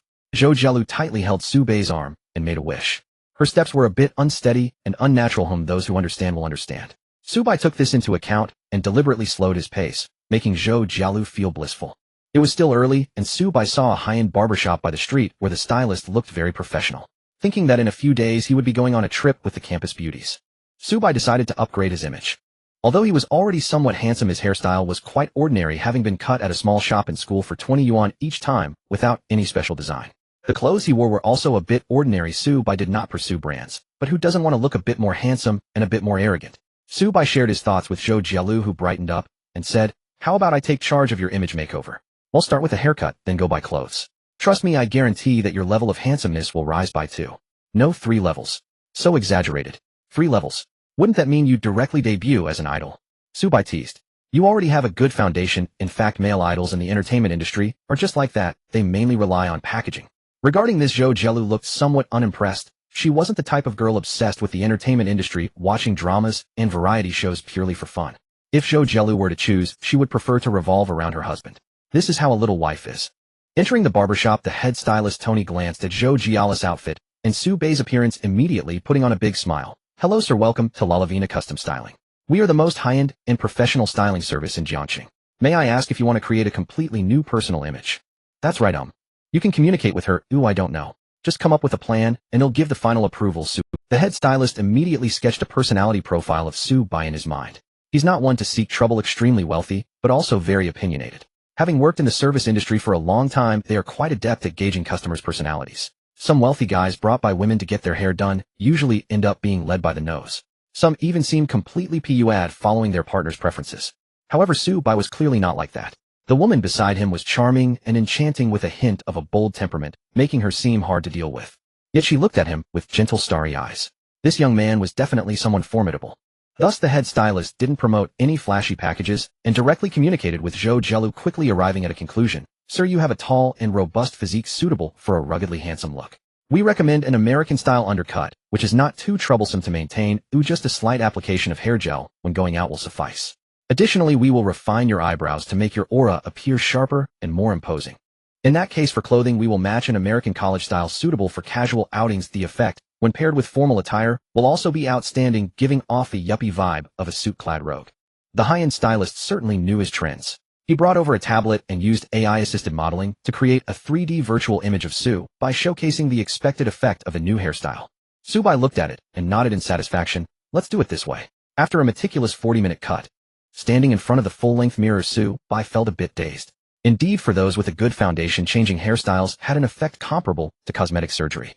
The stylist here indeed had excellent skills. The haircut had great layers. Conversely, the price was outrageous, charging Su-bai over 1,300. After all, male customers have less hair and don't require much maintenance. If it were a female customer, the price would soar sky high. If it weren't for the indulgent wealthy system, Su-bai would never have entered such a shop to get a haircut. Over 1,300, based on the current average haircut price of 20, it could cover more than 60 haircuts. Even getting one every month would last for several years. Although a 20 yuan haircut wasn't very handsome and could even detract from one's appearance. But being handsome doesn't pay the bills. Back then he thought this way. The current situation was entirely different. With an exquisite and handsome appearance, it became easier for Su-bai to pursue girls and obtain more indulgent cashback targets. Following that, under Zhou Jialu's guidance, Su-bai completed his American college-style outfit at a trendy brand. It is now the transition between summer and autumn, and Jiang City has gradually become cooler. It is the perfect time to purchase autumn outfits. Compared to the extravagant attire of the nouveau riche, Su-bai prefers something younger and more flamboyant. This niche trendy brand is indeed impressive. In terms of price, a piece of clothing or pants made from high-quality materials starts at 2,000 to 3,000. It can be considered a light luxury brand. He casually picked out several outfits, spending over 50,000 in one go. After a shopping spree like this, he would roughly spend around 300,000, receiving a cashback of 150 with a comprehensive return ratio, close to 5 times. Zhou Jialu is indeed a little lucky star. It always feels like the cashback ratio she provides is exceptionally high, just as Su-bai was immersed in the joy of upgrading his handsome image. In the male dormitory building 7, room 510, Shui Tao is lost in his troubles. The reason is simple. Up until now, Wan Xinyan still hasn't accepted his friend request. This is quite strange. Clearly, it was this girl who was attracted to his charm in the group and took the initiative to join the travel team. Yet now she won't even add him as a friend. He can't understand her thoughts. Today's girls are just too unreasonable. With the Mid-Autumn Festival approaching, there are still many details to arrange for the trip, and communication is so poor. That's too detailed. Let me ask you what details can't be communicated in the group and must be discussed privately. This. You just want to privately flirt with her, but the girl has no interest in you and sees through it. Chu Mingzhi mocked mercilessly. Shui Tao's thoughts were exposed by Hu Yi, his face flushed with embarrassment, and he stubbornly retorted, "What do you mean I want to flirt with her? It's just adding her on WeChat. What kind of times are we living in? Hu Yi, how can you be so futile? As the saying goes, having one more friend opens another path." "Oh, so you plan to take what route with Wan Xinyan, your friend from the art academy?" Quite the opposite. As an outsider, having me as a friend gives her a lifeline in times of difficulty. After all, I'm a local with 4 houses in my family, driving a Magotan in my freshman year. Shui Tao began his classic recitation. Chu Mingzhi was left dumbfounded. This unique perspective from a local is indeed unexpected. No, buddy. You're being too narcissistic. Do you really think you're some top-tier connection that everyone is vying for? After being annoyed for a while, Shui Tao still didn't receive Wan Xinyan's acceptance of the friend request. He then shifted his focus to adding Wan Xinyue. Although among these twin sisters it seems that Wan Xinyan is the more outgoing one, while Wan Xinyue appears quiet and quite shy. But as the saying goes, people have 2 sides. Perhaps she is actually very easy to talk to behind the scenes like a sweet little girl. Holding on to an unrealistic fantasy, Shui Tao added Wan Xinyue as a friend. The result was an almost immediate rejection accompanied by a message, no adding strangers. Wait, sister. Why am I a stranger? Shui Tao was infuriated, grinding his teeth, and quickly added her again, explaining, classmate, I'm the captain of our 510 mid-autumn travel team, Shui Tao the one driving the Magotan. Still not adding talk in the group, Shui Tao found that she had blocked him when he tried to add her for the 3rd time. This greatly wounded his pride. He declared with fervor that he would kick the Wan sisters out of the autumn trip team. To be honest, he felt a bit powerless. Although Wan Xinyue's attitude was indeed somewhat cold. But since she said they could communicate in the group, that was fine. It wasn't enough to kick them out completely. Anyway, Wang Haoran, who observed the entire process, felt this way. Seeing Shui Tao pacing around in the dormitory, Wang Haoran felt a bit annoyed and could only add fuel to the fire, saying, are you really going to kick them out, bro? I also think fewer people on the trip would be easier to organize. Indeed. Chu Mingzhi adjusted his glasses, the lenses gleaming with wisdom. As long as Chun Yuxing and Jiang Xiran are there, it's fine. But that won't do. That being said, although these twin sisters are a bit lacking in social skills, it can be forgiven. After all, they just graduated from high school. It's normal to be clueless.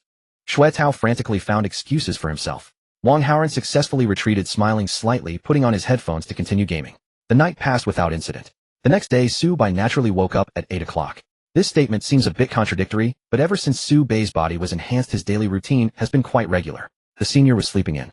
Her energy was completely drained from last night. Let's just be human, Su Bai thought. So he didn't wake her up, but took a shower, changed clothes, and quietly left. He started today's journey. There were no classes in the first period, and the second period was physical education. Physical education classes are strictly monitored for attendance, making them mandatory. The country places great importance on the physical fitness of college students, so Jiang City University has established strict attendance rules and examination standards. Su Bai was fine. Even before his body enhancement, his physical education grades weren't bad. At an average level, passing the exams shouldn't be a problem. Now he was even less worried. What he should be concerned about is Wang Haoran, who rarely exercises. Yesterday at the trendy brand store, he also grabbed 2 sets of sportswear, both suitable for running and playing basketball. When Su Bai left Yeshije, he saw his reflection in the building's glass curtain wall and was instantly captivated by his own handsomeness. It feels like something is missing. He immediately opened his phone and searched for stylish sports outfits on the Zaihansha platform. To be fair, while some girls on this platform have controversial opinions, they are definitely professionals when it comes to shopping. You can easily find guides on what to buy and where to play. The girls really know how to spend money. Thus, Su Bai saw a bright pair of headphones hanging around the neck of a male model in a promotional article on Zaihanshu.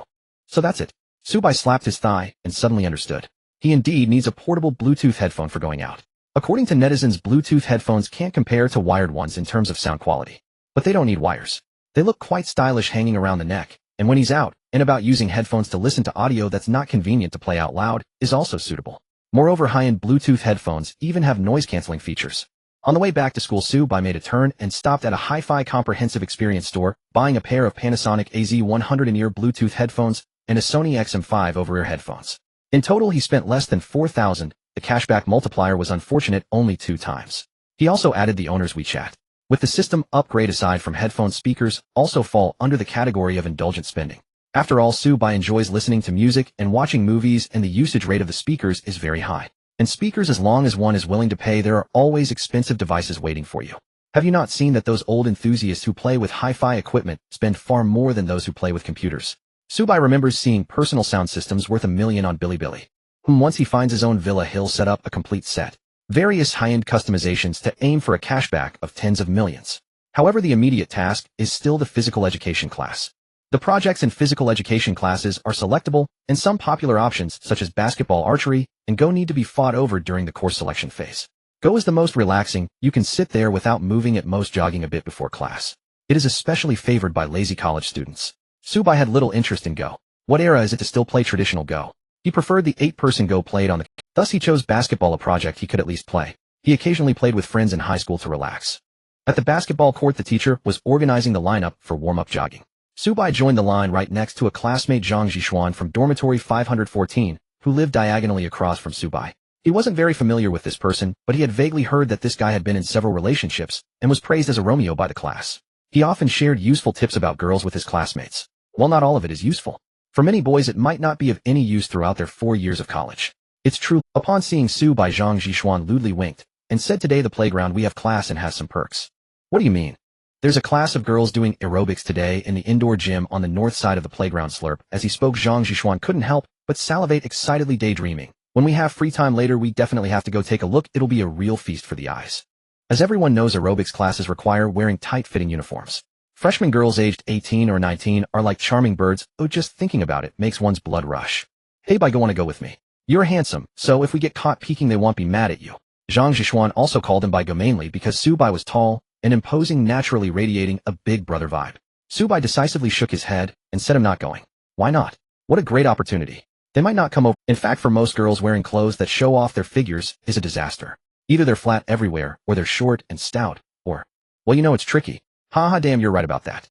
Zhang Jishuan chuckled, "But I've investigated, and there are a pair of twin sisters taking this class from the art college, both with youthful looks and impressive figures.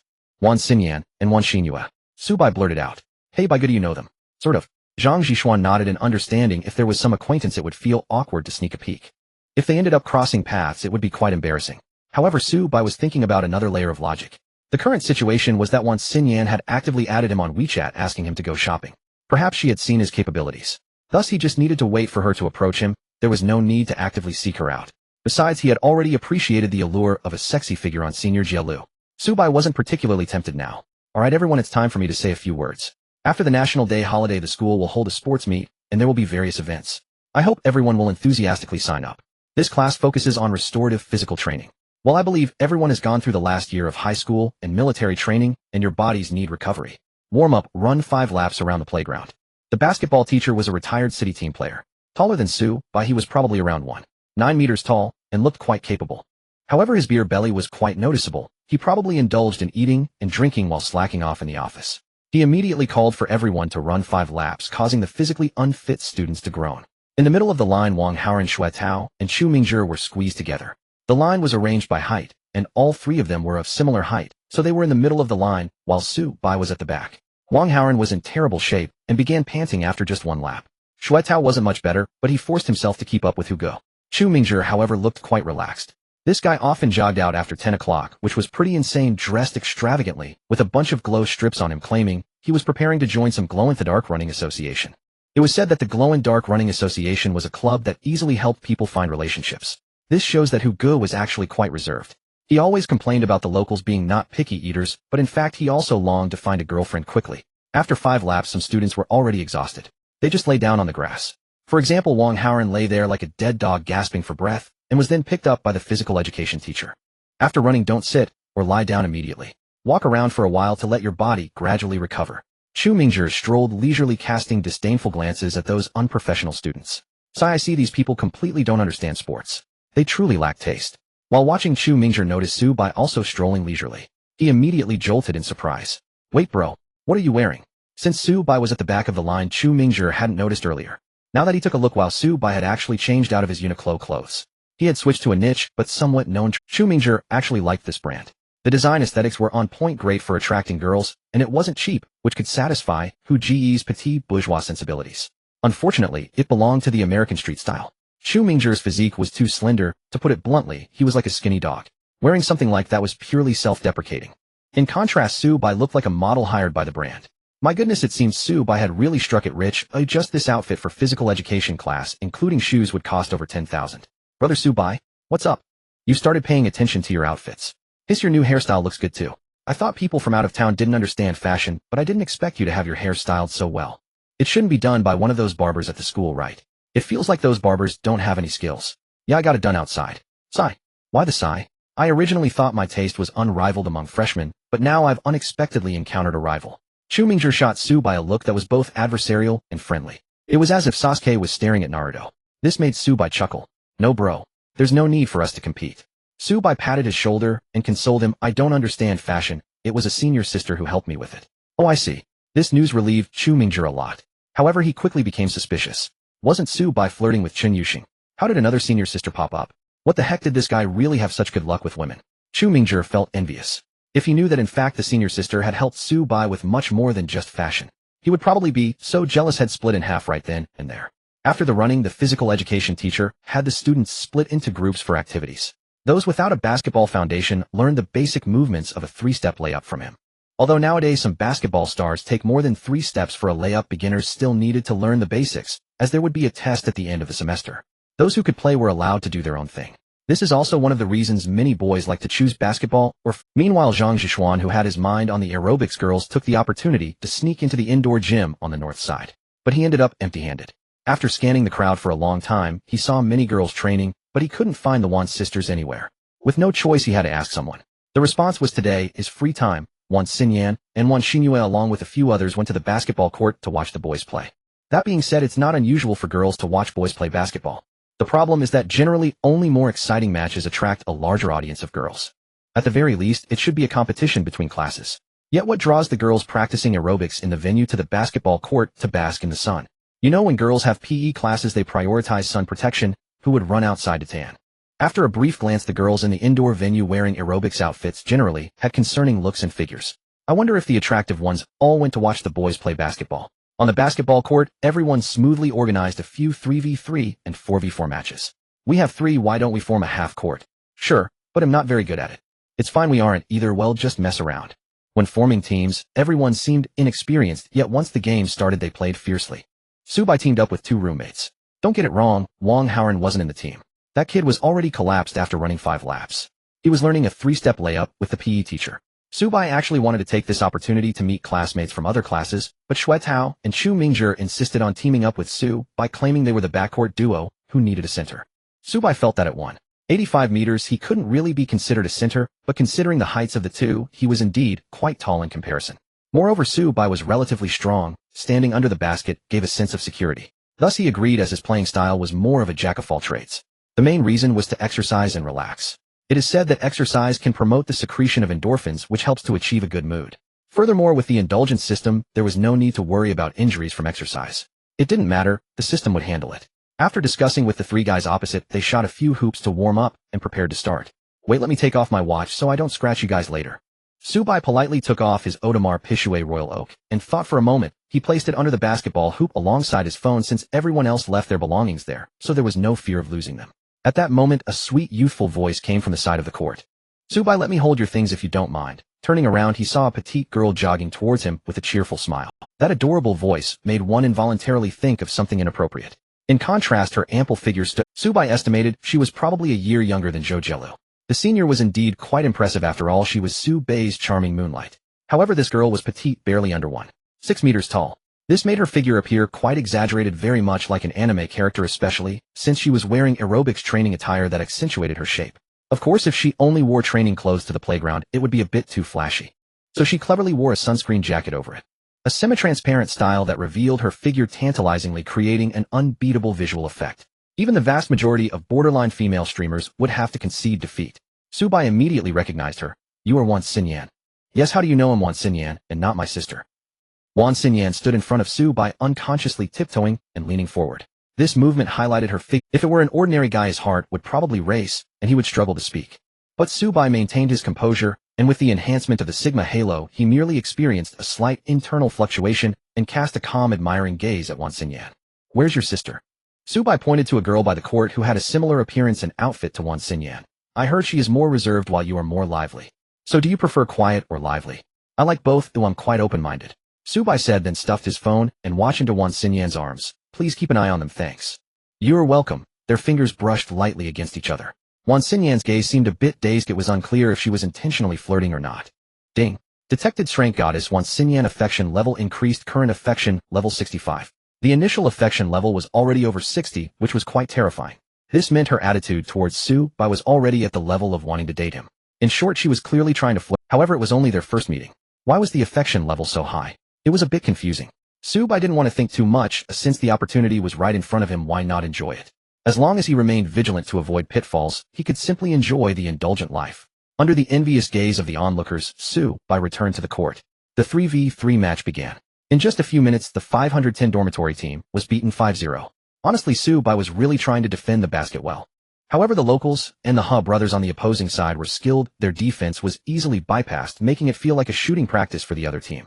What could Su-bai do? Should he defend against 3 by himself? He had to reflect on his own issues. Xiao Ming, the sword demon. JPG. Hey, you guys, are you daydreaming here? Su-bai complained, glancing at the Wan's sisters and a few other girls on the sidelines. Or is it that you are too nervous because of the beautiful spectators? A bit. Chu Mingjie replied shyly. You guys need to step up a look at those 3 guys on the other side. They got pumped up the moment they saw the beautiful girls watching. You should get hyped too. Shui Tao was stunned for a moment, suddenly looking complex, as if he were constipated. Su-bai, when did you meet once? Just met. Why? Nothing, I just find it a bit strange. Sai, forget it. Just now Shui Tao was watching the ambiguous little interaction between Su-bai and Wan Xinyan, feeling a surge of jealousy. Seriously, why? Wan Xinyan didn't even accept her friend requests, acting very aloof, yet she was so warmed. What on earth went wrong? Shui Tao was puzzled. Well, he admitted that Su-bai did look a bit handsome today. Shui Tao increasingly felt that something was off. Su-bai said he had just met Wan Xinyan. The question is, how could someone he just met proactively ask to keep his personal belongings, and Su-bai actually agreed. There's definitely something between these two. Shui Tao, who was not good at hiding things and lacked sophistication, couldn't help but ask Su-bai, have you chatted with Wan Xinyan on WeChat before? Oh, we chatted a little. Su-bai revealed a somewhat ambiguous smile. What do I need to report to you about chatting with her? No, hey, that's not what I meant. The previous question carried a hint of accusation. However, facing Su-bai's slightly abrasive tone, Shui Tao immediately backed down. Originally, Su-bai had a masculine aura, and now with the support of his brother, he felt even more confident.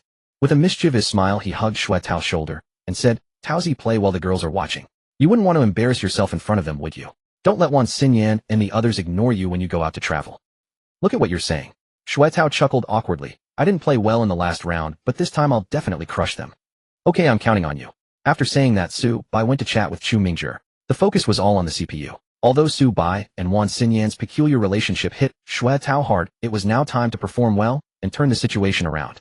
Think positively. Wan Xinyan was just helping Su-bai carry things, not arguing with him.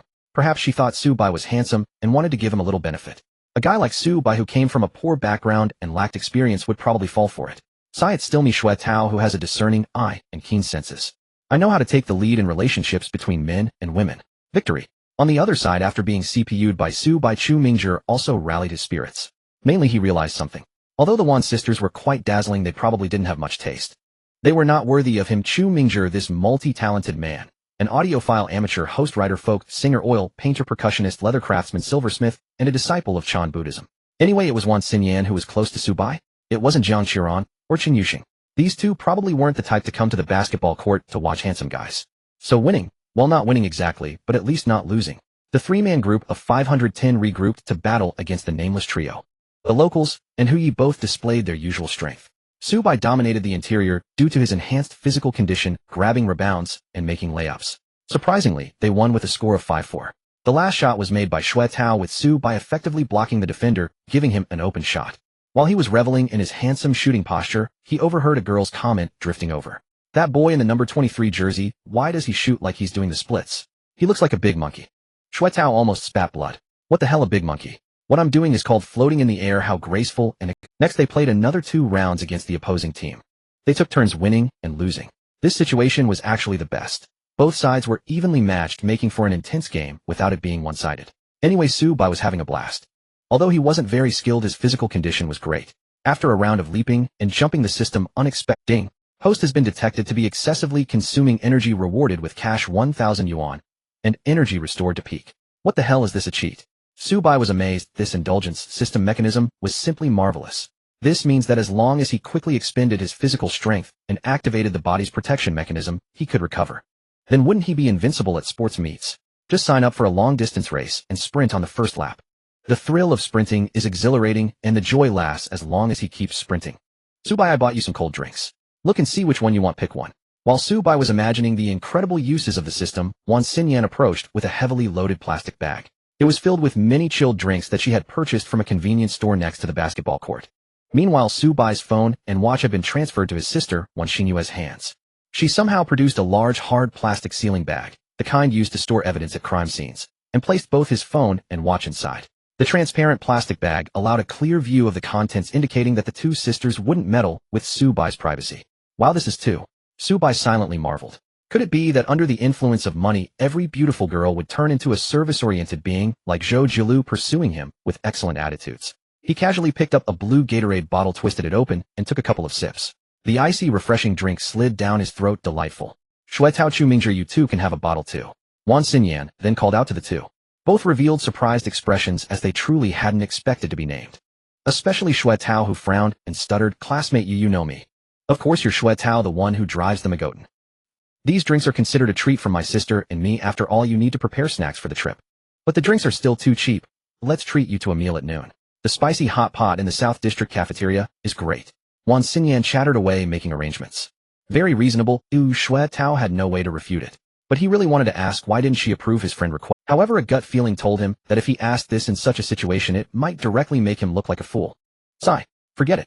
Subai quietly drank his beverage, observing the younger sister among the twins. She was a lively girl with a bit less boldness than Zhou Jialu, but more of a youthful innocence. But she was actually quite scheming. She naturally flattered Subai and positioned everyone as companions without relying on her beauty to take advantage of Shuetao. Whoa. Chun Yuxing's sudden appearance, her abrupt actions, and unexpected words sent ripples through the crowd. Her delicate face was tense. However, her inner self was on the verge of breaking down. What am I even doing? Chun Yuxing couldn't help but doubt if she had been possessed by some foul spirit. If someone had told her a month ago, right after the university enrollment, that she would be wiping sweat off a boy in such a public place as the basketball court, she would have scoffed at the idea. As if she was not the type to become infatuated after watching idol dramas. Well, it's not that she had turned into a lovesick fool, but rather Subai had appeared in her life in a way that was utterly destructive. With their souls so close, he was the quintessential tall, rich, and handsome man, and he was not just your average wealthy guy. Which Cinderella hasn't fantasized about being courted by a prince. However, because Chun Yuxing was an academic achiever, she held herself to higher standards and had fewer dreams of princes. Surely one couldn't expect a prince to share her love for video games and abstract discussions online. Hey, guess what? She actually encountered one. Chun Yuxing found out that Subai was playing basketball during gym class through a live photo posted in their class group. Boys and girls had separate gym classes, and her chosen course was not on that day. Yet on the sidelines, those girls, especially the pair of particularly voluptuous twin sisters, clearly had ulterior motives. Thus, in a fit of impulse, she set aside her coding and dashed from her dormitory to the basketball court, just in time to see Wan Xinyan handing Subai a drink. When she saw Subai drinking that beverage, Chun Yuxing's heart ached, a heaviness settled in her chest, and she felt utterly. It felt as though the liquid Subai was drinking was not Gatorade, but rather Wan Xinyan's. Alright, maybe it wasn't that extreme. In any case, Chun Yuxing was quite unhappy. In a moment of heated impulse, she wiped the sweat off Subai in front of everyone. Once reason returned, Chun Yuxing found herself awkwardly rigid, unsure where to place her hands and feet. However, due to everyone's impression of her as an aloof person, her actions were perceived as cold and ruthless. It seemed she was a woman determined to steal a man. Even the cunning Wan Xinyan misjudged the situation. Hissed this Chun Yuxing. She had heard that she was getting close to Subai, but it seemed to be just playing games together. Playing games. Nowadays, it's common for boys and girls to play together, and it doesn't necessarily mean they are developing a romantic relationship. Yet now Wan Xinyan sensed a fierce aura from Chun Yuxing. No, she had to avoid confrontation for now. You must be Chun Yuxing, right? I'm Jiang Shiran from the broadcasting and hosting department. I believe we are roommates. Wan Xinyan spoke to her friendly. The mid-autumn trip is coming up soon. It's nice to get acquainted in advance. Nice to meet you too. Subai, I suddenly remembered that I have an assignment to catch up on, so I won't be able to treat you to lunch today. I'll take my leave now. Alright, we can talk later. There will be plenty of opportunities. Then I'm off, bye-bye. Wan Xinyan swiftly exited. Subai glanced at Chun Yuxing, wanting to laugh. It turned out that even the aloof academic girl could get jealous. Since you're here, help me hold on to my things. I'll play a bit more. Subai handed Chun Yuxing the sealed bag containing his phone and watch. He continued playing basketball. The system had just reset his stamina, and it would be such a waste not to play a bit longer. To be honest, Chun Yuxing was so shy that she wanted to run away, yet with the task of holding Subai's things, she couldn't. She could only maintain her tense expression and stand in place, occasionally hearing others gossip about her Subai. And the love-hate relationship with Wan Xinyan. These people really know how to overthink. There was no love-hate relationship at all, it was just a moment of impulsiveness. In Chun Yuxing's view, Subai and the Wan sisters were probably just going on a trip together. No worries, she would be going on this trip too. Upon returning to the court, Subai unexpectedly saw Chu Mingzhi sitting on the ground, dejectedly holding a basketball. What's wrong, are you feeling down? I tried my best, but I can't win. Chu Mingzhi muttered something strange, looking up at Subai in anger. Subai, please leave us some dignity. Why does every beautiful girl have some sort of connection with you? Are you the protagonist of a Japanese light novel? Clearly Chu Mingzhi could no longer continue the match. He had to replace himself with Zhang Zhishuan, the love saint, watching from the sidelines. This guy was also good at basketball and his mindset was clearly much better than Chu Mingzhi's, showing only envy towards Su Bai, but not collapsing. Hu Yi out. Zhang Zhishuan casually commented. Wow, by Gu, I didn't expect you to be so popular. Chen Yuxing and the Wan sisters have both fallen for you. Not fallen for. Su Bai replied seriously, we are just going on a trip together for the Mid-Autumn Festival. It's a class activity, and there are many boys and girls participating, right? Hehe, do you think I believe you? Zhang Zhishuan, being experienced, saw through that Su Bai was also a player. Gym class ended. Originally, it was Wan Xinyan who was supposed to treat them, but this girl was scared off by Chen Yuxing's aura. So Su Bai went with Chen Yuxing to the cafeteria. The lunchtime alone together was what Chen Yuxing had been looking forward to. However, due to the events at the basketball court, and some of her little thoughts, she just lowered her head to eat, not daring to speak to Su Bai. It wasn't until she was nearly finished eating that she put down her chopsticks, took a few deep breaths, and seriously told Su Bai, I have no classes this afternoon, nor any other matters. Oh. Chen Yuxing fell silent again. She had never been good at expressing herself, especially when her thoughts were not sincere. So she could only bite her lip, gazing at Su Bai with a look of longing. He's so cute. Waves of warmth surged in Su Bai's heart, and he couldn't bear to continue teasing her, so he cheerfully said, come with me to the internet cafe this afternoon. Sure. Chen Yuxing's furrowed brow instantly relaxed as she picked up her chopsticks to finish the remaining food. Sigh, this adorably naive academic achiever is really easy to read. Su Bai silently complained. When it came to coding and scientific research, Chen Yuxing was exceptionally outstanding. But when it came to social nuances, Chen Yuxing's wouldn't stand a chance against Wan Xinyan. Speaking of Wan Xinyan, Su Bai had originally promised her to go shopping together that afternoon. Now it seemed he had to postpone. He immediately sent her a WeChat message saying he had something urgent and asking if they could push the shopping to the evening. Wan Xinyan quickly replied that it was no problem. It's great to be wealthy. In normal circumstances, if a boy suddenly changed plans for a date, he would definitely be labeled a flaky guy. Who would have thought Wan Xinyan would be so accommodating?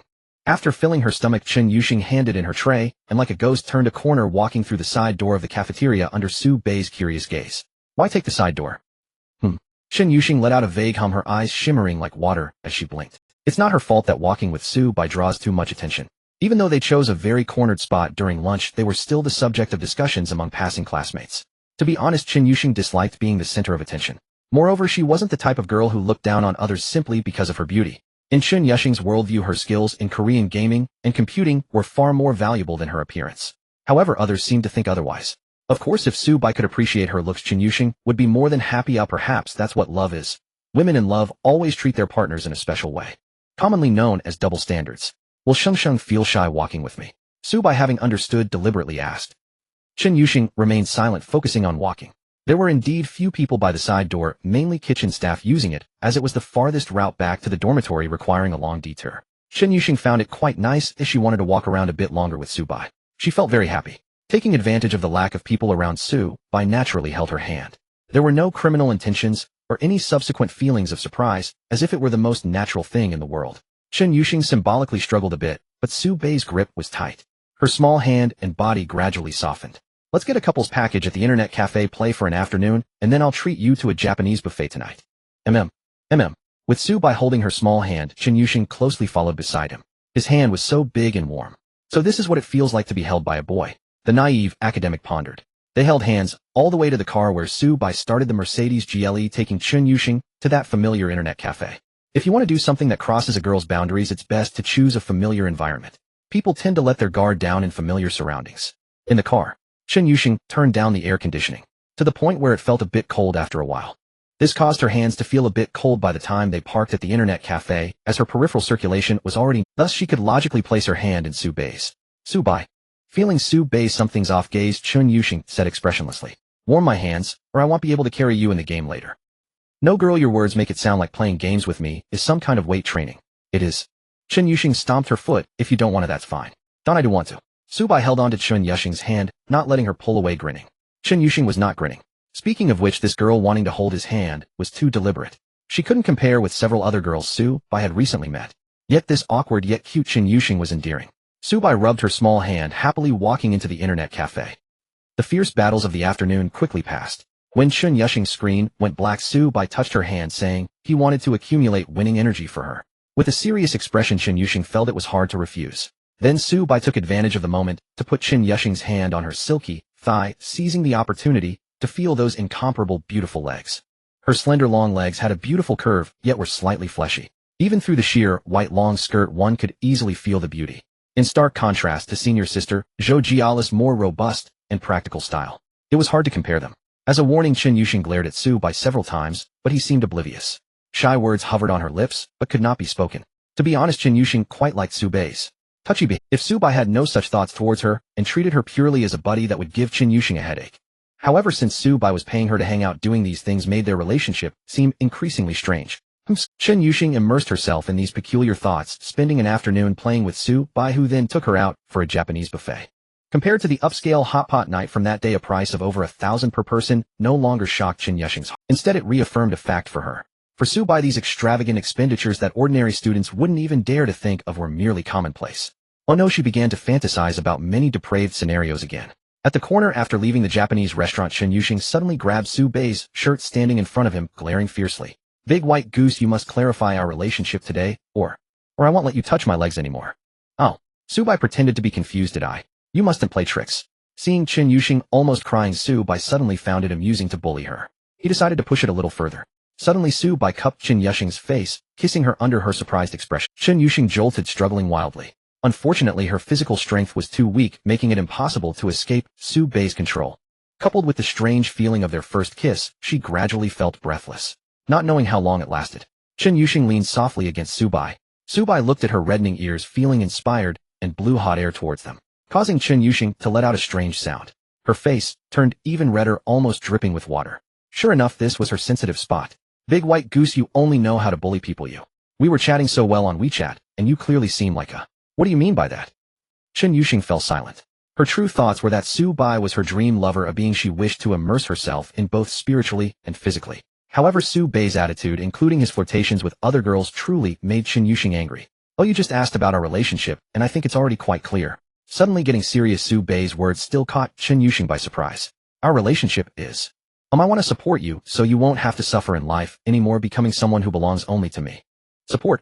Yeah. I heard your mother is seriously ill and needs a lot of money for treatment. It's okay, no matter how much it costs, I can afford it, and let me bear the rest of your life." Su-bai paused, looking into Chen Yuxing's eyes, sincerely saying, "I like you, but I can't guarantee I'll only like you, so I think this kind of relationship is the best choice for both of us."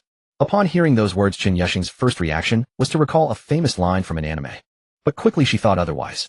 Su-bai was not just an ordinary student. This rascal was a top-tier wealthy guy. Instantly, Chen Yuxing's emotions became extremely complex. If it were any other man proposing to keep her, Chen Yuxing would surely have picked up something from the roadside to smash it on that man. How could someone as proud as her accept such an absurd proposal? Yet this person was Su-bai, a man whose soul resonated with hers, the only one in her life she could truly connect with. And yet this scoundrel treated her as a kept woman. Well, Chen Yuxing also knew that expecting a man like Su-bai to be faithful was akin to a fantasy. Su-bai liked her, but he could not promise her fidelity, which was something Chen Yuxing had anticipated. Nevertheless, it still made her very angry. Being confessed to in such a strange manner by Su-bai left Chen Yuxing both frustrated and sweetly flustered. Fundamentally, the overwhelming feeling in her heart was one of infatuation. A little devil whispered in her ear, "Just give in to him, just give in to him. This man gets along so well with you, and is willing to spend money on you, where else can you find such a good deal?" She felt so sad as she was completely under Su-bai's thumb. "Who told you about my family situation?" Chen Yuxing asked, coldly, feeling a bit wronged. The way she looked like a victim had no deterrent effect. "Connections, kid. Many so-called terminal illnesses, in fact, if you throw enough money at them and take the most advanced treatment early, the chances of recovery are quite high. But if you delay due to financial issues, then it's hard to say." Chen Yuxing bit her lip, darkness clouding her vision. "You're right. So just accept my proposal. Being kept by me should be a pleasurable thing for you." Chen Yuxing struggled internally for a long time, seemingly having gone through a lot of mental turmoil. Eventually she pouted, "Scumbag." Although it was a negative comment, her tone was no different than a playful pout. "Then let's settle this pleasantly." Su-bai said, then asked for Chen Yuxing's bank card number and promptly transferred money to her. 100,000 yuan. Ding. Triggered the bounce class goddess cashback limit, triggering a 6x cashback reward, cash, 600 yuan. Chen Yuxing immediately calculated, counting on her fingers. If it's 100,000 optimistically, it would be 5 months pessimistically. What optimism and pessimism? This is your pocket money. Huh. Let's go, take me to the hospital to see Andy. You want to meet my mom right now? Chen Yuxing felt flustered. Whether we meet or not is not important. What matters is that I need to communicate with Auntie's attending doctor and settle whatever payments can be made. Su-bai firmly took Chen Yuxing's hand and walked towards the parking area. The senior had informed Su-bai, based on a little content she overheard from Chen Yuxing's phone call, that her mother had a rare disease. A rare disease means that the treatment medications are quite niche and expensive. Generally, a complete treatment plan is also quite costly.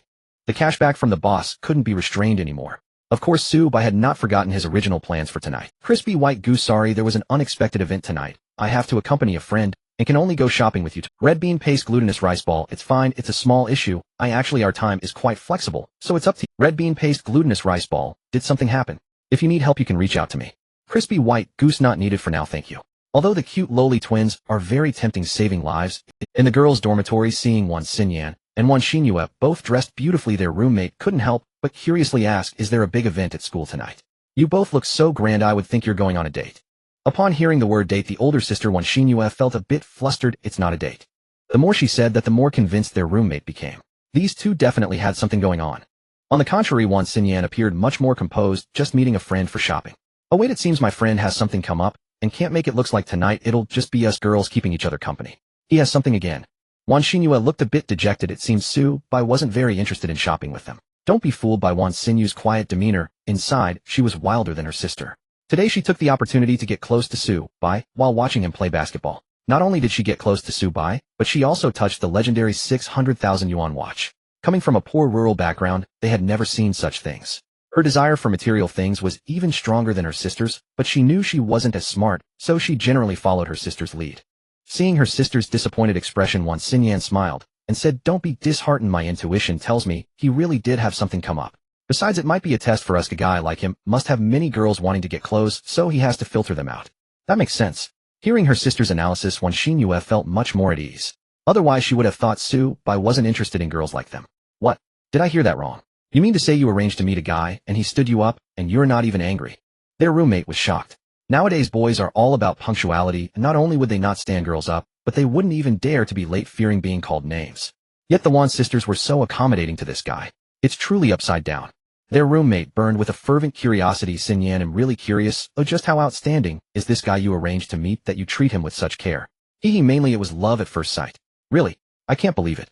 Whether you believe it or not, let's go. We should hit the school snack street and get some milk tea.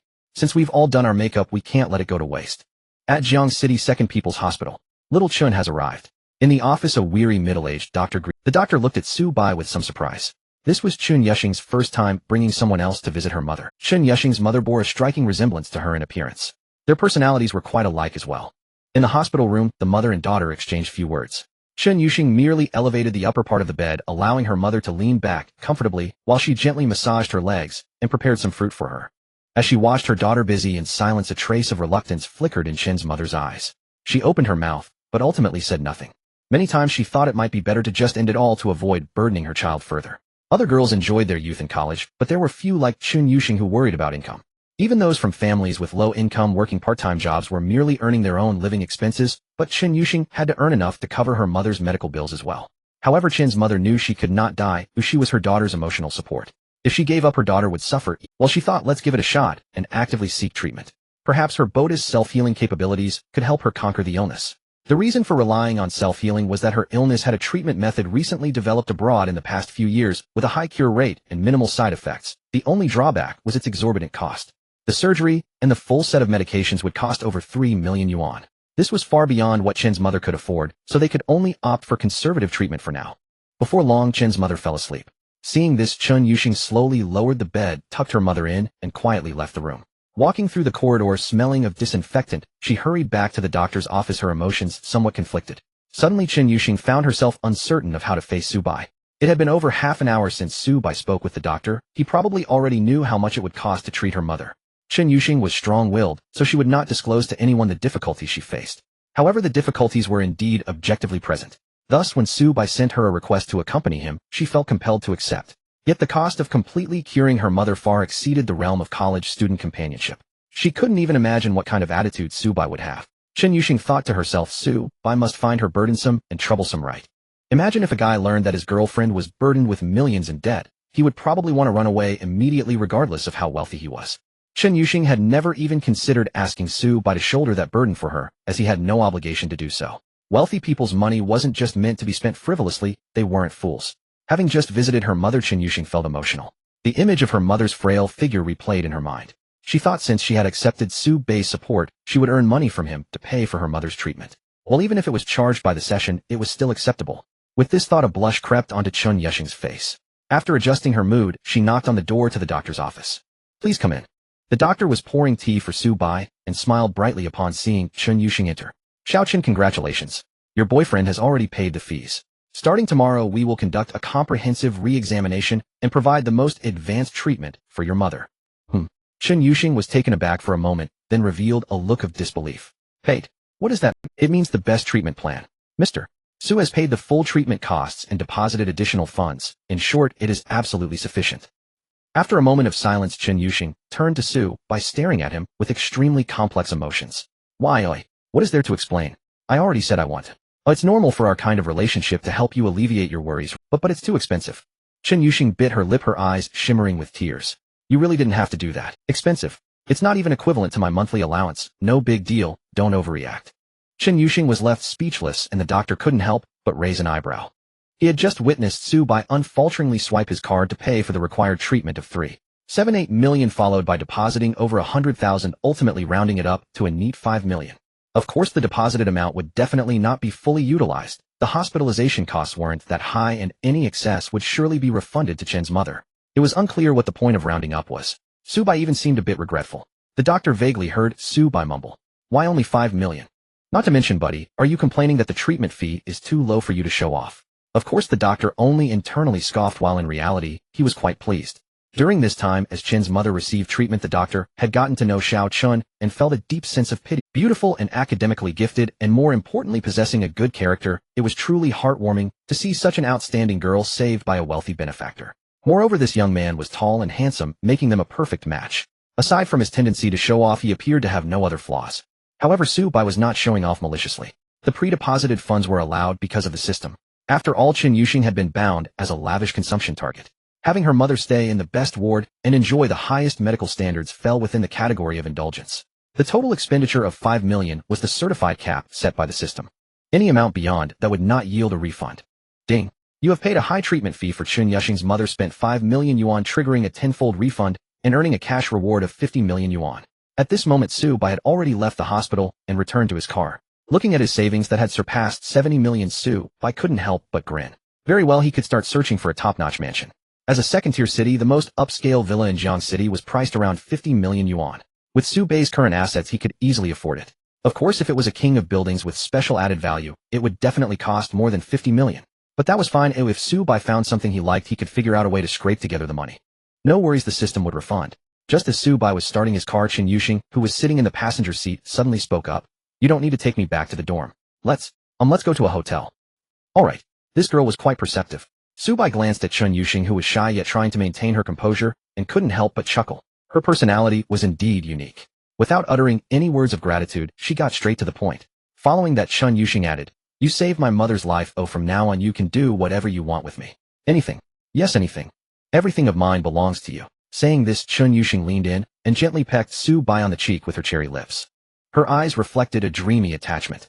To be honest, Chen Yuxing did not expect that Su Bai would so readily pay the money. That was millions, not just a few hundred. Indeed, part of it was due to Su Bai being extraordinarily wealthy. Yet Chen Yuxing still felt that his willingness to do this for her proved that Su Bai had feelings for her. With this in mind, Chen Yuxing suddenly saw the light through the clouds. She understood. Being kept was the most suitable relationship for the two of them. Considering their identities, strengths, and social status differences, they were actually not suited to be a couple. Couples should interact on equal terms to last long. On the contrary, being kept had fewer concerns. Chen Yuxing had never been moved by any man before meeting Su Bai. The inability for their souls to resonate was one aspect, and reality also had to be considered. Her family background wasn't great, and in terms of personal pursuits, she preferred reading and research. Coming from a single-parent family, her only caregiver, her mother, was also ill. As for herself, her interests were rather unusual, unlike those of ordinary girls. Aside from her good looks, she would likely be a burden to most boys. A broken and troublesome existence. But Su Bai was just too wealthy. He shattered all her concerns and worries. Furthermore, her mother's illness indeed could not be delayed any longer. From various angles, accepting Su Bai's support was the best choice. After all, as a top student, she favored rational arguments. Moreover, the emotional premise first satisfied the prerequisite of getting along extremely well with Su Bai. The proof was established, and she instantly stepped into the role of being kept. She hurriedly drove to the JW Marriott Hotel. The Riverview suite was booked for a week and had not yet expired. It was currently empty, with Zhou Jiala's belongings moved to the service department. It could be used, yet Su Bai felt it was insufficient. However, when he inquired at the front desk, a more luxurious presidential suite had become available. The price was extravagant, 788 yuan per night. It was often booked by the wealthy. Recently it had opened up and Su Bai decisively booked it for 5 days. Ding. Detected the host's indulgent spending staying in a presidential suite triggered a 7x cashback rewarded cash 276080 yuan. Seeing Su Bai book the most luxurious and extravagant room, Chun Yuxing's eyelashes fluttered slightly, and a sense of calm and happiness surged in her heart. Although she knew Su Bai had a high spending level, his choice to book the best room for their first encounter still made Chun Yuxing feel Su Bai's importance to her. In the elevator going up, swiping the card to enter the room, as soon as Su Bai turned around, he was still in a daze, his thoughts scattered. Chun Yuxing immediately. Her proactive attitude left Su Bai a bit bewildered. He originally thought that a pure girl like Chun Yuxing would be somewhat shy. But who would have thought? It even made Su Bai a bit shy. Overwhelmed by Chun Yuxing's fiery passion hidden beneath her icy exterior, despite a moment of shock, Su Bai quickly responded. Soon both cast aside their distractions. Big white goose, I want to be with you. For a lifetime. After a long while, the lights in the presidential suite adjusted to a romantic warm glow. The television turned on, playing a recently serialized anime. The two young people who had just completed a deep strategic cooperation discussion leaned against each other, engrossed in an anime they both enjoyed. Su Bai wrapped his arm around her slender waist. Even now Su Bai was still savoring the wonderful taste from earlier, unable to help but say, Sheng, you really know how to have fun. Of course. Chun Yuxing glanced at Su Bai, a bit proud. The learning materials I've seen are no less than yours. Su Bai paused for a moment, finally realizing that her learning materials did not refer to literal study materials. He had long known that Chun Yuxing was another version of him, but he never expected that even in the appreciation of that art, she was not inferior to Su Bai. For this, Su Bai was quite convinced. Compared to senior sister Zhou Jialu, they were completely opposite ends of the spectrum. Senior sister appeared to be burning with desire, yet was pure at heart, shy even when kissed on the cheek. This shyness was innate despite her now fully becoming Su Bai's little woman. Chun Yuxing, however, was different. Cold on the outside, warm on the inside. Once she was determined to pull you into her room, it was hard to say who was playing whom. Su Bai casually grabbed a can of iced cola post-encounter. Not long after he finished drinking, the anime playing on the television ended an episode. Chun Yuxing pressed the pause button. Su Bai, watching one episode? No girl, you're exaggerating. Su Bai said with a wry smile. An anime episode is only 20 minutes if you cut out the beginning and end. So this is too much for you. Sorry. Chun Yuxing had a contemplative expression, as if re-evaluating Su Bai's capabilities. How could Su Bai tolerate this? Bro, I have top-tier human physical fitness, a peak human special attribute. Immediately. A season of anime with 13 episodes could be watched in less than 5 hours. As a result, Su Bai and Chun Yuxing ended up watching for 12 hours straight. From the evening until dawn the next morning. During this time, Su Bai discovered a surprising fact. Although Chun Yuxing had poor stamina, her endurance was extremely strong. Ha ji Xing yu guy. However, Chun Yuxing was ultimately still human. Meanwhile, Su Bai, possessing the attributes of a top-tier being, had his stamina and energy reset after an all-nighter. Chun Yuxing managed to finish the last episode of the anime before tiredly collapsing onto the hotel's large bed. Big white goose, you're amazing. So sleepy, need to sleep. Chun Yuxing mumbled contentedly, tilting her head and falling asleep. To be honest, Chun Yuxing's soft and drowsy appearance is truly adorable. This stirred up wicked thoughts in Su Bai, who had just regained his energy, making him want to do something more with her. Forget it. Let the child be. After a brief moment of contemplation, Su Bai took it upon himself to help Chun Yuxing remove her tights, ensuring her comfort while sleeping. He probably needed a good long sleep. After tidying up the mess, Su Bai drove away from the Marriott Hotel, navigating the busy expressway during the morning rush hour. Thanks to the assistance from the system, Su Bai remained invigorated and decided to go out for a stroll. It was a little past 9 o'clock. At this hour, lunch was still a bit early, but Su Bai was already starving.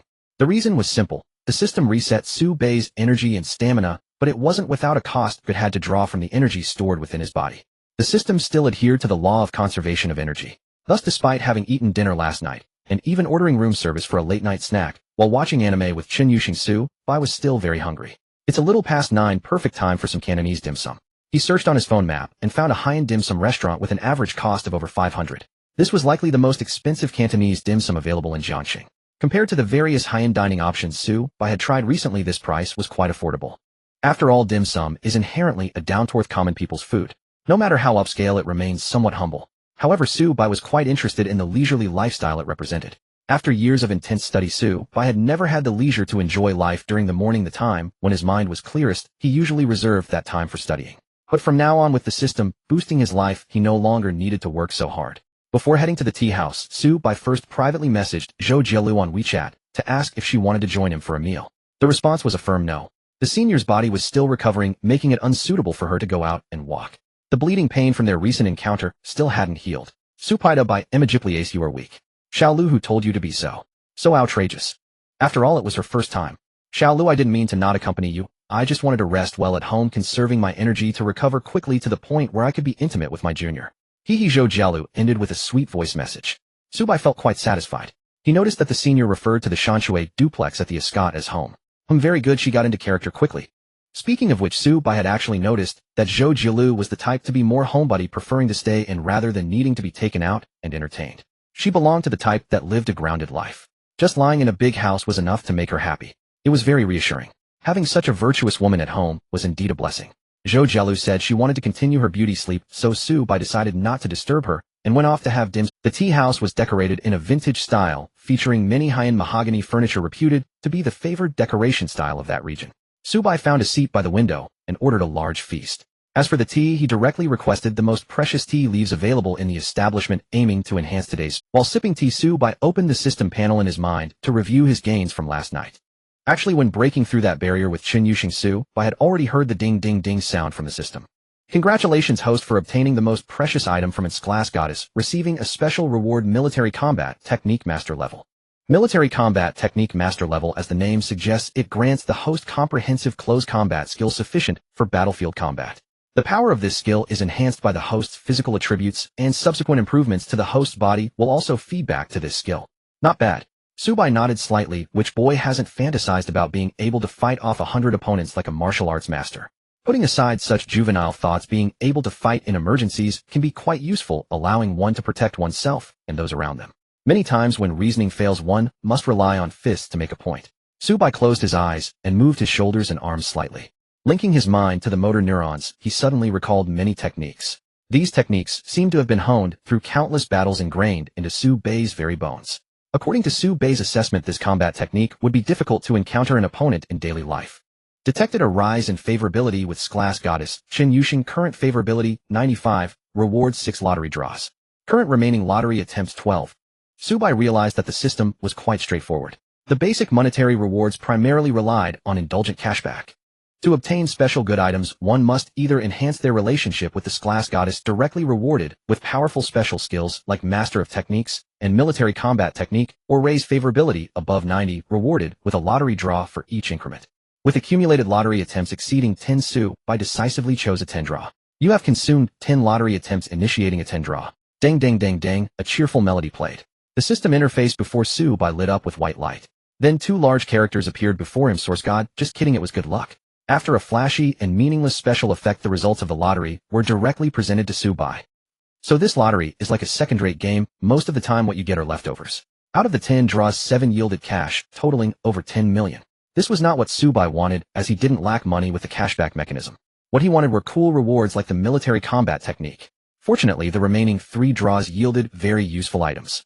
Swimming Master Level grants the host excellent swimming skills along with the corresponding cardiopulmonary and muscular abilities, encompassing both competitive and survival swimming techniques. Porsche Panamera GTS 4.0T, customizable in the system. For details, please click. Universal Membership Card allows the host to enter any venue that requires membership qualifications. When going out, your identity is self-given. Putting aside swimming for now, let's also skip over the customization options for the Porsche. Subai was instantly captivated by this Universal Membership Card. This thing sounded like something out of a comedic manga. However, as is well known, the things in comedic works are often in places requiring membership, the level of exclusivity can vary greatly. The more ordinary ones are libraries, Sam's Club, and amusement parks annual passes, while the high-end ones include nightclubs accessible only to the elite and art salons for affluent women. Of course, Subai had no interest in art. Wealthy women, however, were somewhat intriguing. Nevertheless, this thing ensured that Subai could travel around the world without hindrance. As long as there is a membership mechanism in place, it could be arranged. This was incredibly convenient. Some high-tier memberships aren't something you can just purchase on the spot and often require connections. However, if he could gain entry through the Universal Membership Card, it could instead help Subai connect with powerful networks. After admiring the image of the membership card in the system for a while, Subai shifted his attention to the new car he had drawn. From the Panamera, a well-known luxury sedan. It seemed to be favored by many influencers and young wealthy heirs. Although it was already a very expensive car, it inexplicably gave off a sense of being commonplace. It is well known that for luxury cars in the $1 million range, their perceived prestige often heavily relies on the level of configuration, especially the optional features.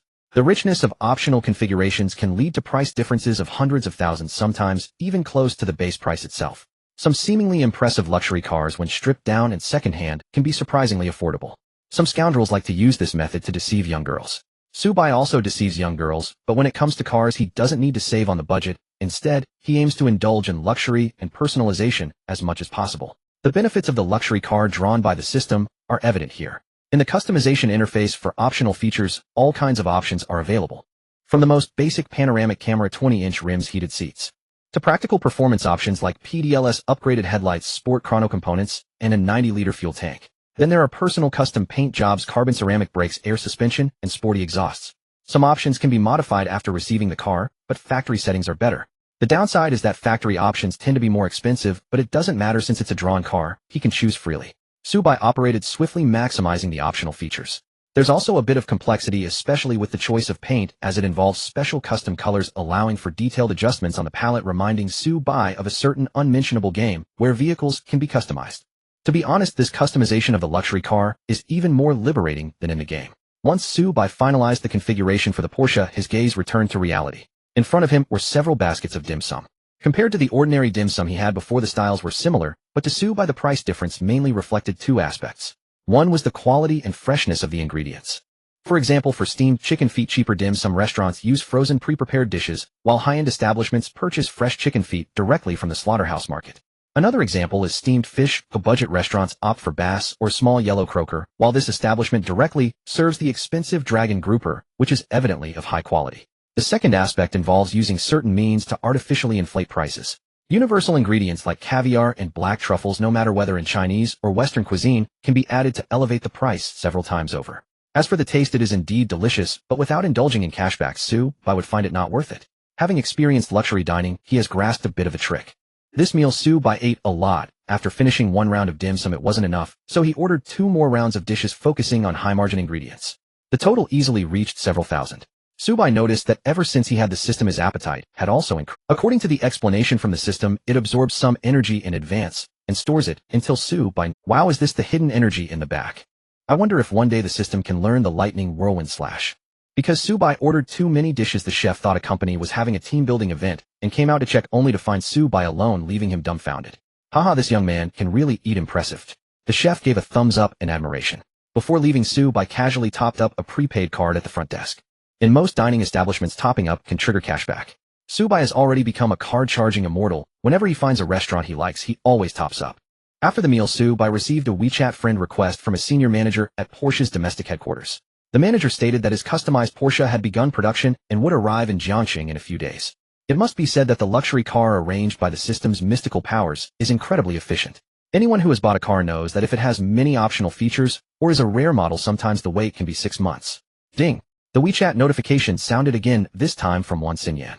The avatar of the red bean glutinous rice ball had sent several messages and photos. She mentioned that she and her sister had just finished their morning class and asked Subai if he was up, inviting him to go shopping together, accompanied by a few selfies. In the photos, the petite Wan sisters, dressed in exquisite JK uniforms, appeared particularly youthful, and however their bust size contrasts sharply with their figures, making the cute-style uniforms evoke a rather allure. Especially the angle of the photos, which was particularly clever, showcasing their deep cleavage to Subai. Haki Yen, you this guy? Are you too eager to improve? Subai couldn't help but sigh. Clearly he had stood her up twice in a row yesterday, yet there was not a hint of complaint this morning. She was still earnestly engaging. They probably observed through some means or information channels that Subai possessed strength. And indeed that was the case. At that moment the two sisters had just gotten out of class and were walking along the tree-lined path on campus. Sister, do you think he will reject us again? Perhaps Subai just doesn't like girls like us, boo-hoo. Wan Xinyue wore a dejected expression. However, Wan Xinyan confidently reassured her, sister, don't panic. What do you mean by small potato? What we are is a giant. Lowly. I've inquired. Subai likes anime, and many characters similar to us appear in the anime he enjoys. Doesn't he want to practice a little in the real world? Men, they are all so lecherous. Oh really? Wan Xinyu's mood lightened a bit.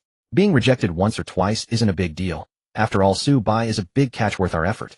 Then Wan Xinyan showcased another piece of intel to her sister. She had infiltrated a socialite group on a certain app, studying upper-class knowledge intensely every day. She also met many like-minded girls. Yesterday, she sent a selfie of Subai at the fitness center to an experienced socialite sister for identification. Of course, she censored Subai's image, otherwise with his figure and looks, even the most materialistic and appearance-unconcerned girls would be left speechless. The other party informed Wan Xinyan that the private gym corresponds to the best mountain water stack property at Jiangxing's Yeshizhe. The annual rent exceeds 1 million, enough to buy a house in the suburbs of Jiangxing. The issue is that while Su Bai's spending is purely for enjoyment, buying a house is different. A house is still an asset. Although many places have seen a decline in vacation prices over the past 2 years, it's still just a minor loss. What's the big deal if such a wealthy guy stood them up twice? It's important to know that a girl's patience when dating a guy correlates with his assets. As long as the assets are sufficient, no matter how bad-tempered a little fairy is, she will instantly transform into a docile little white rabbit.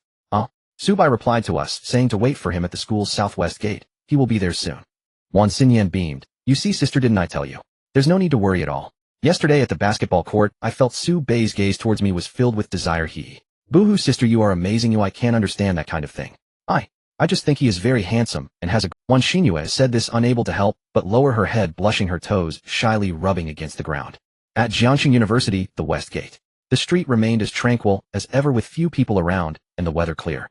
A male student who happened to have no classes in the morning jogged by wearing headphones and sportswear. Breathing in the fresh air nurtured by the excellent greenery around Jiang University, the boy couldn't help but show a look of enjoyment. It's really nice. University life is indeed much freer than high school. It would be even better if I could find a girlfriend to hang out with. Just as this thought crossed his mind, a pair of stunning figures walked out from the West Gate. Dressed in JK uniforms with knee-high stockings, one wore black and the other white. The boy rubbed his eyes and instantly recognized them. Could they be the legendary twin beauties from the broadcasting and hosting department of the art college? He instinctively paused his steps, stopping to admire them. After a moment, the twins stood by the roadside in front of the school gate. The boy wanted to continue jogging, but realized that doing so would mean passing right by the twins. For some unknown reason, the boy felt a bit hesitant. He was the type who would feel his heart race just talking face to face with a girl. After hesitating for a moment, the boy decided to stop at the last corner before the school gate for a while. It seemed the twins were waiting for a ride. They were probably going to take a taxi to have fun. Once they left, he could continue jogging. That's right. After watching for a while, his heart and breath were a bit disordered. This was a good opportunity to take a break. Such beautiful girls are truly an unattainable existence. Nowadays, girls have such high standards for boys. Either they have money or they are handsome. In short, they must be exceptionally outstanding, or else they will be labeled as average boys. The boy was quite aware of his own level. He knew that he had no chance with beauties like the Wan sisters. In this situation, he could only dare to admire them from a distance. Before long, a tall and mighty SUV drove up from the end of the road. As the vehicle approached, the boy instinctively looked over, and his gaze suddenly became strange. Wait a minute, this car. Why does it look so familiar? The boy strained to remember, and finally pulled out the key information from the depths of his memory. Wait, isn't this the car that the aloof genius Chen Yuxing got into that night? That night, he was also jogging nearby, and saw Chen Yuxing walk out of the West Gate and get into a black Mercedes SUV. He had even specifically reminded his high school classmate Chu Mingzhi about it. That guy was extremely infatuated with Chen Yuxing, treating her like a goddess. The boy stared intently at the Mercedes, watching it pull over to the side of the road. Then the Wan sisters hopped over, eagerly opening the front and back doors, giggling as they got into the car. The Mercedes started up again and zoomed past the boy in a flashy manner. The boy hurriedly pretended to jog, but sneakily glanced back.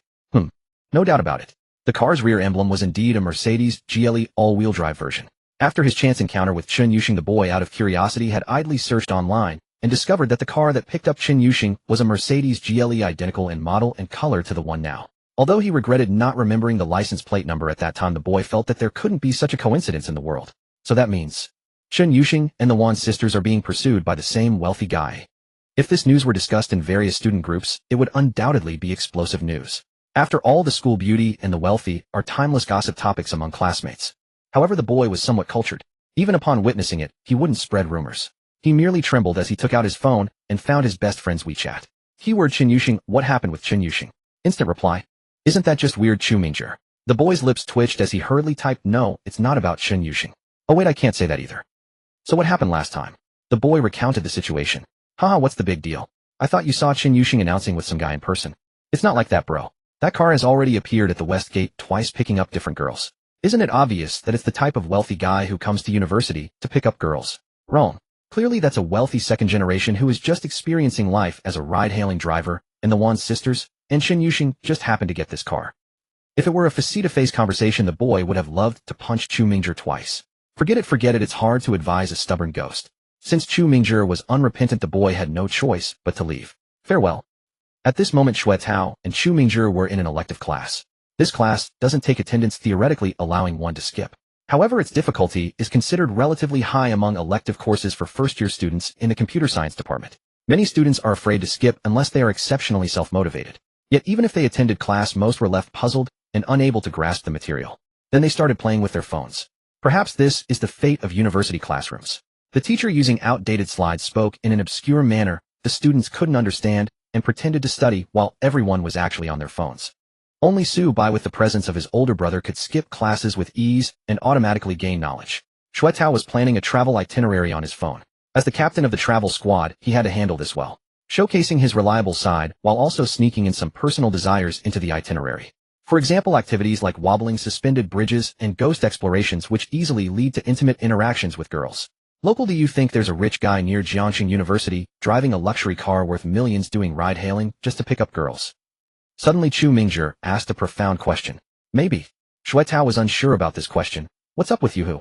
You don't want your parents to buy you a car to pick up girls, do you? Let me tell you, when it comes to picking up girls, getting a decent car is enough. No need for anything too fancy. You probably can't afford the really good ones. How can I not afford it?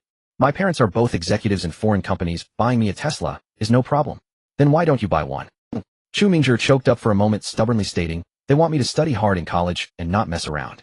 That's why my standards are so high. Taste, do you understand? Only girls like Chen Yuxing and Jiang Xiran, those who are untouched by the mundane, catch my eye. Alright, you're high-minded. Shuetao was too lazy to argue with him. However, Chu Mingzhi became increasingly anxious. Speaking of which, could it be that Chen Yuxing really has something going on with the mysterious Mercedes guy? If that's the case, what would Su-bai think? Chu Mingzhi, being rather naive, couldn't help but privately message Su-bai, subtly asking brother Su-bai, if the girl you like got into a Mercedes driven by an uncle, would you forgive her? After a while, Su-bai's reply came. Stop watching so much. Initial D. Hu. Chu Mingzhi. Su-bai saw the nonsensical message from Hu Yi and immediately understood. Could it be that someone saw him helping the Wan sisters into the car? It's possible. It doesn't matter if they saw it, they saw it. It's not illegal. I've always conducted myself with integrity, so what's wrong with having a few beautiful friendships? What? You say I've been hanging out with 2 different girls over the past few days. Well, the atmosphere was just right. We were merely going along with the girls' emotions. Su-bai, your car is so spacious, it must be quite expensive, right? The front passenger seat was naturally occupied by his younger sister Wan Xinyan. Su-bai discovered that whenever these 2 sisters appeared together, it was always the younger sister who was more expressive, while the elder sister seemed almost robotic, suggesting a significant difference in their extroverted personalities. It's decent, probably over 100,000. Look at what you're saying. Ooh, for that price we could build a 3-story house back in our hometown.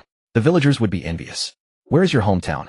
In a neighboring province in the southwest. It's even a nationally recognized impoverished county that has been in the news. We have to be thankful for the government's subsidies, otherwise we wouldn't be able to attend such a great school as Jiangxing University. Well, you must have worked hard. It's not too bad.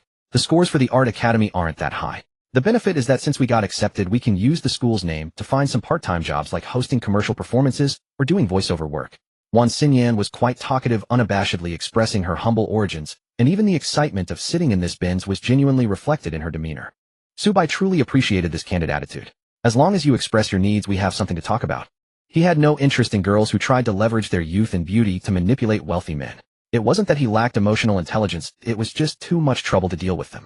Before long, the 3 of them arrived at the commercial area near the school by Shang City. Unlike the IKC Plaza that Su-bai frequently visited, this place was more geared towards the common populace, often crowded with university students on weekends. Today was a weekday, so the foot traffic wasn't overwhelming. Wan Xinyan first asked Su-bai if he had any favorite brands or items he wanted to buy. After receiving a negative response, they headed to their planned destination, the Decathlon. This was a large-scale, affordable sports brand that sold a wide range of products from basic sportswear and hiking shoes to entry-level mountain bikes. Essentially, you could find nearly any sport-related product here. They focused on cost-performance ratio. Wan Xinyan was not naive enough to take Su-bai to an expensive brand counter and hint for him to pay. That was a tactic for low-level gold diggers. Besides, she and her sister were youthful and beautiful and did not need luxury brands to enhance their appeal. Wan Xinyan exchanged a glance with her sister, preparing to execute their plan. Elder sister Wan Xinyue understood the cue and ran to the far side, pretending to study hiking poles. Wan Xinyan picked out a tight-fitting hiking compression shirt paired with tight sharkskin pants. After slipping into the fitting room and rustling around for a while, she suddenly poked her head out from behind the curtain, looking a bit embarrassed. Su-bai Gij, could you come help me? Her tone of request was very casual, and coupled with the thoughtful change of address to Su-bai Gij, the nearby shop assistant instinctively assumed they were relatives. After all, the twin sisters and Su-bai were all strikingly good-looking. It wouldn't be surprising if they were family. Thus, the shop assistant watched as Su-bai entered the fitting room, where a girl was already present, without any hesitation. As Su-bai entered the narrow space of the fitting room, since she had invited him, how could he refuse? After all, he was a gentleman who enjoyed helping others. So Su-bai assisted Wan Xinyan with her clothing dilemma. Unable to help himself, he asked, "How old are you and your sister this year?" "We're adults now, we'll be 18 during the summer break," Wan Xinyan replied cheerfully. Subai Gij, why are you asking such strange questions? I feel like your skin is so tender. Wait, we're the same age, so why are you calling me Gij? Subai chuckled. Because Subai Gij gives off a very reliable vibe. In this society, age doesn't prove anything. Wan Xinyan sighed. Just like how Subai Gij is only just 18 and already driving such a nice car, yet you never flaunt it. In contrast, some people. Haha, he does stand out a bit. Subai immediately understood Wan Xinyan's meaning. The local guy certainly had an exaggerated presence. Anyone who knew him found it hard not to comment. My sister and I usually save every penny we can't afford to buy anything too expensive. While other girls at the art academy were loyalmen, we only dare to buy from Decathlon. Although people often say that clothes are all pretty much the same, the materials definitely differ. That's quite true. TSK. Not bad. The way Wan Xinyan looked at him increasingly brimmed with affection. Subai Gij, you know, for orphans like my sister and me from rural backgrounds who grew up relying solely on our grandmother coming to a big city, our only hope is to change our destiny. Wan Xinyan raised her slightly baby-fat face, gazing intently into Subai's eyes. Subai Gij, can you change our destiny? As the saying goes, children of the poor mature early. The Wan family sisters are a typical example. On platforms like Douyin, there are often similar statements claiming that today's college students are naive and innocent, feeling like children even after reaching the age of 18. However, Wan Xinyan is clearly not one of them. She is thoroughly an adult. One obvious piece of evidence is that while children talk about love, adults directly pursue it.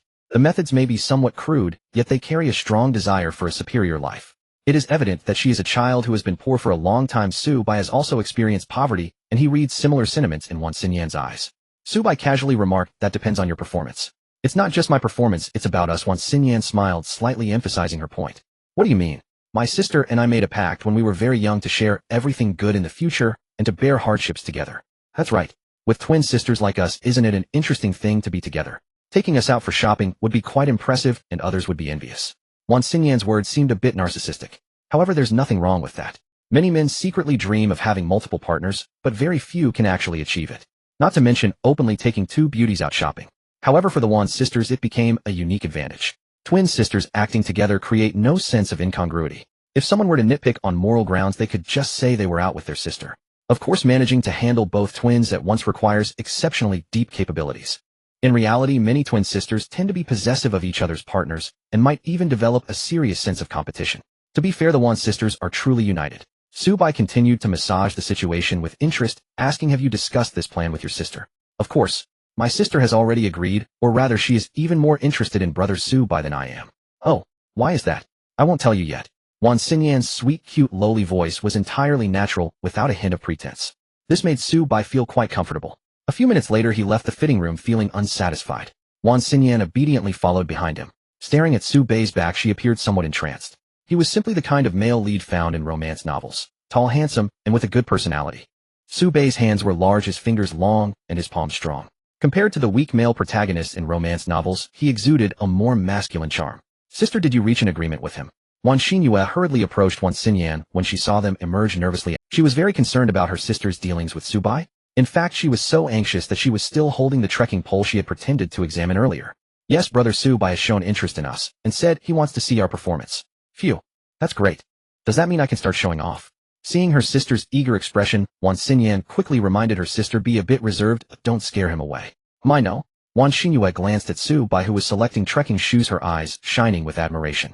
Standing at 185 centimeters, Subai's height was entirely authentic. His recorded height during physical tests was accurate. This height is already quite tall for boys in Jiangqing, a city that is neither north nor south. Moreover, after being enhanced by the strengthening liquid, Subai's physique had an astonishingly good proportion worthy of a male model's golden ratio. With the fashion enhancement of high-end trendy brands, he was simply the dream lover of many young girls. Wan Xinyue was gentle in nature, but differed from her sister in one aspect. While her sister only loved money, she had an additional preference. She liked tall boys. The feeling of looking up at someone standing next to her to see his face. Imagining a bit further, Wan Xinyue felt that the future was indeed very promising. Ding. Detected level goddesses Wan Xinyan. Wan Xinyue's favorability has surpassed 80 points, binding them as cashback targets. Current favorability, 82. Subai was taken aback for a moment. Wait, why is your favorability calculated together? Are you truly inseparable as one? To be honest, Subai had not expected that Wan Xinyan and Wan Xinyue would be so united. This was quite rare. Subai remembered that when he was in middle school, there was a pair of twin sisters in his class. They were always fighting. It was hard to imagine them accompanying a man on a shopping trip. Well, since they were so eager to improve, Subai decided to fulfill their dreams and change their destinies. Cashback that comes knocking should not be turned away. Moreover, these two girls are quite good in quality. From a conventional aesthetic perspective, they might be a bit short. But Su Bai is an open-minded man. From the perspective of an anime enthusiast, the Wan sisters are rarely. Speaking of which, the number of women around Su Bai has inexplicably increased, giving him a sense that he might become a master of time management. Perhaps this is the inconvenience of living a lavish life. Even with the assistance of brother Tongzi, Su Bai still finds it quite challenging. May I ask if you are satisfied with this outfit, miss? If you like it, you can try some workout series outerwear as well. Seeing the effect of the outfit on Wan Xinyan, the salesgirl's eyes lit up, and she quickly made her recommendation. For girls of shorter stature, the effect of sportswear is often mediocre, but Wan Xinyan is clearly an exception. Moreover, with Wan Xinyan, who looks almost identical in appearance and figure, the salesgirl thought that perhaps she could successfully close 2 deals today. Su Bai asked, "What do you think?" "I think it's great." Su Bai Gid should be quite satisfied too, right? Wan Xinyan's tone carried a hint of meaning. "Then let's go with this and get your sister a set as well. Should we choose a different color?" "Yes, she likes pink or light yellow, something bright in general." This caught Su Bai a bit off guard. Upon careful thought, it does seem to be the case. The lively Wan Xinyan prefers cool tones, while Wan Xinyan leans toward lighter, warm colors. The preferences of girls are indeed difficult to fathom. Fortunately, Su Bai no longer needs to guess their likes. He simply explores the unknown sides of each goddess with a sense of appreciation. The compression clothing and leggings cost over 300 for one set, totaling just over 600 for both. Wan Xinyan also picked out some small sports accessories, and the total came to about 800. Ding! Detected a lavish expenditure of 832 yuan from the bound account, triggering a 4-fold cashback rewarding cash, 3,328 yuan. It seems my mindset has become a bit detached, Su Bai thought. Seeing the price of over 800, his first reaction was actually that it was cheap. Before binding with the system, 800 yuan was enough for Su Bai to eat and drink at the cafeteria for a month, and he might even have some left. After all, the cafeteria's poor man's meal consisting of 1 meat and 1 vegetable with rice only costs 6 yuan. Breakfast is simply solved with 2.5 yuan for hot dry noodles. The subsidies in a good university cafeteria are quite generous. However, Su Bai's appetite has been spoiled. Over 800 in a more upscale consumption context is barely enough for a single pair of pants from certain women's brands. Oh wait, Su Bai discovered a blind spot. The Wan sisters have already bought their outdoor sports gear, but that doesn't stop Su Bai from buying them more. After confirming with the system, Su Bai suggested while walking out of the Decathlon store, "These cheap pants don't feel comfortable. Oh, let me take you to buy something better." Wan Xinyan was taken aback and quickly waved her hand. "No need, didn't you just help us pay? I'm very grateful after all. My sister and I haven't started giving back to you, Su Bai Gid, yet." In the last sentence, Wan Xinyan said with a teasing smile, tiptoeing closer to Su Bai's ear and whispering. The warmth of the girl's breath carried a sweet and fresh scent like candy. "It's truly marvelous. It seems that every girl has her own unique fragrance. Don't worry, you'll have plenty of opportunities to contribute later, and buying better yoga pants will also enhance my user experience." This phrase, user experience, successfully amused Wan Xinyan. "Su Bai Gid, don't say such things to other unfamiliar girls, or you might get a warning for objectification." "What? Are you upset by what I said?" "Not at all. I'm quite looking forward to being used by you, Su Bai Gid." Wan Xinyan fluttered her eyelashes and cuddled closer to Su Bai. To be honest, the technique of flirting is a bit awkward. It's incomparable to the innate charm of that little fox spirit. At the same time, Su Bai also confirmed whether these two sisters were ready to embrace a buy one, get one free lifestyle. The results satisfied him greatly. Wan Xinyan let out a delicate exclamation, a bit caught off guard, shot Su Bai a glance of reproach, but hugged his arm even tighter. As for her sister Wan Xinyan, she didn't even have the chance to be caught off guard. She simply revealed a look of enjoyment. Wait, why is she already enjoying it? It feels like there's something extraordinary hidden beneath this girl's quiet and introverted exterior. Thus, Su Bai held each of the 2 adorable girls by their sides, walking through the mall. They attracted the attention of countless passers-by. Most of those gazes were filled with envy mixed with some confusion. What's going on here? Taking 2 girlfriends out shopping? No, wait, why do these 2 girls look exactly the same? Got it, they must be relatives, with the big brother taking 2 little sisters out. Many people had similar assumptions. Identical twins being shared in real life is still too shocking, but most wouldn't think in that direction. However, Su Bai's confidence easily managed the situation. This is the self-assurance that money brings him. Ladies, please come in and welcome to the Lululemon flagship store in Jiangxing. This brand is well known to those who have seen enough short videos. It's a benchmark brand for yoga pants. What surprised Su Bai was that this Lululemon in the mall is actually the flagship store in Jiangxing. It's worth noting that Baixiang City is just an ordinary affordable shopping area. Upon reflection, it doesn't seem too surprising. A significant portion of the brand's audience consists of young women pursuing fashion and a middle-class lifestyle. So where are these types of women most widely spread? Of course, it's Jiangxing University. In this era, jobs are hard to come by, and making money isn't easy. Many working girls are reluctant to spend a lot of money to buy beautiful clothes for themselves. Of course, spending money provided by admirers is another matter, but not every girl can find someone willing to spend on her. In fact, proportionally speaking, most girls' appearance and emotional intelligence levels rarely encounter generous admirers. On the contrary, female university students without much life pressure tend to pursue raising daughters while providing them with ample pocket money.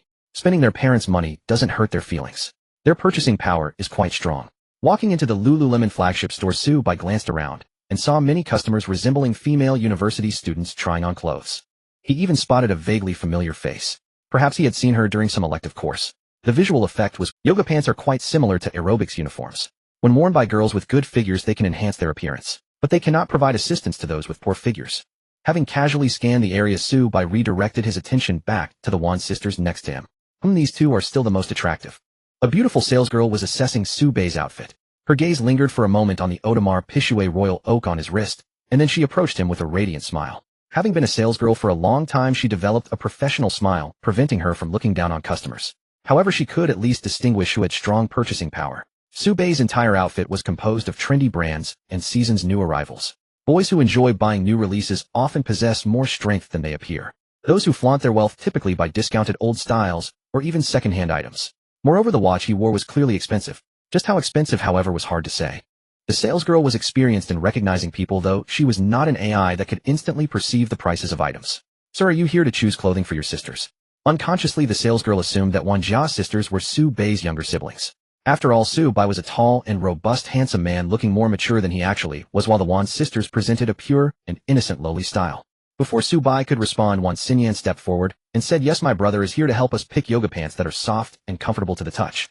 With a pure and adorable demeanor, she leaned against Sue Bai's arms seeking his favor. The salesgirl didn't think much of it, nor did she grasp the deeper meaning of good to the touch. After a moment of thought, she spoke, "If you're pursuing ultimate touch, I recommend this year's new product, the Glow Up." Inspired by diving suits, it uses smooth, high-elastic fabric with a strong wrapping feeling in the core area. The leg openings are designed with laser-cut technology to reduce indentations, and the matte texture enhances its premium feel while balancing support and comfort. She led the three of them to the samples and introduced the products. Not forgetting to remind them, since this is a new product, the price is relatively high at 1,200 yuan each. That's fine, price isn't an issue as long as you like them. Sue Bai gently ruffled the sisters' heads, carrying a hint of fondness. The two sisters did not shy away and appeared very willing. Wan Xinyu even proactively rubbed her cheek against Sue Bai's hand and secretly touched his palm with her tongue. This girl seems to be a hidden. Let's go to the fitting room." After several rounds of trying on clothes, Sue Bai was very satisfied with how the yoga pants fit. No wonder it was a popular brand. Although many believed the price was too high, the pants indeed looked great on girls with good figures. As for the feel, Sue Bai also lightly tried it on Wan Xinyan. Not bad.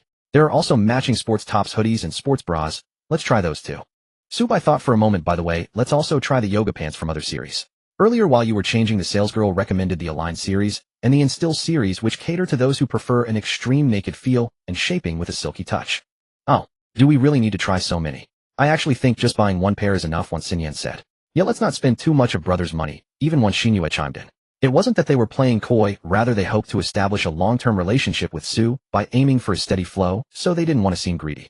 However, they clearly underestimated Sue Bai's purchasing power. He casually said, "Since we rarely come here, it's better to buy a few more pieces."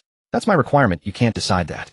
Since the benefactor insisted, the sisters had no choice but to comply. As they continuously tried on one outfit after another, the other girls in the store looked on with envy, whispering among themselves, "Their brother is so nice, really willing to spend money. I doubt it, or I think in the end they might just pick one or two of the best ones.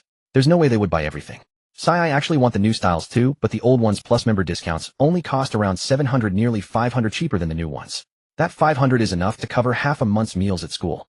Among the girls shopping at Lululemon, there were many who were struggling students. Some had saved up from their monthly living expenses over several months just to afford a basic pair of yoga pants. After buying them, they would definitely take a few beautiful selfies in their dorms, posting them on Moments and Xiaohongshu, basking in the compliments from friends. Yet they heard Sue Bai making such a bold statement about buying whatever they liked. It inevitably stirred a sense of sourness in their hearts.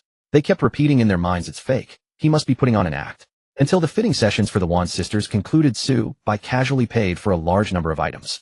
Various seasonal limited editions and collaborative styles, including yoga mats, sports water bottles, and gym bags, totaling over 10,000 yuan.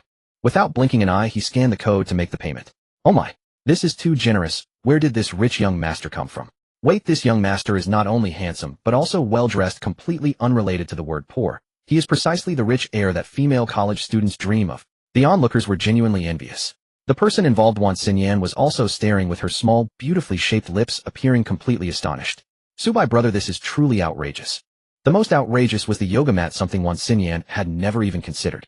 Even if she were to buy a yoga mat, she certainly wouldn't choose the Lululemon brand, as yoga mats could be purchased cheaply on Taobao, while branded items were prohibitively expensive. Yet Subai said since they were here, it would be convenient for them to exercise and stretch in their dorms. Ding.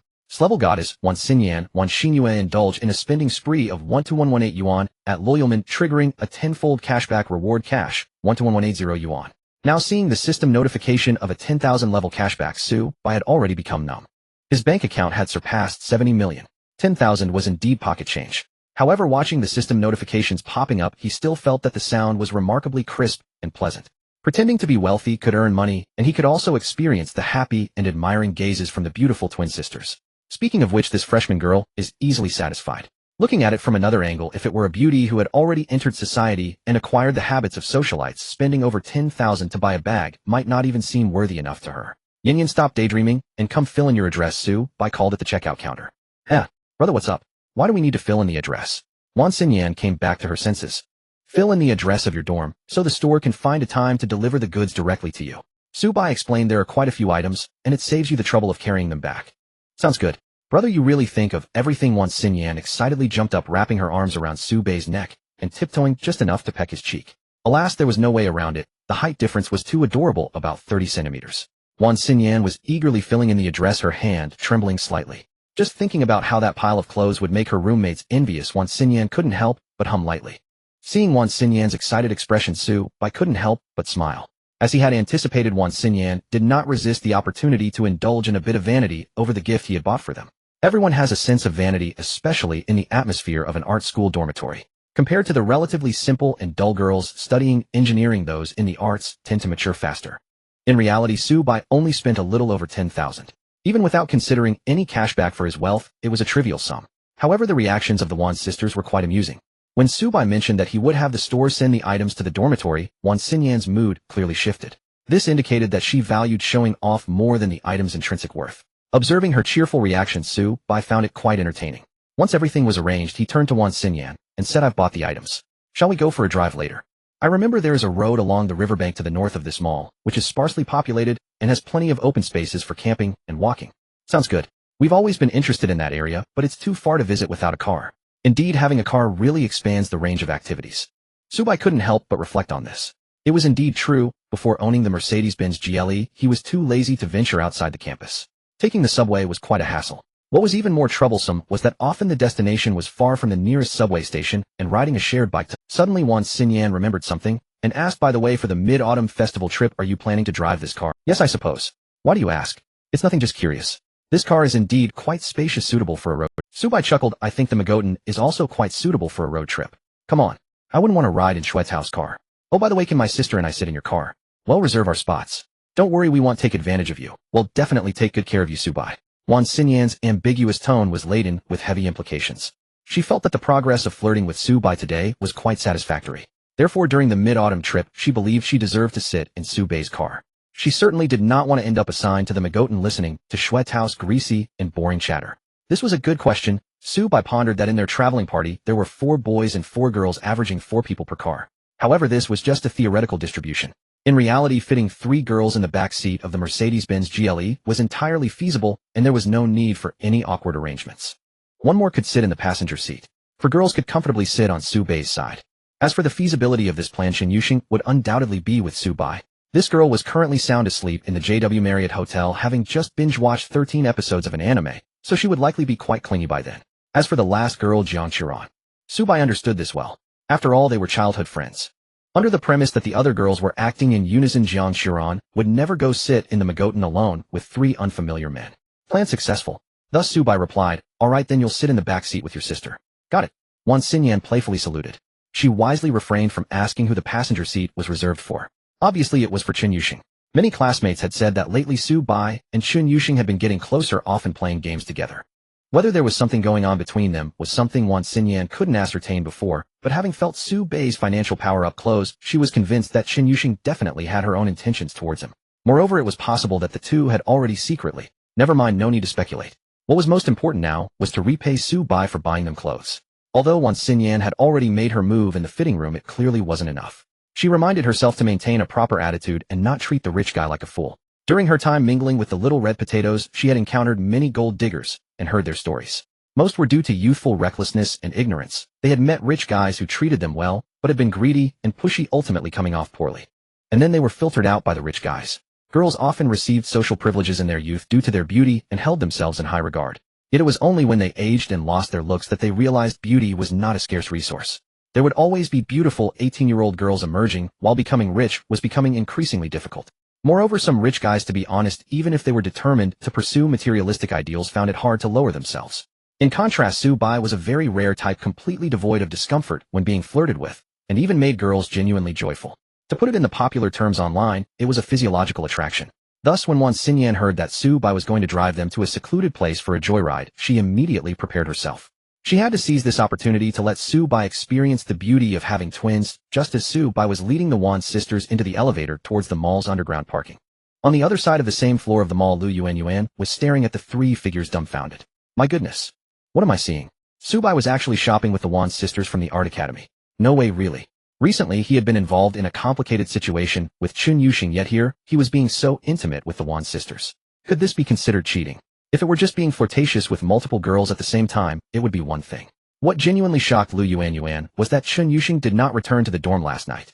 This marked the first time Chun Yuxing had not returned since the school year began. Last night, Lu Yuanyuan's gossiping spirit was ignited, and she dragged her roommate Jiang Xiran to discuss it for a long time, but couldn't come to any conclusions.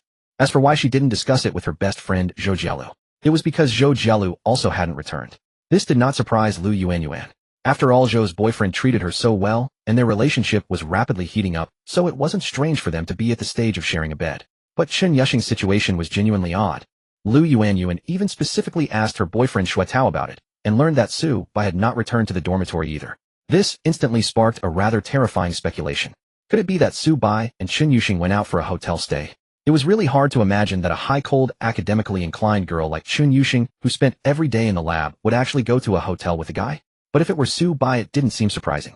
After all, Su Bai was handsome and well-built. Chun Yuxing choosing Su Bai was actually quite common in college. Not all female college students pursue relationships for money. A significant portion still values looks. This is what is referred to as dreaming of marrying for love. To be honest, Lu Yuanyuan thought that was quite foolish. Su Bai's family was poor, and Chun Yuxing's background didn't seem that great either. If these two became a couple, they would undoubtedly face countless difficulties in the future. As the saying goes, impoverished couples suffer greatly. The idealistic love of student days faces a heavy blow from reality after graduation. Originally loving partners develop various conflicts, and one may even stray due to dissatisfaction with the current situation. There are too many similar occurrences. Lu Yuanyuan realized this early on. If she couldn't find a particularly good partner during college, then being with Xue Tao wouldn't be too bad after all. At least Xue Tao has 4 apartments and a Magotan. Marrying him means not having to worry about mortgage and car, but Su Bai's situation is much worse. Not only is his family background worrying, but he also is not the type to work particularly hard. He is studying the currently most popular major, computer science. Yet he spends all day lying in his dorm doing nothing. In contrast, Chun Yuxing is constantly working hard in the laboratory. The difference is stark. It is only a matter of time before problems arise from the ambitious Chun Yuxing pairing with the indulgent and fallen Su Bai. Last night, Lu Yuanyuan made this judgment. However, the scene she encountered today completely reshaped her understanding. It wasn't just because Su Bai was holding hands with the Wan family sisters, but also because Lu Yuanyuan saw with her own eyes that Su Bai was buying a huge pile of items for them at Lululemon. Yes, just a few minutes ago, Lu Yuanyuan had already spotted the 3 of them, and out of curiosity she hid and watched for quite a while. The more she watched, the stranger it felt. Wasn't it said that Su Bai comes from an ordinary working-class family, and his monthly allowance is only 1,200? How could he afford to take girls on a shopping spree at Lululemon? Something is off, very off. Watching the 3 go into the elevator, Lu Yuanyuan inexplicably began to feel anxious. She realized she seemed to have touched upon some kind of truth, yet the nature of the truth remained unclear. Thinking of this, Lu Yuanyuan quickly took out her phone and messaged Xue Tao. Yuanyuan, is Su Bai really just from an ordinary family? Are you sure? Xue Tao. Panda emoji. Xue Tao, why are you suddenly asking this? Xue Tao, by the way, Yuanyuan, why didn't you reply to my message last night? What were you doing? Xue Tao, nose-picking emoji. Yuanyuan, not much, I was too tired from class yesterday and fell asleep in the dorm. She was busy gossiping about Chun Yuxing with Jiang Xiran last night, leaving no time to deal with Xue Tao. At that time, after confirming with Xue Tao that Su Bai hadn't returned to the dorm, Lu Yuanyuan lost interest in him. Mainly Xue Tao had been quite annoying lately. He always hinted that their relationship should progress. Lu Yuanyuan thought that a man who is too eager is the worst. In the eyes of most girls, eagerness is a terrible attribute for men. Perhaps subconsciously it signifies their desire for women, while a woman's psychological mechanism is that the more one desires the more they elevate their own self-worth.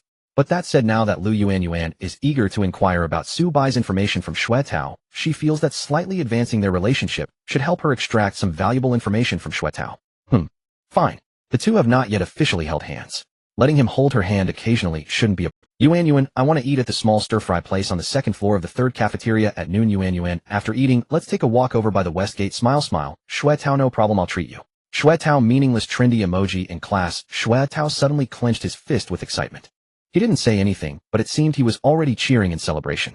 What's up, local guy? Did your dad James score again? Chu Mingzhi glanced at him and teased. Xue Tao said proudly. Yuanyuan invited me to treat her to lunch. Did you see? That's the benefit of having a girlfriend. Dude, how is that a benefit? Chu Mingzhi said, struggling to keep a straight face. Does a woman give you cash back for spending her money, or what? What's there to be happy about? If you have money, isn't that just spending it? Besides, nowadays girls never pay when dating. Being able to spend money on them is my strength. Xue Tao said this with an air of certainty. Mainly after lunch there's the walk. And it's on the pedestrian path of the West Gate, which is lush with greenery and tranquil. The implication here is quite obvious. Xue Tao believes he can tentatively hold Lu Yuanyuan's little hand. Just thinking about being able to touch a girl's soft little hand makes Xue Tao tremble with anticipation. Moreover, it's not impossible to touch a bit more. Sigh. Xue Tao's parents were quite strict during his high school years. From his behavior to his pocket money, everything was under strict control. The goal was to ensure he focused on his studies. They even spent a fortune hiring a senior unknown tutor for him. Xue Tao lived up to expectations, studying diligently, and finally got admitted to the best university in Jiangxing. So after entering university with money in hand and a car to drive, he immediately indulged. During high school, his parents strictly prohibited him from dating. He could say he had been repressing himself for a long time. Now with that repression finally released, Xue Tao feels that the peak of his life is about to arrive. Third cafeteria, second floor. The prices for the stir-fry dishes are a bit extravagant for students, so there aren't many people. Xue Tao specifically found a relatively large table, but in the end, only Lu Yuanyuan showed up. With 3 guys, there were only 4 people in total. It felt a bit empty. Where are your roommates? Why didn't they come? Xue Tao's first sentence upon meeting made Lu Yuanyuan speechless. Dude, what's up with your emotional intelligence? So you're just thinking about my roommates when inviting me to lunch. Lu Yuanyuan also knows that compared to her 3 goddess roommates, she is simply too dull and unremarkable, which has been her sensitive point throughout her year at Jiangxing University. As a result, Xue Tao just kept stepping on landmines. They all have their own things to do. What are you sad you can't see your girlfriend's roommates? Lu Yuanyuan said sarcastically. I'm not really sad, mainly because the more people the livelier it is, and the more variety in dishes we can order. What the hell, Wang Haoran, what are you doing? Only then did Xue Tao notice that while he was chatting with Lu Yuanyuan, Wang Haoran had quietly brought over a plate of boiled beef and a serving of stir-fried squid. These 2 dishes are considered quite expensive on the second floor. Wang Haoran said calmly. Oh, I saw these just made over there, so I ordered them. Both of these are super delicious. They are delicious, but... forget it. Xue Tao initially wanted to mention the price of the dishes, but swallowed his words. It didn't match the image he usually portrayed as an affluent local. In reality, he had been treating Lu Yuanyuan to food and entertainment since military training, and this month's pocket money was nearly exhausted. He could use the upcoming mid-autumn festival trip as an excuse to ask his parents for more funds. But during these 2 or 3 days, he still needed to be cautious with his spending. Alright, if you like to eat, that's fine. It's rare to treat everyone to a meal. Xue Tao muttered unhappily. Unexpectedly, Wang Haoran shook his head and said, no need, these 2 dishes and 4 bowls of rice are on me. If you guys want to eat anything else, just order it. After saying that, he ignored the complex expression on Xue Tao's face and focused on playing with his phone.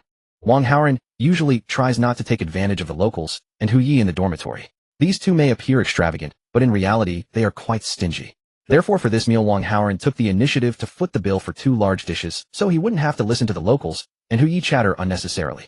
Well, actually, it was mainly because Xue Tao liked to brag. Chu Mingzhi generally doesn't mind the money aspect, he attacks from other angles. For example, he might say, wow, this dish is so spicy, it must be to cover up the fact that the ingredients aren't fresh, unlike our local cuisine, which emphasizes freshness and sweetness. It's the most noble and authentic way to eat. That's roughly the theory behind it. Since Wang Haoran started school, he has eaten with Chu Mingzhi many times and his ears have become calloused from it. By the way, Wang Haoran isn't actually spending his own money on this meal. A couple of days ago, Su Bai recharged his meal card with 5,000. He said it was an advance on his wages. Originally, Wang Haoran didn't want it. After all, he was already happy with his premium account and didn't need to ask his brother. However, Su Bai said that he plans to set up an online gaming studio in the future as a small business practice and wants Wang Haoran to be the boss of the studio, managing things for him. If you're willing to do it, you'll have to get used to taking a salary from me, as if I'm supporting your entrepreneurship. You can gather information about online gaming studios in your free time. Of course, if you're not interested, I can find someone else. Su Bei's sincere words resonated strongly with Wang Haoren. He immediately expressed his intent to work with her. Although as a computer science major he had the opportunity to earn a high salary in the internet industry that came with a high workload and intense competition. High salaries at big companies are essentially just for being high-level workhorses. It's exhausting. How could that compare to following Brother Bai and being a small boss, which is much more comfortable? As for those who think online gaming studios are low-end and that big companies are high-end, it's all about making money legal and reasonable. There's no such thing as high-end or low-end. Wang Haoren didn't have the naive ideas of a bookish person. He could brag at job fairs deceiving his buddies, but he shouldn't deceive himself. Don't be fooled by Wang Haoren's shy demeanor. He sees through many things clearly. So now he has practically become Su Bei's partner.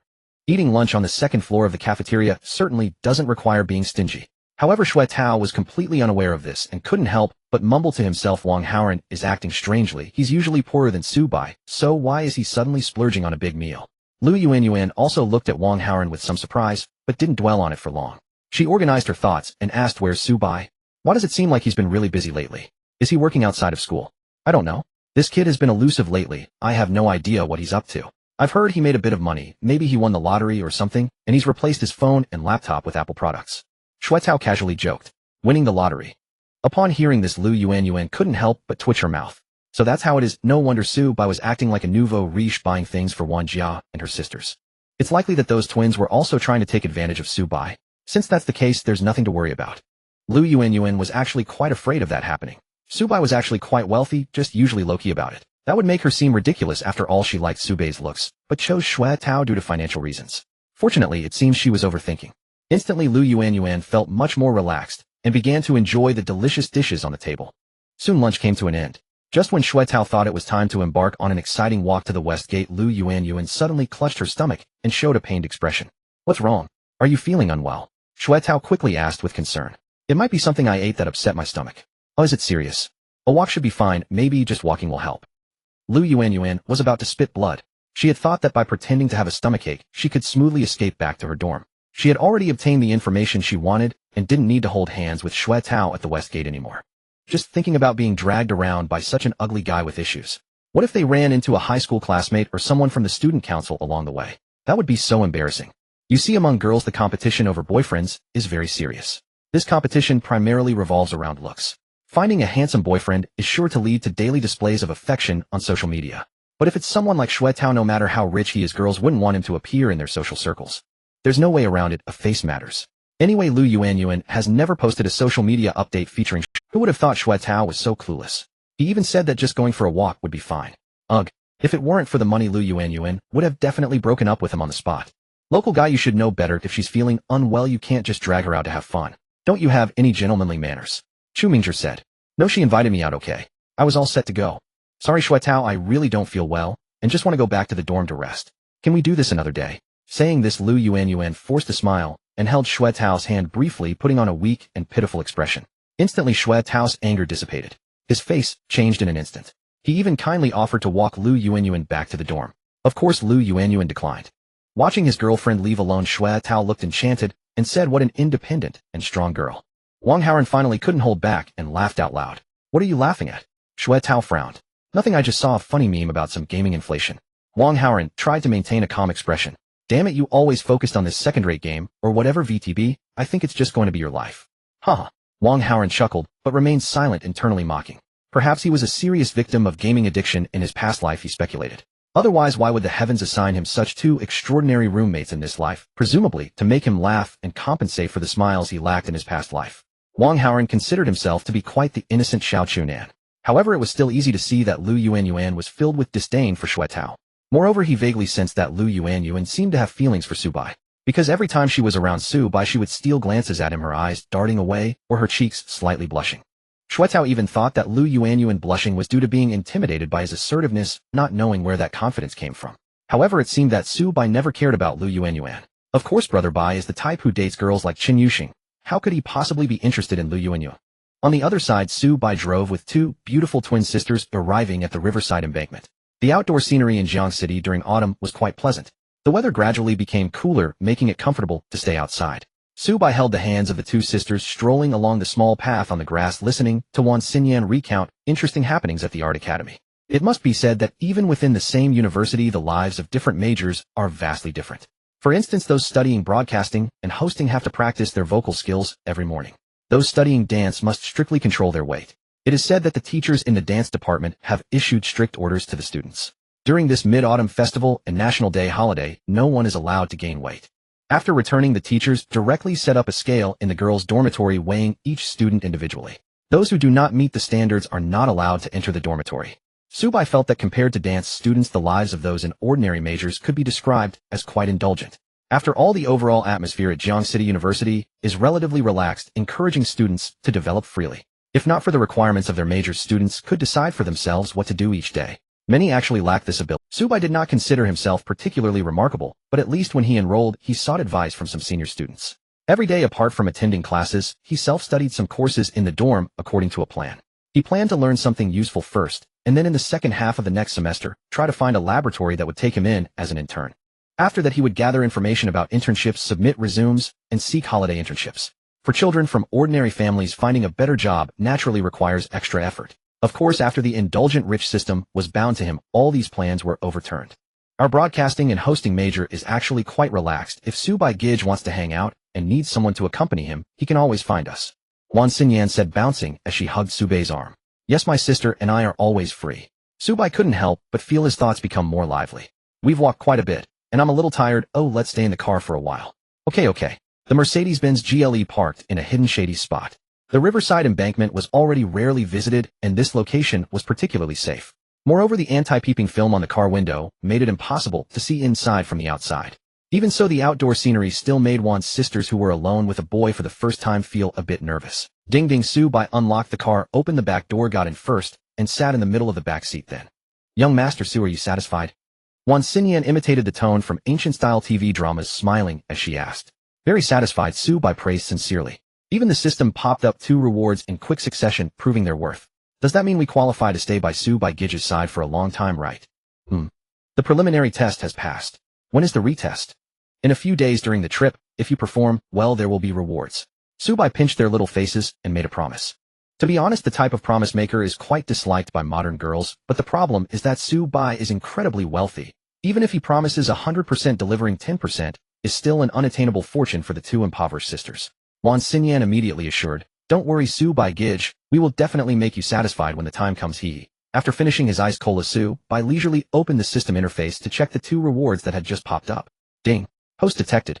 It's really indulgent reward cash, 5 million yuan. Based on Subai's exploration of the system's mechanism, the amount of cash rewards is directly proportional to the degree of indulgence. In other words, the more outrageous the actions, the greater the rewards. Fortunately, this system is bound to someone like Subai, a principled and restrained individual. If it were someone without limits like Sun Xiaochuan, it would be unimaginable. They might become the world's richest in no time. In other words, Subai is indirectly maintaining world peace. Splendid. Ding. Post detected. It's quite outrageous reward, a bottle of limited edition Petrus red wine, auction price, 200 yuan, which the host can collect at a designated Western restaurant. Oh. Subai couldn't help but look up at the car roof and then down at himself. He'll take you all out for a nice meal at noon. Are you hungry? Yes, a little. Wan Xinyan nodded, patting her flat stomach. They had been shopping and at a symphony concert. It was indeed close to noon, and they were hungry. So Subai returned to the driver's seat, started the car, and headed to the restaurant indicated by the system, where he could collect the limited edition red wine. Subai had checked online that typically even high-end red wine brands could be purchased for 2,000 to 3,000 yuan. For wealthy gatherings, unless it was a situation requiring ostentation, it was quite comfortable to drink a bottle of wine worth a few thousand. A bottle of wine priced at 200 yuan was likely valued for its collectible nature, which justified such an exaggerated price. It didn't matter. After all, the system was generous and he would just enjoy it. It was also a chance to show the Wan sisters something remarkable. Subai realized that he actually enjoyed showing off in front of beautiful girls. Everyone loved these kinds of things, just with different degrees. Moreover, the Wan sisters had already shown a desire for improvement. If they had a personality that treated money as dirt and weren't interested in Subai's wealth, he naturally wouldn't bother to show off. In Subai's view, it was all reciprocal. You provide what I want, and I grant you wealth and luxury. Lu Man's Jimming French restaurant. The manager received a phone call, and soon a look of surprise and seriousness appeared on his face. After hanging up, he hurried to the wine lounge and instructed the waiter prepare for the arrival of a big shot. We need to open that limited edition Petrus. Limited edition Petrus. The waiter's eyes lit up. Is it the one just obtained from the auction last week, priced at 210 yuan? That's right, prepare it with care and create some ceremony. We don't want the wealthy guest to think our restaurant lacks prestige. Both the manager and the waiter were a bit excited. After all, a wine at this price point was not something that could be opened frequently, or rather in Jiangxing, one might not encounter it more than twice a year. Of course, everyone wanted to witness such a prestigious scene. Even among the female waiters, some began to fantasize about what kind of man this Mr. Su who owned the wine would be. He must be a composed, middle-aged man like those successful business figures on television. No, he should be a rich young heir, charming and graceful. Oh, I think you all are overthinking it. In Jiangxing, those who spend money so lavishly are definitely old men approaching the end of their lives. After all, money can't be taken with them, haha. That's true, the last female server's comment amused everyone. To be honest, her statement was a bit harsh, but quite reasonable. After spending a long time in high-end restaurants and seeing all sorts of customers, one would find that those who don't treat money seriously are either old men or nouveau riche. Younger ones are often impulsive, while older ones return to simplicity, not caring about cost-effectiveness, spending lavishly just to please themselves. In contrast, middle-aged people are the most calculating. As for why it's more likely an old man than a rich second generation to own this bottle of wine, the reason is simple. It's too expensive. Eventually, when Su Bai arrived with the Wan sisters and met the waiters who had prepared the wine ceremony, they were instantly dumbfounded. No way, dude. Didn't you just graduate from high school? You're too green. He's so handsome, Wu. A server in the back couldn't help but whisper to her friend. Thanks to the meticulous image design by senior sister, Zhou Jielu, Su Bei's appearance had indeed improved significantly. Previously, he was just slightly handsome, occasionally attracting a few more glances from girls on the street. Now, with a carefully styled haircut and fashionable attire, he exuded an air of luxury. Walking down the street, he turned heads effortlessly. In a restaurant filled mostly with respectable customers, he stood out. Stop chatting, we're about to start. The manager shot a glare at the back, cleared his throat, and signaled for the staff to be. Then he turned to Su Bai with a smile. Mr. Su, we have prepared a special wine opening ceremony for you. Would you prefer to open the wine first or order food first? Let's order food first. Opening the wine can wait. Alright, here is our seasonal menu for your review. Observing the well-dressed individuals serving at the table, the Wan sisters felt extremely out of place. They had never experienced such service before. Back in their hometown, they would only eat at street stalls where not only was there no service, but they also had to fetch their own food from the kitchen window. Though the taste was indeed quite good. Brother Su Bai, why are there so many people serving us? If every private room is arranged like this, there surely wouldn't be enough staff. Wan Xinyan leaned in to whisper in Su Bei's ear. Su Bai smiled and explained, because the wine we are about to open is a bit pricey. Oh, how expensive is it? Su Bai did not respond, but glanced at the manager who was serving nearby. The manager cleverly picked up, hello ma'am. This limited edition Petrus red wine comes from a top winery on the right bank of Bordeaux, France. Due to its special vintage and commemorative significance, it is not commonly available in the market and can only be obtained through auctions. The auction price for this bottle is 21000 yuan. 21000. Wan Xinyan exclaimed, then quickly realized her outburst, covering her small mouth with both hands. Her gaze towards Su Bai was filled with shock that challenged her worldview. Wow, brother, Su Bai does today hold special commemorative significance for you. Why are you opening such an expensive wine? This line of thought was quite natural for Wan Xinyan. In her worldview, the big bosses in her hometown who dealt in real estate would consider opening a bottle costing over 10,000 yuan in a nightclub to be a grand occasion. In comparison, Su Bei's choice at 20 times that price surely had a special reason, right? However, Su Bai shook his head. There's no special reason, ma'am, just in a good mood today and want to enjoy some fine wine. As soon as those words were spoken, even the manager of the Western restaurant, who often witnessed the pretentiousness of the rich, felt a strong air of arrogance. The issue was that Su Bai spoke these words casually and very naturally. After all, he had already lived a lavish life of indulgence where Brother Tongzi picked up the tab. He had developed the demeanor expected of a top-tier wealthy individual. Thus, when he said this, there was truly no issue. He exuded no greasy vibe. In the eyes of young girls, girls are drawn to this kind of carefree and laid-back male idol. So let's commence our special wine opening ceremony, the manager announced. Wan Xinyan instinctively moved her lips, wanting to stop the wine from being opened. After all, such an expensive red wine would be much better kept as a collector's item.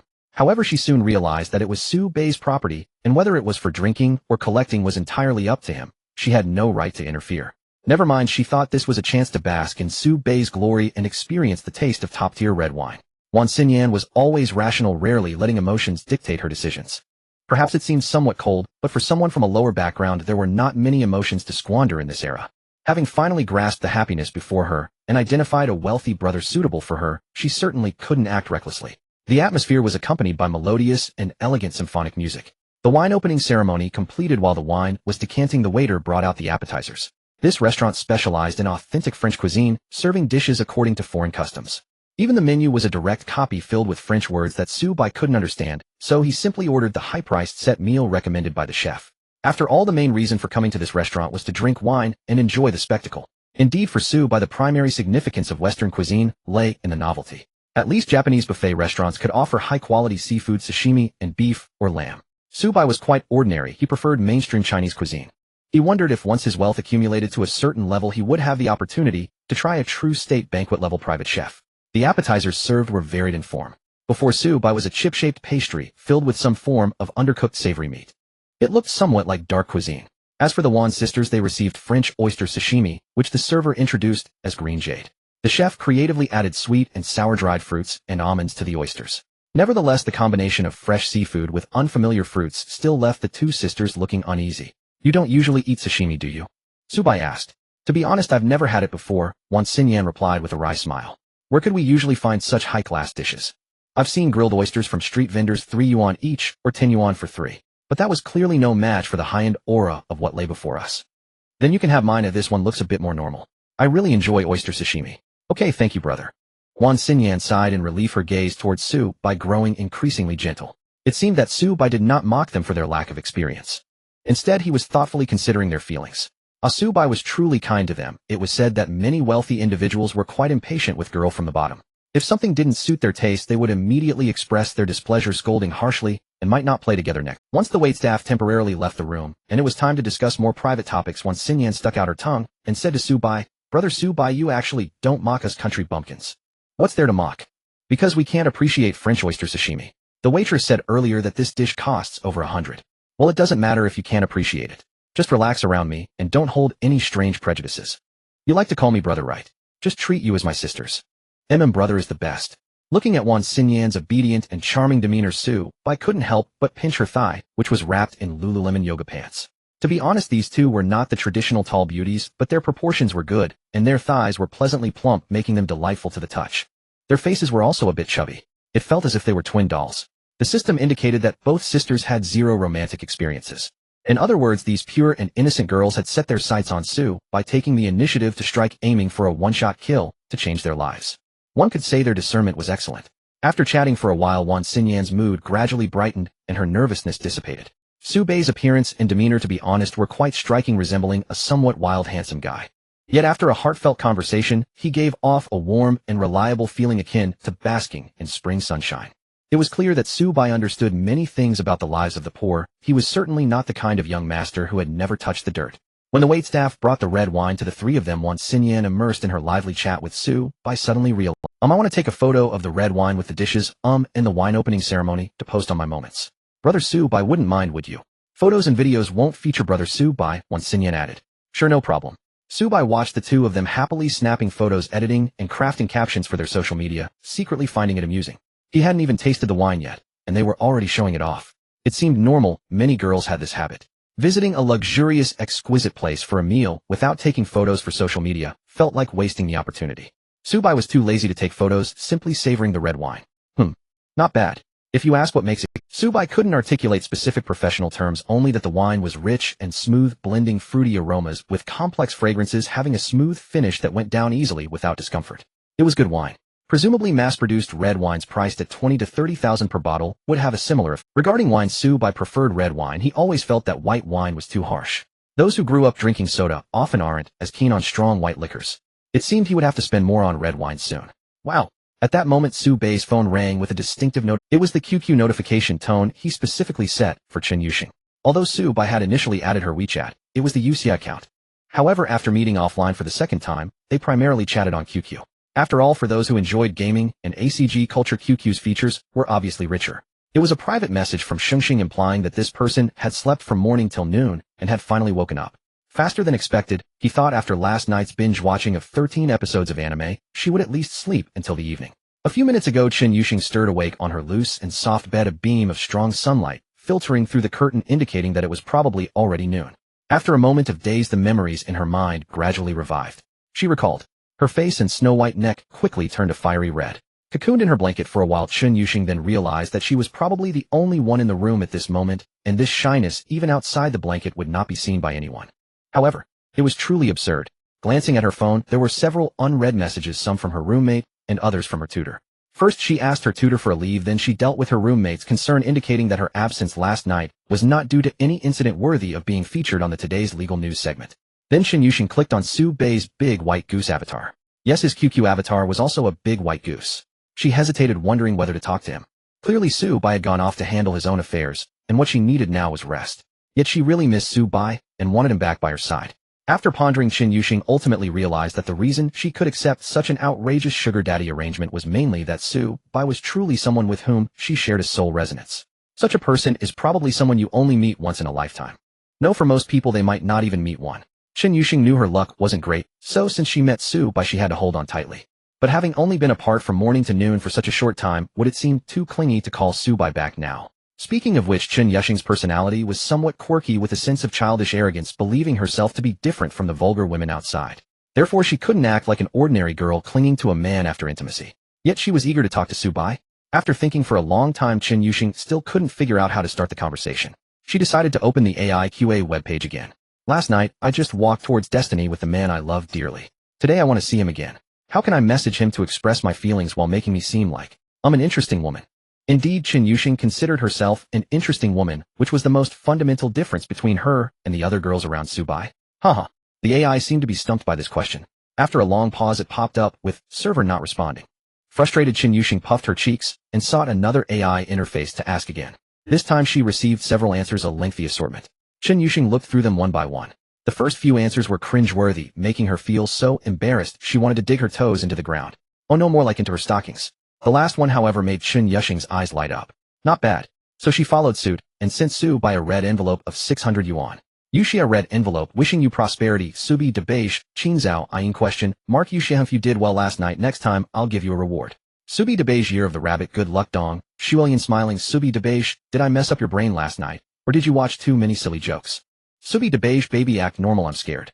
Yuxia. Chen Yuxing stared at her phone in silence for a while, her whole face turning red again. Suddenly tossing her phone aside, she burrowed back into her blanket, letting out a mortified wail. Ah!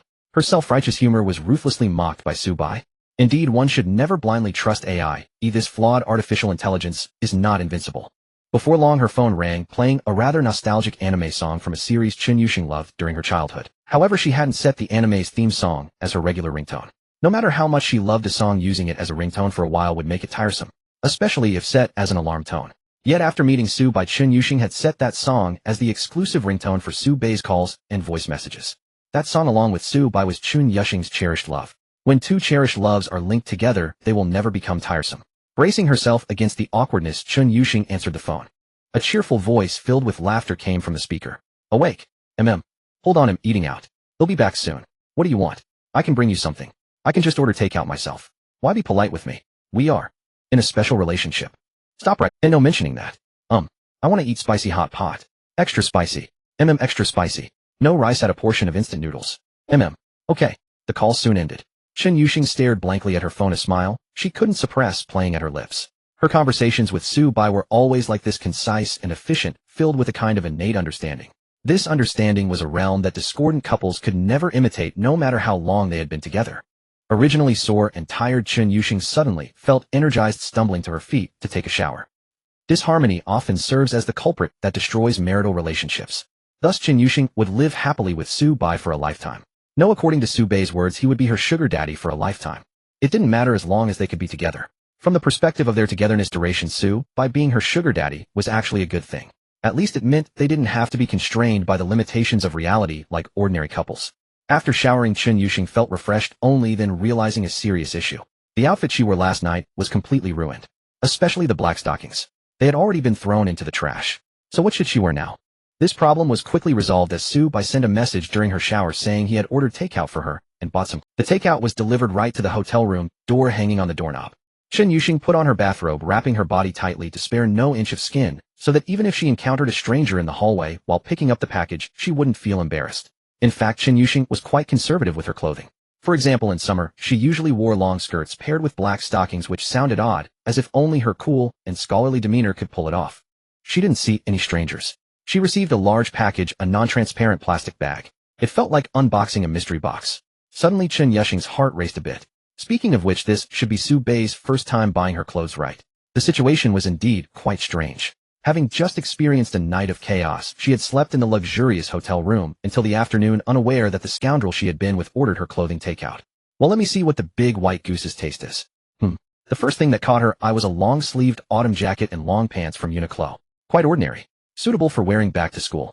Subai bought her a size 170, which was slightly small, but just right for Chen Yuxing. The big white goose, is really thoughtful. Wait, this doesn't seem to be Uniqlo. Chen Yuxing realized this when she tried on the clothes. The logo only looked a bit similar, but the texture on her body felt very luxurious. This absolutely cannot. Taking a picture of the brand's logo, she used AI to identify it, and it seemed to be a niche trendy brand. Browsing the official website, the prices were all outrageous. Although it was indeed good-looking and the materials were very solid. It was the kind of quality clothing that Chen Yuxing had never been able to afford since she was young. Forget about the price for Subai, this was all small change. Since she was being supported by the big white goose, she had to have the right mindset for being spoiled. Subsequently, Chen Yuxing looked at the remaining clothes in the package. These were a bit difficult to evaluate. 2 pairs of black stockings from international big brands. As a stockings enthusiast, Chen Yuxing certainly had a thorough understanding of various stockings brands. She was most familiar with a store brand that cost a few dozen yuan per pair, emphasizing cost-effectiveness, durability, comfort, and a touch of design to satisfy the vanity of young girls. As for the lightly luxurious women's fashion brands, she wasn't very knowledgeable, but the one Subai bought was quite famous and well-known. How could she not know it? A basic pair costs 200 to 300, while high-end lines rarely go below 500. Suddenly, Chen Yuxing's interest was piqued, and her eyes lit up as she opened the packaging of the stockings and tried them on. To be honest, the 500 yuan ones really are superior to the 50 yuan ones. The silky texture, the reassuring wrap, and the smooth yet perfectly balanced resistance. The second pair of stockings, also black, was slightly thinner. However, the most prominent feature was that it was a specific type. Combining it with another piece of clothing in the bag, a silk camisole nightgown. Chen Yuxing immediately understood the purpose of these 2 items. Damn big white goose, he hasn't even returned yet, and he's already thinking about this. Chen Yuxing grumbled reluctantly, but her body honestly changed into the outfit Subai had bought for her. The light brown silk camisole nightgown paired with 15D thin matte black stockings. The big white goose does have good taste. The silk nightgown had a glossy finish complementing Chen Yuxing's cold, yet slightly youthful beauty, adding an air of mature sensuality. The matte texture of the stockings created a sense of mystery in the lower half. If it were paired with shiny black stockings, it would be a bit mismatched. Quite nice indeed. Just as Chen Yuxing was admiring herself in the mirror, Subai returned. As soon as he opened the door, he saw the stunningly beautiful, aloof, academic girl. He was momentarily stunned. Her long, smooth black hair, just washed, still retained some moisture, beautifully contrasting with her misty eyes. Chen Yuxing bit her lip, a sly glint of pride flashing in her eyes. Do I look good? You look good. Then why don't you show a bit of appreciation? Half an hour later. In the presidential suite, there was a delicate small round table, not large, but sufficient for 1 person to eat. Chen Yuxing sat there eating spicy hot pot, looking thoroughly satisfied with her feet propped up leisurely. Amidst her enjoyment, Subai suddenly remarked, "Such a delightful girl, like Shinshin, how come no one has pursued you?"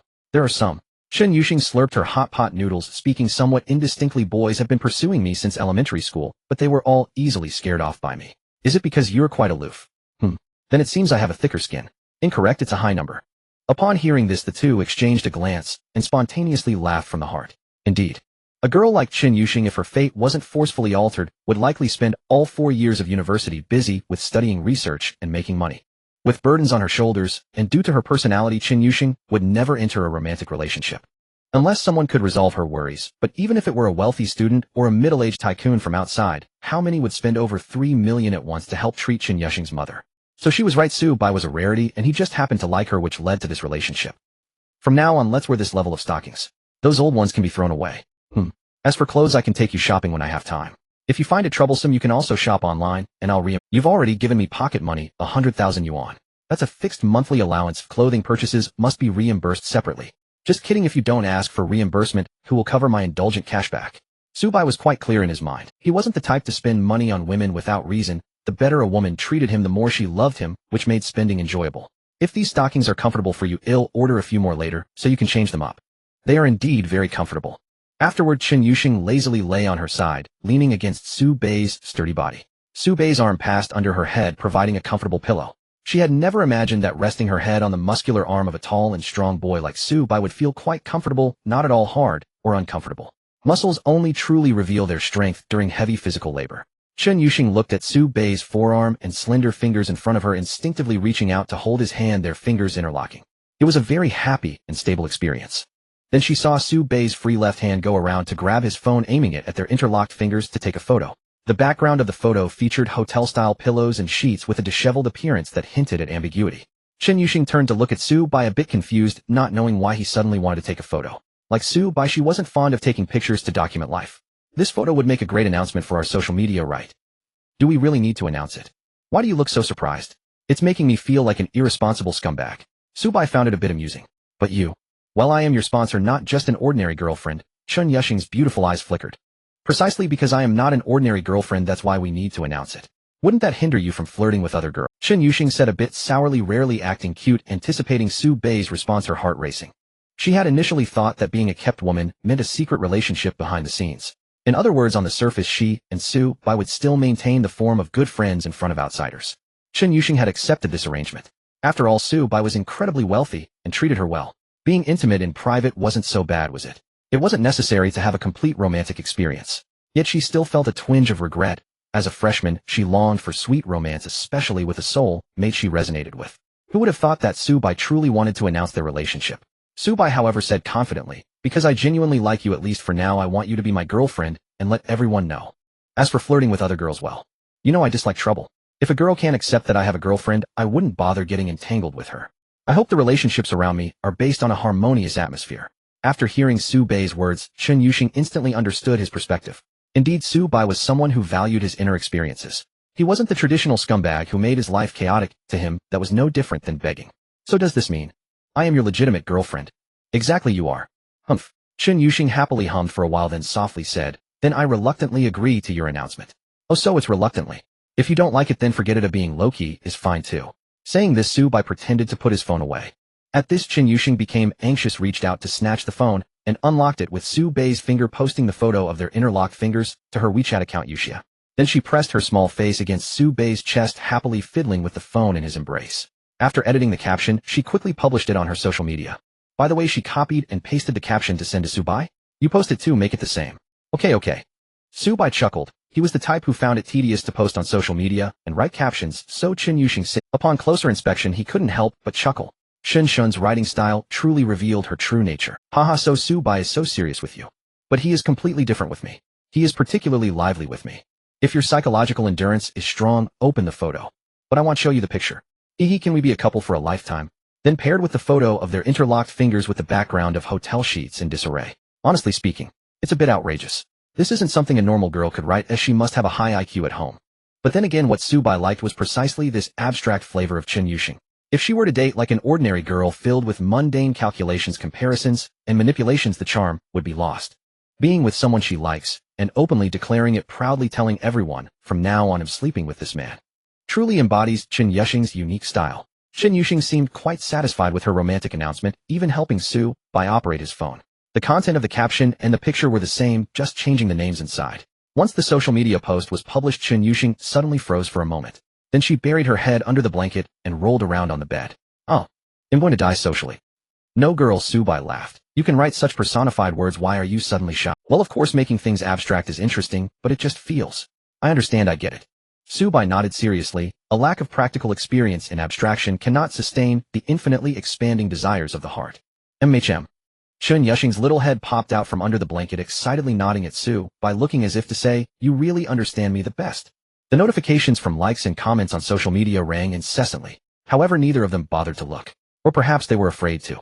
Some people are like this. They enjoy causing a stir, yet are a bit socially anxious, just like children who love to set off firecrackers in the sewer, yet fear being caught and embarrassed.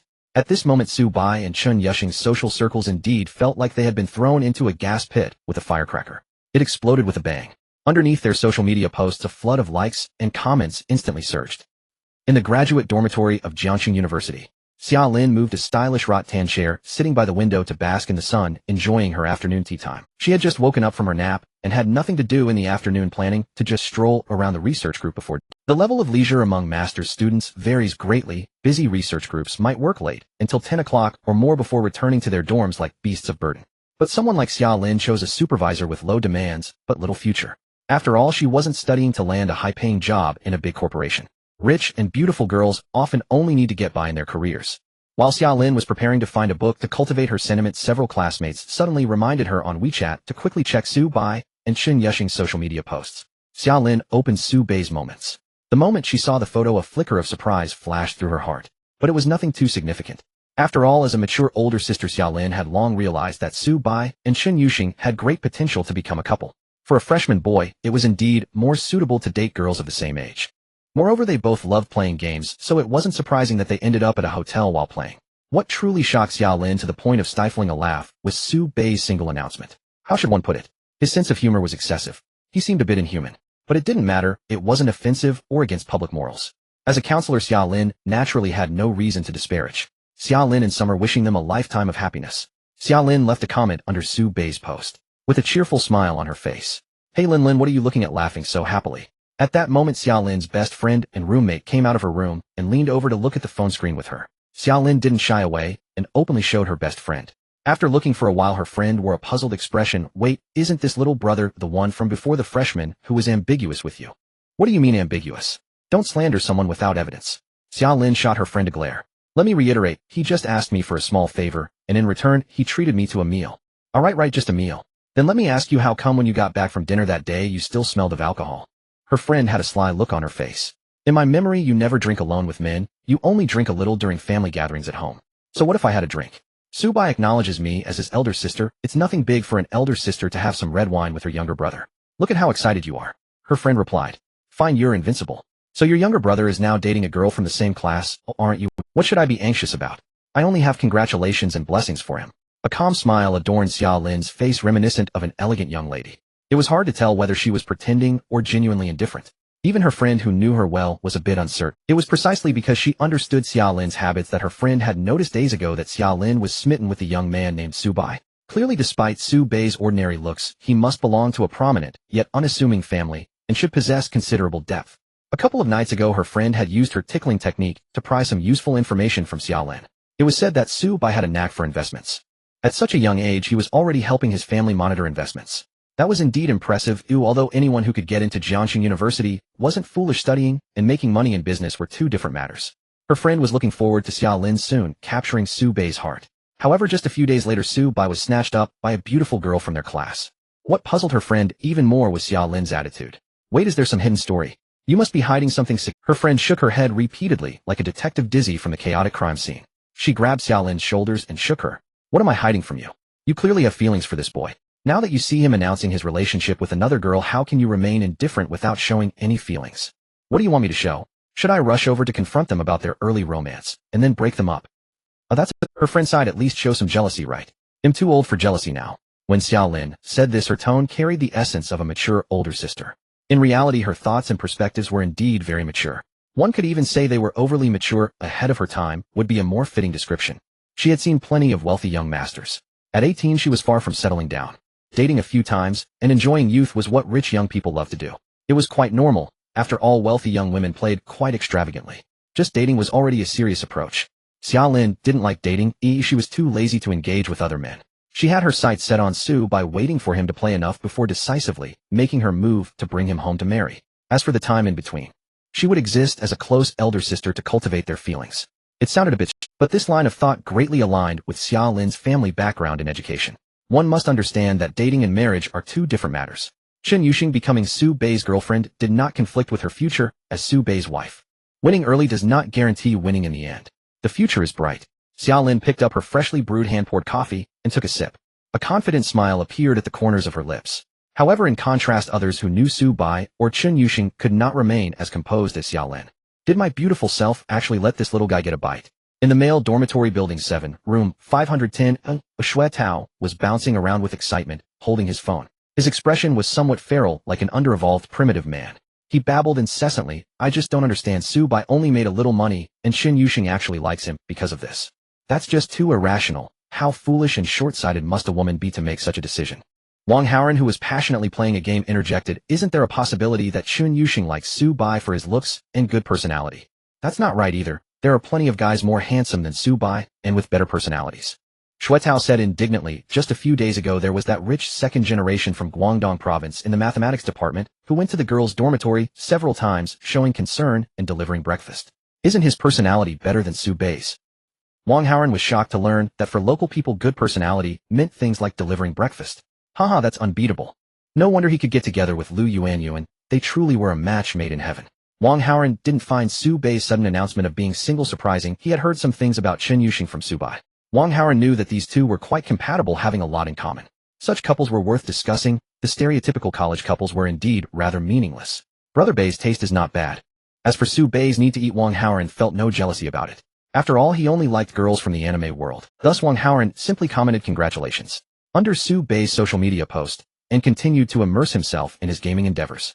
In addition to his second game, Wang Haoran had recently started researching other wealthy players, especially those who spent lavishly without limits like those involved in siege battles.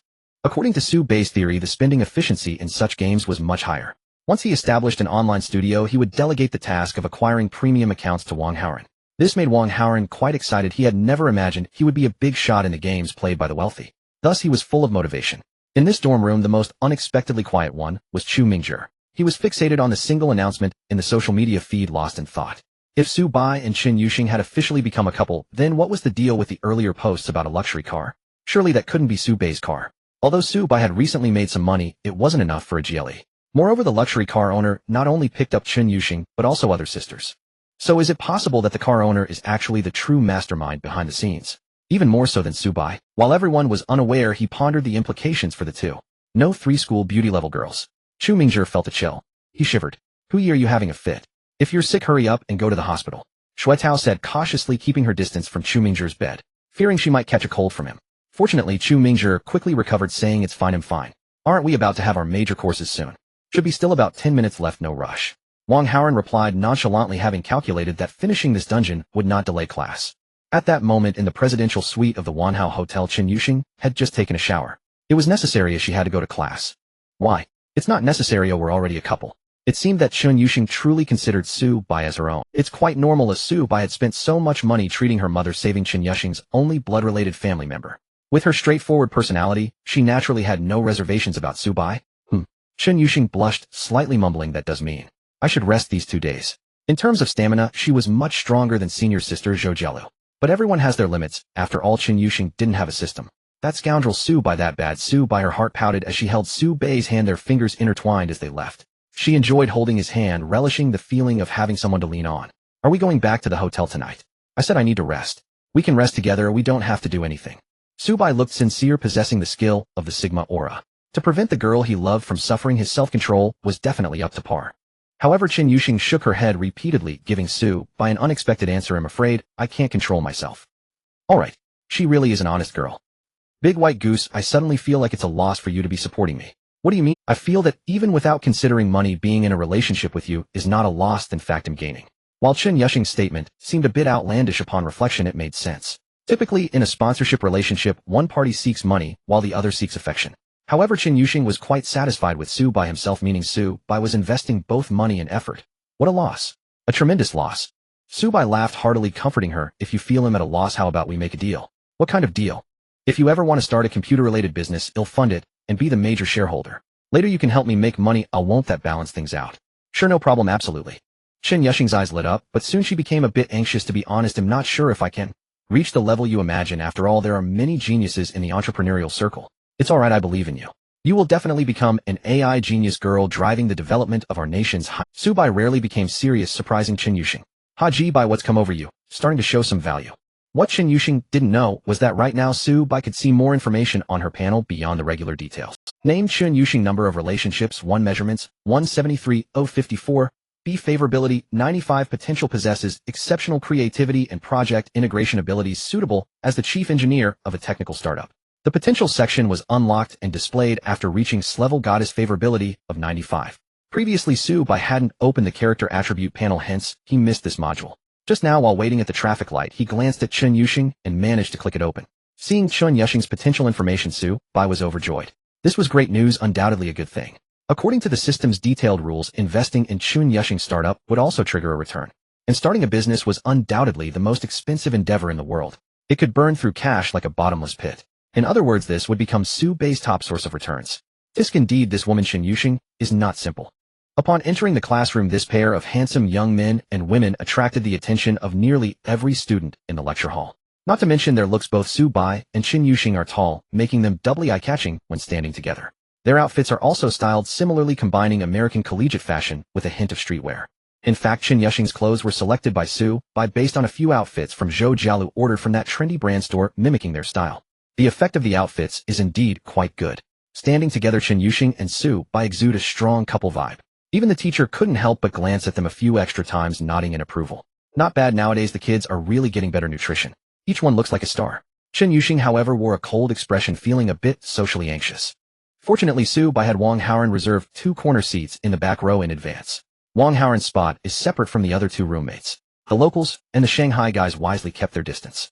They sensed that Su Bai and Chen Yuxing would be sitting together in class, being all lovey-dovey. If they didn't stay far enough away, it would be unbearable. What's the situation? Su Bai asked Wang Haoran as he took his seat. Huh? What situation? Those 2 causing trouble in the dorm. In Su Bai's imagination, the dormitory this afternoon should be quite lively. The locals have always prided themselves on quickly finding partners, constantly showing off in front of Su Bai, hinting at phrases like handsomeness is no match for wealth, only wealth can lead to romance. Now they could be said to have been thoroughly slapped in the face. Not only has Su Bai found a girlfriend, but she is also far superior to Xue Tao's girlfriend. Clearly Lu Yuanyuan cannot even be compared to Chen Yuxing. This is a devastating blow to Xue Tao's sense of. Even before the system was bound, Su Bai was indifferent to Xue Tao's various boasts. After all, he was never attracted to girls like Lu Yuanyuan. Now Su Bai doesn't mind making Xue Tao feel a bit uncomfortable. His attitude toward the 2 prodigies in the dormitory is akin to how trainers treat Arnold. He completely disregards their thoughts or emotions, unaffected by them. It's purely for amusement. Su Bai has always held this attitude. If someone is willing to get along harmoniously with him, he will reciprocate with kindness. On the contrary, if it's someone like Xue Tao, he interacts in a different manner. You guessed it, this guy Xue Tao was so angry he couldn't even take a nap. He was completely thrown off balance. You didn't need to guess that, did you? A difficult smile appeared on Su Bai's face. Xue Tao roams around various freshman groups daily, inquiring about who has found a partner, then asking for their photos to compare with Lu Yuanyuan. Indeed. Wang Haoran nodded in agreement. This guy is really something. What if he loses? Isn't that just adding unnecessary stress for himself? If he loses, he just says the girl is a fake, it's all staged. Ha ha ha. So it's a must to win, right? Xue Tao's unique style of winning. I heard several classmates complain to Director Xia, but I guess she thought it was too trivial to deal with. In fact, whether it's right or wrong, if she handled it, there wouldn't be so much amusement to watch, would there? Wang Haoran is also quite interested, eagerly anticipating the local and Shanghai guys stirring things up. At this moment, on the other side of the classroom, looking at his left hand where a cool and scholarly girlfriend sits, and on his right hand is a good buddy. Su Bai clearly embodies the posture of a campus life winner. Xue Tao gritted his teeth. How could this be? This should be my life. Xue Tao should be the center of attention in the class, not Su Bai, who has started to lavishly spend after making a bit of money. Thinking about how not long ago Su Bai was in a hotel outside the school engaging in intimate activities with Chen Yuxing made Xue Tao tremble all over. Damn it, I haven't even had my turn, and this out-of-town poor guy has already enjoyed himself. This inevitably reminded Xue Tao of Lu Yuanyuan. Speaking of which, this girl has only allowed him to hold her hand. Until now, he hasn't even kissed her lips, let alone her face. With that thought, Xue Tao took out his phone to chat with Lu Yuanyuan. Xue Zhitian, Su Bai and Chen Yuxing are dating now, you know, right? Nose picking, nose picking. Yuanyuan, how could I not know? They just announced it on their social media. Yuanyuan, look at how interesting the announcement Su Bai came up with is. And then look at yours, it's so tacky. Xue Zhitian, mine is called being composed. Xue Zhitian, just look at Su Bai's silly appearance. Only Chen Yuxing, who's still immature, would like someone like him. Xue Zhitian, once Chen the school beauty gets a taste of society, she will definitely dump Su Bai at the first opportunity. Yuanyuan, oh what? Are you planning to wait for her to dump Su Bai, and then swoop in? Violently punching. Xue Zhitian, haha, Yuanyuan, what are you joking about? I am absolutely devoted to you. Talking about this made Xue Tao curl his lips. Lu Yuanyuan is going to cause trouble again. Some things, in fact, everyone understands. But they all tacitly keep it unspoken. For instance, a top beauty like Chen Yuxing, who possesses both beauty and depth regardless of how many breakups she has, there will always be someone willing to take over. It's just how the conditions are. If it were Lu Yuanyuan, it would be completely different. However, Xue Tao can't tell Lu Yuanyuan the truth, so every time she gets jealous of her stunning roommate and acts up, he has to soothe her over and over again. In today's vernacular, it's called providing emotional value. Given the superior status of finding a partner and the fact that Lu Yuanyuan can be considered a little beauty, Xue Tao usually tolerates her. The problem is today Xue Tao is in a bad mood due to Su Bai. Just when Lu Yuanyuan revealed a strange emotion, she seems to really envy Chen Yuxing for being with Su Bai. Xue Tao, with his shallow mind, couldn't hold back and asked, Xue Zhitian, I think Su Bai is quite an average boyfriend. Why do you seem to envy Chen Yuxing? Shouldn't it be more enviable? At this moment, in another classroom across the building, Lu Yuanyuan saw this message, and a rush of anger surged up, causing her to cough. Yuanyuan, are you okay? Cough, cough, cough. I'm fine. There are many colds going around with the changing seasons, so be careful. A female classmate sitting next to her expressed concern. Thank you. Lu Yuanyuan smiled gratefully. But when she looked back at her phone screen, her blood pressure rose again. Xuetao, your emotional intelligence is truly unbeatable. I don't expect you to be as thoughtful as a girl, but at least you should have basic etiquette right. What does lucky to be with you even mean? It makes me Lu Yuanyuan sound like I've gained a great fortune. Can a normal person speak like this to their girlfriend? It's absolutely ridiculous. To be honest, speaking from the heart, in Lu Yuanyuan's eyes, Xuetao is the kind of boyfriend who is utterly unimpressive. The concept of impressive is quite an abstract idea in a girl's perspective on romance. It's not that he has to be exceptionally handsome, but his overall image and temperament must reach a level where outsiders would not think she must be with him for money, enduring so much for it. For example, if a beautiful female college student were to date a portly contractor from outside the school, she might flatter the contractor excessively in front of him, but she would never be happy to post photos of the two of them together on social media. Indeed, the vast majority of girls in matters of love emphasize a desire for both practicality and vanity. They want both tangible benefits and external appearances of vanity. Naturally, such good fortune is rare, so ordinary girls often settle for less. Xuetao is Lu Yuanyuan's compromise choice. She enjoys material benefits from him, but inevitably has to endure the gossip of her friends, especially the female ones. After all, Xuetao is truly mediocre. He is short, unattractive, and carries the aura of a low-quality demolition worker. Hence, Lu Yuanyuan tries to postpone all kinds of intimate behaviors that should exist between a couple, such as kissing, hugging, and lifting each other. If they can wait, they will. As for the hints Xuetao has been dropping about sharing a hotel room, Lu Yuanyuan has already decided to use the excuse of being a traditional girl to refuse playing poker with him. It's quite normal to refuse to have relations during college, right? Facing a man like Xuetao, any girl would automatically revert to traditional values, much like a certain basketball player's intelligent groin. She never posts any pictures of herself with Xuetao that show his face. She feels that if she posts such a picture and a familiar person sees it, she would be subjected to hidden ridicule. So the question arises, how does Lu Yuanyuan feel when she sees Chun Yuxing's post? That post stirred up quite a storm, not only because of the popularity of the main character. More importantly, it almost bluntly stated, Chun Yuxing slept with Su Bai. Lu Yuanyuan admires Chun Yuxing's boldness. This aloof academic truly enjoys defying societal. However, she can't help but speculate that one significant reason Chun Yuxing dares to post it is sleeping with Su Bai is not something to be ashamed of. It's even somewhat worthy of boasting. A tall, handsome computer science student with a gentle and down-to-earth personality who has no bizarre rumors surrounding him is already a highly desirable boyfriend. Even if he is poor, that is still something to flaunt. Moreover, Lu Yuanyuan is increasingly suspicious that Su Bai is not just a sudden windfall as Xuetao described. Why?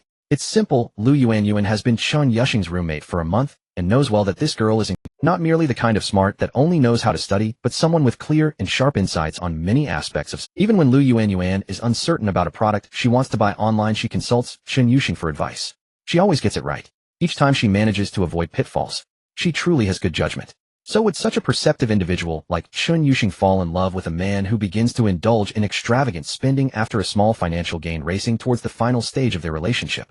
The answer must be negative. Furthermore, considering the broadcasting and hosting department's sisters, who also seem to be quite discerning, are affectionate with Su Bai. Three individuals all misjudging Su Bai, it's hard to believe. Thus, eliminating all possibilities, what remains is the truth. Su Bai is a hidden wealthy individual in the computer science department. Richer than that junior who drives a Porsche to school and that real estate tycoon's son from Guangdong province. Just as this judgment popped into Lu Yuanyuan's mind, Xuetao sent another message. Xuejitai image Yuanyuan, why are you secretly taking pictures of the couple in class? Xuejitai, it wasn't me, it was another classmate. Picking nose. Xuejitai, look at the clothes they're wearing, all trendy new releases. This brand has a high markup. Yuanyuan, oh Yuanyuan, so what? Xuejitai, don't you think that's inappropriate? Students shouldn't be dressing like this, it's too extravagant. How many students can afford high-end foreign brands? Yuanyuan, well, not many students drive a Magotan. Smile. Xuejitai. Xuejitai, no, how can that be the same? Xuejitai, what does it have to do with Magotan? Xuejitai, what I mean is they just started dating, and Su Bai is already buying Chun Yuxing such nice clothes. Oh, what will happen in the future? Yuanyuan. Yuanyuan, if Su Bai is willing to spend money on his girlfriend, that is his freedom, why criticize him? Yuanyuan, but you who promised to take me for sushi only agreed to order the basic set for 268 per person. Yuanyuan, I just wanted to eat some New Zealand lobster. Sigh. Xuejitai, picking nose. Xuejitai, what's so good about lobster? It's fishy and tasteless. Next time I'll take you to the cafeteria in the South District for spicy hot pot. Then Lu Yuanyuan became too lazy to reply to him. No chatting with this man is really a test of cardiovascular health. If she's not careful, her blood pressure might spike. Calm down, calm down. Lu Yuanyuan took a moment to settle her mind and began to chat with acquaintances in the computer science department, gathering intelligence about Su Bai's recent activities. She needs to investigate just how wealthy Su Bai is to attract the attention of the sisters from the broadcasting department and Chen Yuxing. Meanwhile, in the classroom of a freshman course in the computer science department, Su Bai and Chen Yuxing have secretly held hands under the table. In fact, Su Bai didn't want to hold hands. He was focused on ignoring the lecture and observing the online arguments over trivial matters. Don't laugh. This is the essence of contemporary internet culture, and it must be appreciated. Moreover, focusing on watching netizens argue allows Su Bai to completely block out the teacher's lecture, achieving a system's total indulgent status and automatically acquiring knowledge. It was purely Chen Yuxing's initiative to want to hold hands. As a result, holding her delicate and slender hands, Su Bai didn't want to let go. The two of them were intertwined under the table until the class ended. What are we doing later? Packing his Topophthalene MacBook Pro into his backpack, Su Bai asked. I need to go to the lab to write some code. Oh, I've been too lazy lately. After saying that, Chen Yuxing paused, her pretty face slightly blushing, as she emphasized, I won't go back to the hotel with you. Tonight I'm staying in the dorm home. Then she made a face at Su Bai and ran away. Su Bai was momentarily stunned, then a silly smile unique to a man in love appeared on his face. It's wonderful. He can enjoy pure love without any worries, completely free from the pressures of reality. With such a lovely Chen Yuxing, Su Bai could easily cherish her for a lifetime. The classmates passing by were left utterly astonished. My goodness, who would have thought the aloof academic flower Chen Yuxing could have such a rich expression on her face? What an eye-opener, what an eye-opener. Junior, I miss you so much. In the evening, Su Bai returned to the elegant Shige villa, and as soon as he stepped inside, he was greeted by Senior Zhao Zhelu's affectionate embrace. As she ran over with small steps, her movements were still a bit awkward. Fortunately, as a senior in her final year, she had few classes left, otherwise these past 2 days would have been quite inconvenient for Zhao Zhelu. After some intimate moments with her, Su Bai leaned in and softly asked, are you still feeling unwell? It's all because of Junior's exceptional talent. Zhao Zhelu sighed a bit helplessly. Before engaging in such matters, girls often have unrealistic fantasies, such as hoping their boyfriends are as capable as possible. However, after practical experience, Zhao Zhelu realized it was nothing like that. Su Bai was simply too powerful, a bit too fierce. As a result, Zhao Zhelu still hadn't recovered. Of course, this also related to her own physical condition. Su Bai discovered that the gap between her external demeanor and internal feelings was immense. She appeared to be a seasoned veteran, yet inside, she was a fragile and pure little fox. Therefore, Su Bai didn't bully her too much, and after a simple display of affection, he let Zhao Zhelu be and began to ponder what to have for dinner. When your wealth reaches a certain level and you gain complete freedom in dining, contemplating what to eat for each meal becomes a mental drain. Forget it, no need to overthink, let's just go for a sushi buffet. What do you think, Senior? No objections, hee, of course no objections, I'll follow your lead. Zhao Zhelu displayed a demure demeanor, linking her arm with Su Bai's. After a brief tidying up, they got into the car. Until now, Zhao Zhelu hadn't mentioned anything about Chen Yuxing to Su Bai. She had certainly learned about it through social media. After all, Chen Yuxing was her roommate, and they had added each other on WeChat when they first enrolled. However, Zhao Zhelu thought that since Su Bai hadn't brought it up, she wouldn't ask about it proactively. If she were to be honest, she felt a tiny bit of jealousy. But Zhao Zhelu was a very understanding girl. She knew that her situation was only suitable for being Su Bai's lover, and that she was far from being as well matched with him as Chen Yuxing. Anyway, she already occupied a significant advantage.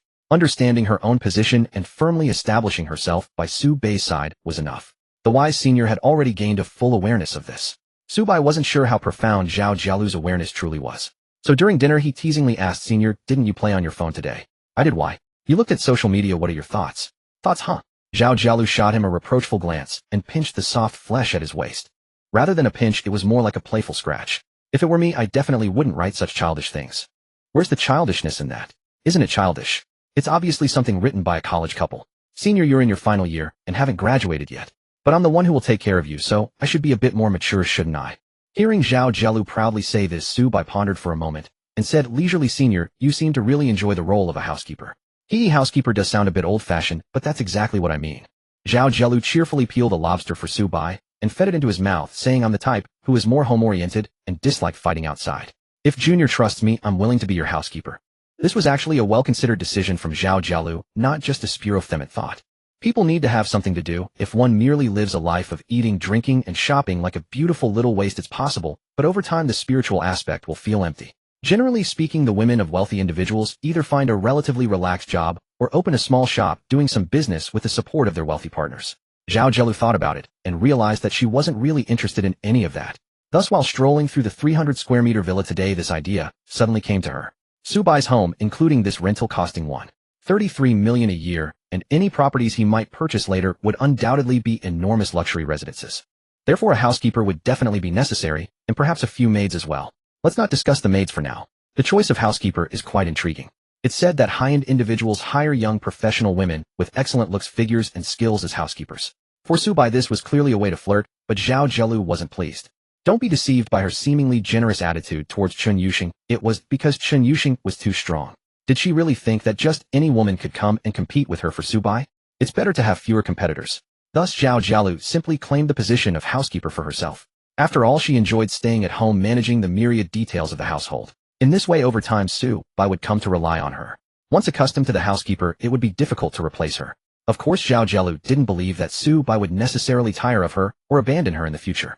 However, as a woman of such an outstanding wealthy individual, she certainly had to find ways to provide value to Subai, which was a positive and long-term mindset. Junior, since I've already resigned and have nothing to do recently, why not find a place to learn the professional knowledge a housekeeper should master? That way I can help you manage the household better in the future. Looking at Zhao Jialu's earnest expression, Subai nodded appreciatively, saying, Senior, you really think things through. Hee, you flatter me. I just want to be with you for the long haul. As she spoke, a hint of melancholy appeared on Zhao Jialu's face. After all, I'm not as talented as Chen Yuxing. If you ever tire of me, I need to have some personal advantages, right? That's fine. Subai couldn't help but chuckle. If the rulers of ancient dynasties had this kind of awareness like you, there probably wouldn't have been so many tragic endings. With matters settled, the two exchanged smiles and no longer discussed the topic, focusing instead on enjoying the sushi seafood buffet. Subai, however, took the opportunity to think about where would be the most suitable place for Senior to attend housekeeper training. It seemed like a very niche training field, not something that could be casually found like public servant training. Subai showcased 10 servings of raw oysters and another 10 servings of garlic-baked oysters before he had a thought about the housekeeper training. In fact, he simply opened WeChat and privately asked Director Xia. Given Director Xia's background, she would likely Xia Tianzlin, there are short-term training programs. There isn't much to learn, but a lot involves experience and networking requiring recommendations. Xia Tianzlin, so little brother, do you have such a wide range of interests that you want to experience being a housekeeper at Xia Tianzlin? Be careful, such a handsome housekeeper might catch the young lad's eye, leading to all sorts of indescribable situations. Supai to Bai, sister, where are you getting at?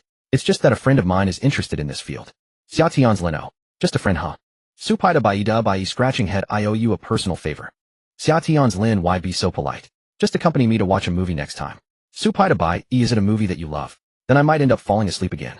Xia Tianzlin, you watch your movie, and I'll watch mine. This is a delightful decision.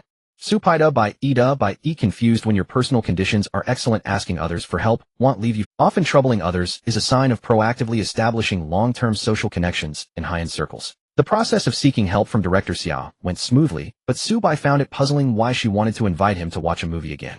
Clearly, during their last outing at the private cinema in the Yasi Pavilion, Subai had slept through the entire show on her lap. For Xiaolin, was this really something to look forward to? Logically, watching a favorite movie with a boy who was utterly disinterested and fell asleep should infuriate a literary girl, right? Subai felt it didn't make sense. Wait a minute. What are you thinking about, little brother? Zhou Jialu suddenly leaned over, grinning mischievously. Why are you thinking about me while asking someone else a serious question? Haha, it's because Senior's sister is too sexy. Zhou Jialu looked quite pleased. Although he was with Senior's sister, his mind wandered to another woman. Alas, recently, even in matters of emotion, he began to indulge himself.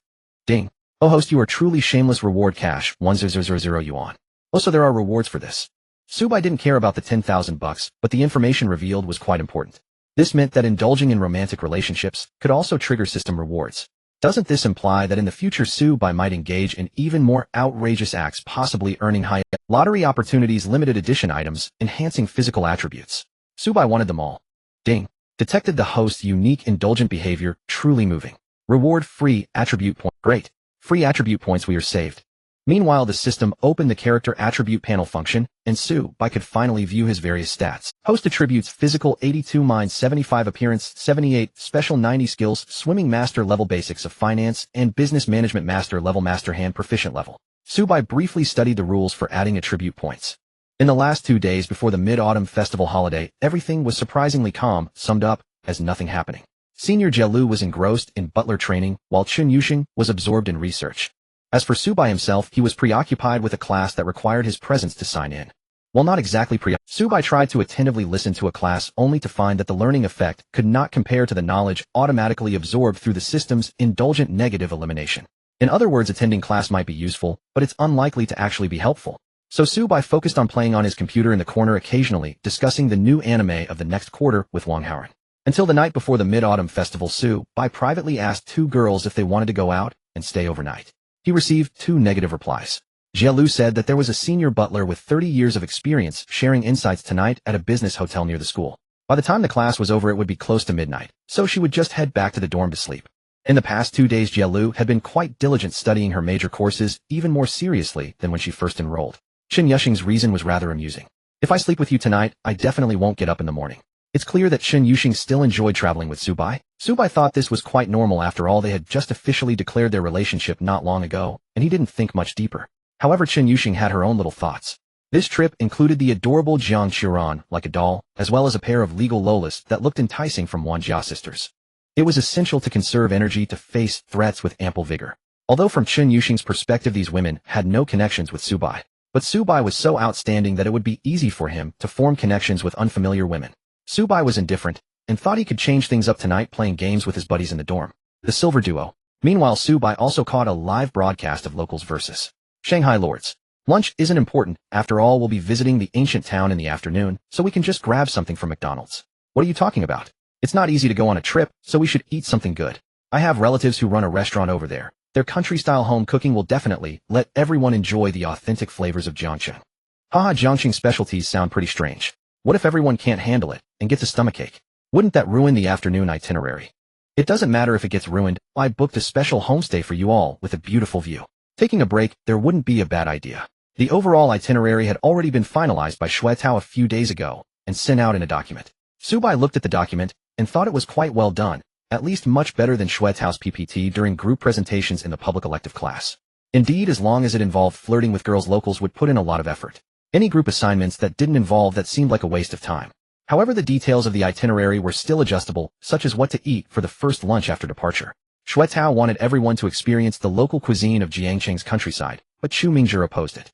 This issue had been debated between the two since a few days ago, and by the night before departure no resolution had been reached. Subai hadn't been present during previous arguments. Clearly in their eyes Wang Haoran had little value in seeking advice. He was just a transparent otaku. But Subai was different in Xue Tao's eyes. He was a man who had at least already gotten out of the single status, and was more impressive than an ordinary classmate. Subai, you tell us what to eat tomorrow at noon. Me? I'm fine with anything. No dude, don't say anything. After all, it's the first meal after we set off, which is very important. If we don't arrange it well, and make those three beauties unhappy, wouldn't that be a failure? After experiencing envy and jealousy towards Subai, Xue Tao had now adjusted his mindset. It was simply a case of having some money, suddenly indulging in revenge spending, and taking the opportunity to flirt with girls. Once this money was spent, and Chen Yuxing's novelty towards Subai faded, they might break up soon. Only locals like me, Xue Tao, who have a solid foundation, can maintain a relationship for the long haul. Thus, Xue Tao focused on the other three girls in the travel group, trying to leave a good impression on them through this trip.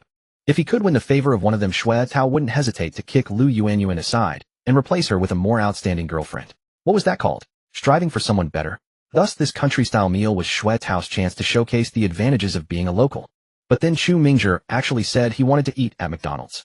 Subai thought for a moment and said, I think local dishes are better, at least they can offer some fun. We can let everyone choose later. If they can't handle the taste, they can go eat at McDonald's. Traveling together isn't like an elementary school field trip. As for meals, if you don't like something, you can find another way to solve it. There's no need for that kind of formalistic collectivism. Chu Mingzhi was a bit anxious. No way, Subai, look at the map. That place is particularly remote, even more so than the ancient town we're going to in the afternoon. It's almost in the mountains. Where will there be a McDonald's to order from? That's true, we can buy some burgers and fried chicken in advance. That way if someone can't handle it, there's a backup. Haha, it's easy for you to say. You're the one who brings it. Xue Tao said sarcastically. Subai, who was invading the opposing jungle with Wang Haoran, turned his head to glance at Xue Tao, a strained smile on his face. Sure, I'll bring it. Before we leave the city, I'll find a McDonald's on the roadside. 10 o'clock will be the first wave of lunch. I'll buy some things, I'll take care of it.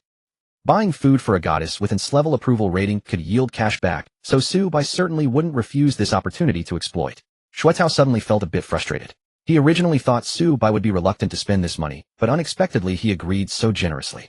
Damn, this kid has really gone crazy lately. I wonder how much he won in the lottery. It made Xue Tao seem quite stingy. I want to clarify beforehand, it's not that I'm unwilling to spend money on McDonald's, it's just a small amount. Stop arguing, this is very crucial. Subai interrupted Xue Tao's futile argument, focusing on executing a move. The leopard girl missed 3 throws in a row, turning what was supposed to be an invasion into a chaotic giving away of kills with Wang Haoran. Dude, what about your cue? Wang Haoran laughed in frustration. Damn, what a trash hero. Subai also laughed at himself. Indeed, heroes like this were not suitable for him to play. It had to be Chen Yuxing. Watching the two passionately play LOL, and ignoring him. Shui Tao moved his mouth, feeling frustrated and silent. He had no choice but to find Lu Yuanyuan to vent. But Lu Yuanyuan was busy with something and didn't pay him any attention. Dormitory 2, room 321. The well-known goddess dormitory in the school is more lively than usual tonight. After all, tomorrow is a holiday and Jiang Xiran and Chen Yuxing are going on a trip. Senior Zhou Jielu has returned to the dormitory after a long time, so Lu Yuanyuan eagerly engages in chit-chat with them, ignoring her phone. In fact, even if she saw Shui Tao's message, she wouldn't bother to reply. There were more pressing matters occupying Lu Yuanyuan's mind. Yuxing, tell me, what is it like to be with a boyfriend? Lu Yuanyuan's face was full of gossip. She wasn't interested in Shui Tao, but as an inexperienced girl she was still curious about adult matters. Especially with Chen Yuxing, the naturally aloof beauty, it's hard to imagine her in a romantic scene with Su Bai. At that moment Chen Yuxing was packing her backpack, preparing for the things she needed to take tomorrow. Upon hearing Lu Yuanyuan's gossip question, she replied, almost without thinking, it's very nice. Haha, such a succinct answer made Lu Yuanyuan blush. Indeed, the fact that Chen Yuxing could post such things on social media indicated that she was open about it. This kind of heartfelt calmness made Lu Yuanyuan question herself, as she couldn't do it. If she were to have that kind of relationship with Su Bai, Lu Yuanyuan would definitely be too shy to let others know. She might even go to great lengths to hide it. A girl's first time holds significant value. Lu Yuanyuan always claimed to be an untouched jade maiden, hoping to exchange more chips from a quality man when she gets married. What if, you ask? What if it's gone? It can still be replenished. Thus, seeing Chen Yuxing so nonchalant made Lu Yuanyuan feel that this girl was a bit foolishly sincere. If she were to break up with Su Bai in the future and mature, wanting to marry a wealthy man, her value would take a significant hit. The differences in personality between people are indeed vast. Meanwhile, while Chen Yuxing was tidying up her bag, she opened a package she had just received. The girls in the dormitory changed their expressions upon seeing the contents, feeling a bit uncomfortable. Bulk purchase. Chen Yuxing remained unfazed as she stuffed the entire box into her backpack, feeling a bit smug. This item was carefully selected by her on a shopping platform based on Su Bai's preferences. She placed the order yesterday, and it just happened to arrive at the school's delivery station today. Chen Yuxing certainly didn't want to become a mother at such a young age. While packing, she couldn't help but reminisce a sweet smile of a girl in love appearing on her face. In another bed of the dormitory, Zhou Jielu was also organizing her luggage. Compared to Chen Yuxing, her packing was much more complicated, mainly filled with various personal items and flashy clothes. All of it was luxury brand items bought for her by Su Bai. Of course, her roommates only knew that they were gifts from her new boyfriend, unaware that it was actually from Su Bai. Zhou Jielu decided to keep it a secret, not letting everyone know who her boyfriend really was. Let her classmates think it was an old, ugly man from outside the school. That would balance their feelings a bit. On the other hand, if she were to loudly proclaim her relationship with Su Bai, many would be confused about who was the real girlfriend, her or Chen Yuxing. Zhou Jielu had no intention of competing with Chen Yuxing in this regard. After all, what she wanted was the position. Thus, Zhou Jielu wore a very natural expression as she watched Chen Yuxing place her bulk personal items into her backpack. Sneaking a smile, she took out her phone to send a message to Su Bai. Xiaolu photo Xiaolu Jr., did you see? Your girlfriend has prepared good things for this trip. Su Pai da bai ida bai, it peeking Su Pai da bai, senior, why are you so sneaky taking candid shots? Su Pai da bai ida bai, spinning down Xiaolu, oh, I'm not taking candid shots, I'm sharing a glimpse of your girlfriend's daily life, okay? Don't you want to know what your shun is usually like in the dormitory? Su Pai da bai, I do. Su Pai da bai, so what is she usually like? She can't possibly buy such strange things every day, right? Xiaolu, she's usually super aloof, but according to Lu Yuanyuan's feedback, who has been in the dormitory often, Shun has recently been inexplicably smiling like a fool, almost like a sudden illness. Xiaolu, alas, such a pure girl has been led astray by someone yuck, while chatting and teasing Su Bai. She finished packing. She certainly wouldn't follow the group from class 510 for the autumn outing. They were in their 4th year, why should she embarrass herself by joining in on this? Furthermore, Su Bai also needed personal space. A man is like a yo-yo, one must let him spin freely for a while before reeling him back in. Only then can the bearings remain lubricated. This mid-autumn festival, Zhou Jielu would be attending a training camp in another city within the province. The training camp was organized by a relative of Xia Lin's family. The main instructor was a highly respected elderly lady who had served the Xia family. It must be said that such opportunities are rare. Zhou Jielu intended to take advantage of this to restore her body to its peak condition, so that after the mid-autumn festival and before National Day, she could engage in friendly military drills with Su Bai. Lu Yuanyuan was still gossiping with Chen Yuxing, who spoke little, but when she did, her words were astonishing, requiring Lu Yuanyuan to digest them for a long time. The atmosphere in the room was quite joyful, embodying the harmonious feel of a girls' dormitory, unlike the scheming often imagined by outsiders about the goddess dormitory. The only one who wasn't very happy was Jiang Xiran. This delicate beauty, usually full of a two-dimensional vibe, seemed particularly absent-minded at this moment. It has been over a month since the start of the school year, and Jiang Xiran feels that university life is acceptable. It is not as wonderful as she had imagined, but it is not terrible either.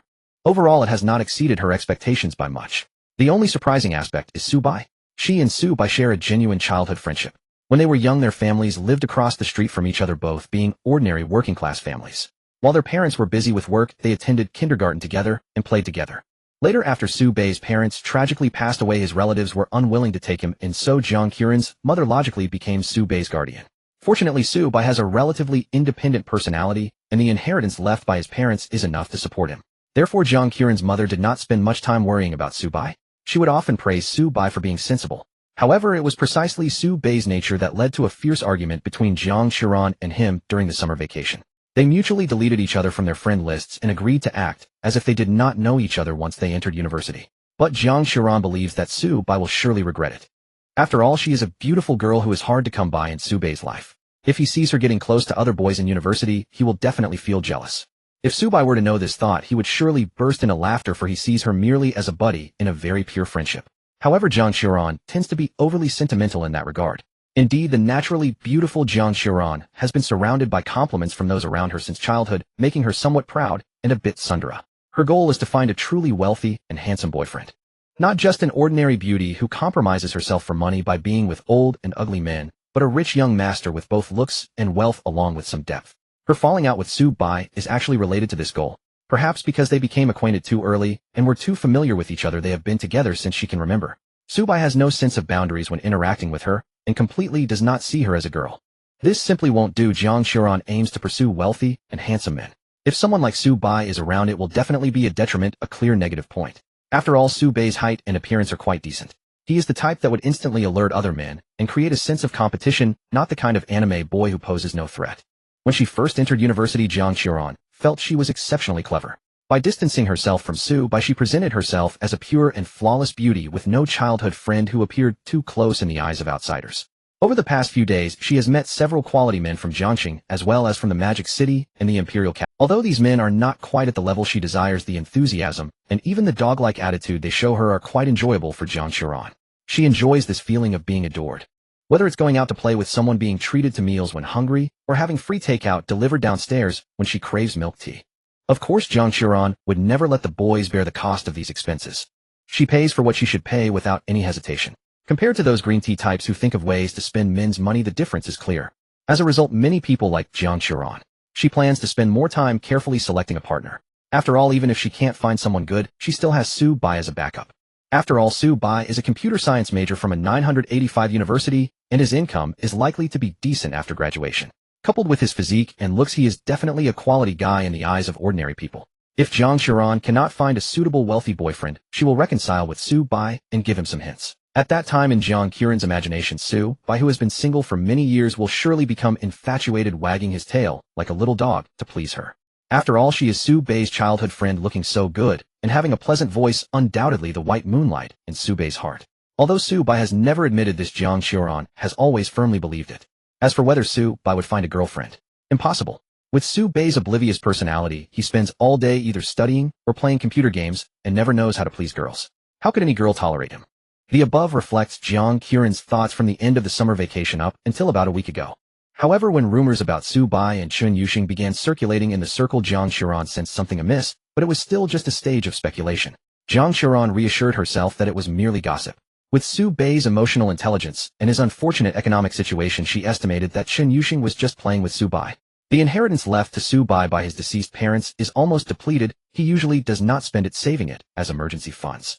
His aunt gives him a monthly allowance of 1,200 yuan, and that is all. Su-bai's spending habits are also centered around being economical. From head to toe, he wears cheap goods, relying on his good looks to appear presentable. However, Jiang Qiren still wants to investigate further into the relationship between Su-bai and Chun Yuxing. For this reason, she chose to join the 510 travel group. It also allows her to earn credits while closely observing Su-bai and Chun Yuxing, achieving two goals at once. However, the recent wave of official announcements dealt a heavy blow to Jiang Qiren. She never expected that Su-bai would actually get together with Chun Yuxing. How could you get together with Chun Yuxing? Clearly, he should have been unable to let go and remained in a state of depression for several months due to their falling out, making it impossible for him to enter any relationship. How could he have moved on so quickly? No, this is not just moving on. He has directly flown to the top. Although Jiang Qiren is very reluctant to admit it, the fact is that Chun Yuxing is a goddess who is not inferior to her in any aspect. There will always be a sense of competition between beautiful women. Originally, Jiang Qiran had a bit of hostility towards Chun Yuxing, and now that hostility has intensified. Especially with the box of items she stuffed into her backpack tonight, it completely broke Jiang Qiran's defenses. After nurturing such a quality backup for so many years, how could he be taken away by another woman? Speaking of which, this Chun academic powerhouse is simply extraordinary. They have only known each other for a short time, yet it has already progressed to this level. Could it be that she is only dating Su Bai for that reason? The more Jiang Qiran thinks about it, the more reasonable it seems. However, one thing confuses her. Where did Su Bai get the money to take Chun Yuxing to the Marriott? As a woman determined to marry into a wealthy family, Jiang Qiran naturally recognizes that Su Bai and Chun Yuxing are likely staying at the JW Marriott Hotel near the school. Various groups have classmates stating that Su Bai seems to have recently made a bit of money. So where did Su Bai's money? Jiang Qiran knows him well. However, Su Bai has suddenly become so mysterious that she cannot see through him, leaving her with an uncomfortable feeling of losing control of the situation. In summary, during this trip, Jiang Qiran must clarify all these doubts. The next day morning, at around 5 o'clock, Jiang Qiran set an alarm to wake up and began to apply her makeup. Makeup is an essential skill for every girl in the art department, and the disparity in makeup skills among girls can often surpass the differences in their looks. Jiang Qiran learned her makeup techniques from her mother, starting to experiment a bit in middle school. She often browsed posts on a certain app, gradually mastering the art and developing her own style. She toiled from just after 5 until 7 o'clock, finally managing to get it done. Mainly she had to wash and blow-dry her hair. To avoid waking her roommate, Jiang Qiran could only use the low setting on the hairdryer in the common bathroom on her floor. Going out today, her appearance was of utmost importance. She needed to draw Su Bai's attention away from Chun Yuxing. This thought seemed a bit wicked, but Jiang Qiran was serious. The backup she had nurtured for many years was suddenly taken by someone else, leaving her feeling extremely dejected, even harboring hostility towards Chun Yuxing. In contrast, Chun Yuxing woke up leisurely at 7:30, stretching in bed. Turning her head, she saw Jiang Qiran fully armed with makeup in front of the mirror. She was momentarily stunned. You're awake. Jiang Qiran felt a bit awkward as she caught Chun Yuxing's gaze through the mirror. Girls tend to put a lot of effort into their appearance in the dormitory, often feeling embarrassed because their roommates are usually very curious about their stunning looks and want to know where they're headed. It must be that there's an important man to meet. This is an unspoken understanding among girls, usually casual in the dorm, but when an important person is involved, one must dress up carefully. Chun Yuxing was in a daze for a moment before genuinely complimenting, "Jiang Qiran, you look really beautiful today." "It's just okay. Your makeup looks supernatural." "Oh, I can't do makeup like that." Speaking of this, Chun Yuxing felt a little regret. Would Su Bai prefer her when she dressed up beautifully? Forget it, they've been through that phase already. There's no need for such entanglements between her and Su Bai. They are kindred spirits who understand each other, not needing to fuss like ordinary couples. Chun Yuxing got out of bed to wash up and then changed into the trendy outfit Su Bai had bought for her.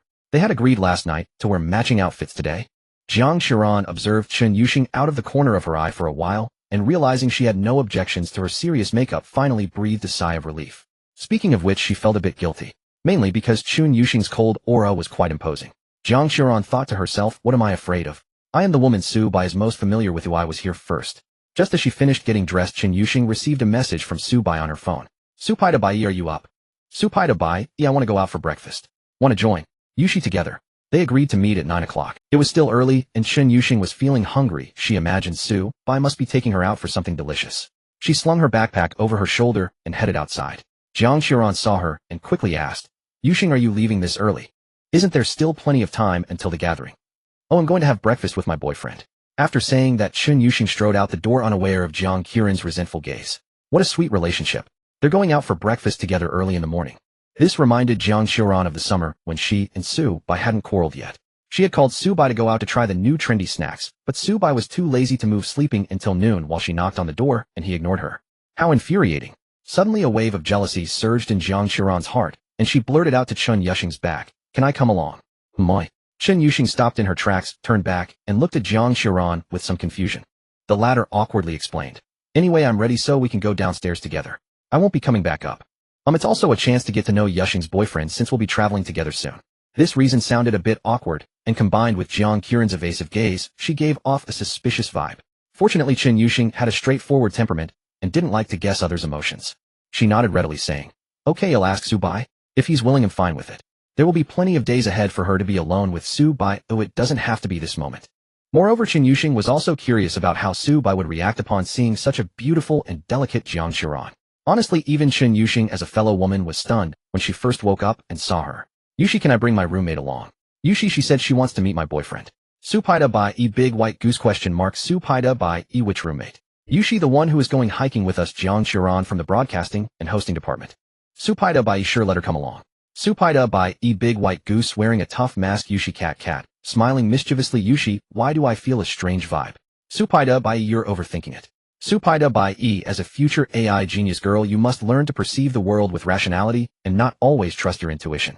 Yushi, I'm telling you, Jiang Qiran dressed up beautifully today, wearing a Lolita dress and white leather shoes. You'll definitely be amazed when you see her later. Supaida bai, should I then slightly nod to show respect? Yushi cat huffing. Yushi, you dare. Yushi cat punching. On the other side, Su bai had just arrived at the parking lot and was starting up his Mercedes. Seeing that Chen Yuxing had sent several angry emojis, he couldn't help but laugh heartily. This icy academic's jealous little expression was no different from other girls. Even more so than ordinary girls, she was rather adorably naive. Su bai could feel Chen Yuxing's deep affection and trust towards him. She probably truly intended to dedicate her life to him. Having accepted Su bai's support, she would still straightforwardly express her emotions when feeling jealous. Despite expressing her feelings during their intimate moments, Chen Yuxing had mentioned that she didn't interfere with Su bai and other women. As long as Su bai allowed her to be spoiled and didn't starve her in that regard, it was fine. One could say that Chen Yuxing's thought process was indeed different from others. This was precisely the aspect Su bai loved most about her.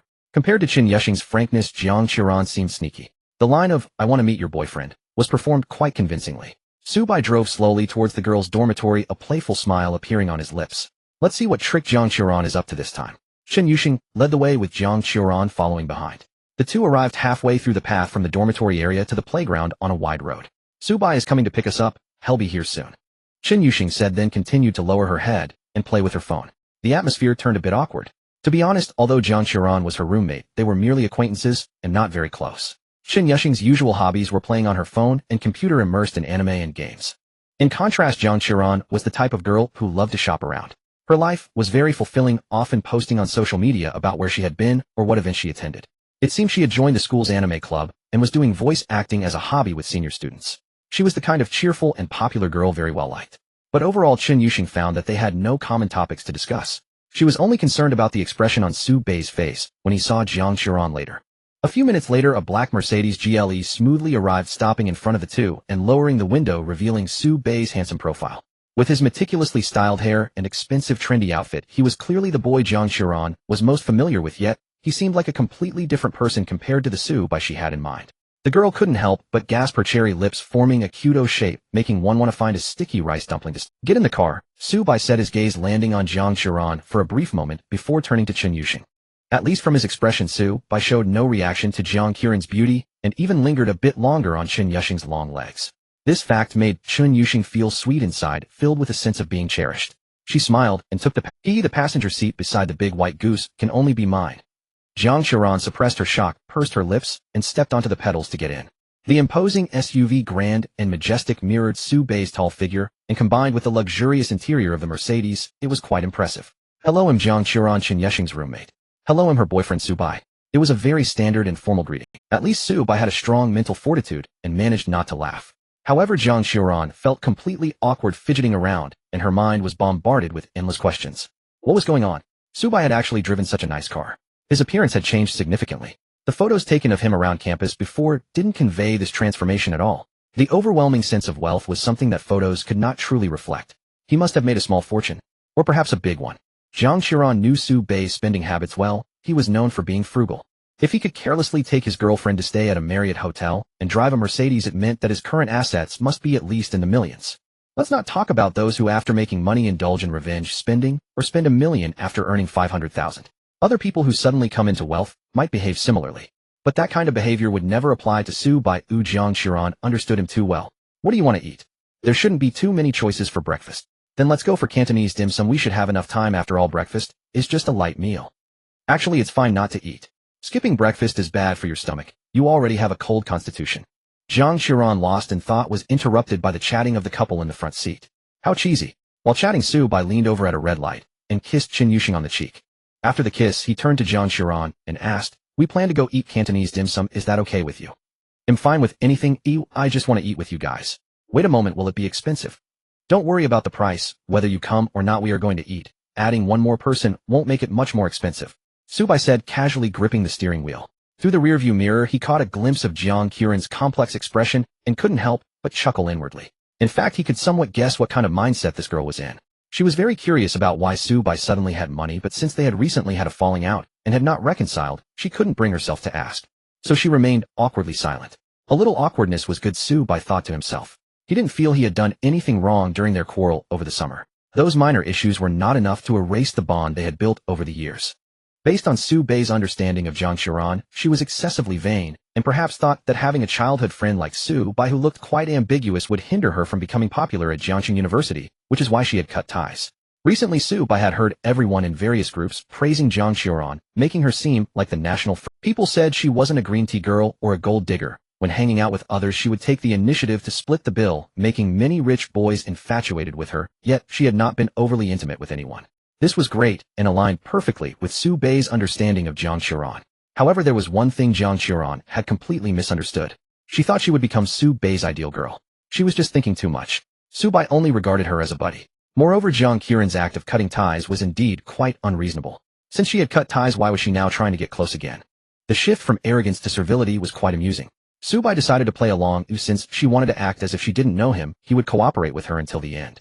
Curious to see who would break first. With this thought in mind, Su Bai, who was preparing to drive out of the dormitory area, had a sudden idea and took a turn. He drove to the building next to the small west gate.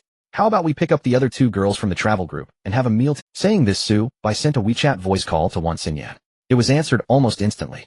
Su Bai, the sweet lowly voice burst through the phone's Bluetooth connection into the high-end sound system of the Mercedes GLE, sounding like thunder.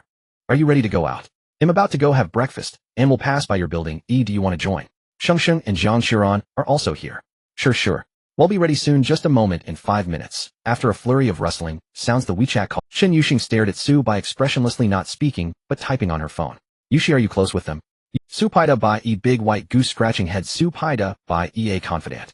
Don't ask, just know she is a confidant. Shen Yuxing looked at Su Bai's nonchalant expression, feeling both angry and amused.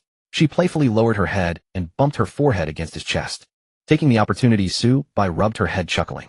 However, Jiang Qiran in the back seat couldn't laugh at all. Wait, what was going on?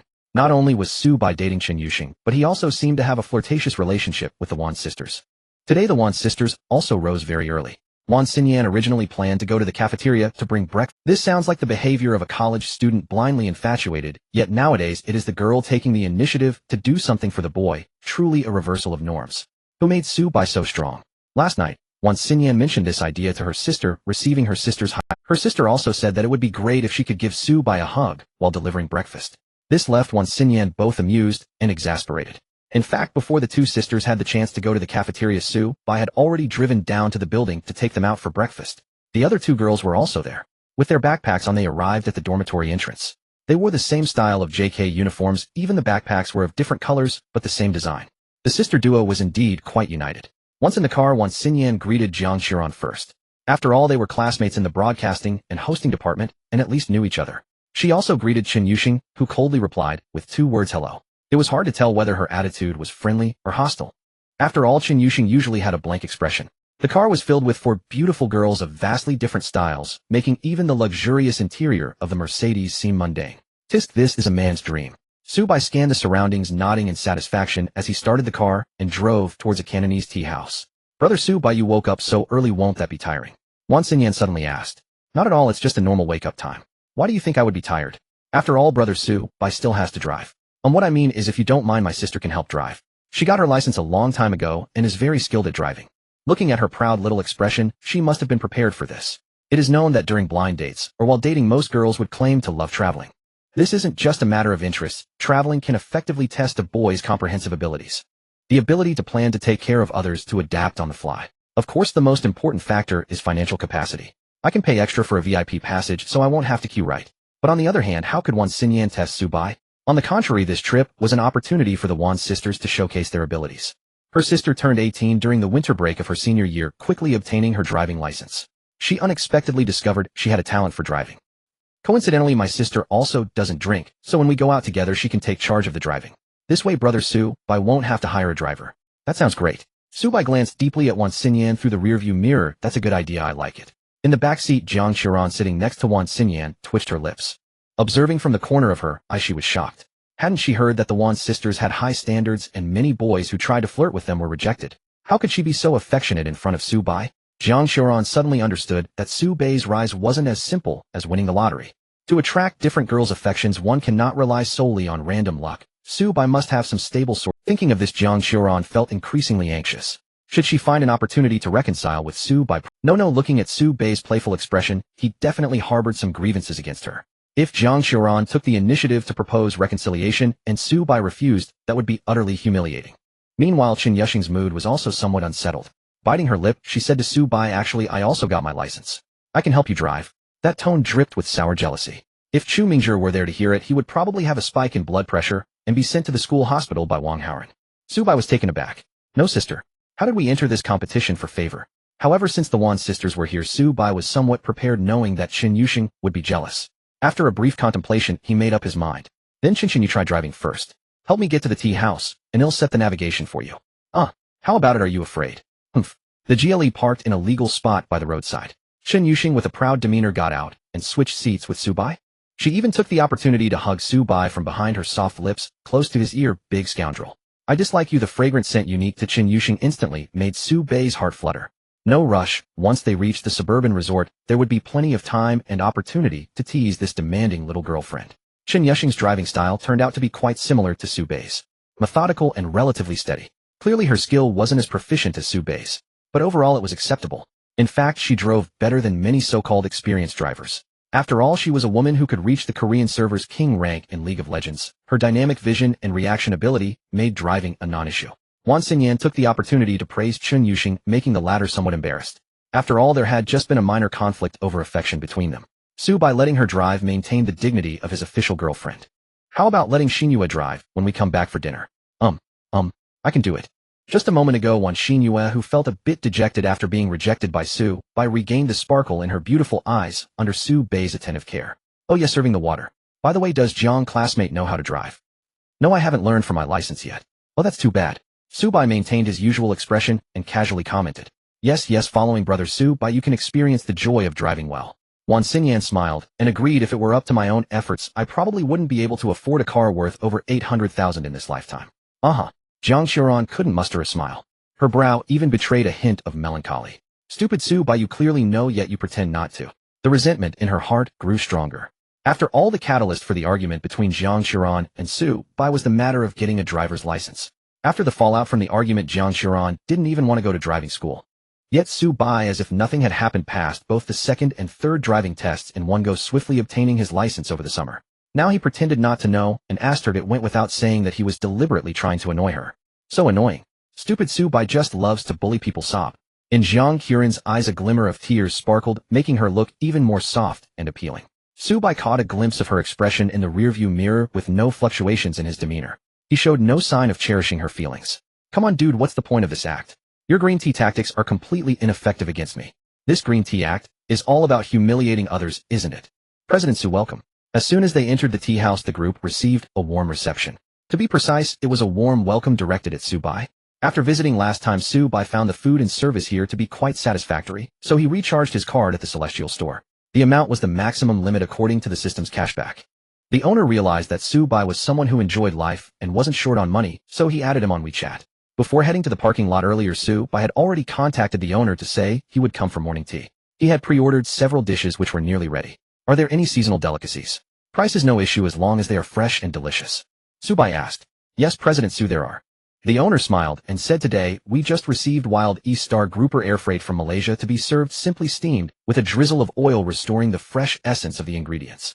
Though it is a bit pricey, it might weigh over 2,000. I already said that price is not a problem, bring it on." President Su certainly has a good appetite. "I enjoy meat, and I can eat a lot for breakfast." Watching Su-bai chat with the owner, who was being quite humble, the girls couldn't help but show some admiration. This place is considered a high-end tea house where professors often prefer to conduct business with their corporate partners. Cantonese cuisine is mild and non-stimulating, visually appealing, making it suitable for business banquets. However, seeing how the owner addressed Su-bai with such deference, the easily impressed Wan Jia sisters couldn't help but reveal their admiration. Jiang Xiaoran continued to wrestle with her emotions internally. Only Chen Yuxing remained calm, showing little interest in such worldly pretenses. She was simply looking forward to the Wild East Star Grouper the owner mentioned. It should be quite tasty, but perhaps too bland for her. How about dipping it in some chili powder? She suddenly thought. In other circumstances, this eating method would likely draw laughter, given that the Wild East Star Grouper costs 2,000 per fish prized for its tender meat. Dipping it in chili powder would be such a waste. But besides Su Bai, Chun Yuxing seemed inspired to put her strange idea into practice. Chun Yuxing whispered her thought into Su Bai's ear, and he nodded saying, "All right, I will inform the waiter later." Chun Yuxing's eyes sparkled with joy. "Don't you think it's a waste? After all, it's such a great fish. It's fine if you like it, you can come often. The supply of this fish is actually decent, just a bit expensive. As long as you maintain a good relationship with the owner, it won't be out of stock too often. In fact, many high-end ingredients are like that. As long as you're willing to pay, you can always find them." Su Bai feared he wouldn't have enough money, so he had no real sense of the price. However, Jiang Qiuran felt the weight of it significantly. Her little heart was trembling. Jiang's mother gave Su Bai a monthly allowance of 1,200. Just this fish and the tea fee were equivalent to Su Bai's 2 months' living expenses. To be honest, even though many wealthy suitors had been pursuing Jiang Qiuran recently, no one had treated her to such an expensive meal. The most extravagant one was back at the beginning of September when school just started. A senior from the art academy ordered dishes for Jiang Qiuran at a Michelin-starred restaurant, saying she could take a friend along to avoid her disliking him. In other words, the one who was chasing her didn't even show up, purely benefiting from the situation.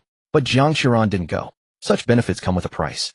At the very least, her reputation would be tarnished. She still wanted to maintain her image as the pure and desirable goddess that her classmates admired. Yet here was Su Bai enjoying a higher level of luxury, so effortlessly. Sipping on the fragrant tea, Jiang Qiuran felt a mix of emotions. Usually charming and sociable, she appeared particularly silent today.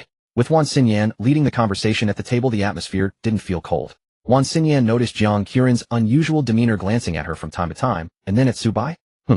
A woman's intuition told Wan Xinyan that there might be something going on between the two.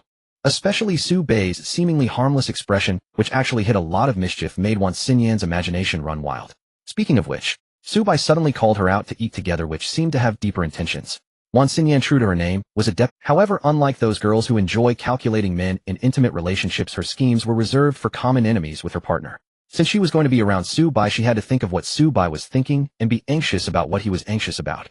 She rolled her big dark eyes, and with a slightly chubby face broke into a sweet smile. "Hey Jiang, classmate, is still single, right? I wonder if there are any boys on this trip that interest you." Upon hearing this, Jiang Qiuran's face soured even more, and she quickly shook her head to deny. "No, I don't plan on dating for now." "Oh, I see. Then it seems that Jiang, classmate, has very high standards. Unfortunately, the best Su Bai brother has already been snapped up by Chen Shuaba." "Haha, is that so? Then congratulations to them." Jiang Qiuran replied stiffly, casting a meaningful glance at Su Bai, unable to help but ask him. "You and Chen, classmate, got together so quickly, you must be quite compatible, right?" "You noticed that?" Su Bai laughed. "We are simply a match made in heaven." Chun Yuxing was battling with the first dessert that arrived, biting into a coconut cake, while ambiguously expressing her agreement. She exchanged a glance with Su Bai. In popular online terms, they had a sense of CP compatibility. Wan Xinyan paid close attention to Jiang Qiuran's emotional shifts, increasingly confident in her judgment. However, she did not continue to delve into the topic of Su Bai's romance. She sensed that if they talked any further, little Jiang, classmate, would not be able to hold it together. So she shifted the conversation to the tourism resources around Jiangxing, especially the soon-to-be-visited Tianrong Resort. A comprehensive project combining hiking, ancient towns, and amusement parks has become the first choice for short trips for Jiangxing residents in recent years. Travel doesn't necessarily have to be something new. As long as there are various activities and it allows for relaxation, it's sufficient. Based on this standard, Tianrong Resort is simply a perfect choice. Besides the aforementioned regular projects, there are also some luxurious hotels exclusively for the wealthy. "By the way, what hotel are we staying at while we go out to play?" Su Bai asked, munching on peanut phoenix claws, suddenly throwing up. This amused Wan Xinyan. "Su Bai, brother, we're about to leave after finishing our meal, and you still don't know where we're staying." "I didn't worry about it. After all, the locals are helping us book the rooms." He is expected. Su Bai, brother, is a very lit. Jiang Qiuran felt quite uncomfortable hearing this. "Wan Xinyan, who do you think you are, acting as if you know Su Bai so well? Although this guy does indeed have a nonchalant personality." To understand which hotel the locals arranged for him, Su Bai opened the group chat of the 510 travel team, flipping through the messages. He typically wouldn't open this group, mainly because it was quite pointless. The content usually consisted of Shui Tao or Chu Mingzhi showcasing feathers in various styles. Occasionally the two would have disagreements and argue in the group. Alternatively, it would be Jiang Qiuran or Wan Xinyan forwarding messages about some school activities presumably shared by seniors from the clubs. In short, there was not much substance. The girls' private chats were much more interesting, like Chun Yuxing's abstract expressions or Wan Xinyan's alluring selfies sent to Su Bai for appreciation. "So it's the Sheraton, huh?" Su Bai stumbled upon the hotel information and suddenly realized, not bad. Not Chun Yuxing chimed in. "The Sheraton is actually a quite nice hotel, but sufficient for business purposes. I've seen our professors stay at this caliber when they travel." Wan Xinyan replied. "For you, Su Bai, go, it should be considered relatively poor." "That's not the case. I have had my share of hardships." Despite saying that, Su Bai's hands honestly opened a certain app. He set the location to Tianrong Resort filtered for luxury hotels and sorted prices from high to low. It wasn't that he looked down on the Sheraton. In fact, the quality of rooms and services provided by mid-range boutique hotels is increasingly closing the gap with luxury hotels.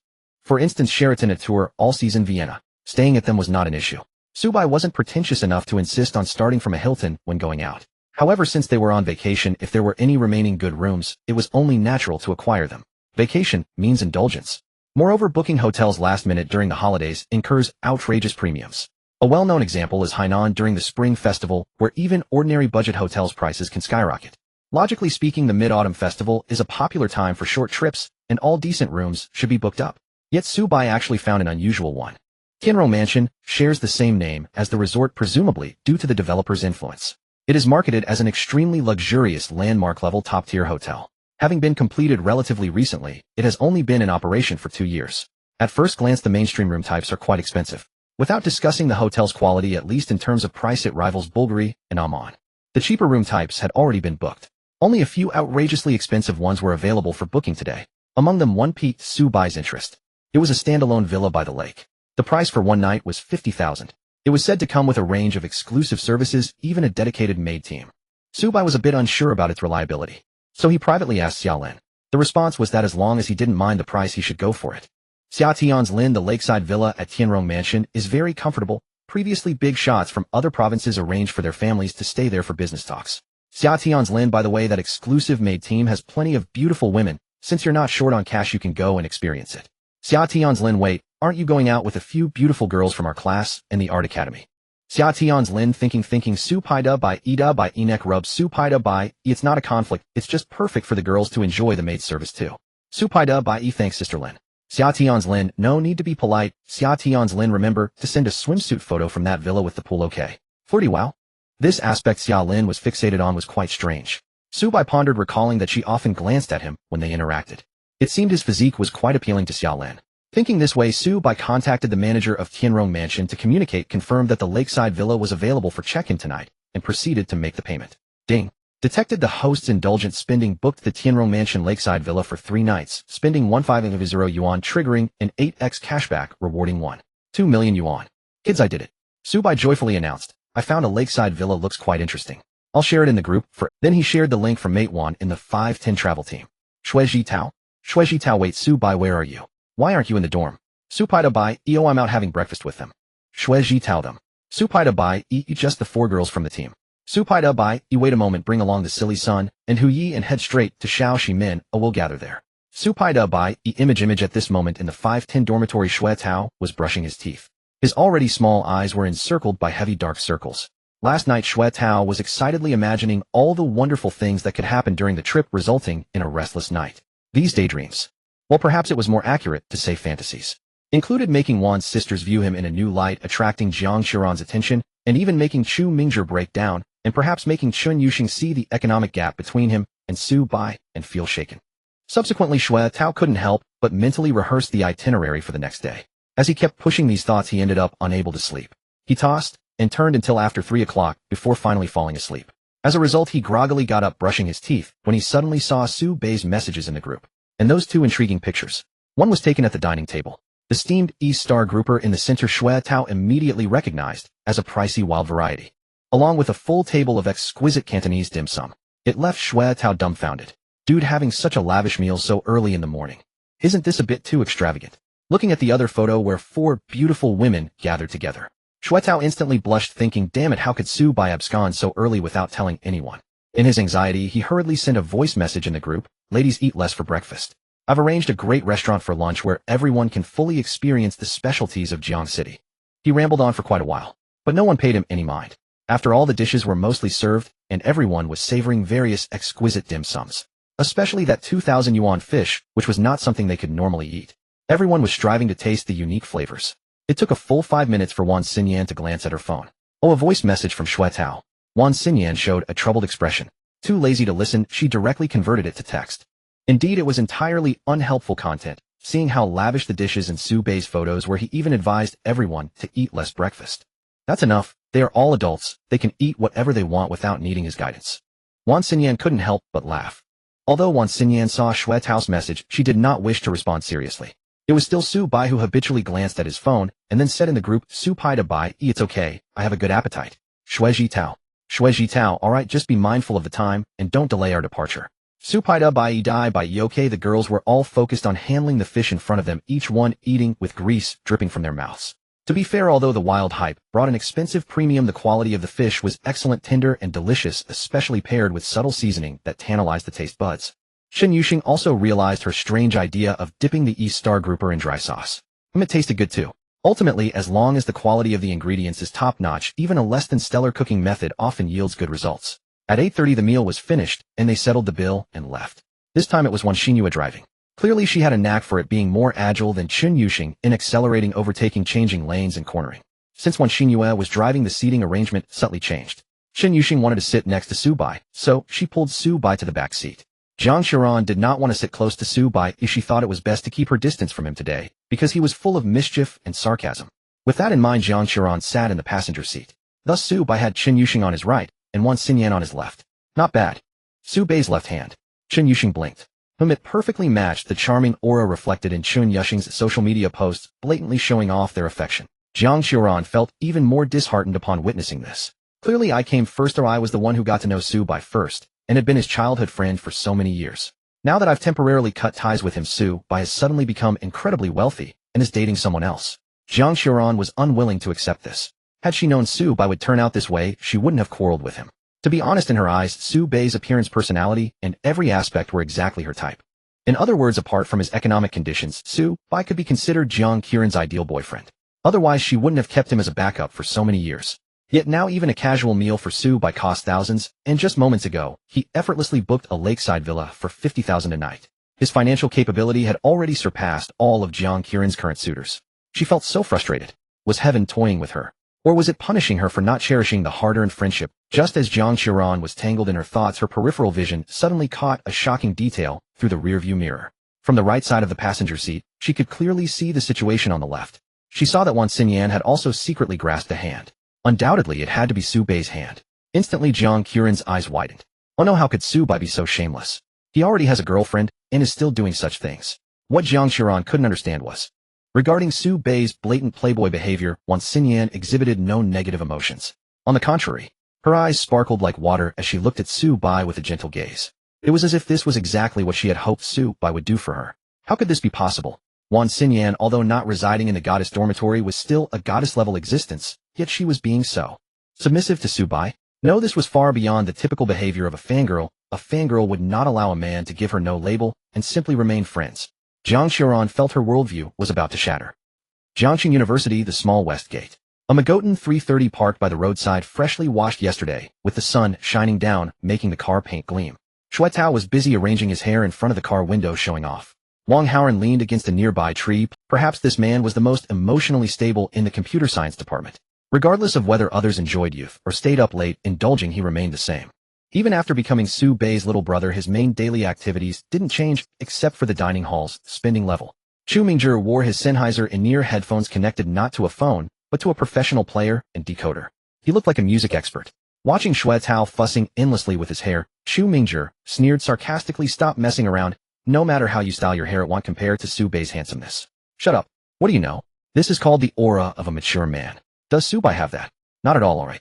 Shui Tao defended himself, then began to fantasize. "Do you think those girls will get car sick in Su Bai's car, and say they don't want to ride in that piece of junk anymore, all rushing to squeeze into mine? Not that you know it's a piece of junk." Chu Mingzhi questioned. "Isn't that obvious?" Shui Tao wore a knowing expression. If Su Bai really had the ability to buy a good car, it wouldn't just be a small fortune, it would be a big fortune. "Do you think he looks like someone who could earn a lot of money?" "Oh, that's not necessarily true. It seems Su Bai's taste has improved significantly recently, especially in clothing. Who knows, he might really be taking off." "How could he take off? A freshman with a poor family background, where would the money come from?" The two debated for a long time without reaching a conclusion. But Shui Tao was genuinely looking forward to seeing the girls get car sick. After a few minutes, a Mercedes-Benz GLE drove in from the end of the road. A Mercedes-Benz in Jiangxing is definitely considered a good car, but not to the extent of being eye-catching. Shui Tao noticed it because there were few cars on this road, and he was bored while waiting. The second reason was that this car was this year's new high-end model. To be honest, not many would buy the top configuration in the 5060 level. A GLE that dares to pay extra for the top configuration truly has strength. Shui Tao sighed. Chu Mingzhi asked from so far away, "How do you know it's the top configuration?" Just pay attention to the details. I know cars well. Unlike you who just messes with your headphones all day. Haha, as knowledgeable as you are about cars, you still drive a Magotan. The real rich guys at school all start with BBA. As the two resumed their usual banter, the GLE unexpectedly stopped right in front of the Magotan. All the windows lowered simultaneously, and the faces that appeared instantly caused Shui Tao's brain to crash. Let's go. Why are you staring blankly? Subai glanced at Shui Tao, who was lost in thought, and prompted. What else? I wouldn't specially rent a car for a self-drive tour. Come on, let's go. We'll take off. First we'll meet at the Sheraton after we get off the highway. Subai didn't want to waste time arguing with Shui Tao. Although Shui Tao's surprised expression was quite amusing, Subai knew this person well enough to predict that after the shock, he would undoubtedly bombard him with questions. Actually, being a show-off isn't such a deadly flaw. The truly annoying thing about Shui Tao is his incessant chatter. Hence, Subai wanted to avoid his incessant remarks. He directly ordered Wan Xinyue to start driving. Once they arrived at the Tianrong resort, he looked forward to what amusing remarks Shui Tao would make. This is Subai's professionalism as a mentor. Sure enough, after the GLE sped away, Shui Tao immediately began to disparage. Damn, that Subai kid, what a show-off. There's no way he really bought it. No matter how rich he gets, can he really earn $1 million in such a short time? Chu Mingzhi nodded in agreement. Wang Haoran put away his phone and sighed. I've seen by guest license that car indeed belongs to Bai Go. Shui Tao was shocked. Are you sure? He isn't fooling you with a photoshopped image, is he? It could also be AI generated, Chu Mingzhi replied. It's real. I've seen the actual car, not just pictures or videos. Stop guessing. Bai Go certainly has a legitimate source of income. There's no need for malicious speculation. Shui Tao's face turned red. No, I wasn't maliciously speculating. What I meant was, let's just set off first. We can chat on the way. Under Wang Haoran's reminder, Shui Tao finally started driving. On the road, he kept pestering Wang Haoran with questions. Wang Haoran casually responded to a few trivial things without revealing Subai's personal matters. As a qualified little brother, one must have the awareness to protect the older brother's privacy. At the same time, Wang Haoran couldn't help but silently complain. Subai really had foresight bringing all the girls to his car. If there were girls here, wouldn't they be driven crazy by Shui Tao? However, Shui Tao merely saw this as Subai. After driving for a while, he couldn't help but frown and complain. Subai is such a jerk, not even sharing a girl with us. That side is full, and there's still an empty seat here. Well, maybe those girls just prefer sitting in a Mercedes. Who would want to sit in a Magotan when they could have a Mercedes? Chu Mingzhi wouldn't miss the chance to hit Shui Tao. Chu Mingzhi wasn't relying on cars to attract girls. Seeing a local person embarrassed, especially with Subai overshadowing him, made Chu Mingzhi quite gleeful. Shui Tao heatedly exclaimed, Damn it, why are you kicking me when I'm down? We should be united against the outside. This comment made Wang Haoran burst into laughter. United against the outside. How did Bai Gu become an outsider? Well, he really isn't being fair. This travel group was organized by me, 4 boys and 4 girls. It should be evenly split. Why does Subai get all the benefits? Shui Tao spoke with righteous indignation, completely unaware that the 4 girls each had their own agenda and were not as simple as they appeared. The Wan family sisters joined this trip primarily to be close to Subai. Shen Yuxing, being Subai's girlfriend, naturally wanted to follow him. Even Jiang Xiuran secretly wanted to investigate Subai's situation. Shui Tao was foolishly thinking it was the allure of the Magotan that attracted this group. In reality, that's not the case at all. Subai scored 15-0, winning the MVP. The Magotan simply lost effortlessly with a score of 3-0. Half an hour later, Shui Tao was still driving. Having just gotten his driver's license after the college entrance examination, he wasn't very skilled. He had even been honked at multiple times by impatient drivers behind him. Already irritated by being ignored by the girls, Shui Tao felt even more frustrated. He kept complaining nonstop. Wang Haoran had been enjoying his banter with Hu Yi, but now Hu Yi put on his Sennheiser noise-canceling headphones, ignoring the local guy. Thus it turned into a one-man show by the local guy. To be honest, it was a bit annoying. So Wang Haoran fanned the flames. Shui Tao, if you're not satisfied when we get to the hotel, just tell them whoever wants to get in your car can come. We're all classmates. It's easy to negotiate. That's unnecessary. It would make it seem like I'm begging them to come. Shui Tao immediately wilted. Joking aside, he could complain all he wanted, but if he really had to negotiate with the girls, he would definitely be too shy to say a word. After all, they were all 9-point beauties. The pressure was too strong, making it impossible to compare with Lu Yuan and the like. Moreover, even if he could muster the courage to speak, he had no confidence in convincing any girl to get in his car. It was all just hot air. Subai had bought a GLE, while his old Magotan would only invite laughter. After looking forward to this mid-autumn trip for so long, the first segment had already gone awry. One of Shui Tao's core values, the Magotan, was utterly crushed by Subai. Of course, Shui Tao was still unaware that Subai's customized Panamera was about to arrive in Jiangqing. Otherwise, he might have had his blood pressure skyrocket and faint, just like Chu Mingzhi needing Wang Haoran to take him to the school hospital. Ding dong. While Shui Tao was struggling in the traffic jam during the holiday, the group chat notification sounded. Green bean paste glutinous rice balls, we've arrived. Green bean paste glutinous rice balls, location shared. Red bean paste glutinous rice balls, Shui Tao, where are you? Just reporting in, the sister has successfully brought us. Shui Tao. Almost there, almost there. Green bean paste glutinous rice balls, almost there. How long is that? To share location. Shuetao glanced at the phone's map navigation. Why is it Google Maps? Because this Magotan is the mid-spec version and the car's system isn't usable. In any case, there are still about 10 kilometers to the destination. At the current pace of this traffic jam, it would take about half an hour to arrive. Which means Su Bei's car, which set off almost simultaneously, arrived half an hour earlier. How is that possible? Shuetao suddenly remembered that at the gathering at Shaoximen, it wasn't Su Bei driving, but Wan Xinhua. Damn, this girl drives really well. How can she be so much faster than him? In an instant, Shuetao felt quite humiliated. He could accept being outdone by Su Bei's car. But to be outdone in driving skills by a girl in the group was another matter. At this moment, everyone on Su Bei's side was also discussing Wan Xinhua's driving skills. You're really good at driving, better than I am. Chen Yuxing sincerely praised Wan Xinhua. It's okay. Wan Xinhua felt a bit shy, as she wasn't very good at socializing. Moreover, someone with Chen Yuxing's personality is quite rare among girls. She speaks directly, addressing matters as they are. She doesn't belittle them just because of rival feelings. Of course, it's hard to say whether Chen Yuxing was fully aware of Su Bei's relationship with them. The Wan family sisters were all a bit uncertain, still needing to gauge Su Bei's reactions. Su Bei, on the other hand, had a rough idea. With someone like Chen Yuxing, since she had stated she wouldn't interfere with his relationships with other girls, she would definitely keep her word. This straightforward style was exactly what Su Bei needed. After all, harmony in the backyard is essential. If conflicts arise every day, wouldn't that affect his enjoyment of life? I can handle spicy food, but my sister cannot, Wan Xinyan immediately stated. However, I will follow what brother Su Bei says. Well, Sheng Sheng loves spicy food anyway. What about you, Jiang classmate? Su Bei asked knowingly. As childhood friends, he certainly knew that Jiang Xiaoran had a constitution that couldn't handle spicy food. Yet this guy stubbornly replied, I can handle it too. Since we are here, we should definitely try the specialty dishes. Alright, it seems like there isn't much demand for McDonald's, so they'll just buy something casually. There is a McDonald's right next to the Sheraton, saving Su Bei the trouble of running around. The others found a random spot to sit in the hotel lobby. Su Bei and Chen Yuxing went to buy things. Originally, Su Bei wanted to send the Wan sisters to run errands. They were ready labor without being asked. But he noticed that Chen Yuxing always seemed hesitant, likely wanting to say something to him, so he took the opportunity to be alone with her. The Wan sisters also cleverly recognized Su Bei's intentions. Thus the two found a small table for two in a corner of McDonald's, waiting for their order while whispering to each other. Big white goose, have you and Wan Xinyan crossed that line? This question from Chen Yuxing was so abstract that it made Su Bei's expression somewhat awkward. Su Bei scratched his head and said, we're not like that.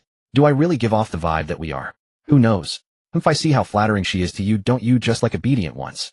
Chen Yuxing said sourly. Isn't that good? In the future, someone will be there to drive for us. Just imagine the scene: Wan Xinhua driving in front, Wan Xinyan in the passenger seat, organizing the itinerary, and us two cuddling in the back. Why do you make it sound like we are hiring them as maids? Chen Yuxing's expression was a bit strange. Close enough, they seemed to have that intention too. Now it made sense. Chen Yuxing took a bite of the ice cream Su Bei had just bought her, secretly pondering. If that were the case, then the Wan sisters were not to be feared. It felt like a very low-level and ordinary ecological niche. As Su Bei should indeed prefer her Chen Yuxing more. Ever since being supported by Su Bei, Chen Yuxing felt she had become softer with a bit more of a romantic mindset. Yet subtly she developed a desire to vie for his affection. Chen Yuxing's habit was to not please anyone. The problem was she really liked him, and Su Bei gave her so much. Perhaps this was also a kind of happy worry. Having the opportunity to vie for Su Bei's affection was rare, plus Chen Yuxing had a significant advantage. Next question. Are there any experts? I'm not trying to put you on the spot, I just want to know. Haha, I get it, you're asking about my relationship with Jiang Xiaoran. You figured that out. I know your thoughts well enough. Su Bei felt a bit proud and didn't bother to hide it from Chen Yuxing. We are childhood friends, we've known each other since kindergarten. Well, to be precise, we've been friends since I can remember. Then you too. Why? Chen Yuxing was greatly shocked. Then her brows suddenly relaxed. I got it, you had a fight, right? Su Bei nodded.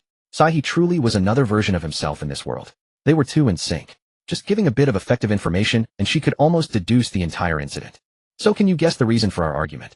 Su Bei had an expression of I'm testing you. Chen Yuxing eagerly pondered, and suddenly her eyes lit up. You fought while learning to drive at the driving school. What the hell, how did you guess that? When you asked who could drive in the car, Jiang Qiren's expression fluctuated greatly. At that time I wondered why, but now it seems. As she spoke, Chen Yuxing's face suddenly darkened. Wait, you didn't have that with her before, did you? God, no. Su Bei was both amused and helpless. Why do you think I've been with every woman before? Honestly, Su Bei felt he was already quite abstract deep down, it was just that he usually disguised it well. After obtaining the Indulgent System, he started to showcase more of his flamboyant side. Chen Yuxing was the one who naturally embodied true abstraction. Being called out like that by Su Bei made Chen Yuxing a bit shy, her face turning red. Well, I was just speaking from my perspective. I feel that if you really like someone, you should seize the opportunity without hesitation. If I were in a childhood friend relationship with you, I would definitely go for you right after the college entrance exams. Yuxing. What? Were you the senior sister of the Hehuan sect in your past life in the cultivation world? Nonsense, the Hehuan sect doesn't only practice dual cultivation with one person. Really? I swear I have cleanliness issues, and I'm very picky. If you just got lucky, you big white goose. Satisfied with her curiosity, Qin Yuxing became more relaxed and started chatting casually with Su Bai. After grabbing their food, the two returned to the hotel lobby. A few burgers, some snacks, and drinks. This was something Su Bai would have hesitated to order before. A truly poor student would just stick to Wallace. If it gets messy, then consider it a diet. Now there was no need to care about the price, and they could directly get the new products at full. After waiting for a while, Xue Tao and his group finally arrived late. In fact, Xue Tao had already arrived when Su Bai got the food, but parking took a bit longer. His driving skills were indeed terrible. Reversing into the parking space was a hassle. The worst part was that the parking spot was exactly where three girls were sitting and chatting, visible through the glass window. Wan Xinyue, who witnessed Xue Tao's poor parking skills the entire time, bluntly commented, "Xue Tao, I think you should get a car with an automatic parking function." "That's not necessary, and I just drive less usually, so I'm a bit rusty, haha." Xue Tao awkwardly laughed. Chu Mingzhi was pretending to be profound, stealing glances at Jiang Xiran from time to time. Hiss. I have to say she is indeed good-looking. Pure and delicate, she embodies the most mainstream aesthetic of the contemporary era. Moreover, Jiang Xiran was not just delicate, she had substance where it mattered. Although not as exaggerated as the Wan sisters, she was certainly impressive. Everyone lined up at the front desk to check in. Xue Tao didn't dare to act recklessly regarding room assignments. Originally, while fantasizing last night, he planned a joke about letting Su Bai and Qin Yuxing stay together and randomly picking a lucky couple. Now he didn't even dare to make jokes. The hotel parking lot wasn't very spacious. There was only one spot next to Su Bai's GLE. The usual-looking Magotan looked quite shabby when compared to the GLE. Xue Tao had already decided to retreat temporarily, avoiding the spotlight. Su Bai's extravagant breakfast, coupled with the allure of his luxury car, had completely thwarted Xue Tao's materialistic approach. When it came time for leisure activities, he would consider if there was an opportunity to flirt with the girls. Although such thoughts crossed his mind, Xue Tao secretly felt an ominous sense brewing within. During this trip, he might become nothing more than a complete cannon fodder. Sigh. How did Su Bai suddenly strike it? This was outrageous. It overshadowed the advantages of his local background. After checking in, a prompt for extravagant spending popped up in Su Bai's mind. Hey, as expected. Staying here with the group for lunch, they would head to the lakeside villa in the afternoon when it was ready. Eating 2 portions of accommodation rewards would also be acceptable. It seemed that Tongzi guessed judgment on his indulgence during travel was quite lenient. Travel is like this, to be happy one cannot be too frugal and must spend lavishly. Although it was said that he came out with his roommates, Su Bai didn't take it seriously at all. He acted on his own whenever he wanted, thinking, whatever guys, no need to be polite. Su Bai was quite looking forward to the local specialty for lunch. The dietary differences within the province were minimal. Heavy flavors of salt and spice were well known in Jiangxin cuisine, and the farmhouse restaurant Xue Tao found was truly not bad. After placing their luggage in the room, everyone prepared to head to the restaurant. To Su Bai's surprise, the locals really seemed to struggle in the group chat. "Shueji Tai, someone come ride with me. Oh, let's even it out. I'm afraid it might be too crowded on your side." Red bean paste, glutinous rice ball. Xue Tao, what do you mean? Are you implying we're too fat? Shueji Tai, nose-picking emoji. That's not the case. Haha, how could I dislike you? Your figures are just fine. Shueji Tai, what I mean is my car is quite empty but feels a bit wasteful. You see, if you think it's wasteful, you can offer a ride to Shueji Tai. Clearly Qin Yuxing's seemingly innocuous suggestion, which was actually quite out there, successfully left Xue Tao feeling stifled. As expected of you. Su Bai chuckled. The road to the farmhouse restaurant was not very easy to traverse. They even had to go through a stretch of dirt road. It had rained lightly last night, and the ground was somewhat muddy. Xue Tao drove his Magotan anxiously, nearly veering into a ditch. Upon arrival, he hurriedly checked for any undercarriage scrapes.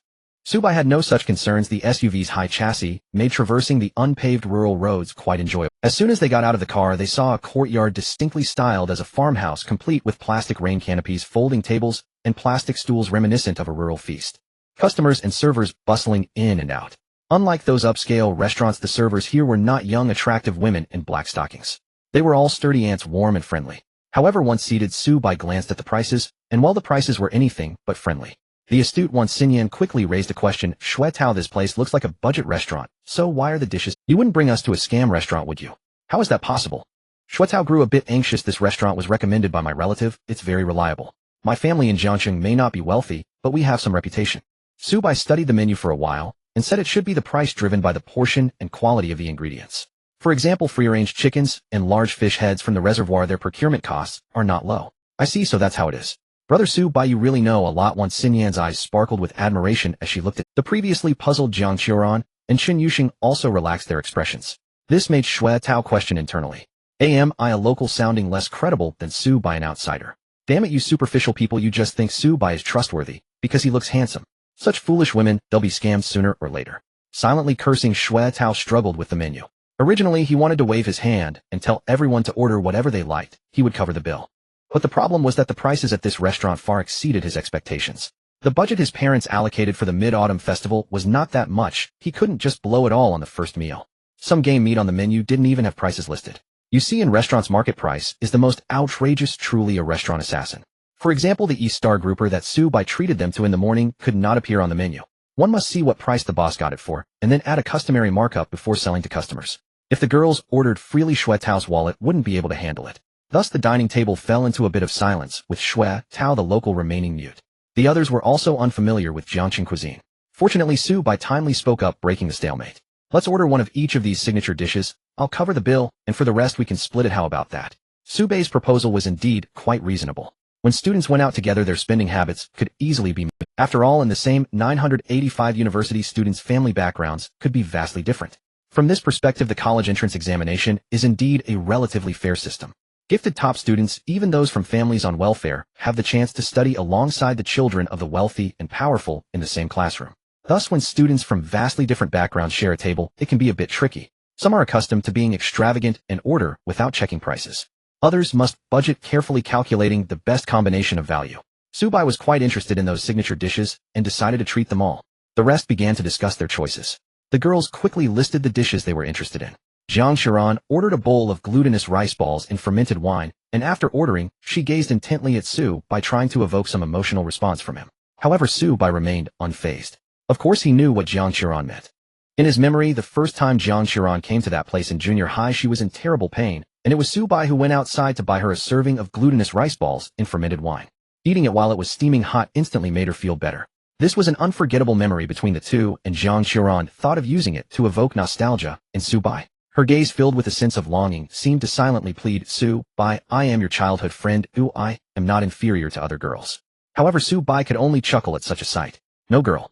You cut ties with me for being poor. Now that you see me doing well, you're trying to hint at reconciliation. That's not how it works." Ignoring her, Su Bai simply dismissed her. If she wanted to reconcile, she should come to him. Otherwise, there was no discussion. Su Bai wasn't lacking in female company. With Shunsheng and the Wan family sisters around, why should he bother with Jiang Xiran? Ding. The host's indulgent spending has been detected with a consumption of 2,974 yuan at the farm restaurant, triggering a fourfold cashback, rewarding cash 11,896 yuan. Su Bai completed his order and casually asked the waiter to pay for the dishes he had ordered. To be honest, it was indeed expensive. However, it was also the result of Su Bai's complete lack of restraint, ordering various high-priced wild delicacies. Yet compared to the fish from the morning, it didn't seem so outrageous. After all, these were several main dishes. Surprisingly, it triggered the indulgent cashback. This was a strange situation because these dishes were shared among a group of people, and logically, they shouldn't qualify for cashback in the system. Otherwise, if Su Bai treated his entire class to meals every day, wouldn't he get cashback indiscriminately? So Su Bai inquired within the system, quickly receiving an explanation from Teng Zigu. When the number of dining companions, excluding the host, with an affinity of 80 or above for the host reaches at least half, this meal qualifies for the indulgent cashback. Oh, I see. Wait. Su Bai suddenly noticed something off. There were 7 people besides him. Excluding that means the remaining 4 girls must all have an affinity over 80. The rest are fine, but what about Jiang Xiran? Su Bai hurriedly opened Jiang Xiran's panel. Name: Jiang Xiran, age 18. Height 161 centimeters. B times in a relationship 0. First kiss intact. First love intact. Current affinity 82. Wow. It turns out our childhood friendship is so valuable.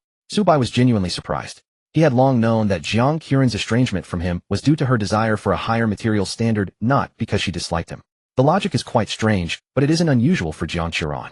If she were an ordinary girl, she would feel no problem juggling a poor handsome guy as a backup while flirting with rich men. Yet Jiang Xiran couldn't do that. In fact, her character couldn't even maintain a casual relationship. She simply floated among the well-off boys at school, getting to know various types of people. What a waste. Not pure enough, yet not wild enough either. Su Bai found it quite amusing. Speaking of which, he thought Jiang Xiran should be satisfied with her current state, right? So many boys like her, she has connections everywhere. Yet Su Bai truly didn't expect that she was willing to have a romantic. This made Su Bai a bit frightened. Bro, stay away. He had no desire to date someone like Jiang Xiran when there were plenty of reliable girls around. Isn't it said that it's hard for boys and girls who grew up together to develop romantic feelings? At least for Su Bai, he never had those worldly desires for Jiang Xiran. Rather than seeing her as a girl, he viewed her more like a cat raised by the neighbor. A large cat.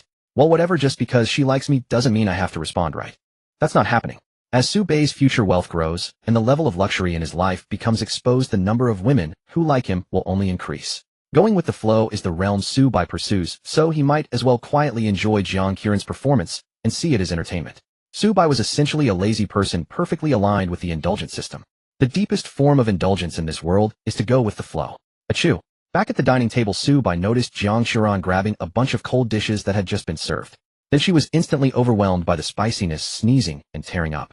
Her tearful eyes made her look quite adorable. Shui Tao and Chu Mingzhi's eyes widened as they gulped, wanting to hand her a tissue, but both reached for the tissue box. Smack! In the chaos, the tissue pack leaped off the table and landed perfectly in Su Bei's hands. Su Bei. These locals and the Hu Yi are indeed a couple that loves and hates each other. Even passing a tissue to a girl turns into a tussle over the tissue box. Unbeatable. Woo-woo paper, I need paper. Tear-streaked Jiang Qiren, overwhelmed by the spice, pulled on his shirt and snatched 2 pieces of tissue from his hand. Then she shoved the used tissues back into Su Bei's hands. Su Bei was taken aback. The others were also stunned, their expressions varying. After wiping her tears, Jiang Qiren suddenly realized and her cheeks turned a rosy hue. When a girl blushes, the color and texture of her face are distinct. Some blush deeply, making it clear that they must feel very embarrassed. Jiang Qiren's blush was a soft pink reminiscent of perfectly ripe peaches in autumn. If you can't handle spicy food, don't force yourself. Didn't we buy McDonald's? Yin Yin, go grab it from my car's trunk. Okay. With that, Su Bei returned to his seat with a perfectly normal expression. I'm just playing dumb. However, the expressions of his 2 roommates were like witnessing a dual jungle invasion, rapidly pinging questions. Wait bro, how come you have a relationship with Jiang the schoolflower? Is this travel group actually your harem? Especially Chu Mingzhi, who had originally set his sights on Jiang Qiren, planning to discuss classical music and hi-fi equipment with her. Suddenly he realized. Why does Jiang Qiren look at Su Bei with the same resentful gaze as a discarded woman looking at a scummy man? Something's off, very off. Fortunately, the dishes ordered by everyone soon started coming out one by one. It must be said that the farm dishes indeed looked great. The ingredients were solid, the portions generous, and the cooking was particularly on point. Commonly referred to as having wok energy. Everyone's appetite was stimulated. Ew, I want to eat, eat, eat. The small disturbance seemed to quickly dissipate. However, each person harbored their own little thoughts, mentally noting every unusual detail. After the meal, on the way to the restroom, Wan Xinyan seized the opportunity to ask Jiang Qiren. Qiren, I remember you introduced yourself at the beginning of the semester as coming from Anqingno. One high school. Yes, why? Haha, nothing much, I was just thinking Su Bei Gij also comes from Anqingno. One high school, you should have known each. Wan Xinyan asked, casually hiding her intentions, while making Jiang Qiren unsure of how much she really knew. Tisk, this girl is not someone to be underestimated. Rather, it seems no woman around Su Bei is simple. So Jiang Qiren played dumb. Now I can say I know Su Bei exists, but I didn't know him before. I see, I thought when you asked him for a tissue you seemed quite familiar, almost made me think you had a past story together. Aha, Jiang Qiren silently criticized. I see Wan Xinyan is also a schemer, appearing casual, but actually in cahoots with Su Bei, deliberately trying to annoy her. Sigh. There's no point in regretting the past. One should pursue what can be gained in the future. The cut has already happened, self-pity is useless. She should use her status as a childhood friend to reapproach Su Bei. She was unwilling. Thus Jiang Qiren also put on a beautiful girl's social smile. By the way, why does Yan Yan call him Su Bei Gij? You shouldn't be his biological sister, right?